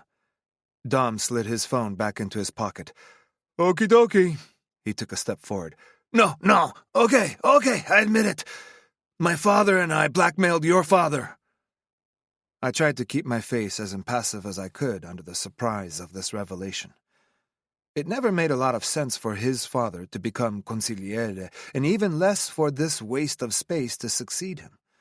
I couldn't think of a thing my father would want to hide so badly. "Why would my father care that you uncovered his tax evasion?" "What?" Lorenzo frowned. "I'm talking about his taste for young girls. Very young girls." I sighed and rolled my eyes. "Nobody would care about a 17-year-old stripper," I scoffed, whilst guilt stabbed at my heart thinking about Violet. Her mother was important. "No, but people would care about Maria Angela DeMarco." I opened my mouth and closed it again. That was what? 20 years ago? She didn't want the Mafia life. She didn't want an arranged marriage. She killed herself the day of her 16th birthday. I remember. I was there. How could I ever forget the way she slowly stood, walked to her cake, and instead of cutting it, looked around the crowd and then slit her throat? It was a tragic, cautionary tale, and also part of the reason why I didn't save my sister Violet from her life of poverty. "No, that is not what happened." "How would you know? You were what at the time, 12?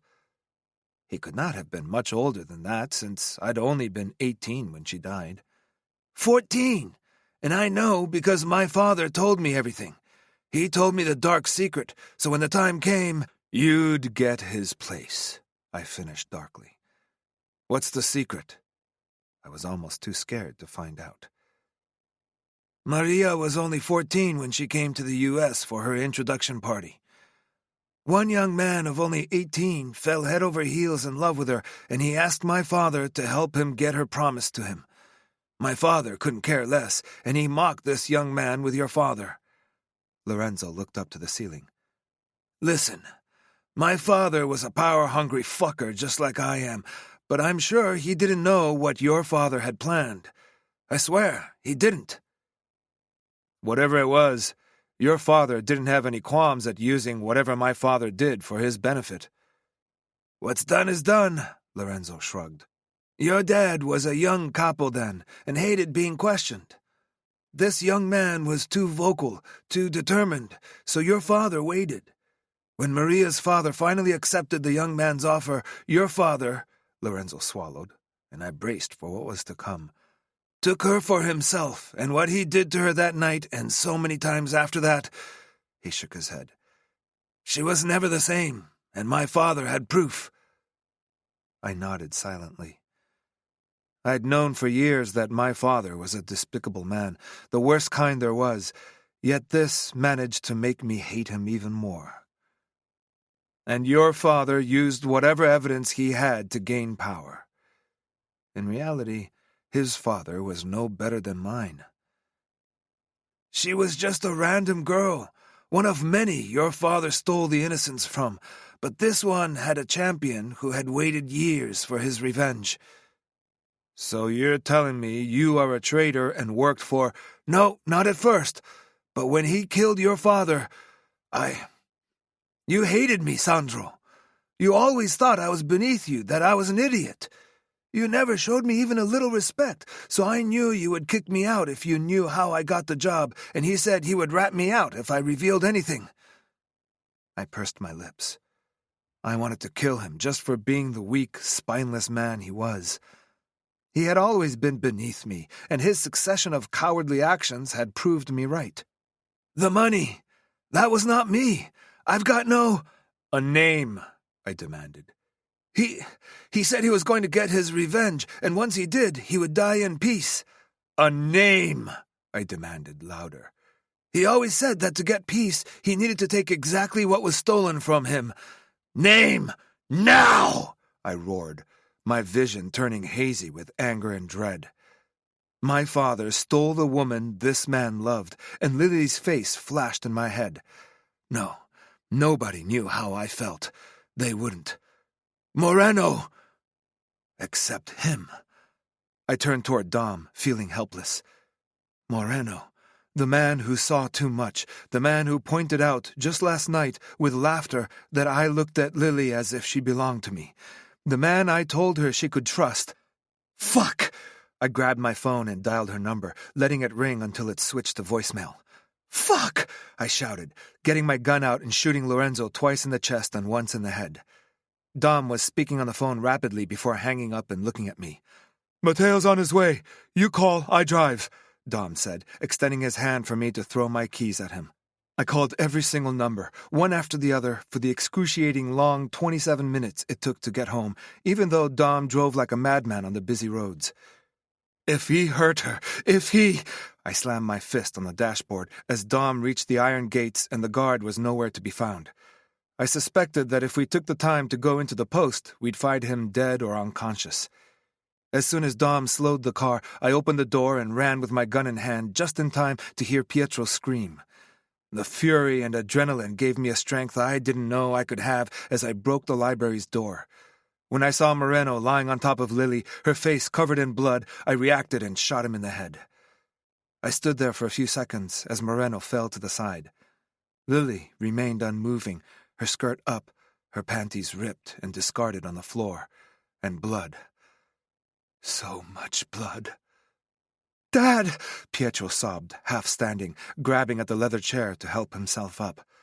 Dom barged in, hitting me on the back, nudging me into action. Go to your son. I'll take care of her. Dom. I was man enough to admit it sounded more like the broken cry of a little boy than the sound of a man. I know, he said softly. I know. Go to Pietro. I rushed to my son and helped him up, wiping his tears with my hand. Cucciolo, how are you? Dad, she's hurt. I'm okay. Dad, please. You need to save Lily, he sobbed. She saved me. I reached for the tissue in my pocket and rested it against the cut on his forehead. I turned to Dom, who had pushed Moreno's body from hers, and I was relieved to note that his zipper was still up, both for hers and Pietro's sake. Witnessing something like that would have traumatized him, and my Lily, I couldn't even think what it would have done to her. I swore when I noticed the blood on her side, slowly soaking into her green shirt. Dom lifted her. Let's go to the hospital. I nodded and grabbed Pietro, who buried his face in my neck and cried earnestly. As soon as we exited the house, Oda parked his car and Dom ordered him into action as he sat in the back, still holding an unconscious Lily in his arms.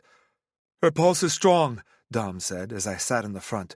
She'll be okay, Sandro. You won't lose her. I nodded mutedly, tightening my hold on my son. She had to be all right, because I didn't think I could lose her and be the same. Yet it was at this moment that I knew with certainty I had to let her go. The next couple of hours at the hospital were excruciating, as I stayed with Pietro during his full examination. Oda came back with changes of clothes for him after having taken care of the bodies of Moreno and the guard who was found dead in his post. I listened to my son as he told Dom and me the story, his voice breaking, his eyes puffy with all the tears he was shedding. In that moment, I regretted killing Moreno. I should have incapacitated him and tortured him, as Matteo did. For the first time in my life, I understood the pleasure one may take in torture, because I wanted to do it so badly that I felt like it stopped me from breathing fully. "Dad, please, I need to know how Lily is." I nodded and turned toward the door before turning toward Dom. Dom patted me twice on the shoulder in an unfamiliar touch of comfort. "I'll go check. Give me a minute." I nodded and sat on the chair across from the examination bed where Pietro was sitting. We'd been more than lucky that he would not suffer any lasting injuries, at least not physically. He had 3 stitches at the top of his forehead that the doctor assured wouldn't scar. I didn't mind scars. Actually, the woman who owned me had many, and I loved every single one of them. I just didn't want Pietro to have one that would remind him of one of the worst days of his life. "I want to go back," he said with a small voice, looking down at his hands that were curled in tight fists on his legs. I nodded, grabbing the green hospital bag with his things in it. "We will. Once Dom comes back, I'll take you home and—" "No." He looked up and shook his head. "To the island. I want to go back.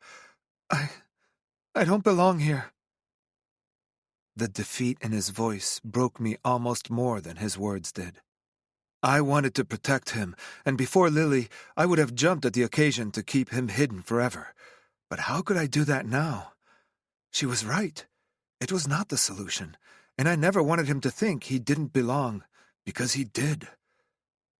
No, the island was a mistake from the start, I admitted. You belong in this life. This is your life, Pietro. You are my son, and you're strong and perfect. I raised my hand to stop him from talking. I know you think you could have done more, but you couldn't have. You're 10, son. And Moreno was a super-trained warrior who fooled everyone, including me. Your challenges didn't change a thing. Actually, your crutches helped you with the diversion. He looked at me for a few seconds. He said horrible things. I'm sure he did. He also said... He stopped and looked toward the door. He said what? I asked, leaning forward on my seat, but we were interrupted by Dom announcing, to both my and Pietro's relief, that Lily would fully recover and that Matteo was here to talk to me.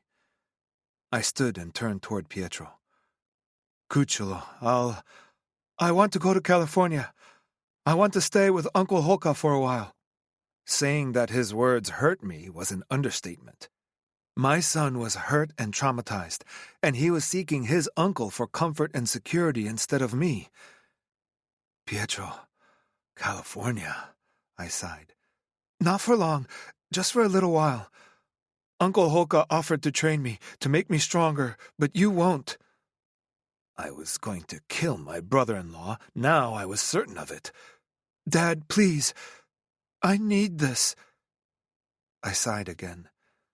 All my instincts were screaming at me to refuse and to protect him forever, but Lily's voice rang in my head. I knew that, despite the fear, I had to let him do it. He'll never know what his limits are if you don't let him test them. Let him become the man he is supposed to be. Let him fly. I could hear her so perfectly in my head. I nodded. Fine. I'll call your uncle and get the plane ready for you. Pietro's face lit up as if he could not believe his luck. He opened his arms wide, and I hugged him tighter than I should have, but I needed this just as much as he did. I'll stay with him, and I'll tell him a little story about a boy I once knew. I nodded and stopped beside him. Thank you, I whispered, as I knew he was going to tell Pietro his story, and in the process, He'd relive the horror of his youth to help my son. "That's what family's for," he replied, and took the seat I'd just vacated. I found Matteo sitting in one of the uncomfortable seats in the waiting room, flipping through the pages of a fashion magazine like he belonged here. I stood in front of him. "We need to talk." He raised an eyebrow, putting the magazine on the seat beside him, then stood slowly. "I think we do." He straightened his jacket. "Did you know that curls are back in style this winter? I think it will make your woman very happy to be fashionable for once." I pursed my lips and threw him a dark look. He rolled his eyes. "Too soon? Oh, come on. She's going to be fine. She's not really part of the familia if she's not threatened and kidnapped at least once. It's a bit like a rite of passage, if you will." I wanted to punch him so hard I could almost feel his face against my knuckles. He looked down at my tight fist and laughed. "I wouldn't advise it unless you never want to walk or have a hard-on again." He walked away, and I followed him to an empty room in the corridor. "I want her free. I don't care how you do it, but when she wakes up, I'll let her go." "Do you think it's wise?" He shook his head. "Dom said you loved her. Keeping your weaknesses close is the only wise choice to make." I didn't bother admitting or denying it. My reactions today were enough to lead Dom to the conclusion that she was my weakness. She deserves her freedom. What happened to her today would never have happened if she didn't get involved with me. Nothing would have happened. "Oh, please. The self-flagellation act is getting very tiring, very fast. Are you going to blame yourself for her car accident, too?" "She deserves the best." "I agree. But unfortunately, I'm not available anymore." I rolled my eyes. "Matteo, I'm serious. Help me out. I can't force her into this life." "Ben, I'll figure something out. But if you want my advice..." "Please don't." "If you want to give her the freedom you think she's seeking, at least tell her how you feel and let her make an informed decision." "Okay, Dr. Phil, thank you for your input." "Cretino," he muttered with a shake of his head. "Also, I took care of the bodies." "Mario?" I asked, already knowing the answer. He shook his head, all his previous amusement gone. "Grazie." "Prego." I let him leave and sat down, finally letting go of the fake composure I had held for entirely too long. I ran my hands over my face, trying to settle the fear I'd felt when I saw her lying there. I'd not felt something like that since Pietro's accident at the pool. I could barely afford one weakness, and now I had two. Losing her would hurt me, but I hoped she'd decide to walk away. I hoped she'd make the right decision and be stronger than I was. "Leave me, Lily, and never turn back, because if you don't, I'm going to marry you. I'm simply too weak to stay away from you." Chapter 17. Lily. I woke up to the familiar sound of the heart monitor and the nose-burning cleaner that was so familiar after spending months in the hospital. I opened my eyes wide as I remembered what happened. "Pietro," I tried to sit and groaned as I felt a shooting pain in my side. Alessandro appeared in front of me, grasping my face in his hands and muttering something in Italian. "Pietro is fine, I swear. He is okay," he said, keeping his eyes on mine. I missed seeing those eyes. "What happened? How long have I been here?" I looked around. "I want to leave." I hated hospitals. They were synonyms for pain and losses for me, and I'd sworn to myself after the accident that I'd never spend more time than necessary there. "Calm down, sweetheart," Alessandro said soothingly, brushing his thumbs against my cheekbones. "A bullet grazed you on the side, and when you fell, you cracked your skull, causing you to pass out. You've been out for 2 days, but the doctors said you'd be fine, and they expect you to be able to get out soon." "How? Where's Pietro? Is he here? Can I see him?" The heartbeat monitor started to beep faster, and Alessandro threw a concerned look to it before looking back at me. "Calm down and lay back," he said, while gently helping me down. I took a deep breath as he adjusted the covers on top of me. "Pietro is fine, but he wanted to go to California for a while. He will be back in a few weeks, but I promise he's okay, and you can FaceTime him later." He smiled at me, brushing a strand of hair from my forehead. Did he even know how caring he was? "He actually demanded that you did so as soon as you were awake." Alessandro let out a weary laugh. "He's strong. He felt guilty for not helping you, but Dom talked to him. Dom, he shook his head. He went through something a little similar, and talking about his experience with Pietro really helped." "I want to go home." "Oh, no." I looked around. "What day is it? My dad. It's his birthday, and—" Hey, didn't I say I got everything under control?" He applied gentle pressure on my shoulders, trying to keep me down. "Your parents are okay. I told them you got bitten by an insect while we were away, and it got infected." I twisted my mouth to the side.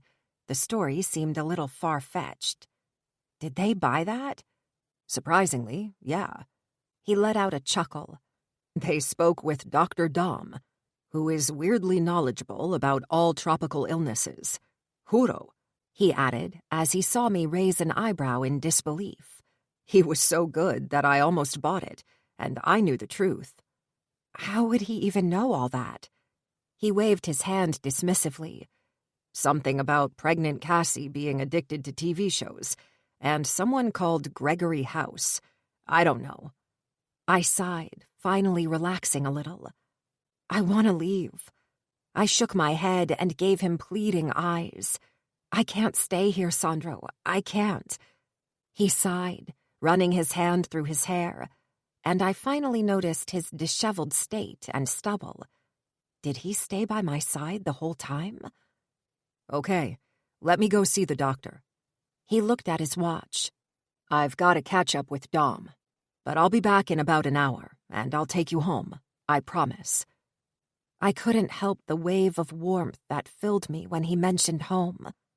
But I also remembered how it's been soiled by that demented man. Is he... I trailed off just as he reached the door. "He is not a problem anymore," he confirmed darkly, before leaving the room. I raised the bed and sat up, despite the pain on my side and the soft throbbing in my head. I grabbed the glass of water on the table and was taking a sip when I heard a knock. "Come in," I called, trying to sound far better than I felt, hoping it was the doctor who would allow me to leave. Hello?" My voice sounded much more wary when a woman in a black suit came in, followed by a tall blonde man in a similar dark suit. "Ms. Matthews?" the woman asked, coming a little closer to the bed. I looked at her silently. She reached into her pocket and showed me her FBI badge. "I'm Agent Riley, and this is Agent Simmons. We're here to talk to you about the attack you were a victim of. Do you mind if we ask you a few questions?" She retrieved a little notebook from her other pocket. I laid more heavily on my pillow.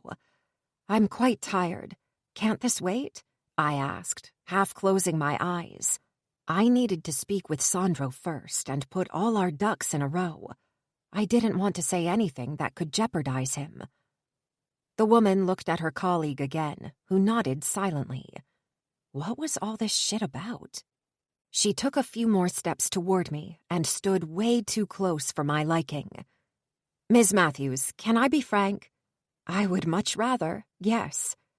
"We're part of the organized crime unit of the FBI, and we're here because of your ties with the Benetti organization." Shit, like I need this now. "The company? I'm just the assistant. I don't know much." She shook her head as irritation flashed in her eyes. "I'm not talking about the company, Ms. Matthews. I'm talking about the underground side of the business. You're one of the first people who was not born within the organization to get so close, and your testimony could change everything and get horrible, heartless criminals off our streets. Criminals? Who? We will protect you, Ms. Matthews. We could get you into the witness protection program right now, and you will be offered a new life, a new identity, and you will become a heroine by helping us take down one of the most powerful criminal families in our country. I realized that denying would only push her more, so I decided to try another strategy. When you say a new life, yes? She leaned forward, victory shining in her eyes. Will I get a nice house and money like the people in the films? I'd never have to work ever again? She nodded eagerly. Yes, that is correct. You would be relocated and you would get a generous allowance. Oh, that sounds amazing. I grinned and nodded. Yes, okay, let's do it. Tell me what I need to say to get that. She startled. What do you mean? Just tell me what you know. I pouted. I don't know anything worth your time. I didn't even know about that criminal stuff until you told me. But I want that cool life. Tell me what you want me to say and I'll say it. She turned to look at her colleague before looking at me again. Ms. Matthews, it doesn't work like that. You need to tell me what you know and what you saw to get protection, and for us to legally obtain a warrant. She was speaking slower now, as if I was mentally challenged. Oh, it would have been so cool, though. Are you sure you can't just tell me what I should know? I smiled. I can be convincing. This is pointless, the man at the back muttered. Let's go. Ms. Matthews, you're obviously a very nice woman, but you better get out now. Seriously, though, what did Mr. Bonetti do? She sighed and shook her head. Goodbye, Ms. Matthews. I sighed happily that playing the eager idiot worked. But I was worried for Alessandro. I had to tell him about the agents. When he came back, he was with the doctor, who gave endless guidance and medications. He also agreed to sign the discharge paper, only after I promised not to stay alone for at least a week or two. After the doctor left the room, Alessandro helped me dress, and he gave me his arm until we reached his car. We drove to the house in silence, him seemingly lost in his thoughts, and I couldn't help but wonder which issue occupied his mind. Was it Pietro's departure? Matteo's ultimatum? The betrayal of one of his closest men? Or maybe a combination of all three? He looked tired, worn down, and I almost felt bad about having to tell him about the FBI matter.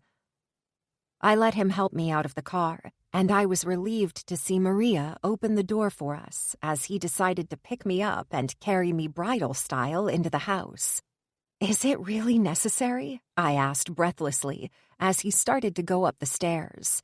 His presence, his heat, and his smell affected me in all the good yet devastating ways. Yes, the doctor said to take it really easy, so I intend for you to do just that. He stopped in front of my room. Open the door, please. I did as he asked, and he gently put me on the bed before removing my shoes and pulling the throw on top of me. Rest for a while. I have a few things to organize, but I'll be back up for lunch, okay?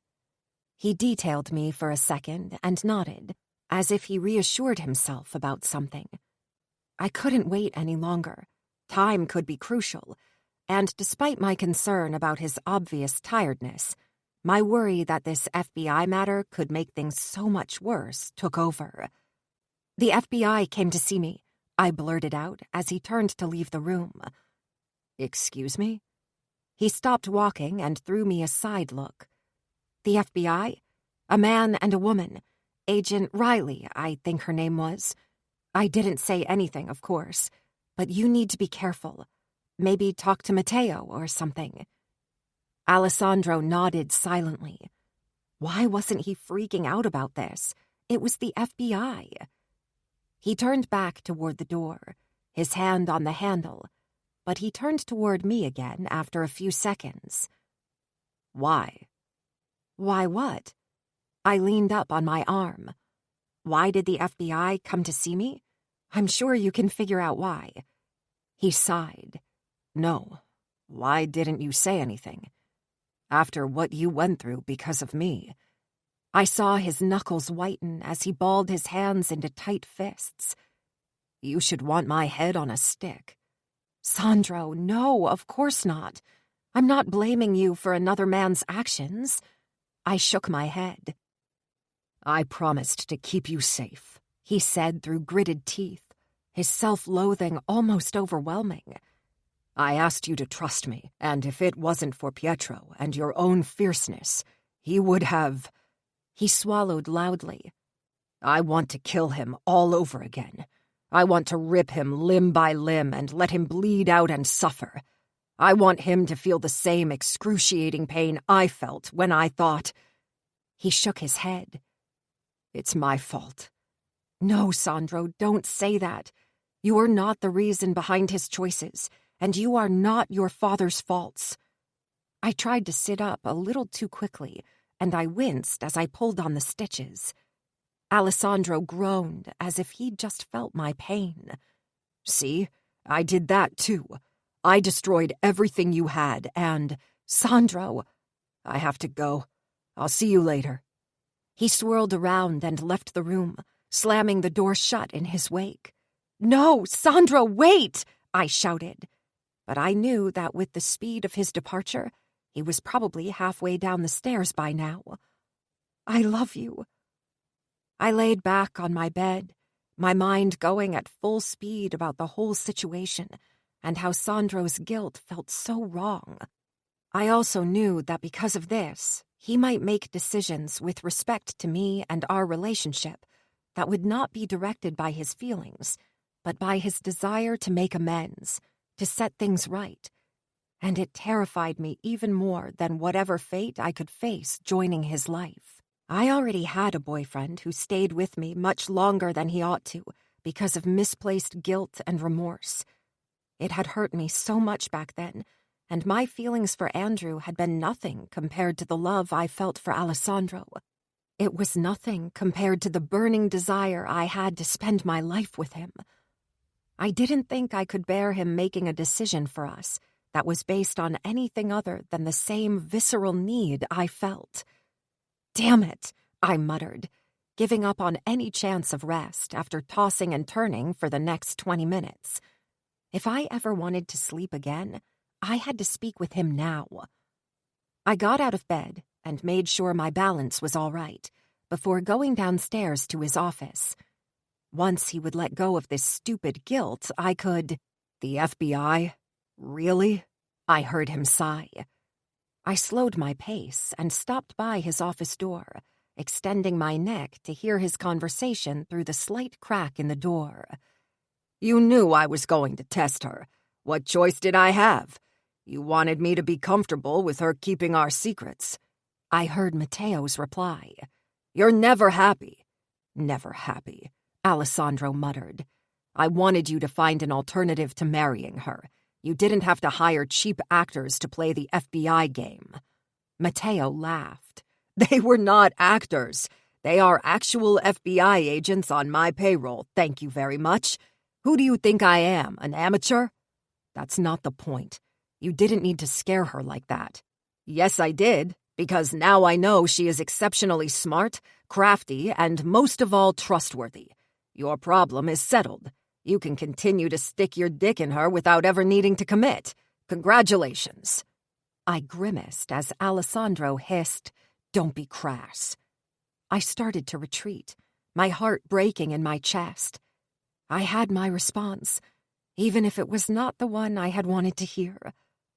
I went back upstairs, somehow grieving a relationship that never really existed, because if anything, Sandro had told me many times that there was no future for us, that he was not able to make me any promises.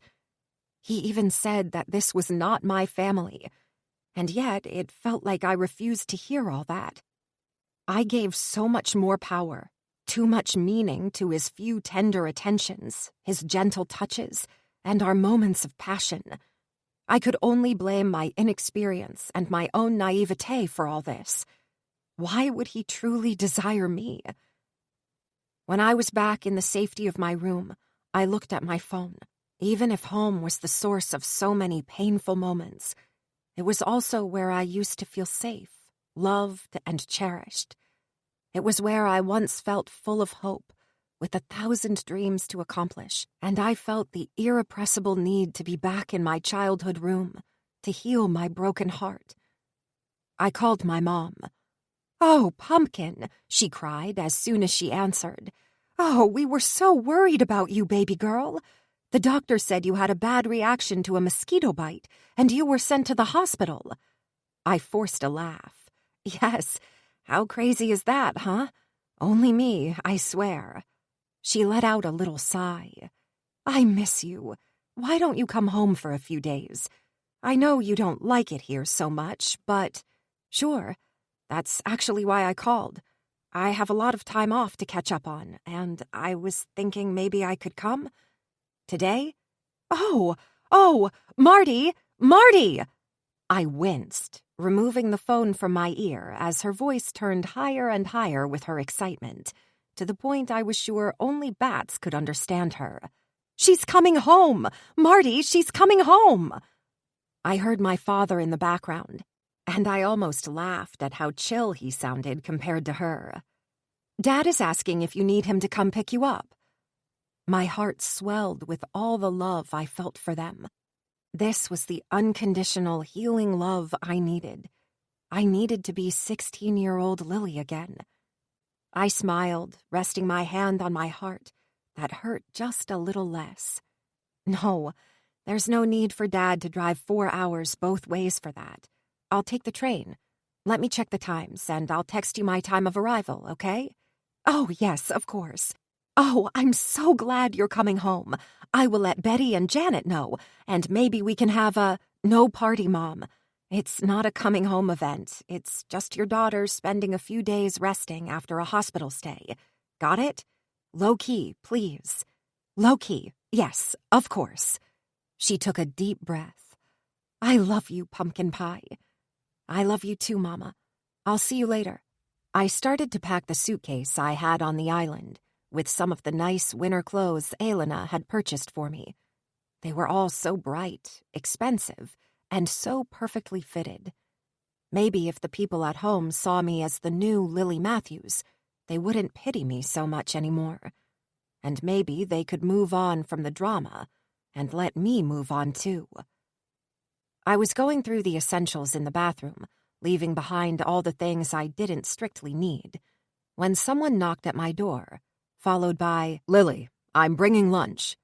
"Come in," I called as I walked back into the room and put my toiletry bag on top of the clothes. "What are you doing?" he asked, putting the tray with 2 plates on the vanity before pointing at the suitcase.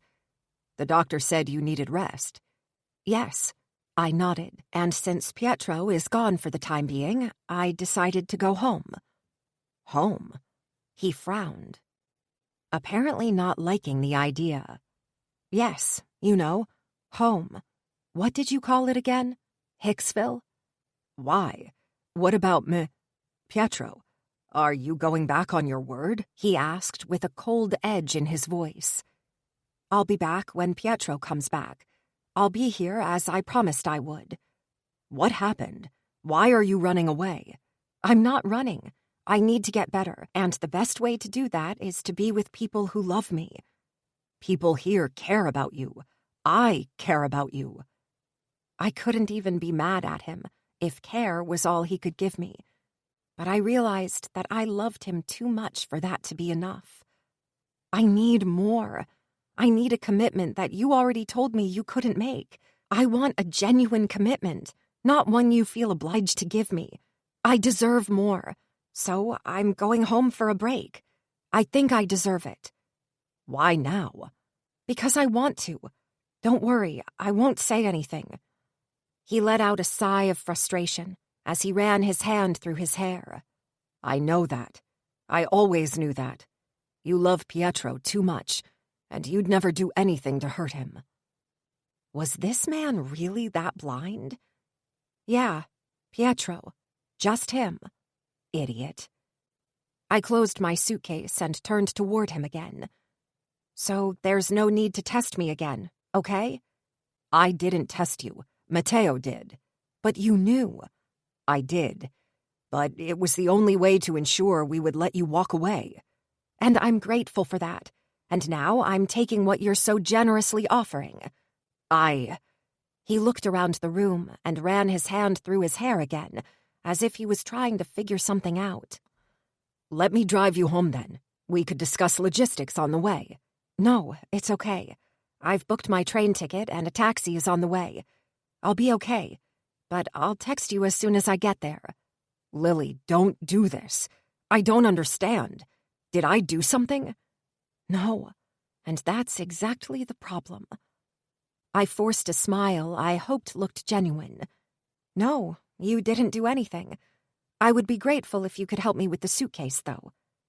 He grabbed it almost mechanically and followed me down the stairs and outside into the cold.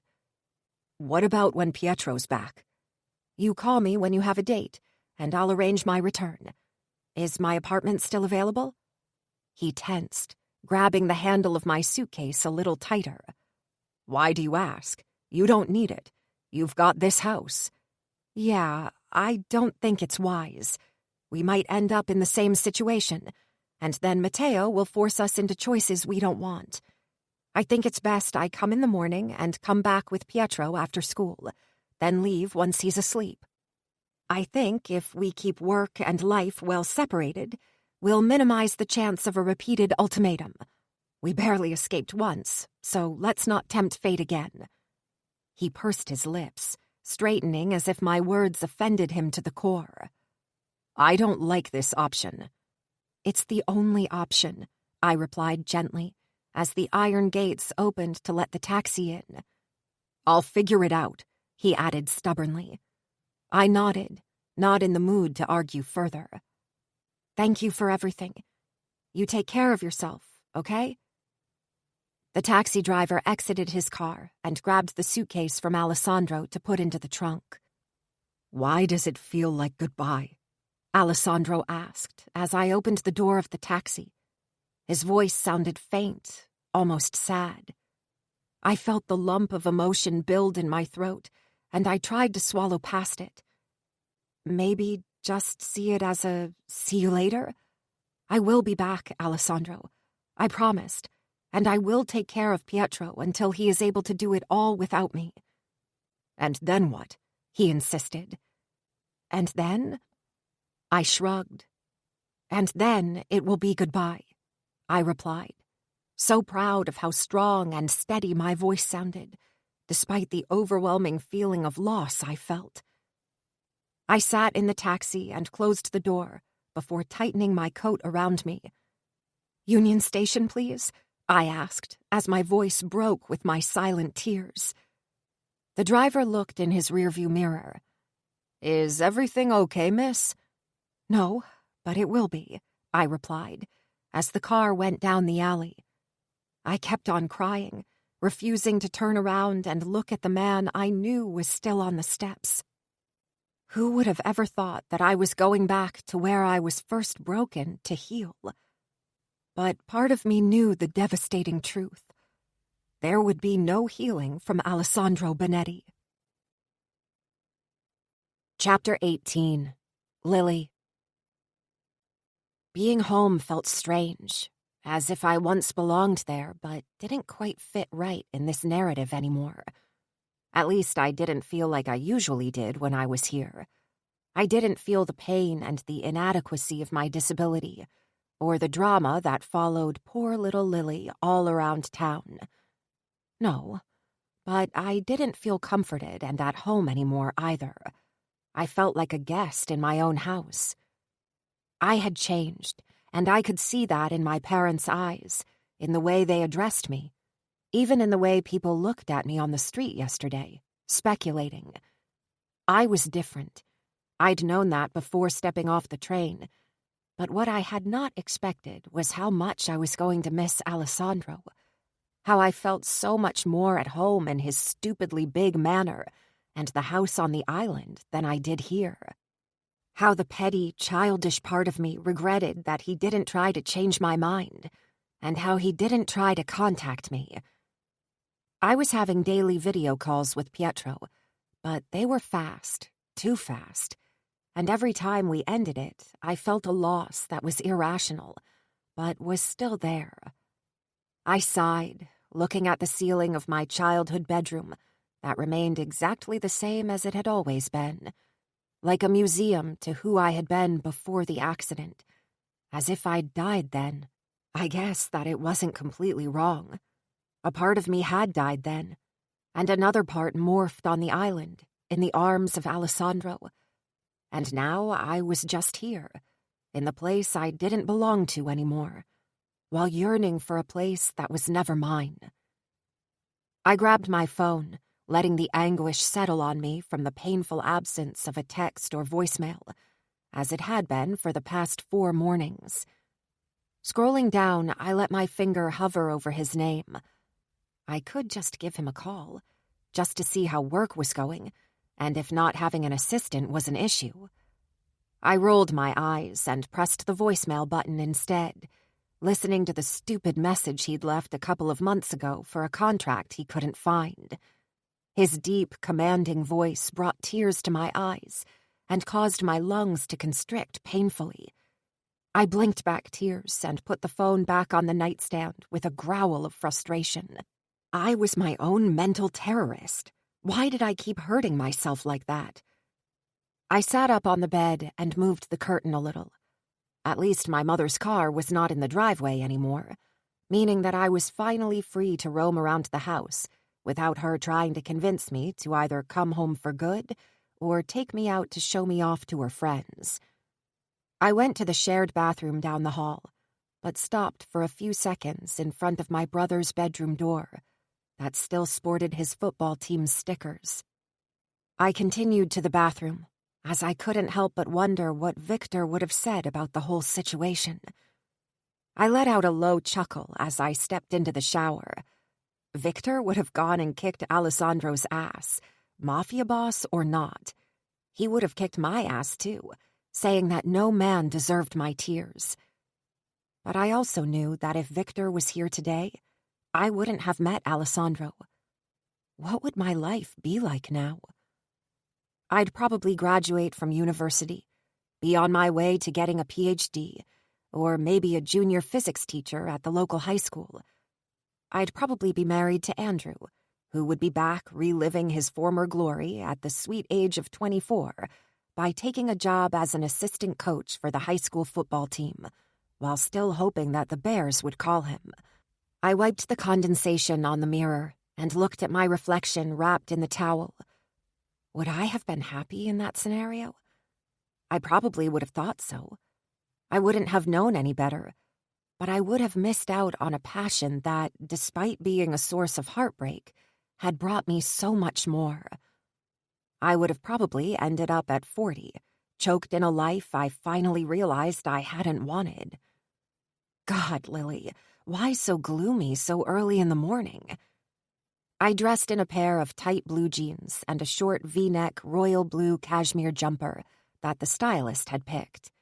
Everything was so beautiful, colorful, and perfectly sized. I didn't think I could ever go back to the clothes I used to wear. You don't need to hide, Lily. You are beautiful. Alessandro's voice made me shiver, and I turned around, almost expecting him to be standing in the middle of my bedroom. But this was not a romantic comedy, and the hero would not appear on my doorstep to declare his undying love for me. But you want him to, don't you? My heart chimed in. Of course I did. I wanted that, at least once in my life, for someone to come back to me. I looked at the ceiling and took a couple of deep breaths to both settle my emotions and quiet the threatening tears. I went down to the kitchen to find a box of cereal and a bowl on the counter with a scribbled note from my dad. Mom asked me to make you breakfast. Come in the garage when you're done. I need another pair of hands." I smiled with tenderness at the thought of my dad. He'd never been very demonstrative or very talkative, but he'd always been the rock of this house, the gruff and quiet force that carried us and kept us in line. I also knew he didn't need help in the garage, especially not from me, who had no clue how anything worked. But it was my father's sanctuary, his equivalent of a confessional, and it meant he wanted to talk.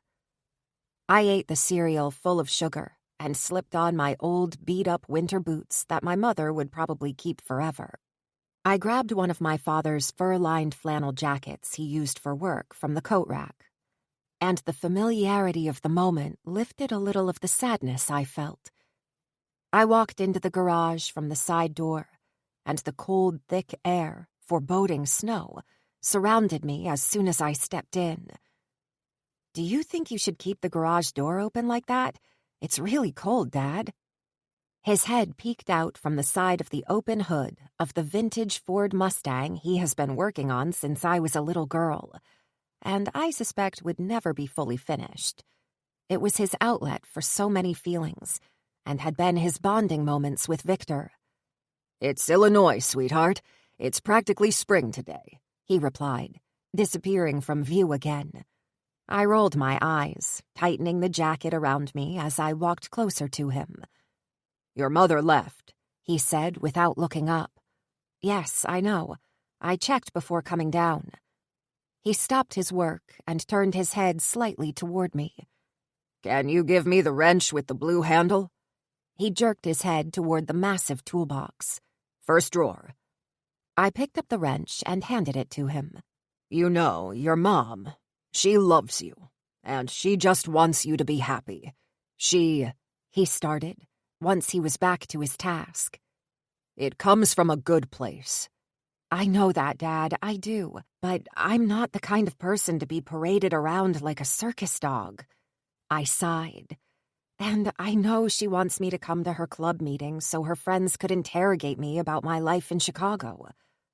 He stopped what he was doing and turned around, leaning against the car, and fixed his hazel eyes on me. "Oh, my dad only did the eye contact conversation when you were in trouble."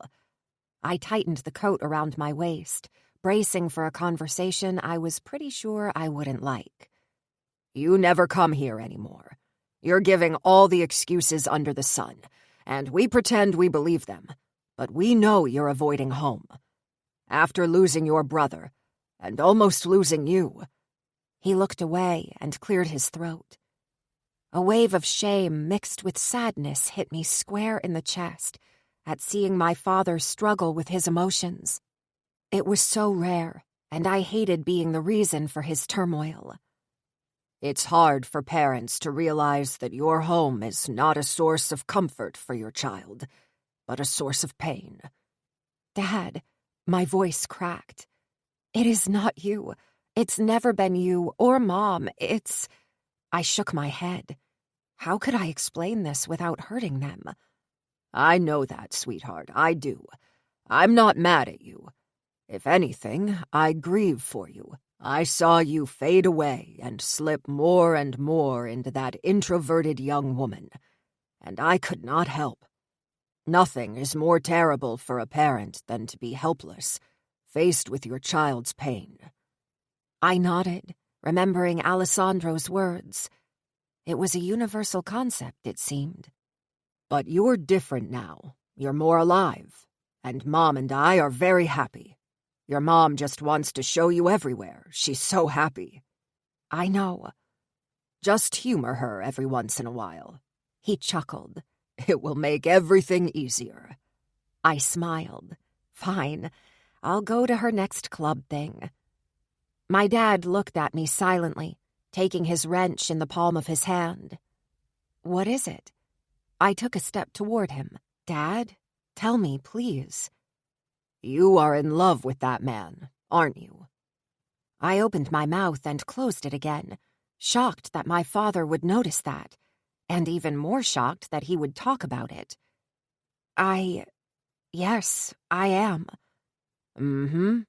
I've got to say, I'm grateful to this man for helping you get out of this cocoon you put yourself in. But I also think he's the most foolish man in the world for breaking your heart. I'm the one who left, Dad. I'm sure you had good reasons. No daughter of mine would be fickle, and he's an idiot for not running after you." I felt my eyes sting with unshed tears. "Thanks," I said, my voice breaking. He let out a little groan, obviously not equipped to deal above a certain level of sentimentality. "Do you want to come to Langdale with me? I need a few original parts, and Bobby said they may have an unused ashtray for the Mustang." Langdale was a small town 2 hours from here, which was basically a complete car junkyard, but the nirvana for car enthusiasts like my dad. I was also pretty sure he didn't need to go there, but it was something he did with us when we were young and upset. He'd take us on random car trips just to keep our minds occupied, and I had to admit it seemed like a really good idea right now. "I'd love to." "Perfect. Go put on your fancy coat. I'll wait for you by the truck." And for the rest of the day, I was back at being his little girl, following him around as he picked up parts that would clog the garage and drive Mom crazy. He took me for lunch at the local diner, which considered Friday meatloaf a high-end gastronomy, and I loved it. It was a great day, but I should have known it couldn't last. My good mood dimmed as we drove up our street in the late afternoon to find a few cars parked in front of our lawn and in our driveway. "Dad?" I tried as he parked the truck. "Annie," he muttered under his breath. He turned toward me, his lips pursed and visibly displeased. "I told your mom not to organize any gathering, but she thought it would be good for you." He sighed in frustration. "I know it's not fair, but I'll ask you to play the part, please, sweetheart. I think your mama needs it." "Fine." I took a deep breath. Let's get it over with. Mom rushed to the door as soon as we opened it and helped me out of my coat. "Oh, Pumpkin, here you are. I know you said low-key, but it's just a small gathering. It was not planned. It just happened." "Yes, of course," I replied, eyeing the well-organized platters of food on the table with the plastic glasses and paper plates. It just happened. My mother's friends were all there, gushing over me like I was the golden child, especially Andrew's mother, who acted like I was still on the list to be her daughter-in-law. I wanted to be good, but after less than an hour of people detailing me with speculation, it felt like I was suffocating. All I wanted was Alessandro's quiet strength by my side. I smiled and added to the small talk until I reached the kitchen and grabbed one of my father's discarded jackets to sneak out to the back porch just to take a breather. I sat on the wooden bench on the patio and looked at the apple tree in the back garden, now bare of its leaves. That tree still carried so many memories, mostly happy, but now they all felt bittersweet. "Our initials are still on it." I turned to the side and saw Andrew standing outside the kitchen door. "Probably," I nodded. "We carved them pretty deep." "No, I know they are. I helped your father with the grass last month, and I checked." He buried his hands into the pockets of his bear's black jacket and jerked his chin toward the bench. "May I?" I nodded, detailing him. It was strange, but he still looked exactly the same, as if these 4 years hadn't changed him at all. "You look well," he said, sitting a bit closer to me than necessary. I scooted away a little. "So do you. Life in Aurora suits you." "I'm back here, actually, since the new term. I'm working as an assistant football coach at the school. Didn't your mom tell you? I've been seeing her often." How my predictions had been accurate. And it also explained why my mother was trying to push me to come back. "No, she didn't. I don't really ask about people, but that's nice." I stood up. "Well, I'd bet—" "You've changed," he said, though he remained seated. "I spoke to Katya. She has not heard from you for a while." I sighed. "As you said, I've changed. Katya and I are not in the place we were before, and forcing it is not worth it. I called her to tell her why I bailed, and she was not happy." I shrugged. "Life continues." He nodded and detailed me. "I saw you were different as soon as I walked in. You look amazing, Lily. Like a real woman." I flushed a little at his compliment, and the heat that lit his blue eyes, but it didn't make me feel like it used to. I felt nothing. We all grow up, you know. I've got my life in Chicago. You've got your life here, your fiancé. Angie and I are done." "Oh, no, I'm sorry." And I truly was. I never wished him anything bad. "Don't be. I called it off. I realized it was not what I needed. She didn't know me. Not really. Not like you do." He stood, blocking my way to the door. "And then the other day I came here and saw the tree with our initials." He let out a little laugh. "This is where we kissed for the first time, didn't we? It was the day of your 13th birthday, and I'd forgotten to get you a present, so I panicked and kissed you." Alessandro had done the same, giving me a kiss on the day of my 24th birthday. How funny. Andrew probably misinterpreted my smile, because he took a step forward. "We had all our firsts together. We have a bond, you and I. There's no." I froze at the voice. Here I was summoning Alessandro's memory again. Andrew frowned. "What?" I shook my head. I said no. I suggest you take a step back. You're too close. I don't like it." Andrew stepped to the side and turned away, giving me a full view of Alessandro standing in my garden by the patio steps. He looked so beautiful in his charcoal gray coat, his hair perfectly in order. I couldn't help the feeling of elation at seeing him here, even if it seemed so out of place. "Who's that?" Andrew asked. "Oh, it's nothing. Just my boss," I said, not in the mood to explain more than necessary. "Just your boss?" Alessandro asked with an eyebrow raised as he ascended the stairs, keeping his eyes on me. "Okay, though it's a bit reductive if you want my opinion, knowing that I had my dick inside you not even a week ago, and you whispered in the dead of night that you loved me. But, you know, that's fine. Boss it is." I gasped as Andrew hissed. "Down, boy. You don't want to piss me off," Alessandro warned so calmly he was terrifying. "You heard me?" I asked. "No, but I tried my luck. I know you well enough." Andrew turned toward me. "Lily, it's not true, right? You're not into old men, are you?" "Old?" Alessandro took a step toward him, and I grabbed his arm, as if I could ever have a chance to stop him if he really wanted to kill him. However, Alessandro let me keep hold of his arm and stayed close to me. "Let me tell you something, boy. I may be 38 and she is 24, but when she gave you your freedom, you took it and walked away." He pointed a finger toward him. "But, contrary to you, I quickly figured out that true freedom is being by her side. She is my freedom, and that's the big difference between you and me. I know what I have, and I'll fight to keep it. You lost her. That's your problem, not mine.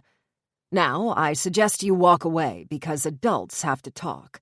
And just so you know, if you ever try to steal what's mine..." He opened his coat, and Andrew took a couple of quick steps back. I cursed him internally, knowing he probably showed him his gun. Andrew looked at me with wide eyes, and I sighed. "Just go, Andrew. I'll be okay." "Lily, she told you to go," Alessandro growled between gritted teeth. "She is safe with me, and she always will be.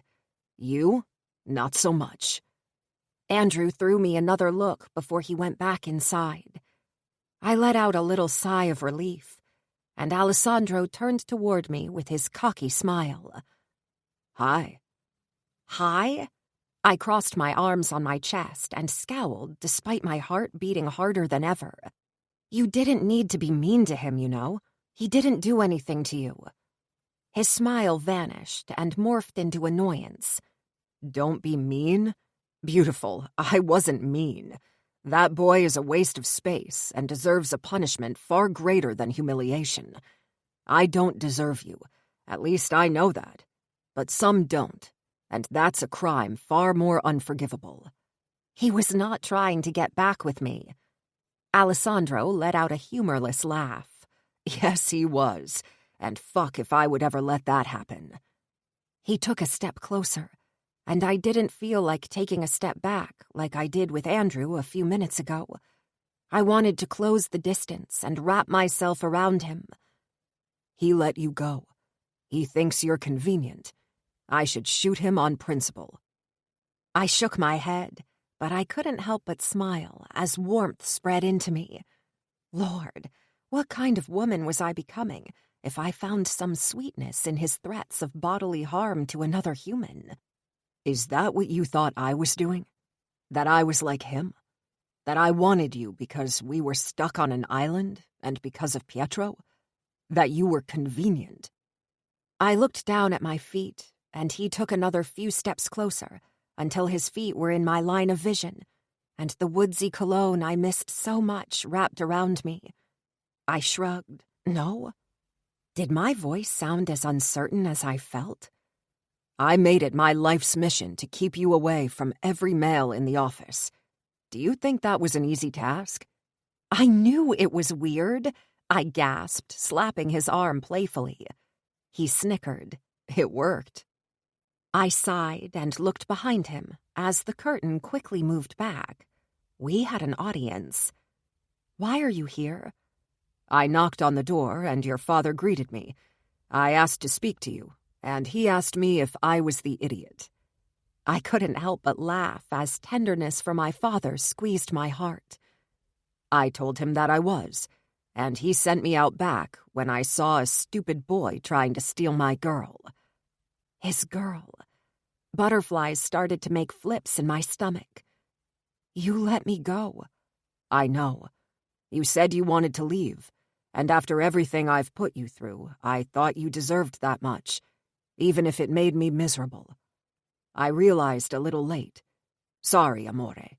I'm slow sometimes, and I was sinking into depression without you at home. I replayed our last interaction over and over again until it clicked. I realized that when you said you knew I had no play in the FBI trick, that you had eavesdropped again, and probably heard what I said to Matteo about marrying you. I have to admit, I love you, but this habit of yours is really aggravating. I flushed with mortification at being caught again. I didn't mean to listen. I froze as his words finally hit me. Wait, you love me? I asked with incredulity. He chuckled. Here you go. You love me? I repeated. He wrapped his arms around me and pulled me against him, keeping his back to the house, shielding us from the world. More than you can imagine. I think I've loved you for a very long time. I want you to come home with me, and we can have the 12 babies you want. I choked on air as I gasped and coughed. 12 babies? Sandro, I don't want 12 babies. He leaned down and pecked my lips. We can have as many babies as you want, as long as they are ours. Besides, we both know you enjoy the practice. I blushed and rested my forehead on his chest. You know, my parents are behind that door, probably listening to every word we say. Then let them. I've got nothing to hide. I want you to come home and raise our little boy. I want you to be Pietro's mom because you already are in so many ways. I looked up and rested my hand on his cheek. You want me to be his mom? My voice cracked on the word. Yes. So now you're going to go pack your bag as I try to win your parents over. And then we're going to drive home to our boy, and you're going to adopt him. Do you want to be his mother? Of course I do, more than anything. I grabbed his face in my hands and pulled it down to kiss him a little more intensely than I should have in this setting. I love you, Alessandro Bonetti, I whispered against his lips, and his arms tightened around me, crushing me to his chest. Sono pazzo di te. He pecked my lips. I'm crazy about you. I sighed, leaning against him again. You're coming home, right? Pietro said I couldn't come home without you. You wouldn't want me to be homeless, right? Is Pietro home? They all are. Alessandro rolled his eyes. Pietro came back with Violet and Hoka. My sister thought I sounded depressed and needed a good kick in the ass, which Hoka wanted to be in the first row to witness. I see. And what? They kicked your ass all the way to Hicksville? No, she kicked my ass for not going after you, and for not giving you all the facts before you left. She reminded me that you deserved at least that. And she was right. She is right. You know how I feel about making informed decisions. I do, which was why I needed to tell you that I love you, that my life is not the same without you in it, and it's not a life I want. I want you, all of you, the fierceness, the stubbornness, the love, the selflessness, the patience, the desire, the sensuality. He leaned down. Your tight pussy, he whispered, making me shiver. There's no one else for me, Lily. You're it. I'm not stubborn. I'm opinionated. He let out a little laugh that was heavy with sentiment. You can be whatever you want to be. Just come home with me. I love you, Alessandro, and I love Pietro. Being away from you both was so much harder than I could have imagined. So yes, of course, I'll come home with you. Say you're mine. I'm yours. Say you'll stay with me forever, even in the darkness, because I'll keep you warm. I'll keep you safe. Forever, yes. He kissed me again, and I felt it then, all his love and devotion. I was unsure how I missed it before. I grabbed his hand and intertwined our fingers as we both walked back into the house, using the back door, and found my parents leaning shamelessly against the table, not even pretending like they weren't listening. We sent the guests packing, my father said, looking at me. Yes, we thought it was best to have this discussion in private, my mother added, her eyes shining with anticipation. You're leaving, my father said gruffly, keeping his eyes on Alessandro. My mother had her eyes on our hands, and she was bouncing with excitement. I looked at Alessandro, who squeezed my hand. Yes, I need to go home. I smiled, leaning against Alessandro. Mom, Dad, I'd like to introduce you to Alessandro Bonetti. My what? Her newly appointed fiancé, Alessandro added, bowing his head toward my parents. Mr. and Mrs. Matthews, it's an honor to meet the people who raised this treasure. My mother squealed, and I winced. Fiancé, she shouted. Oh, Lily, he's so handsome. She clapped her hands together. Go prepare your bags. Go. I'll keep Alessandro company. She grabbed my wrist and pushed me into action. I rolled my eyes. Way to go, Ma. I looked at Alessandro. Just so you know, whatever you say will be reported to her church gossip group tomorrow. That's not true, Mom gasped with offense, resting her hand on her chest. Oh, it's absolutely true, my father deadpanned. But don't worry, sweetheart, I'll stay here. I also need to have a word with this man of yours. The threat in his tone was not even veiled, and I waved dismissively, letting Alessandro deal with my parents. After all, it was his fault for telling them we were engaged.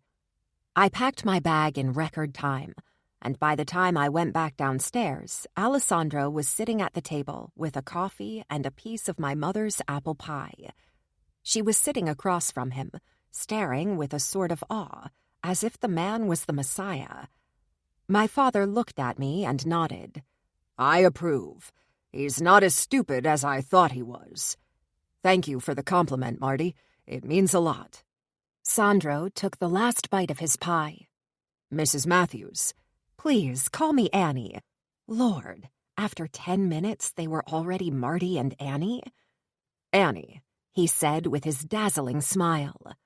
Ah, yes, it all made sense now. Your pie is absolutely delicious. Thanks again for your hospitality. But now it's time to take my fiancé home. I'm sure you understand. But as I said, our home is your home, and you are welcome to come whenever. Oh, you are such a lovely man, Mom cooed. My father and I rolled our eyes simultaneously, and we said our quick goodbye using the excuse of the long drive and the late hour. I was both excited and nervous when I sat beside Alessandro in the car to take us back to Chicago. It was the same, but also very different. We were truly together now, and we were about to be a family. Your parents are adorable, he said after a few minutes.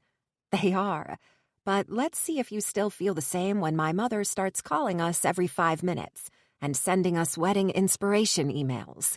Why did you tell her we're engaged? He threw me a quick look, like I was the one not making sense.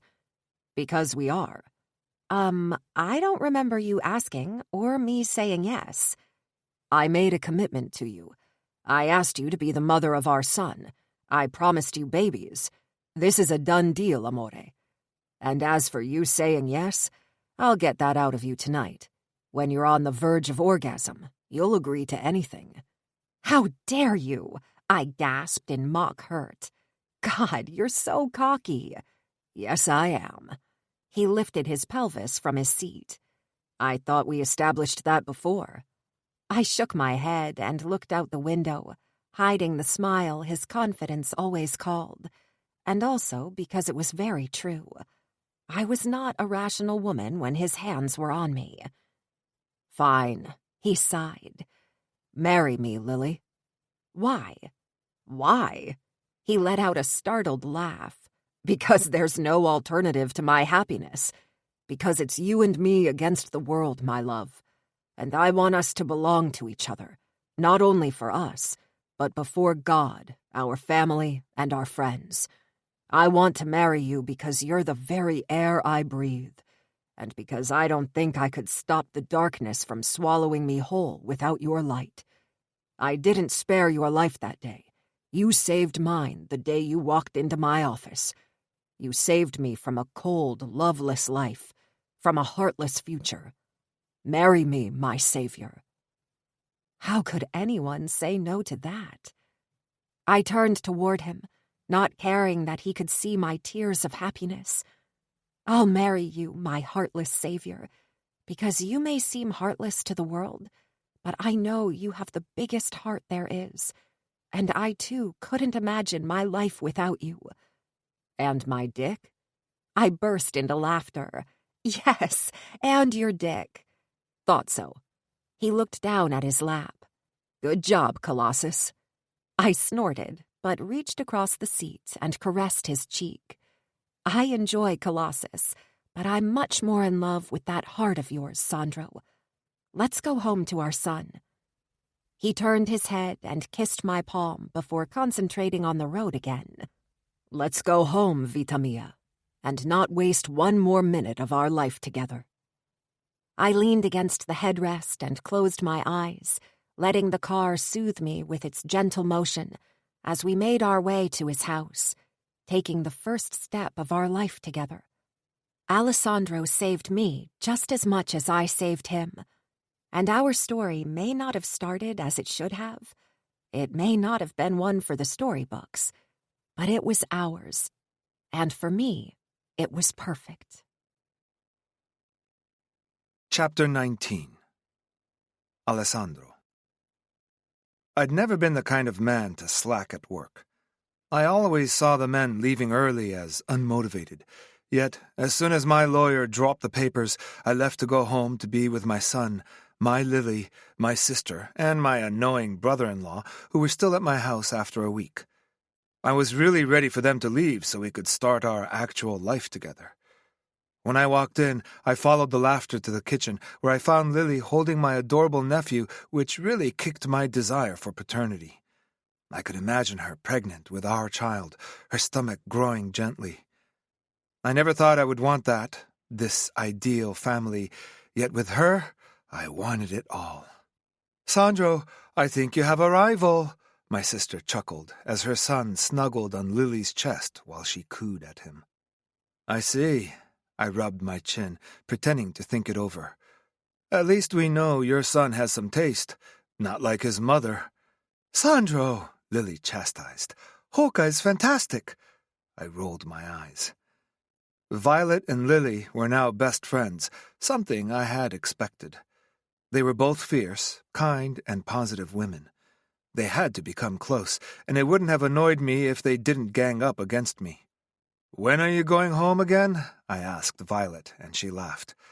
"Tomorrow, in fact. Hawkeye's needed back." "I'll miss you, but don't come back until next year." Violet laughed and grabbed Yuko from Lily's arms. "Actually, we were discussing that recently, and Lily invited us for Christmas." "If Lily wants it, it will happen." I turned toward my beautiful woman and winked at her. "Do you have a few minutes?" I waved the brown envelope I was holding that I knew would make her ecstatic. She stood and placed a kiss on Yuko's head before coming into my arms. I kissed her slowly. "I missed you," I said, letting her go but taking her hand. She laughed, following me out of the kitchen and into my office. "You say that every time I see you." "Because it's true." I closed the door behind us, and I had to stop myself from touching her. She was so attractive in her wrap dress. I just wanted to unwrap her like a wicked present and eat her right on my desk until she... "Hello?" I looked up and blinked a couple of times as my dick started to harden in my pants. I cleared my throat. "What?" She laughed and eyed my pants, her eyes darkening. "I said we needed to hurry because Hawkeye's training with Pietro, and I promised him takeout for their last night here." "Ah, I'm sure what I have here for you will make it worth it," she sighed. "I love your dick, Sandro, but—" I extended the envelope to her. "This has nothing to do with sex, Lily. You really need to stop treating me like a sex object. It's so reductive." "Is it?" she asked tauntingly, grabbing the envelope from me and opening it. "I guess you'll suck your own cock." She stopped and looked up at me, all humor gone, replaced by barely contained emotions. "Are these—" She swallowed, her eyes starting to glisten with tears. "The adoption papers, yes." I took a couple of steps toward her. "Once you sign them, I'll ask my lawyer to file them, and it will be official." She kept her eyes on the papers, sniffling. "Is Pietro okay with this?" she asked, twisting her mouth with uncertainty. "I don't want to impose on him." "Pietro loves you," I said, walking closer to her and brushing the back of my hand on her soft cheek. "No, he adores you, and I'm sure he would love nothing more than to call you Mom, but we'll leave that up to him if you prefer." I grabbed the papers from her and put them on the chair beside me. "He has asked me every morning when we will get married, and I keep telling him that we need to give you time, but I think it's time to make an honest man out of me. Don't you agree?" She laughed, and I loved how I could make her so joyous. "I'm not a miracle worker, Sandro. I don't think anyone can do that." I reached into my pocket and pulled out the ring I had placed there.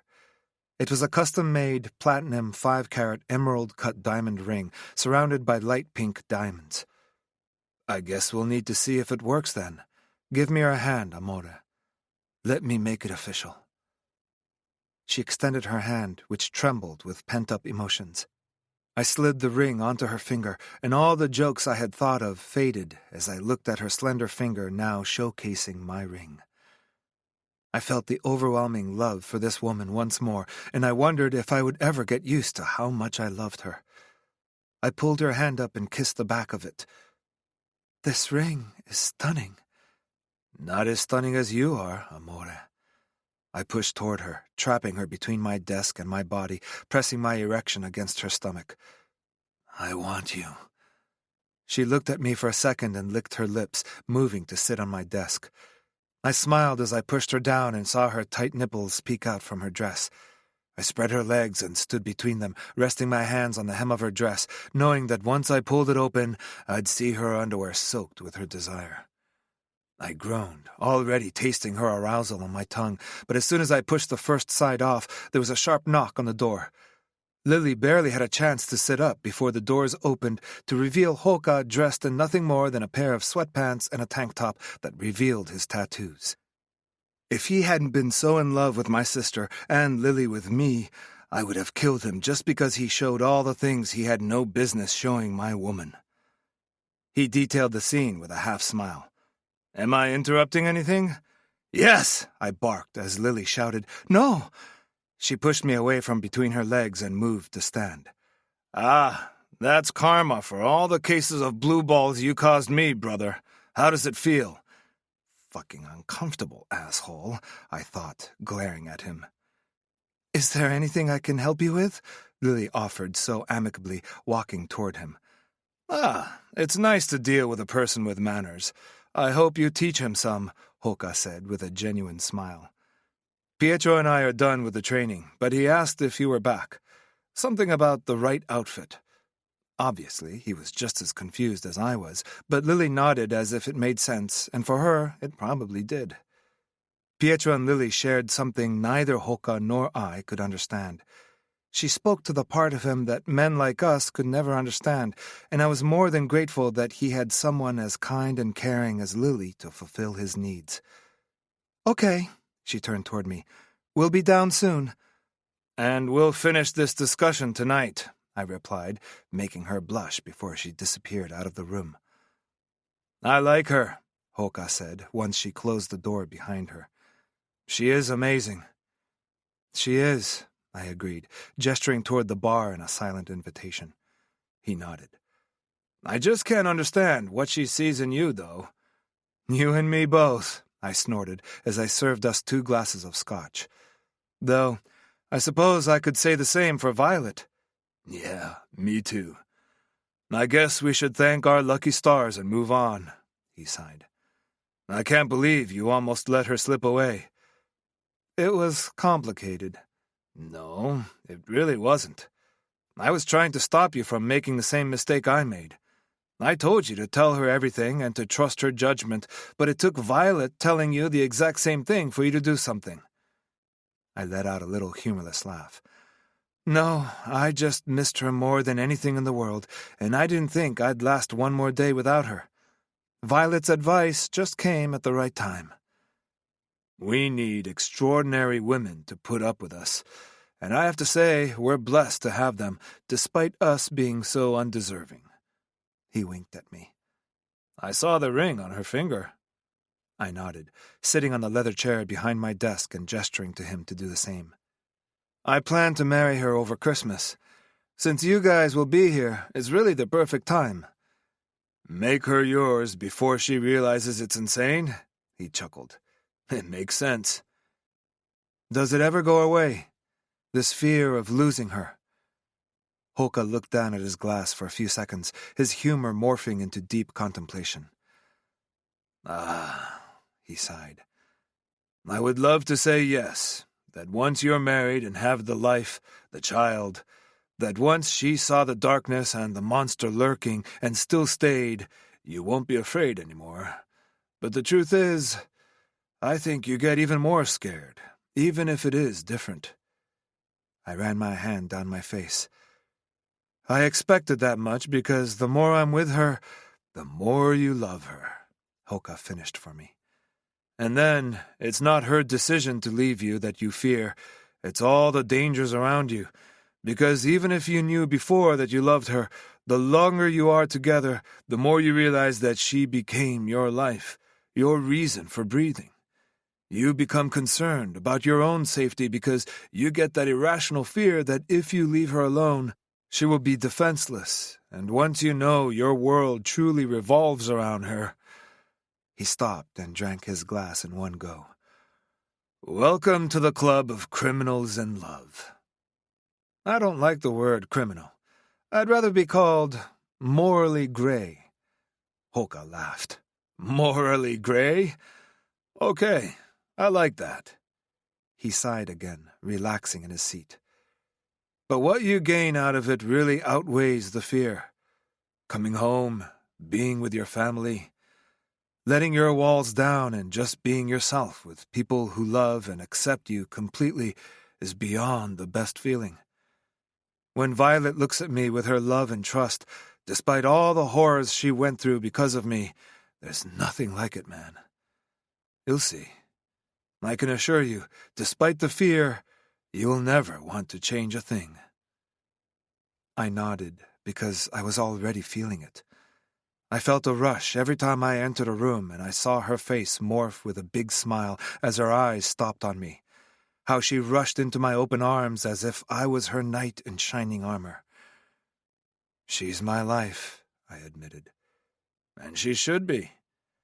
Who would have thought that the head of the Yakuza would talk about love with the head of the Chicago Italian Mafia? I will deny it if you ever repeat it, but I'm glad Violet has you. Hoka rested his hand on his chest. Oh my God, I'm going to cry. Did we just become best friends? I flipped him the finger.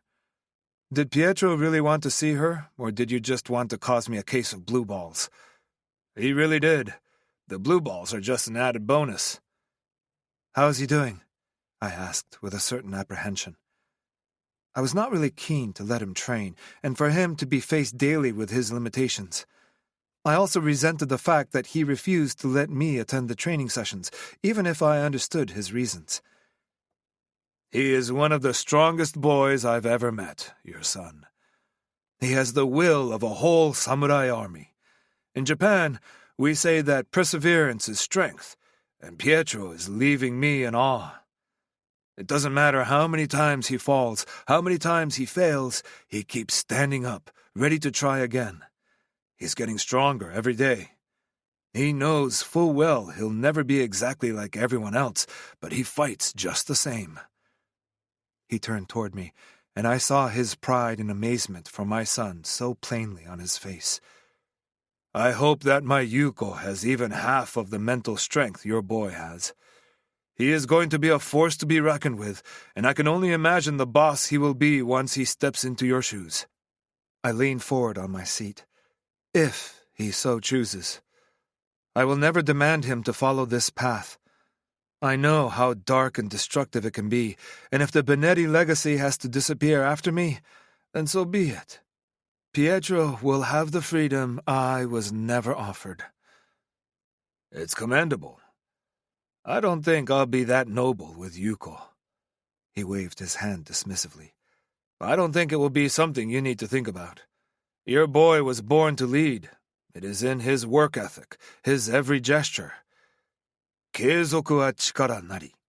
Continuance is power, and he carries that power. I don't see anything resisting him once he puts his mind to it. I took Oda to our training yesterday and today. I know, he told me. I gave Oda a training routine, and I think it would be good for him to train Pietro a few times a week, if it's okay with you. Your son is persistent and will do it with or without help, but I think Oda would be good for him, both physically and mentally. Thank you for what you did for him. No need to thank me. He's family, and I love that boy. He makes me proud, so proud. And if you don't want him to rule over your legacy, then I'm sure the Yakuza would want him. I glared, and he laughed. You're so easy to bait. He stood up. I need a shower before dinner and pack for tomorrow. I couldn't escape my responsibilities any longer. I stood as well. Is there anything I can help you with? No, I'm good. But I know you're there if I need it, my reluctant ally. I laughed. My sister loves you and you love her. I shrugged. As you said, we're family. Hoka looked at me for a second. No bond is stronger than the love of our family. I'm glad you found that too, brother. Really. I helped myself with another small glass of scotch as I reached for the adoption papers and put them on my desk. I drank it slowly, mulling over the revelation Hoka had made while I looked out of the window. The night had fallen, and the garden was only lit up by the bright full moon showing the soft snow that was falling and covering the ground in a white coat. I enjoyed these few minutes of reflection before exiting the office and joining my family for dinner. We had been having those for the past few days, but it was still so new, so unfamiliar, yet something I couldn't imagine my life without anymore. As I reached the bottom of the stairs, emotion seized me as I saw Lily holding hands with Pietro as he went down the stairs slowly, only holding on to the banister. I took a sharp breath and held it as I followed the progression, emotions clogging my throat with every step he took. Holka was right. Of course he was. My son was a fearless warrior, and the woman standing by his side, his soon-to-be mother, was lending him her quiet strength as love and pride lit her features. He looked up and locked eyes with me as he reached the halfway point of the stairs. He stopped for a second, and my legs twitched with the impulse to go to him and help him the rest of the way. "No, he can do it," the voice in my head chimed. "He'd ask if he needed it." He started down again as he kept his eyes on me, his eyebrows etched with determination. When he took the last step, Lily's shoulders sagged with relief as his mouth broke into a huge smile. "I did it, Dad. I went down the stairs." I nodded, way too emotional to speak. Pride, love, and admiration all mixed together so powerfully I could feel tears form in my eyes. I looked up at Lily for assistance, and her eyes reflected my own feelings. "I never doubted you, my boy," Lily said lovingly before kissing the top of his head. "I'll watch you conquer the world." He let out a humorless laugh. "Darth Vader style?" he asked her cheekily. "If it's the dark side you want to follow, then so be it," she replied, tapping her finger on the tip of his nose. "Someone needs to follow in his father's footsteps." "Hey, I'm not Vader," I said with mock offense. "I'm much cooler." I detailed his fancy suit. "Why are you dressed so nice?" I pointed at my shirt. "I feel underdressed now." He bounced a little on his feet, excitement making him unsteady. "I saw the ring," he beamed. "You're going to marry Lily, and we are going to be a family." "We are a family," I replied gently, reaching for his free hand. I looked at Lily before looking at him again. "You know what? I've got a surprise for you, too." Lily caught her breath, knowing what was coming. Pietro threw her a suspicious look before he gazed at me again. "You see, Lily and I have been talking, and she loves you very, very much." "I love her, too," he trailed off, visibly confused. He looked up to her. "I love you, Lily. You know that, don't you?" She nodded with a sniffle, her eyes full of tears. Pietro turned back to me with wide eyes. "Dad?" "Lily wants to be your mom, officially, Cucciolo. She wants to adopt you. What do you say?" Pietro turned toward her, losing his balance, but I held him up. "You want to be my mom?" he asked, his voice breaking. "More than anything in the world," she replied, sobbing now.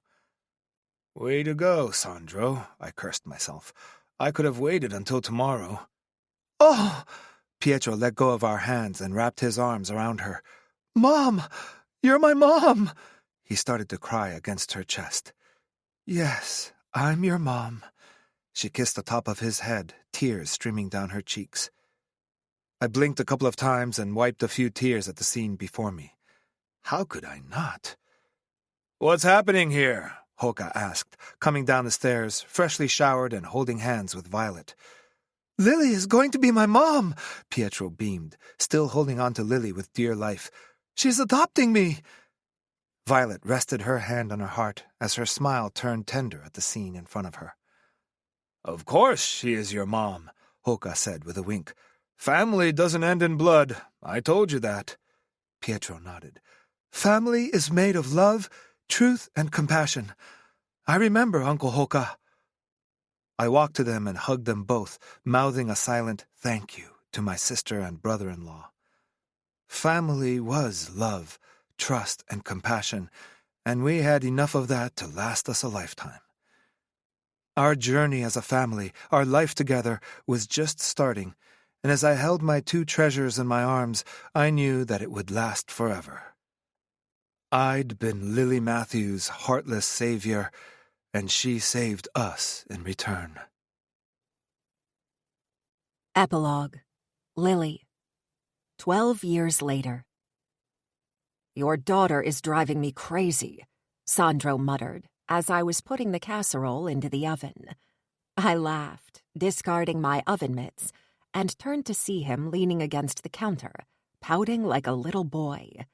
"It's funny how she's my daughter when she's aggravating you, but she's yours whenever she's doing something good." He shrugged with a cocky grin. "That's how it's supposed to work." I rolled my eyes, but went to him when he straightened up and opened his arms invitingly. He kissed me softly and wrapped his arm around my waist. "What did she do to you?" I asked, running my fingers through the salt and pepper hair on the side of his head. My husband was the perfect definition of a silver fox, and even at the age of 50, he was hotness personified. I still had a hard time keeping my hands off him, which, thank God, was mutual. "She made me stay in her room while she tried on 17 dresses. 17, wife! Why does she have that many dresses anyway? She's 10. I laughed. "Because you keep buying her everything she asks for." Oh, come on." I stood on my toes and kissed him.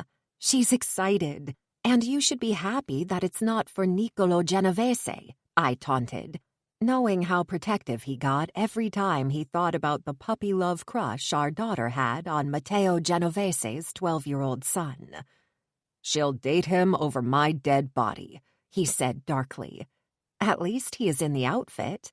His glower deepened. "Are you really trying to make me angry?" I laughed. "No, I'm trying to put things into perspective. Pietro is bringing a girl home for the first time. It's big." He rolled his eyes as my timer beeped. "Ah, the pie is ready."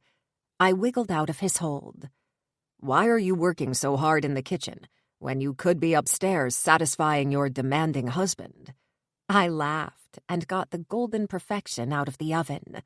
"I'll satisfy you tonight," I said with a hand gesture. "And our son is bringing the woman he loves home. Aren't you a little bit excited?" He crossed his arms over his chest. "I think it's a little early in the relationship, and he's young." "He's going to be 23 in a few weeks. He's not that young." "Bringing a woman here is serious business, Lily." "I know it is," I exclaimed, throwing my hands up with exasperation. "Why do you think I'm trying to make sure everything is perfect? Our son is wise and never does anything without considering all aspects. If he is bringing this woman here, then we both know he plans to marry her." Alessandro sighed and sat at the kitchen counter. "He's too young for that, too." "I was 23 when you took me to the island, and 24 when you married me. I don't remember you thinking I was too young when you had your way with me on every flat surface." He pursed his lips, throwing me a dark look. "That's different." "How is that different?" "It was what I wanted." I laughed. "I love you, my stubborn man." He sighed. "It takes a unique type of woman to accept this life. You know that better than anyone." "I do," I agreed. It had not been easy. That much was true. The extra security, the fear of losing my husband, the shirts with blood I sometimes had to clean. But there were so many amazing things that came out of this as well. The close unit we created with other Mafia wives who were in a happy marriage. Cassandra, Elena, and India became like sisters to me and Violet, my sister-in-law, who was also my best friend and confidant. The protective nature and overwhelming passion my husband gave me every day, and the adoration he showed me as he treated me like his queen every day of our lives together, even when we were angry with each other. You think it is only me who made it work, but I'm not special, Sandro, my heart. It's our love that made it possible. It was how much I loved you and how much you loved me that gave me all the strength I needed." I smiled. "Our son clearly loves her, and she has put up with a lot already. The extra security, the vetting. Now be honest with me. How much research have you done since he told you he was bringing her back? Alessandro shrugged and looked away. How much, Sandro?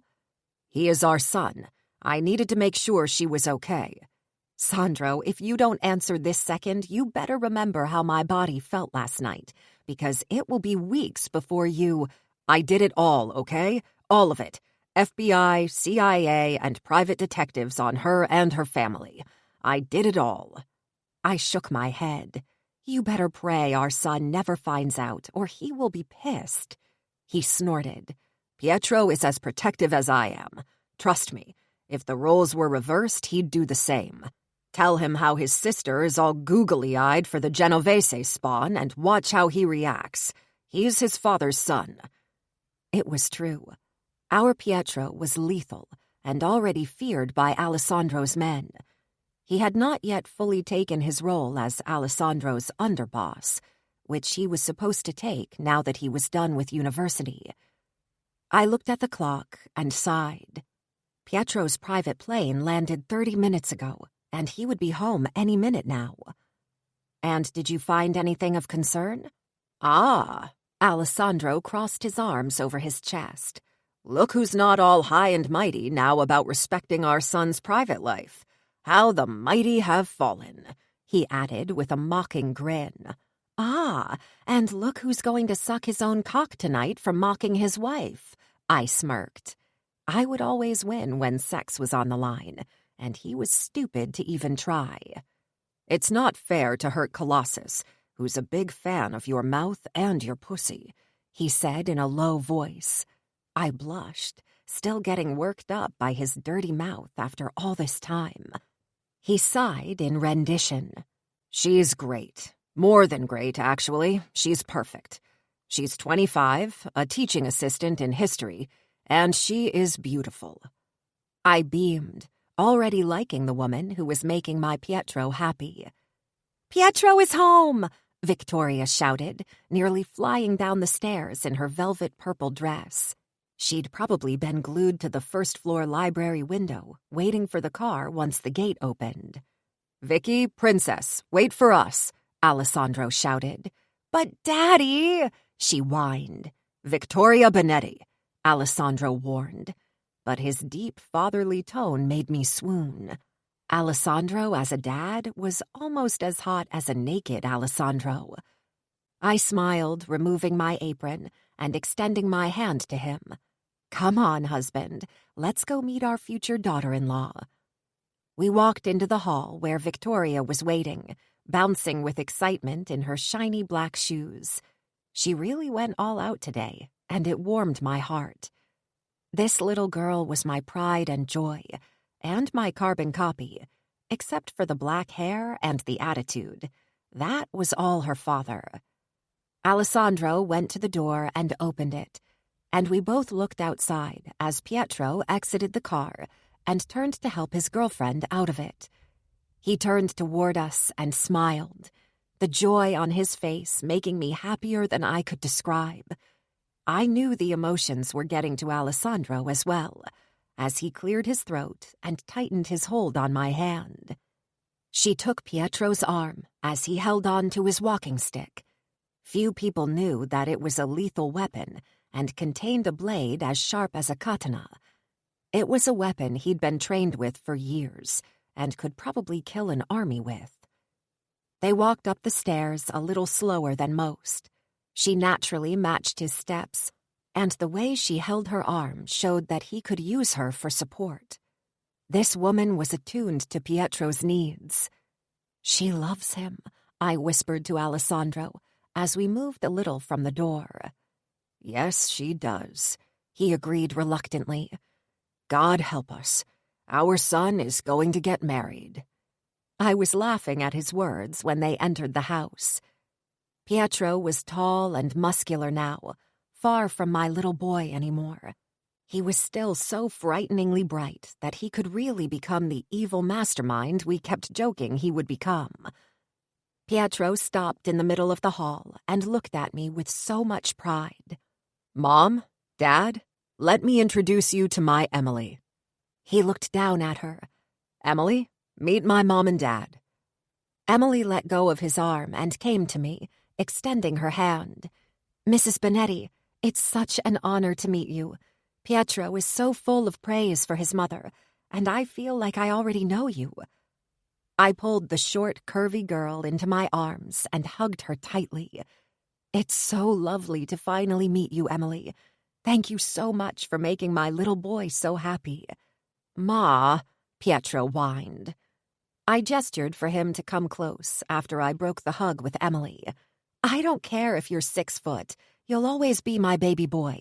Come give your mom a hug." He came forward and swept me off my feet. "I'll always be my mama's boy," he whispered into my ear before putting me back on my feet and kissing my forehead. He turned around and winked at Victoria, who was pouting because of the lack of attention. "And I kept the best for last. The little munchkin over there is my little sister Victoria." Emily walked up to her and pointed at her own curly hair, which was blonde instead of black.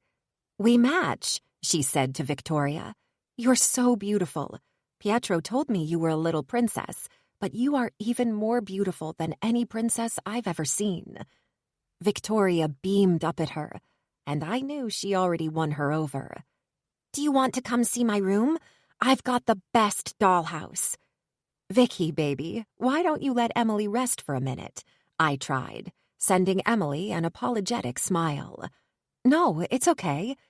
Emily took Victoria's hand. "I would love to see the dollhouse. Pietro told me how cool it was." "You did?" Vicky asked with amazement, and Pietro nodded. "You're the best big brother ever." She beamed at him. "We won't be long. Come, Emily, and you can call me Vicky since we're friends now." I took Pietro's hand as we looked at them go up the stairs in silence, as Victoria started to detail all the dolls she owned and their names. "You know we won't see her for a good hour, if not 2, right?" I told him with amusement. "I'm going to marry that woman, Ma," he said, squeezing my hand. "I know," I replied with a smile. He turned toward Alessandro. "I love her to death, Dad. She's my light. She's my support. I can't explain it." Alessandro took his hand and looked at me. "You don't have to explain, son. I understand. When you know, you know. Marry her, if it is what you wish. You have my blessing, and I can only hope she will make you at least half as happy as your mother has made me." Pietro kept hold of our hands, as he did so many years ago in exactly the same spot. "It's your love that made me believe it was possible, that everything was possible, and it is because of it that I found my Emily. I wasn't afraid to take the plunge, and if I get to be half as happy as you two are, I'll consider myself blessed, because I am already so lucky to have you both in my life." I hugged him as Alessandro hugged us both, and we stayed like that for a while. We were so many things. We were Mafia, we were husband and wife, mother and son, a family. But what we were most of all was love. And love was the highest power there was. It could conquer anything. It could give you the strength you needed to fight your enemies and your own demons. Love healed my heartless savior to transform him into the man he was now. And love gave me the strength to step up and become the queen he needed and the mother I was made to be. This whole life, this adventure, turned out the way it did because of love. And I couldn't wait for the next chapters as I continued to grow old with the love of my life. Love, I now knew with certainty, was the answer to everything. This concludes Her Heartless Savior by R.G. Angel, narrated by Summer Roberts and Brian Nishi. Copyright 2022 by R.G. Angel.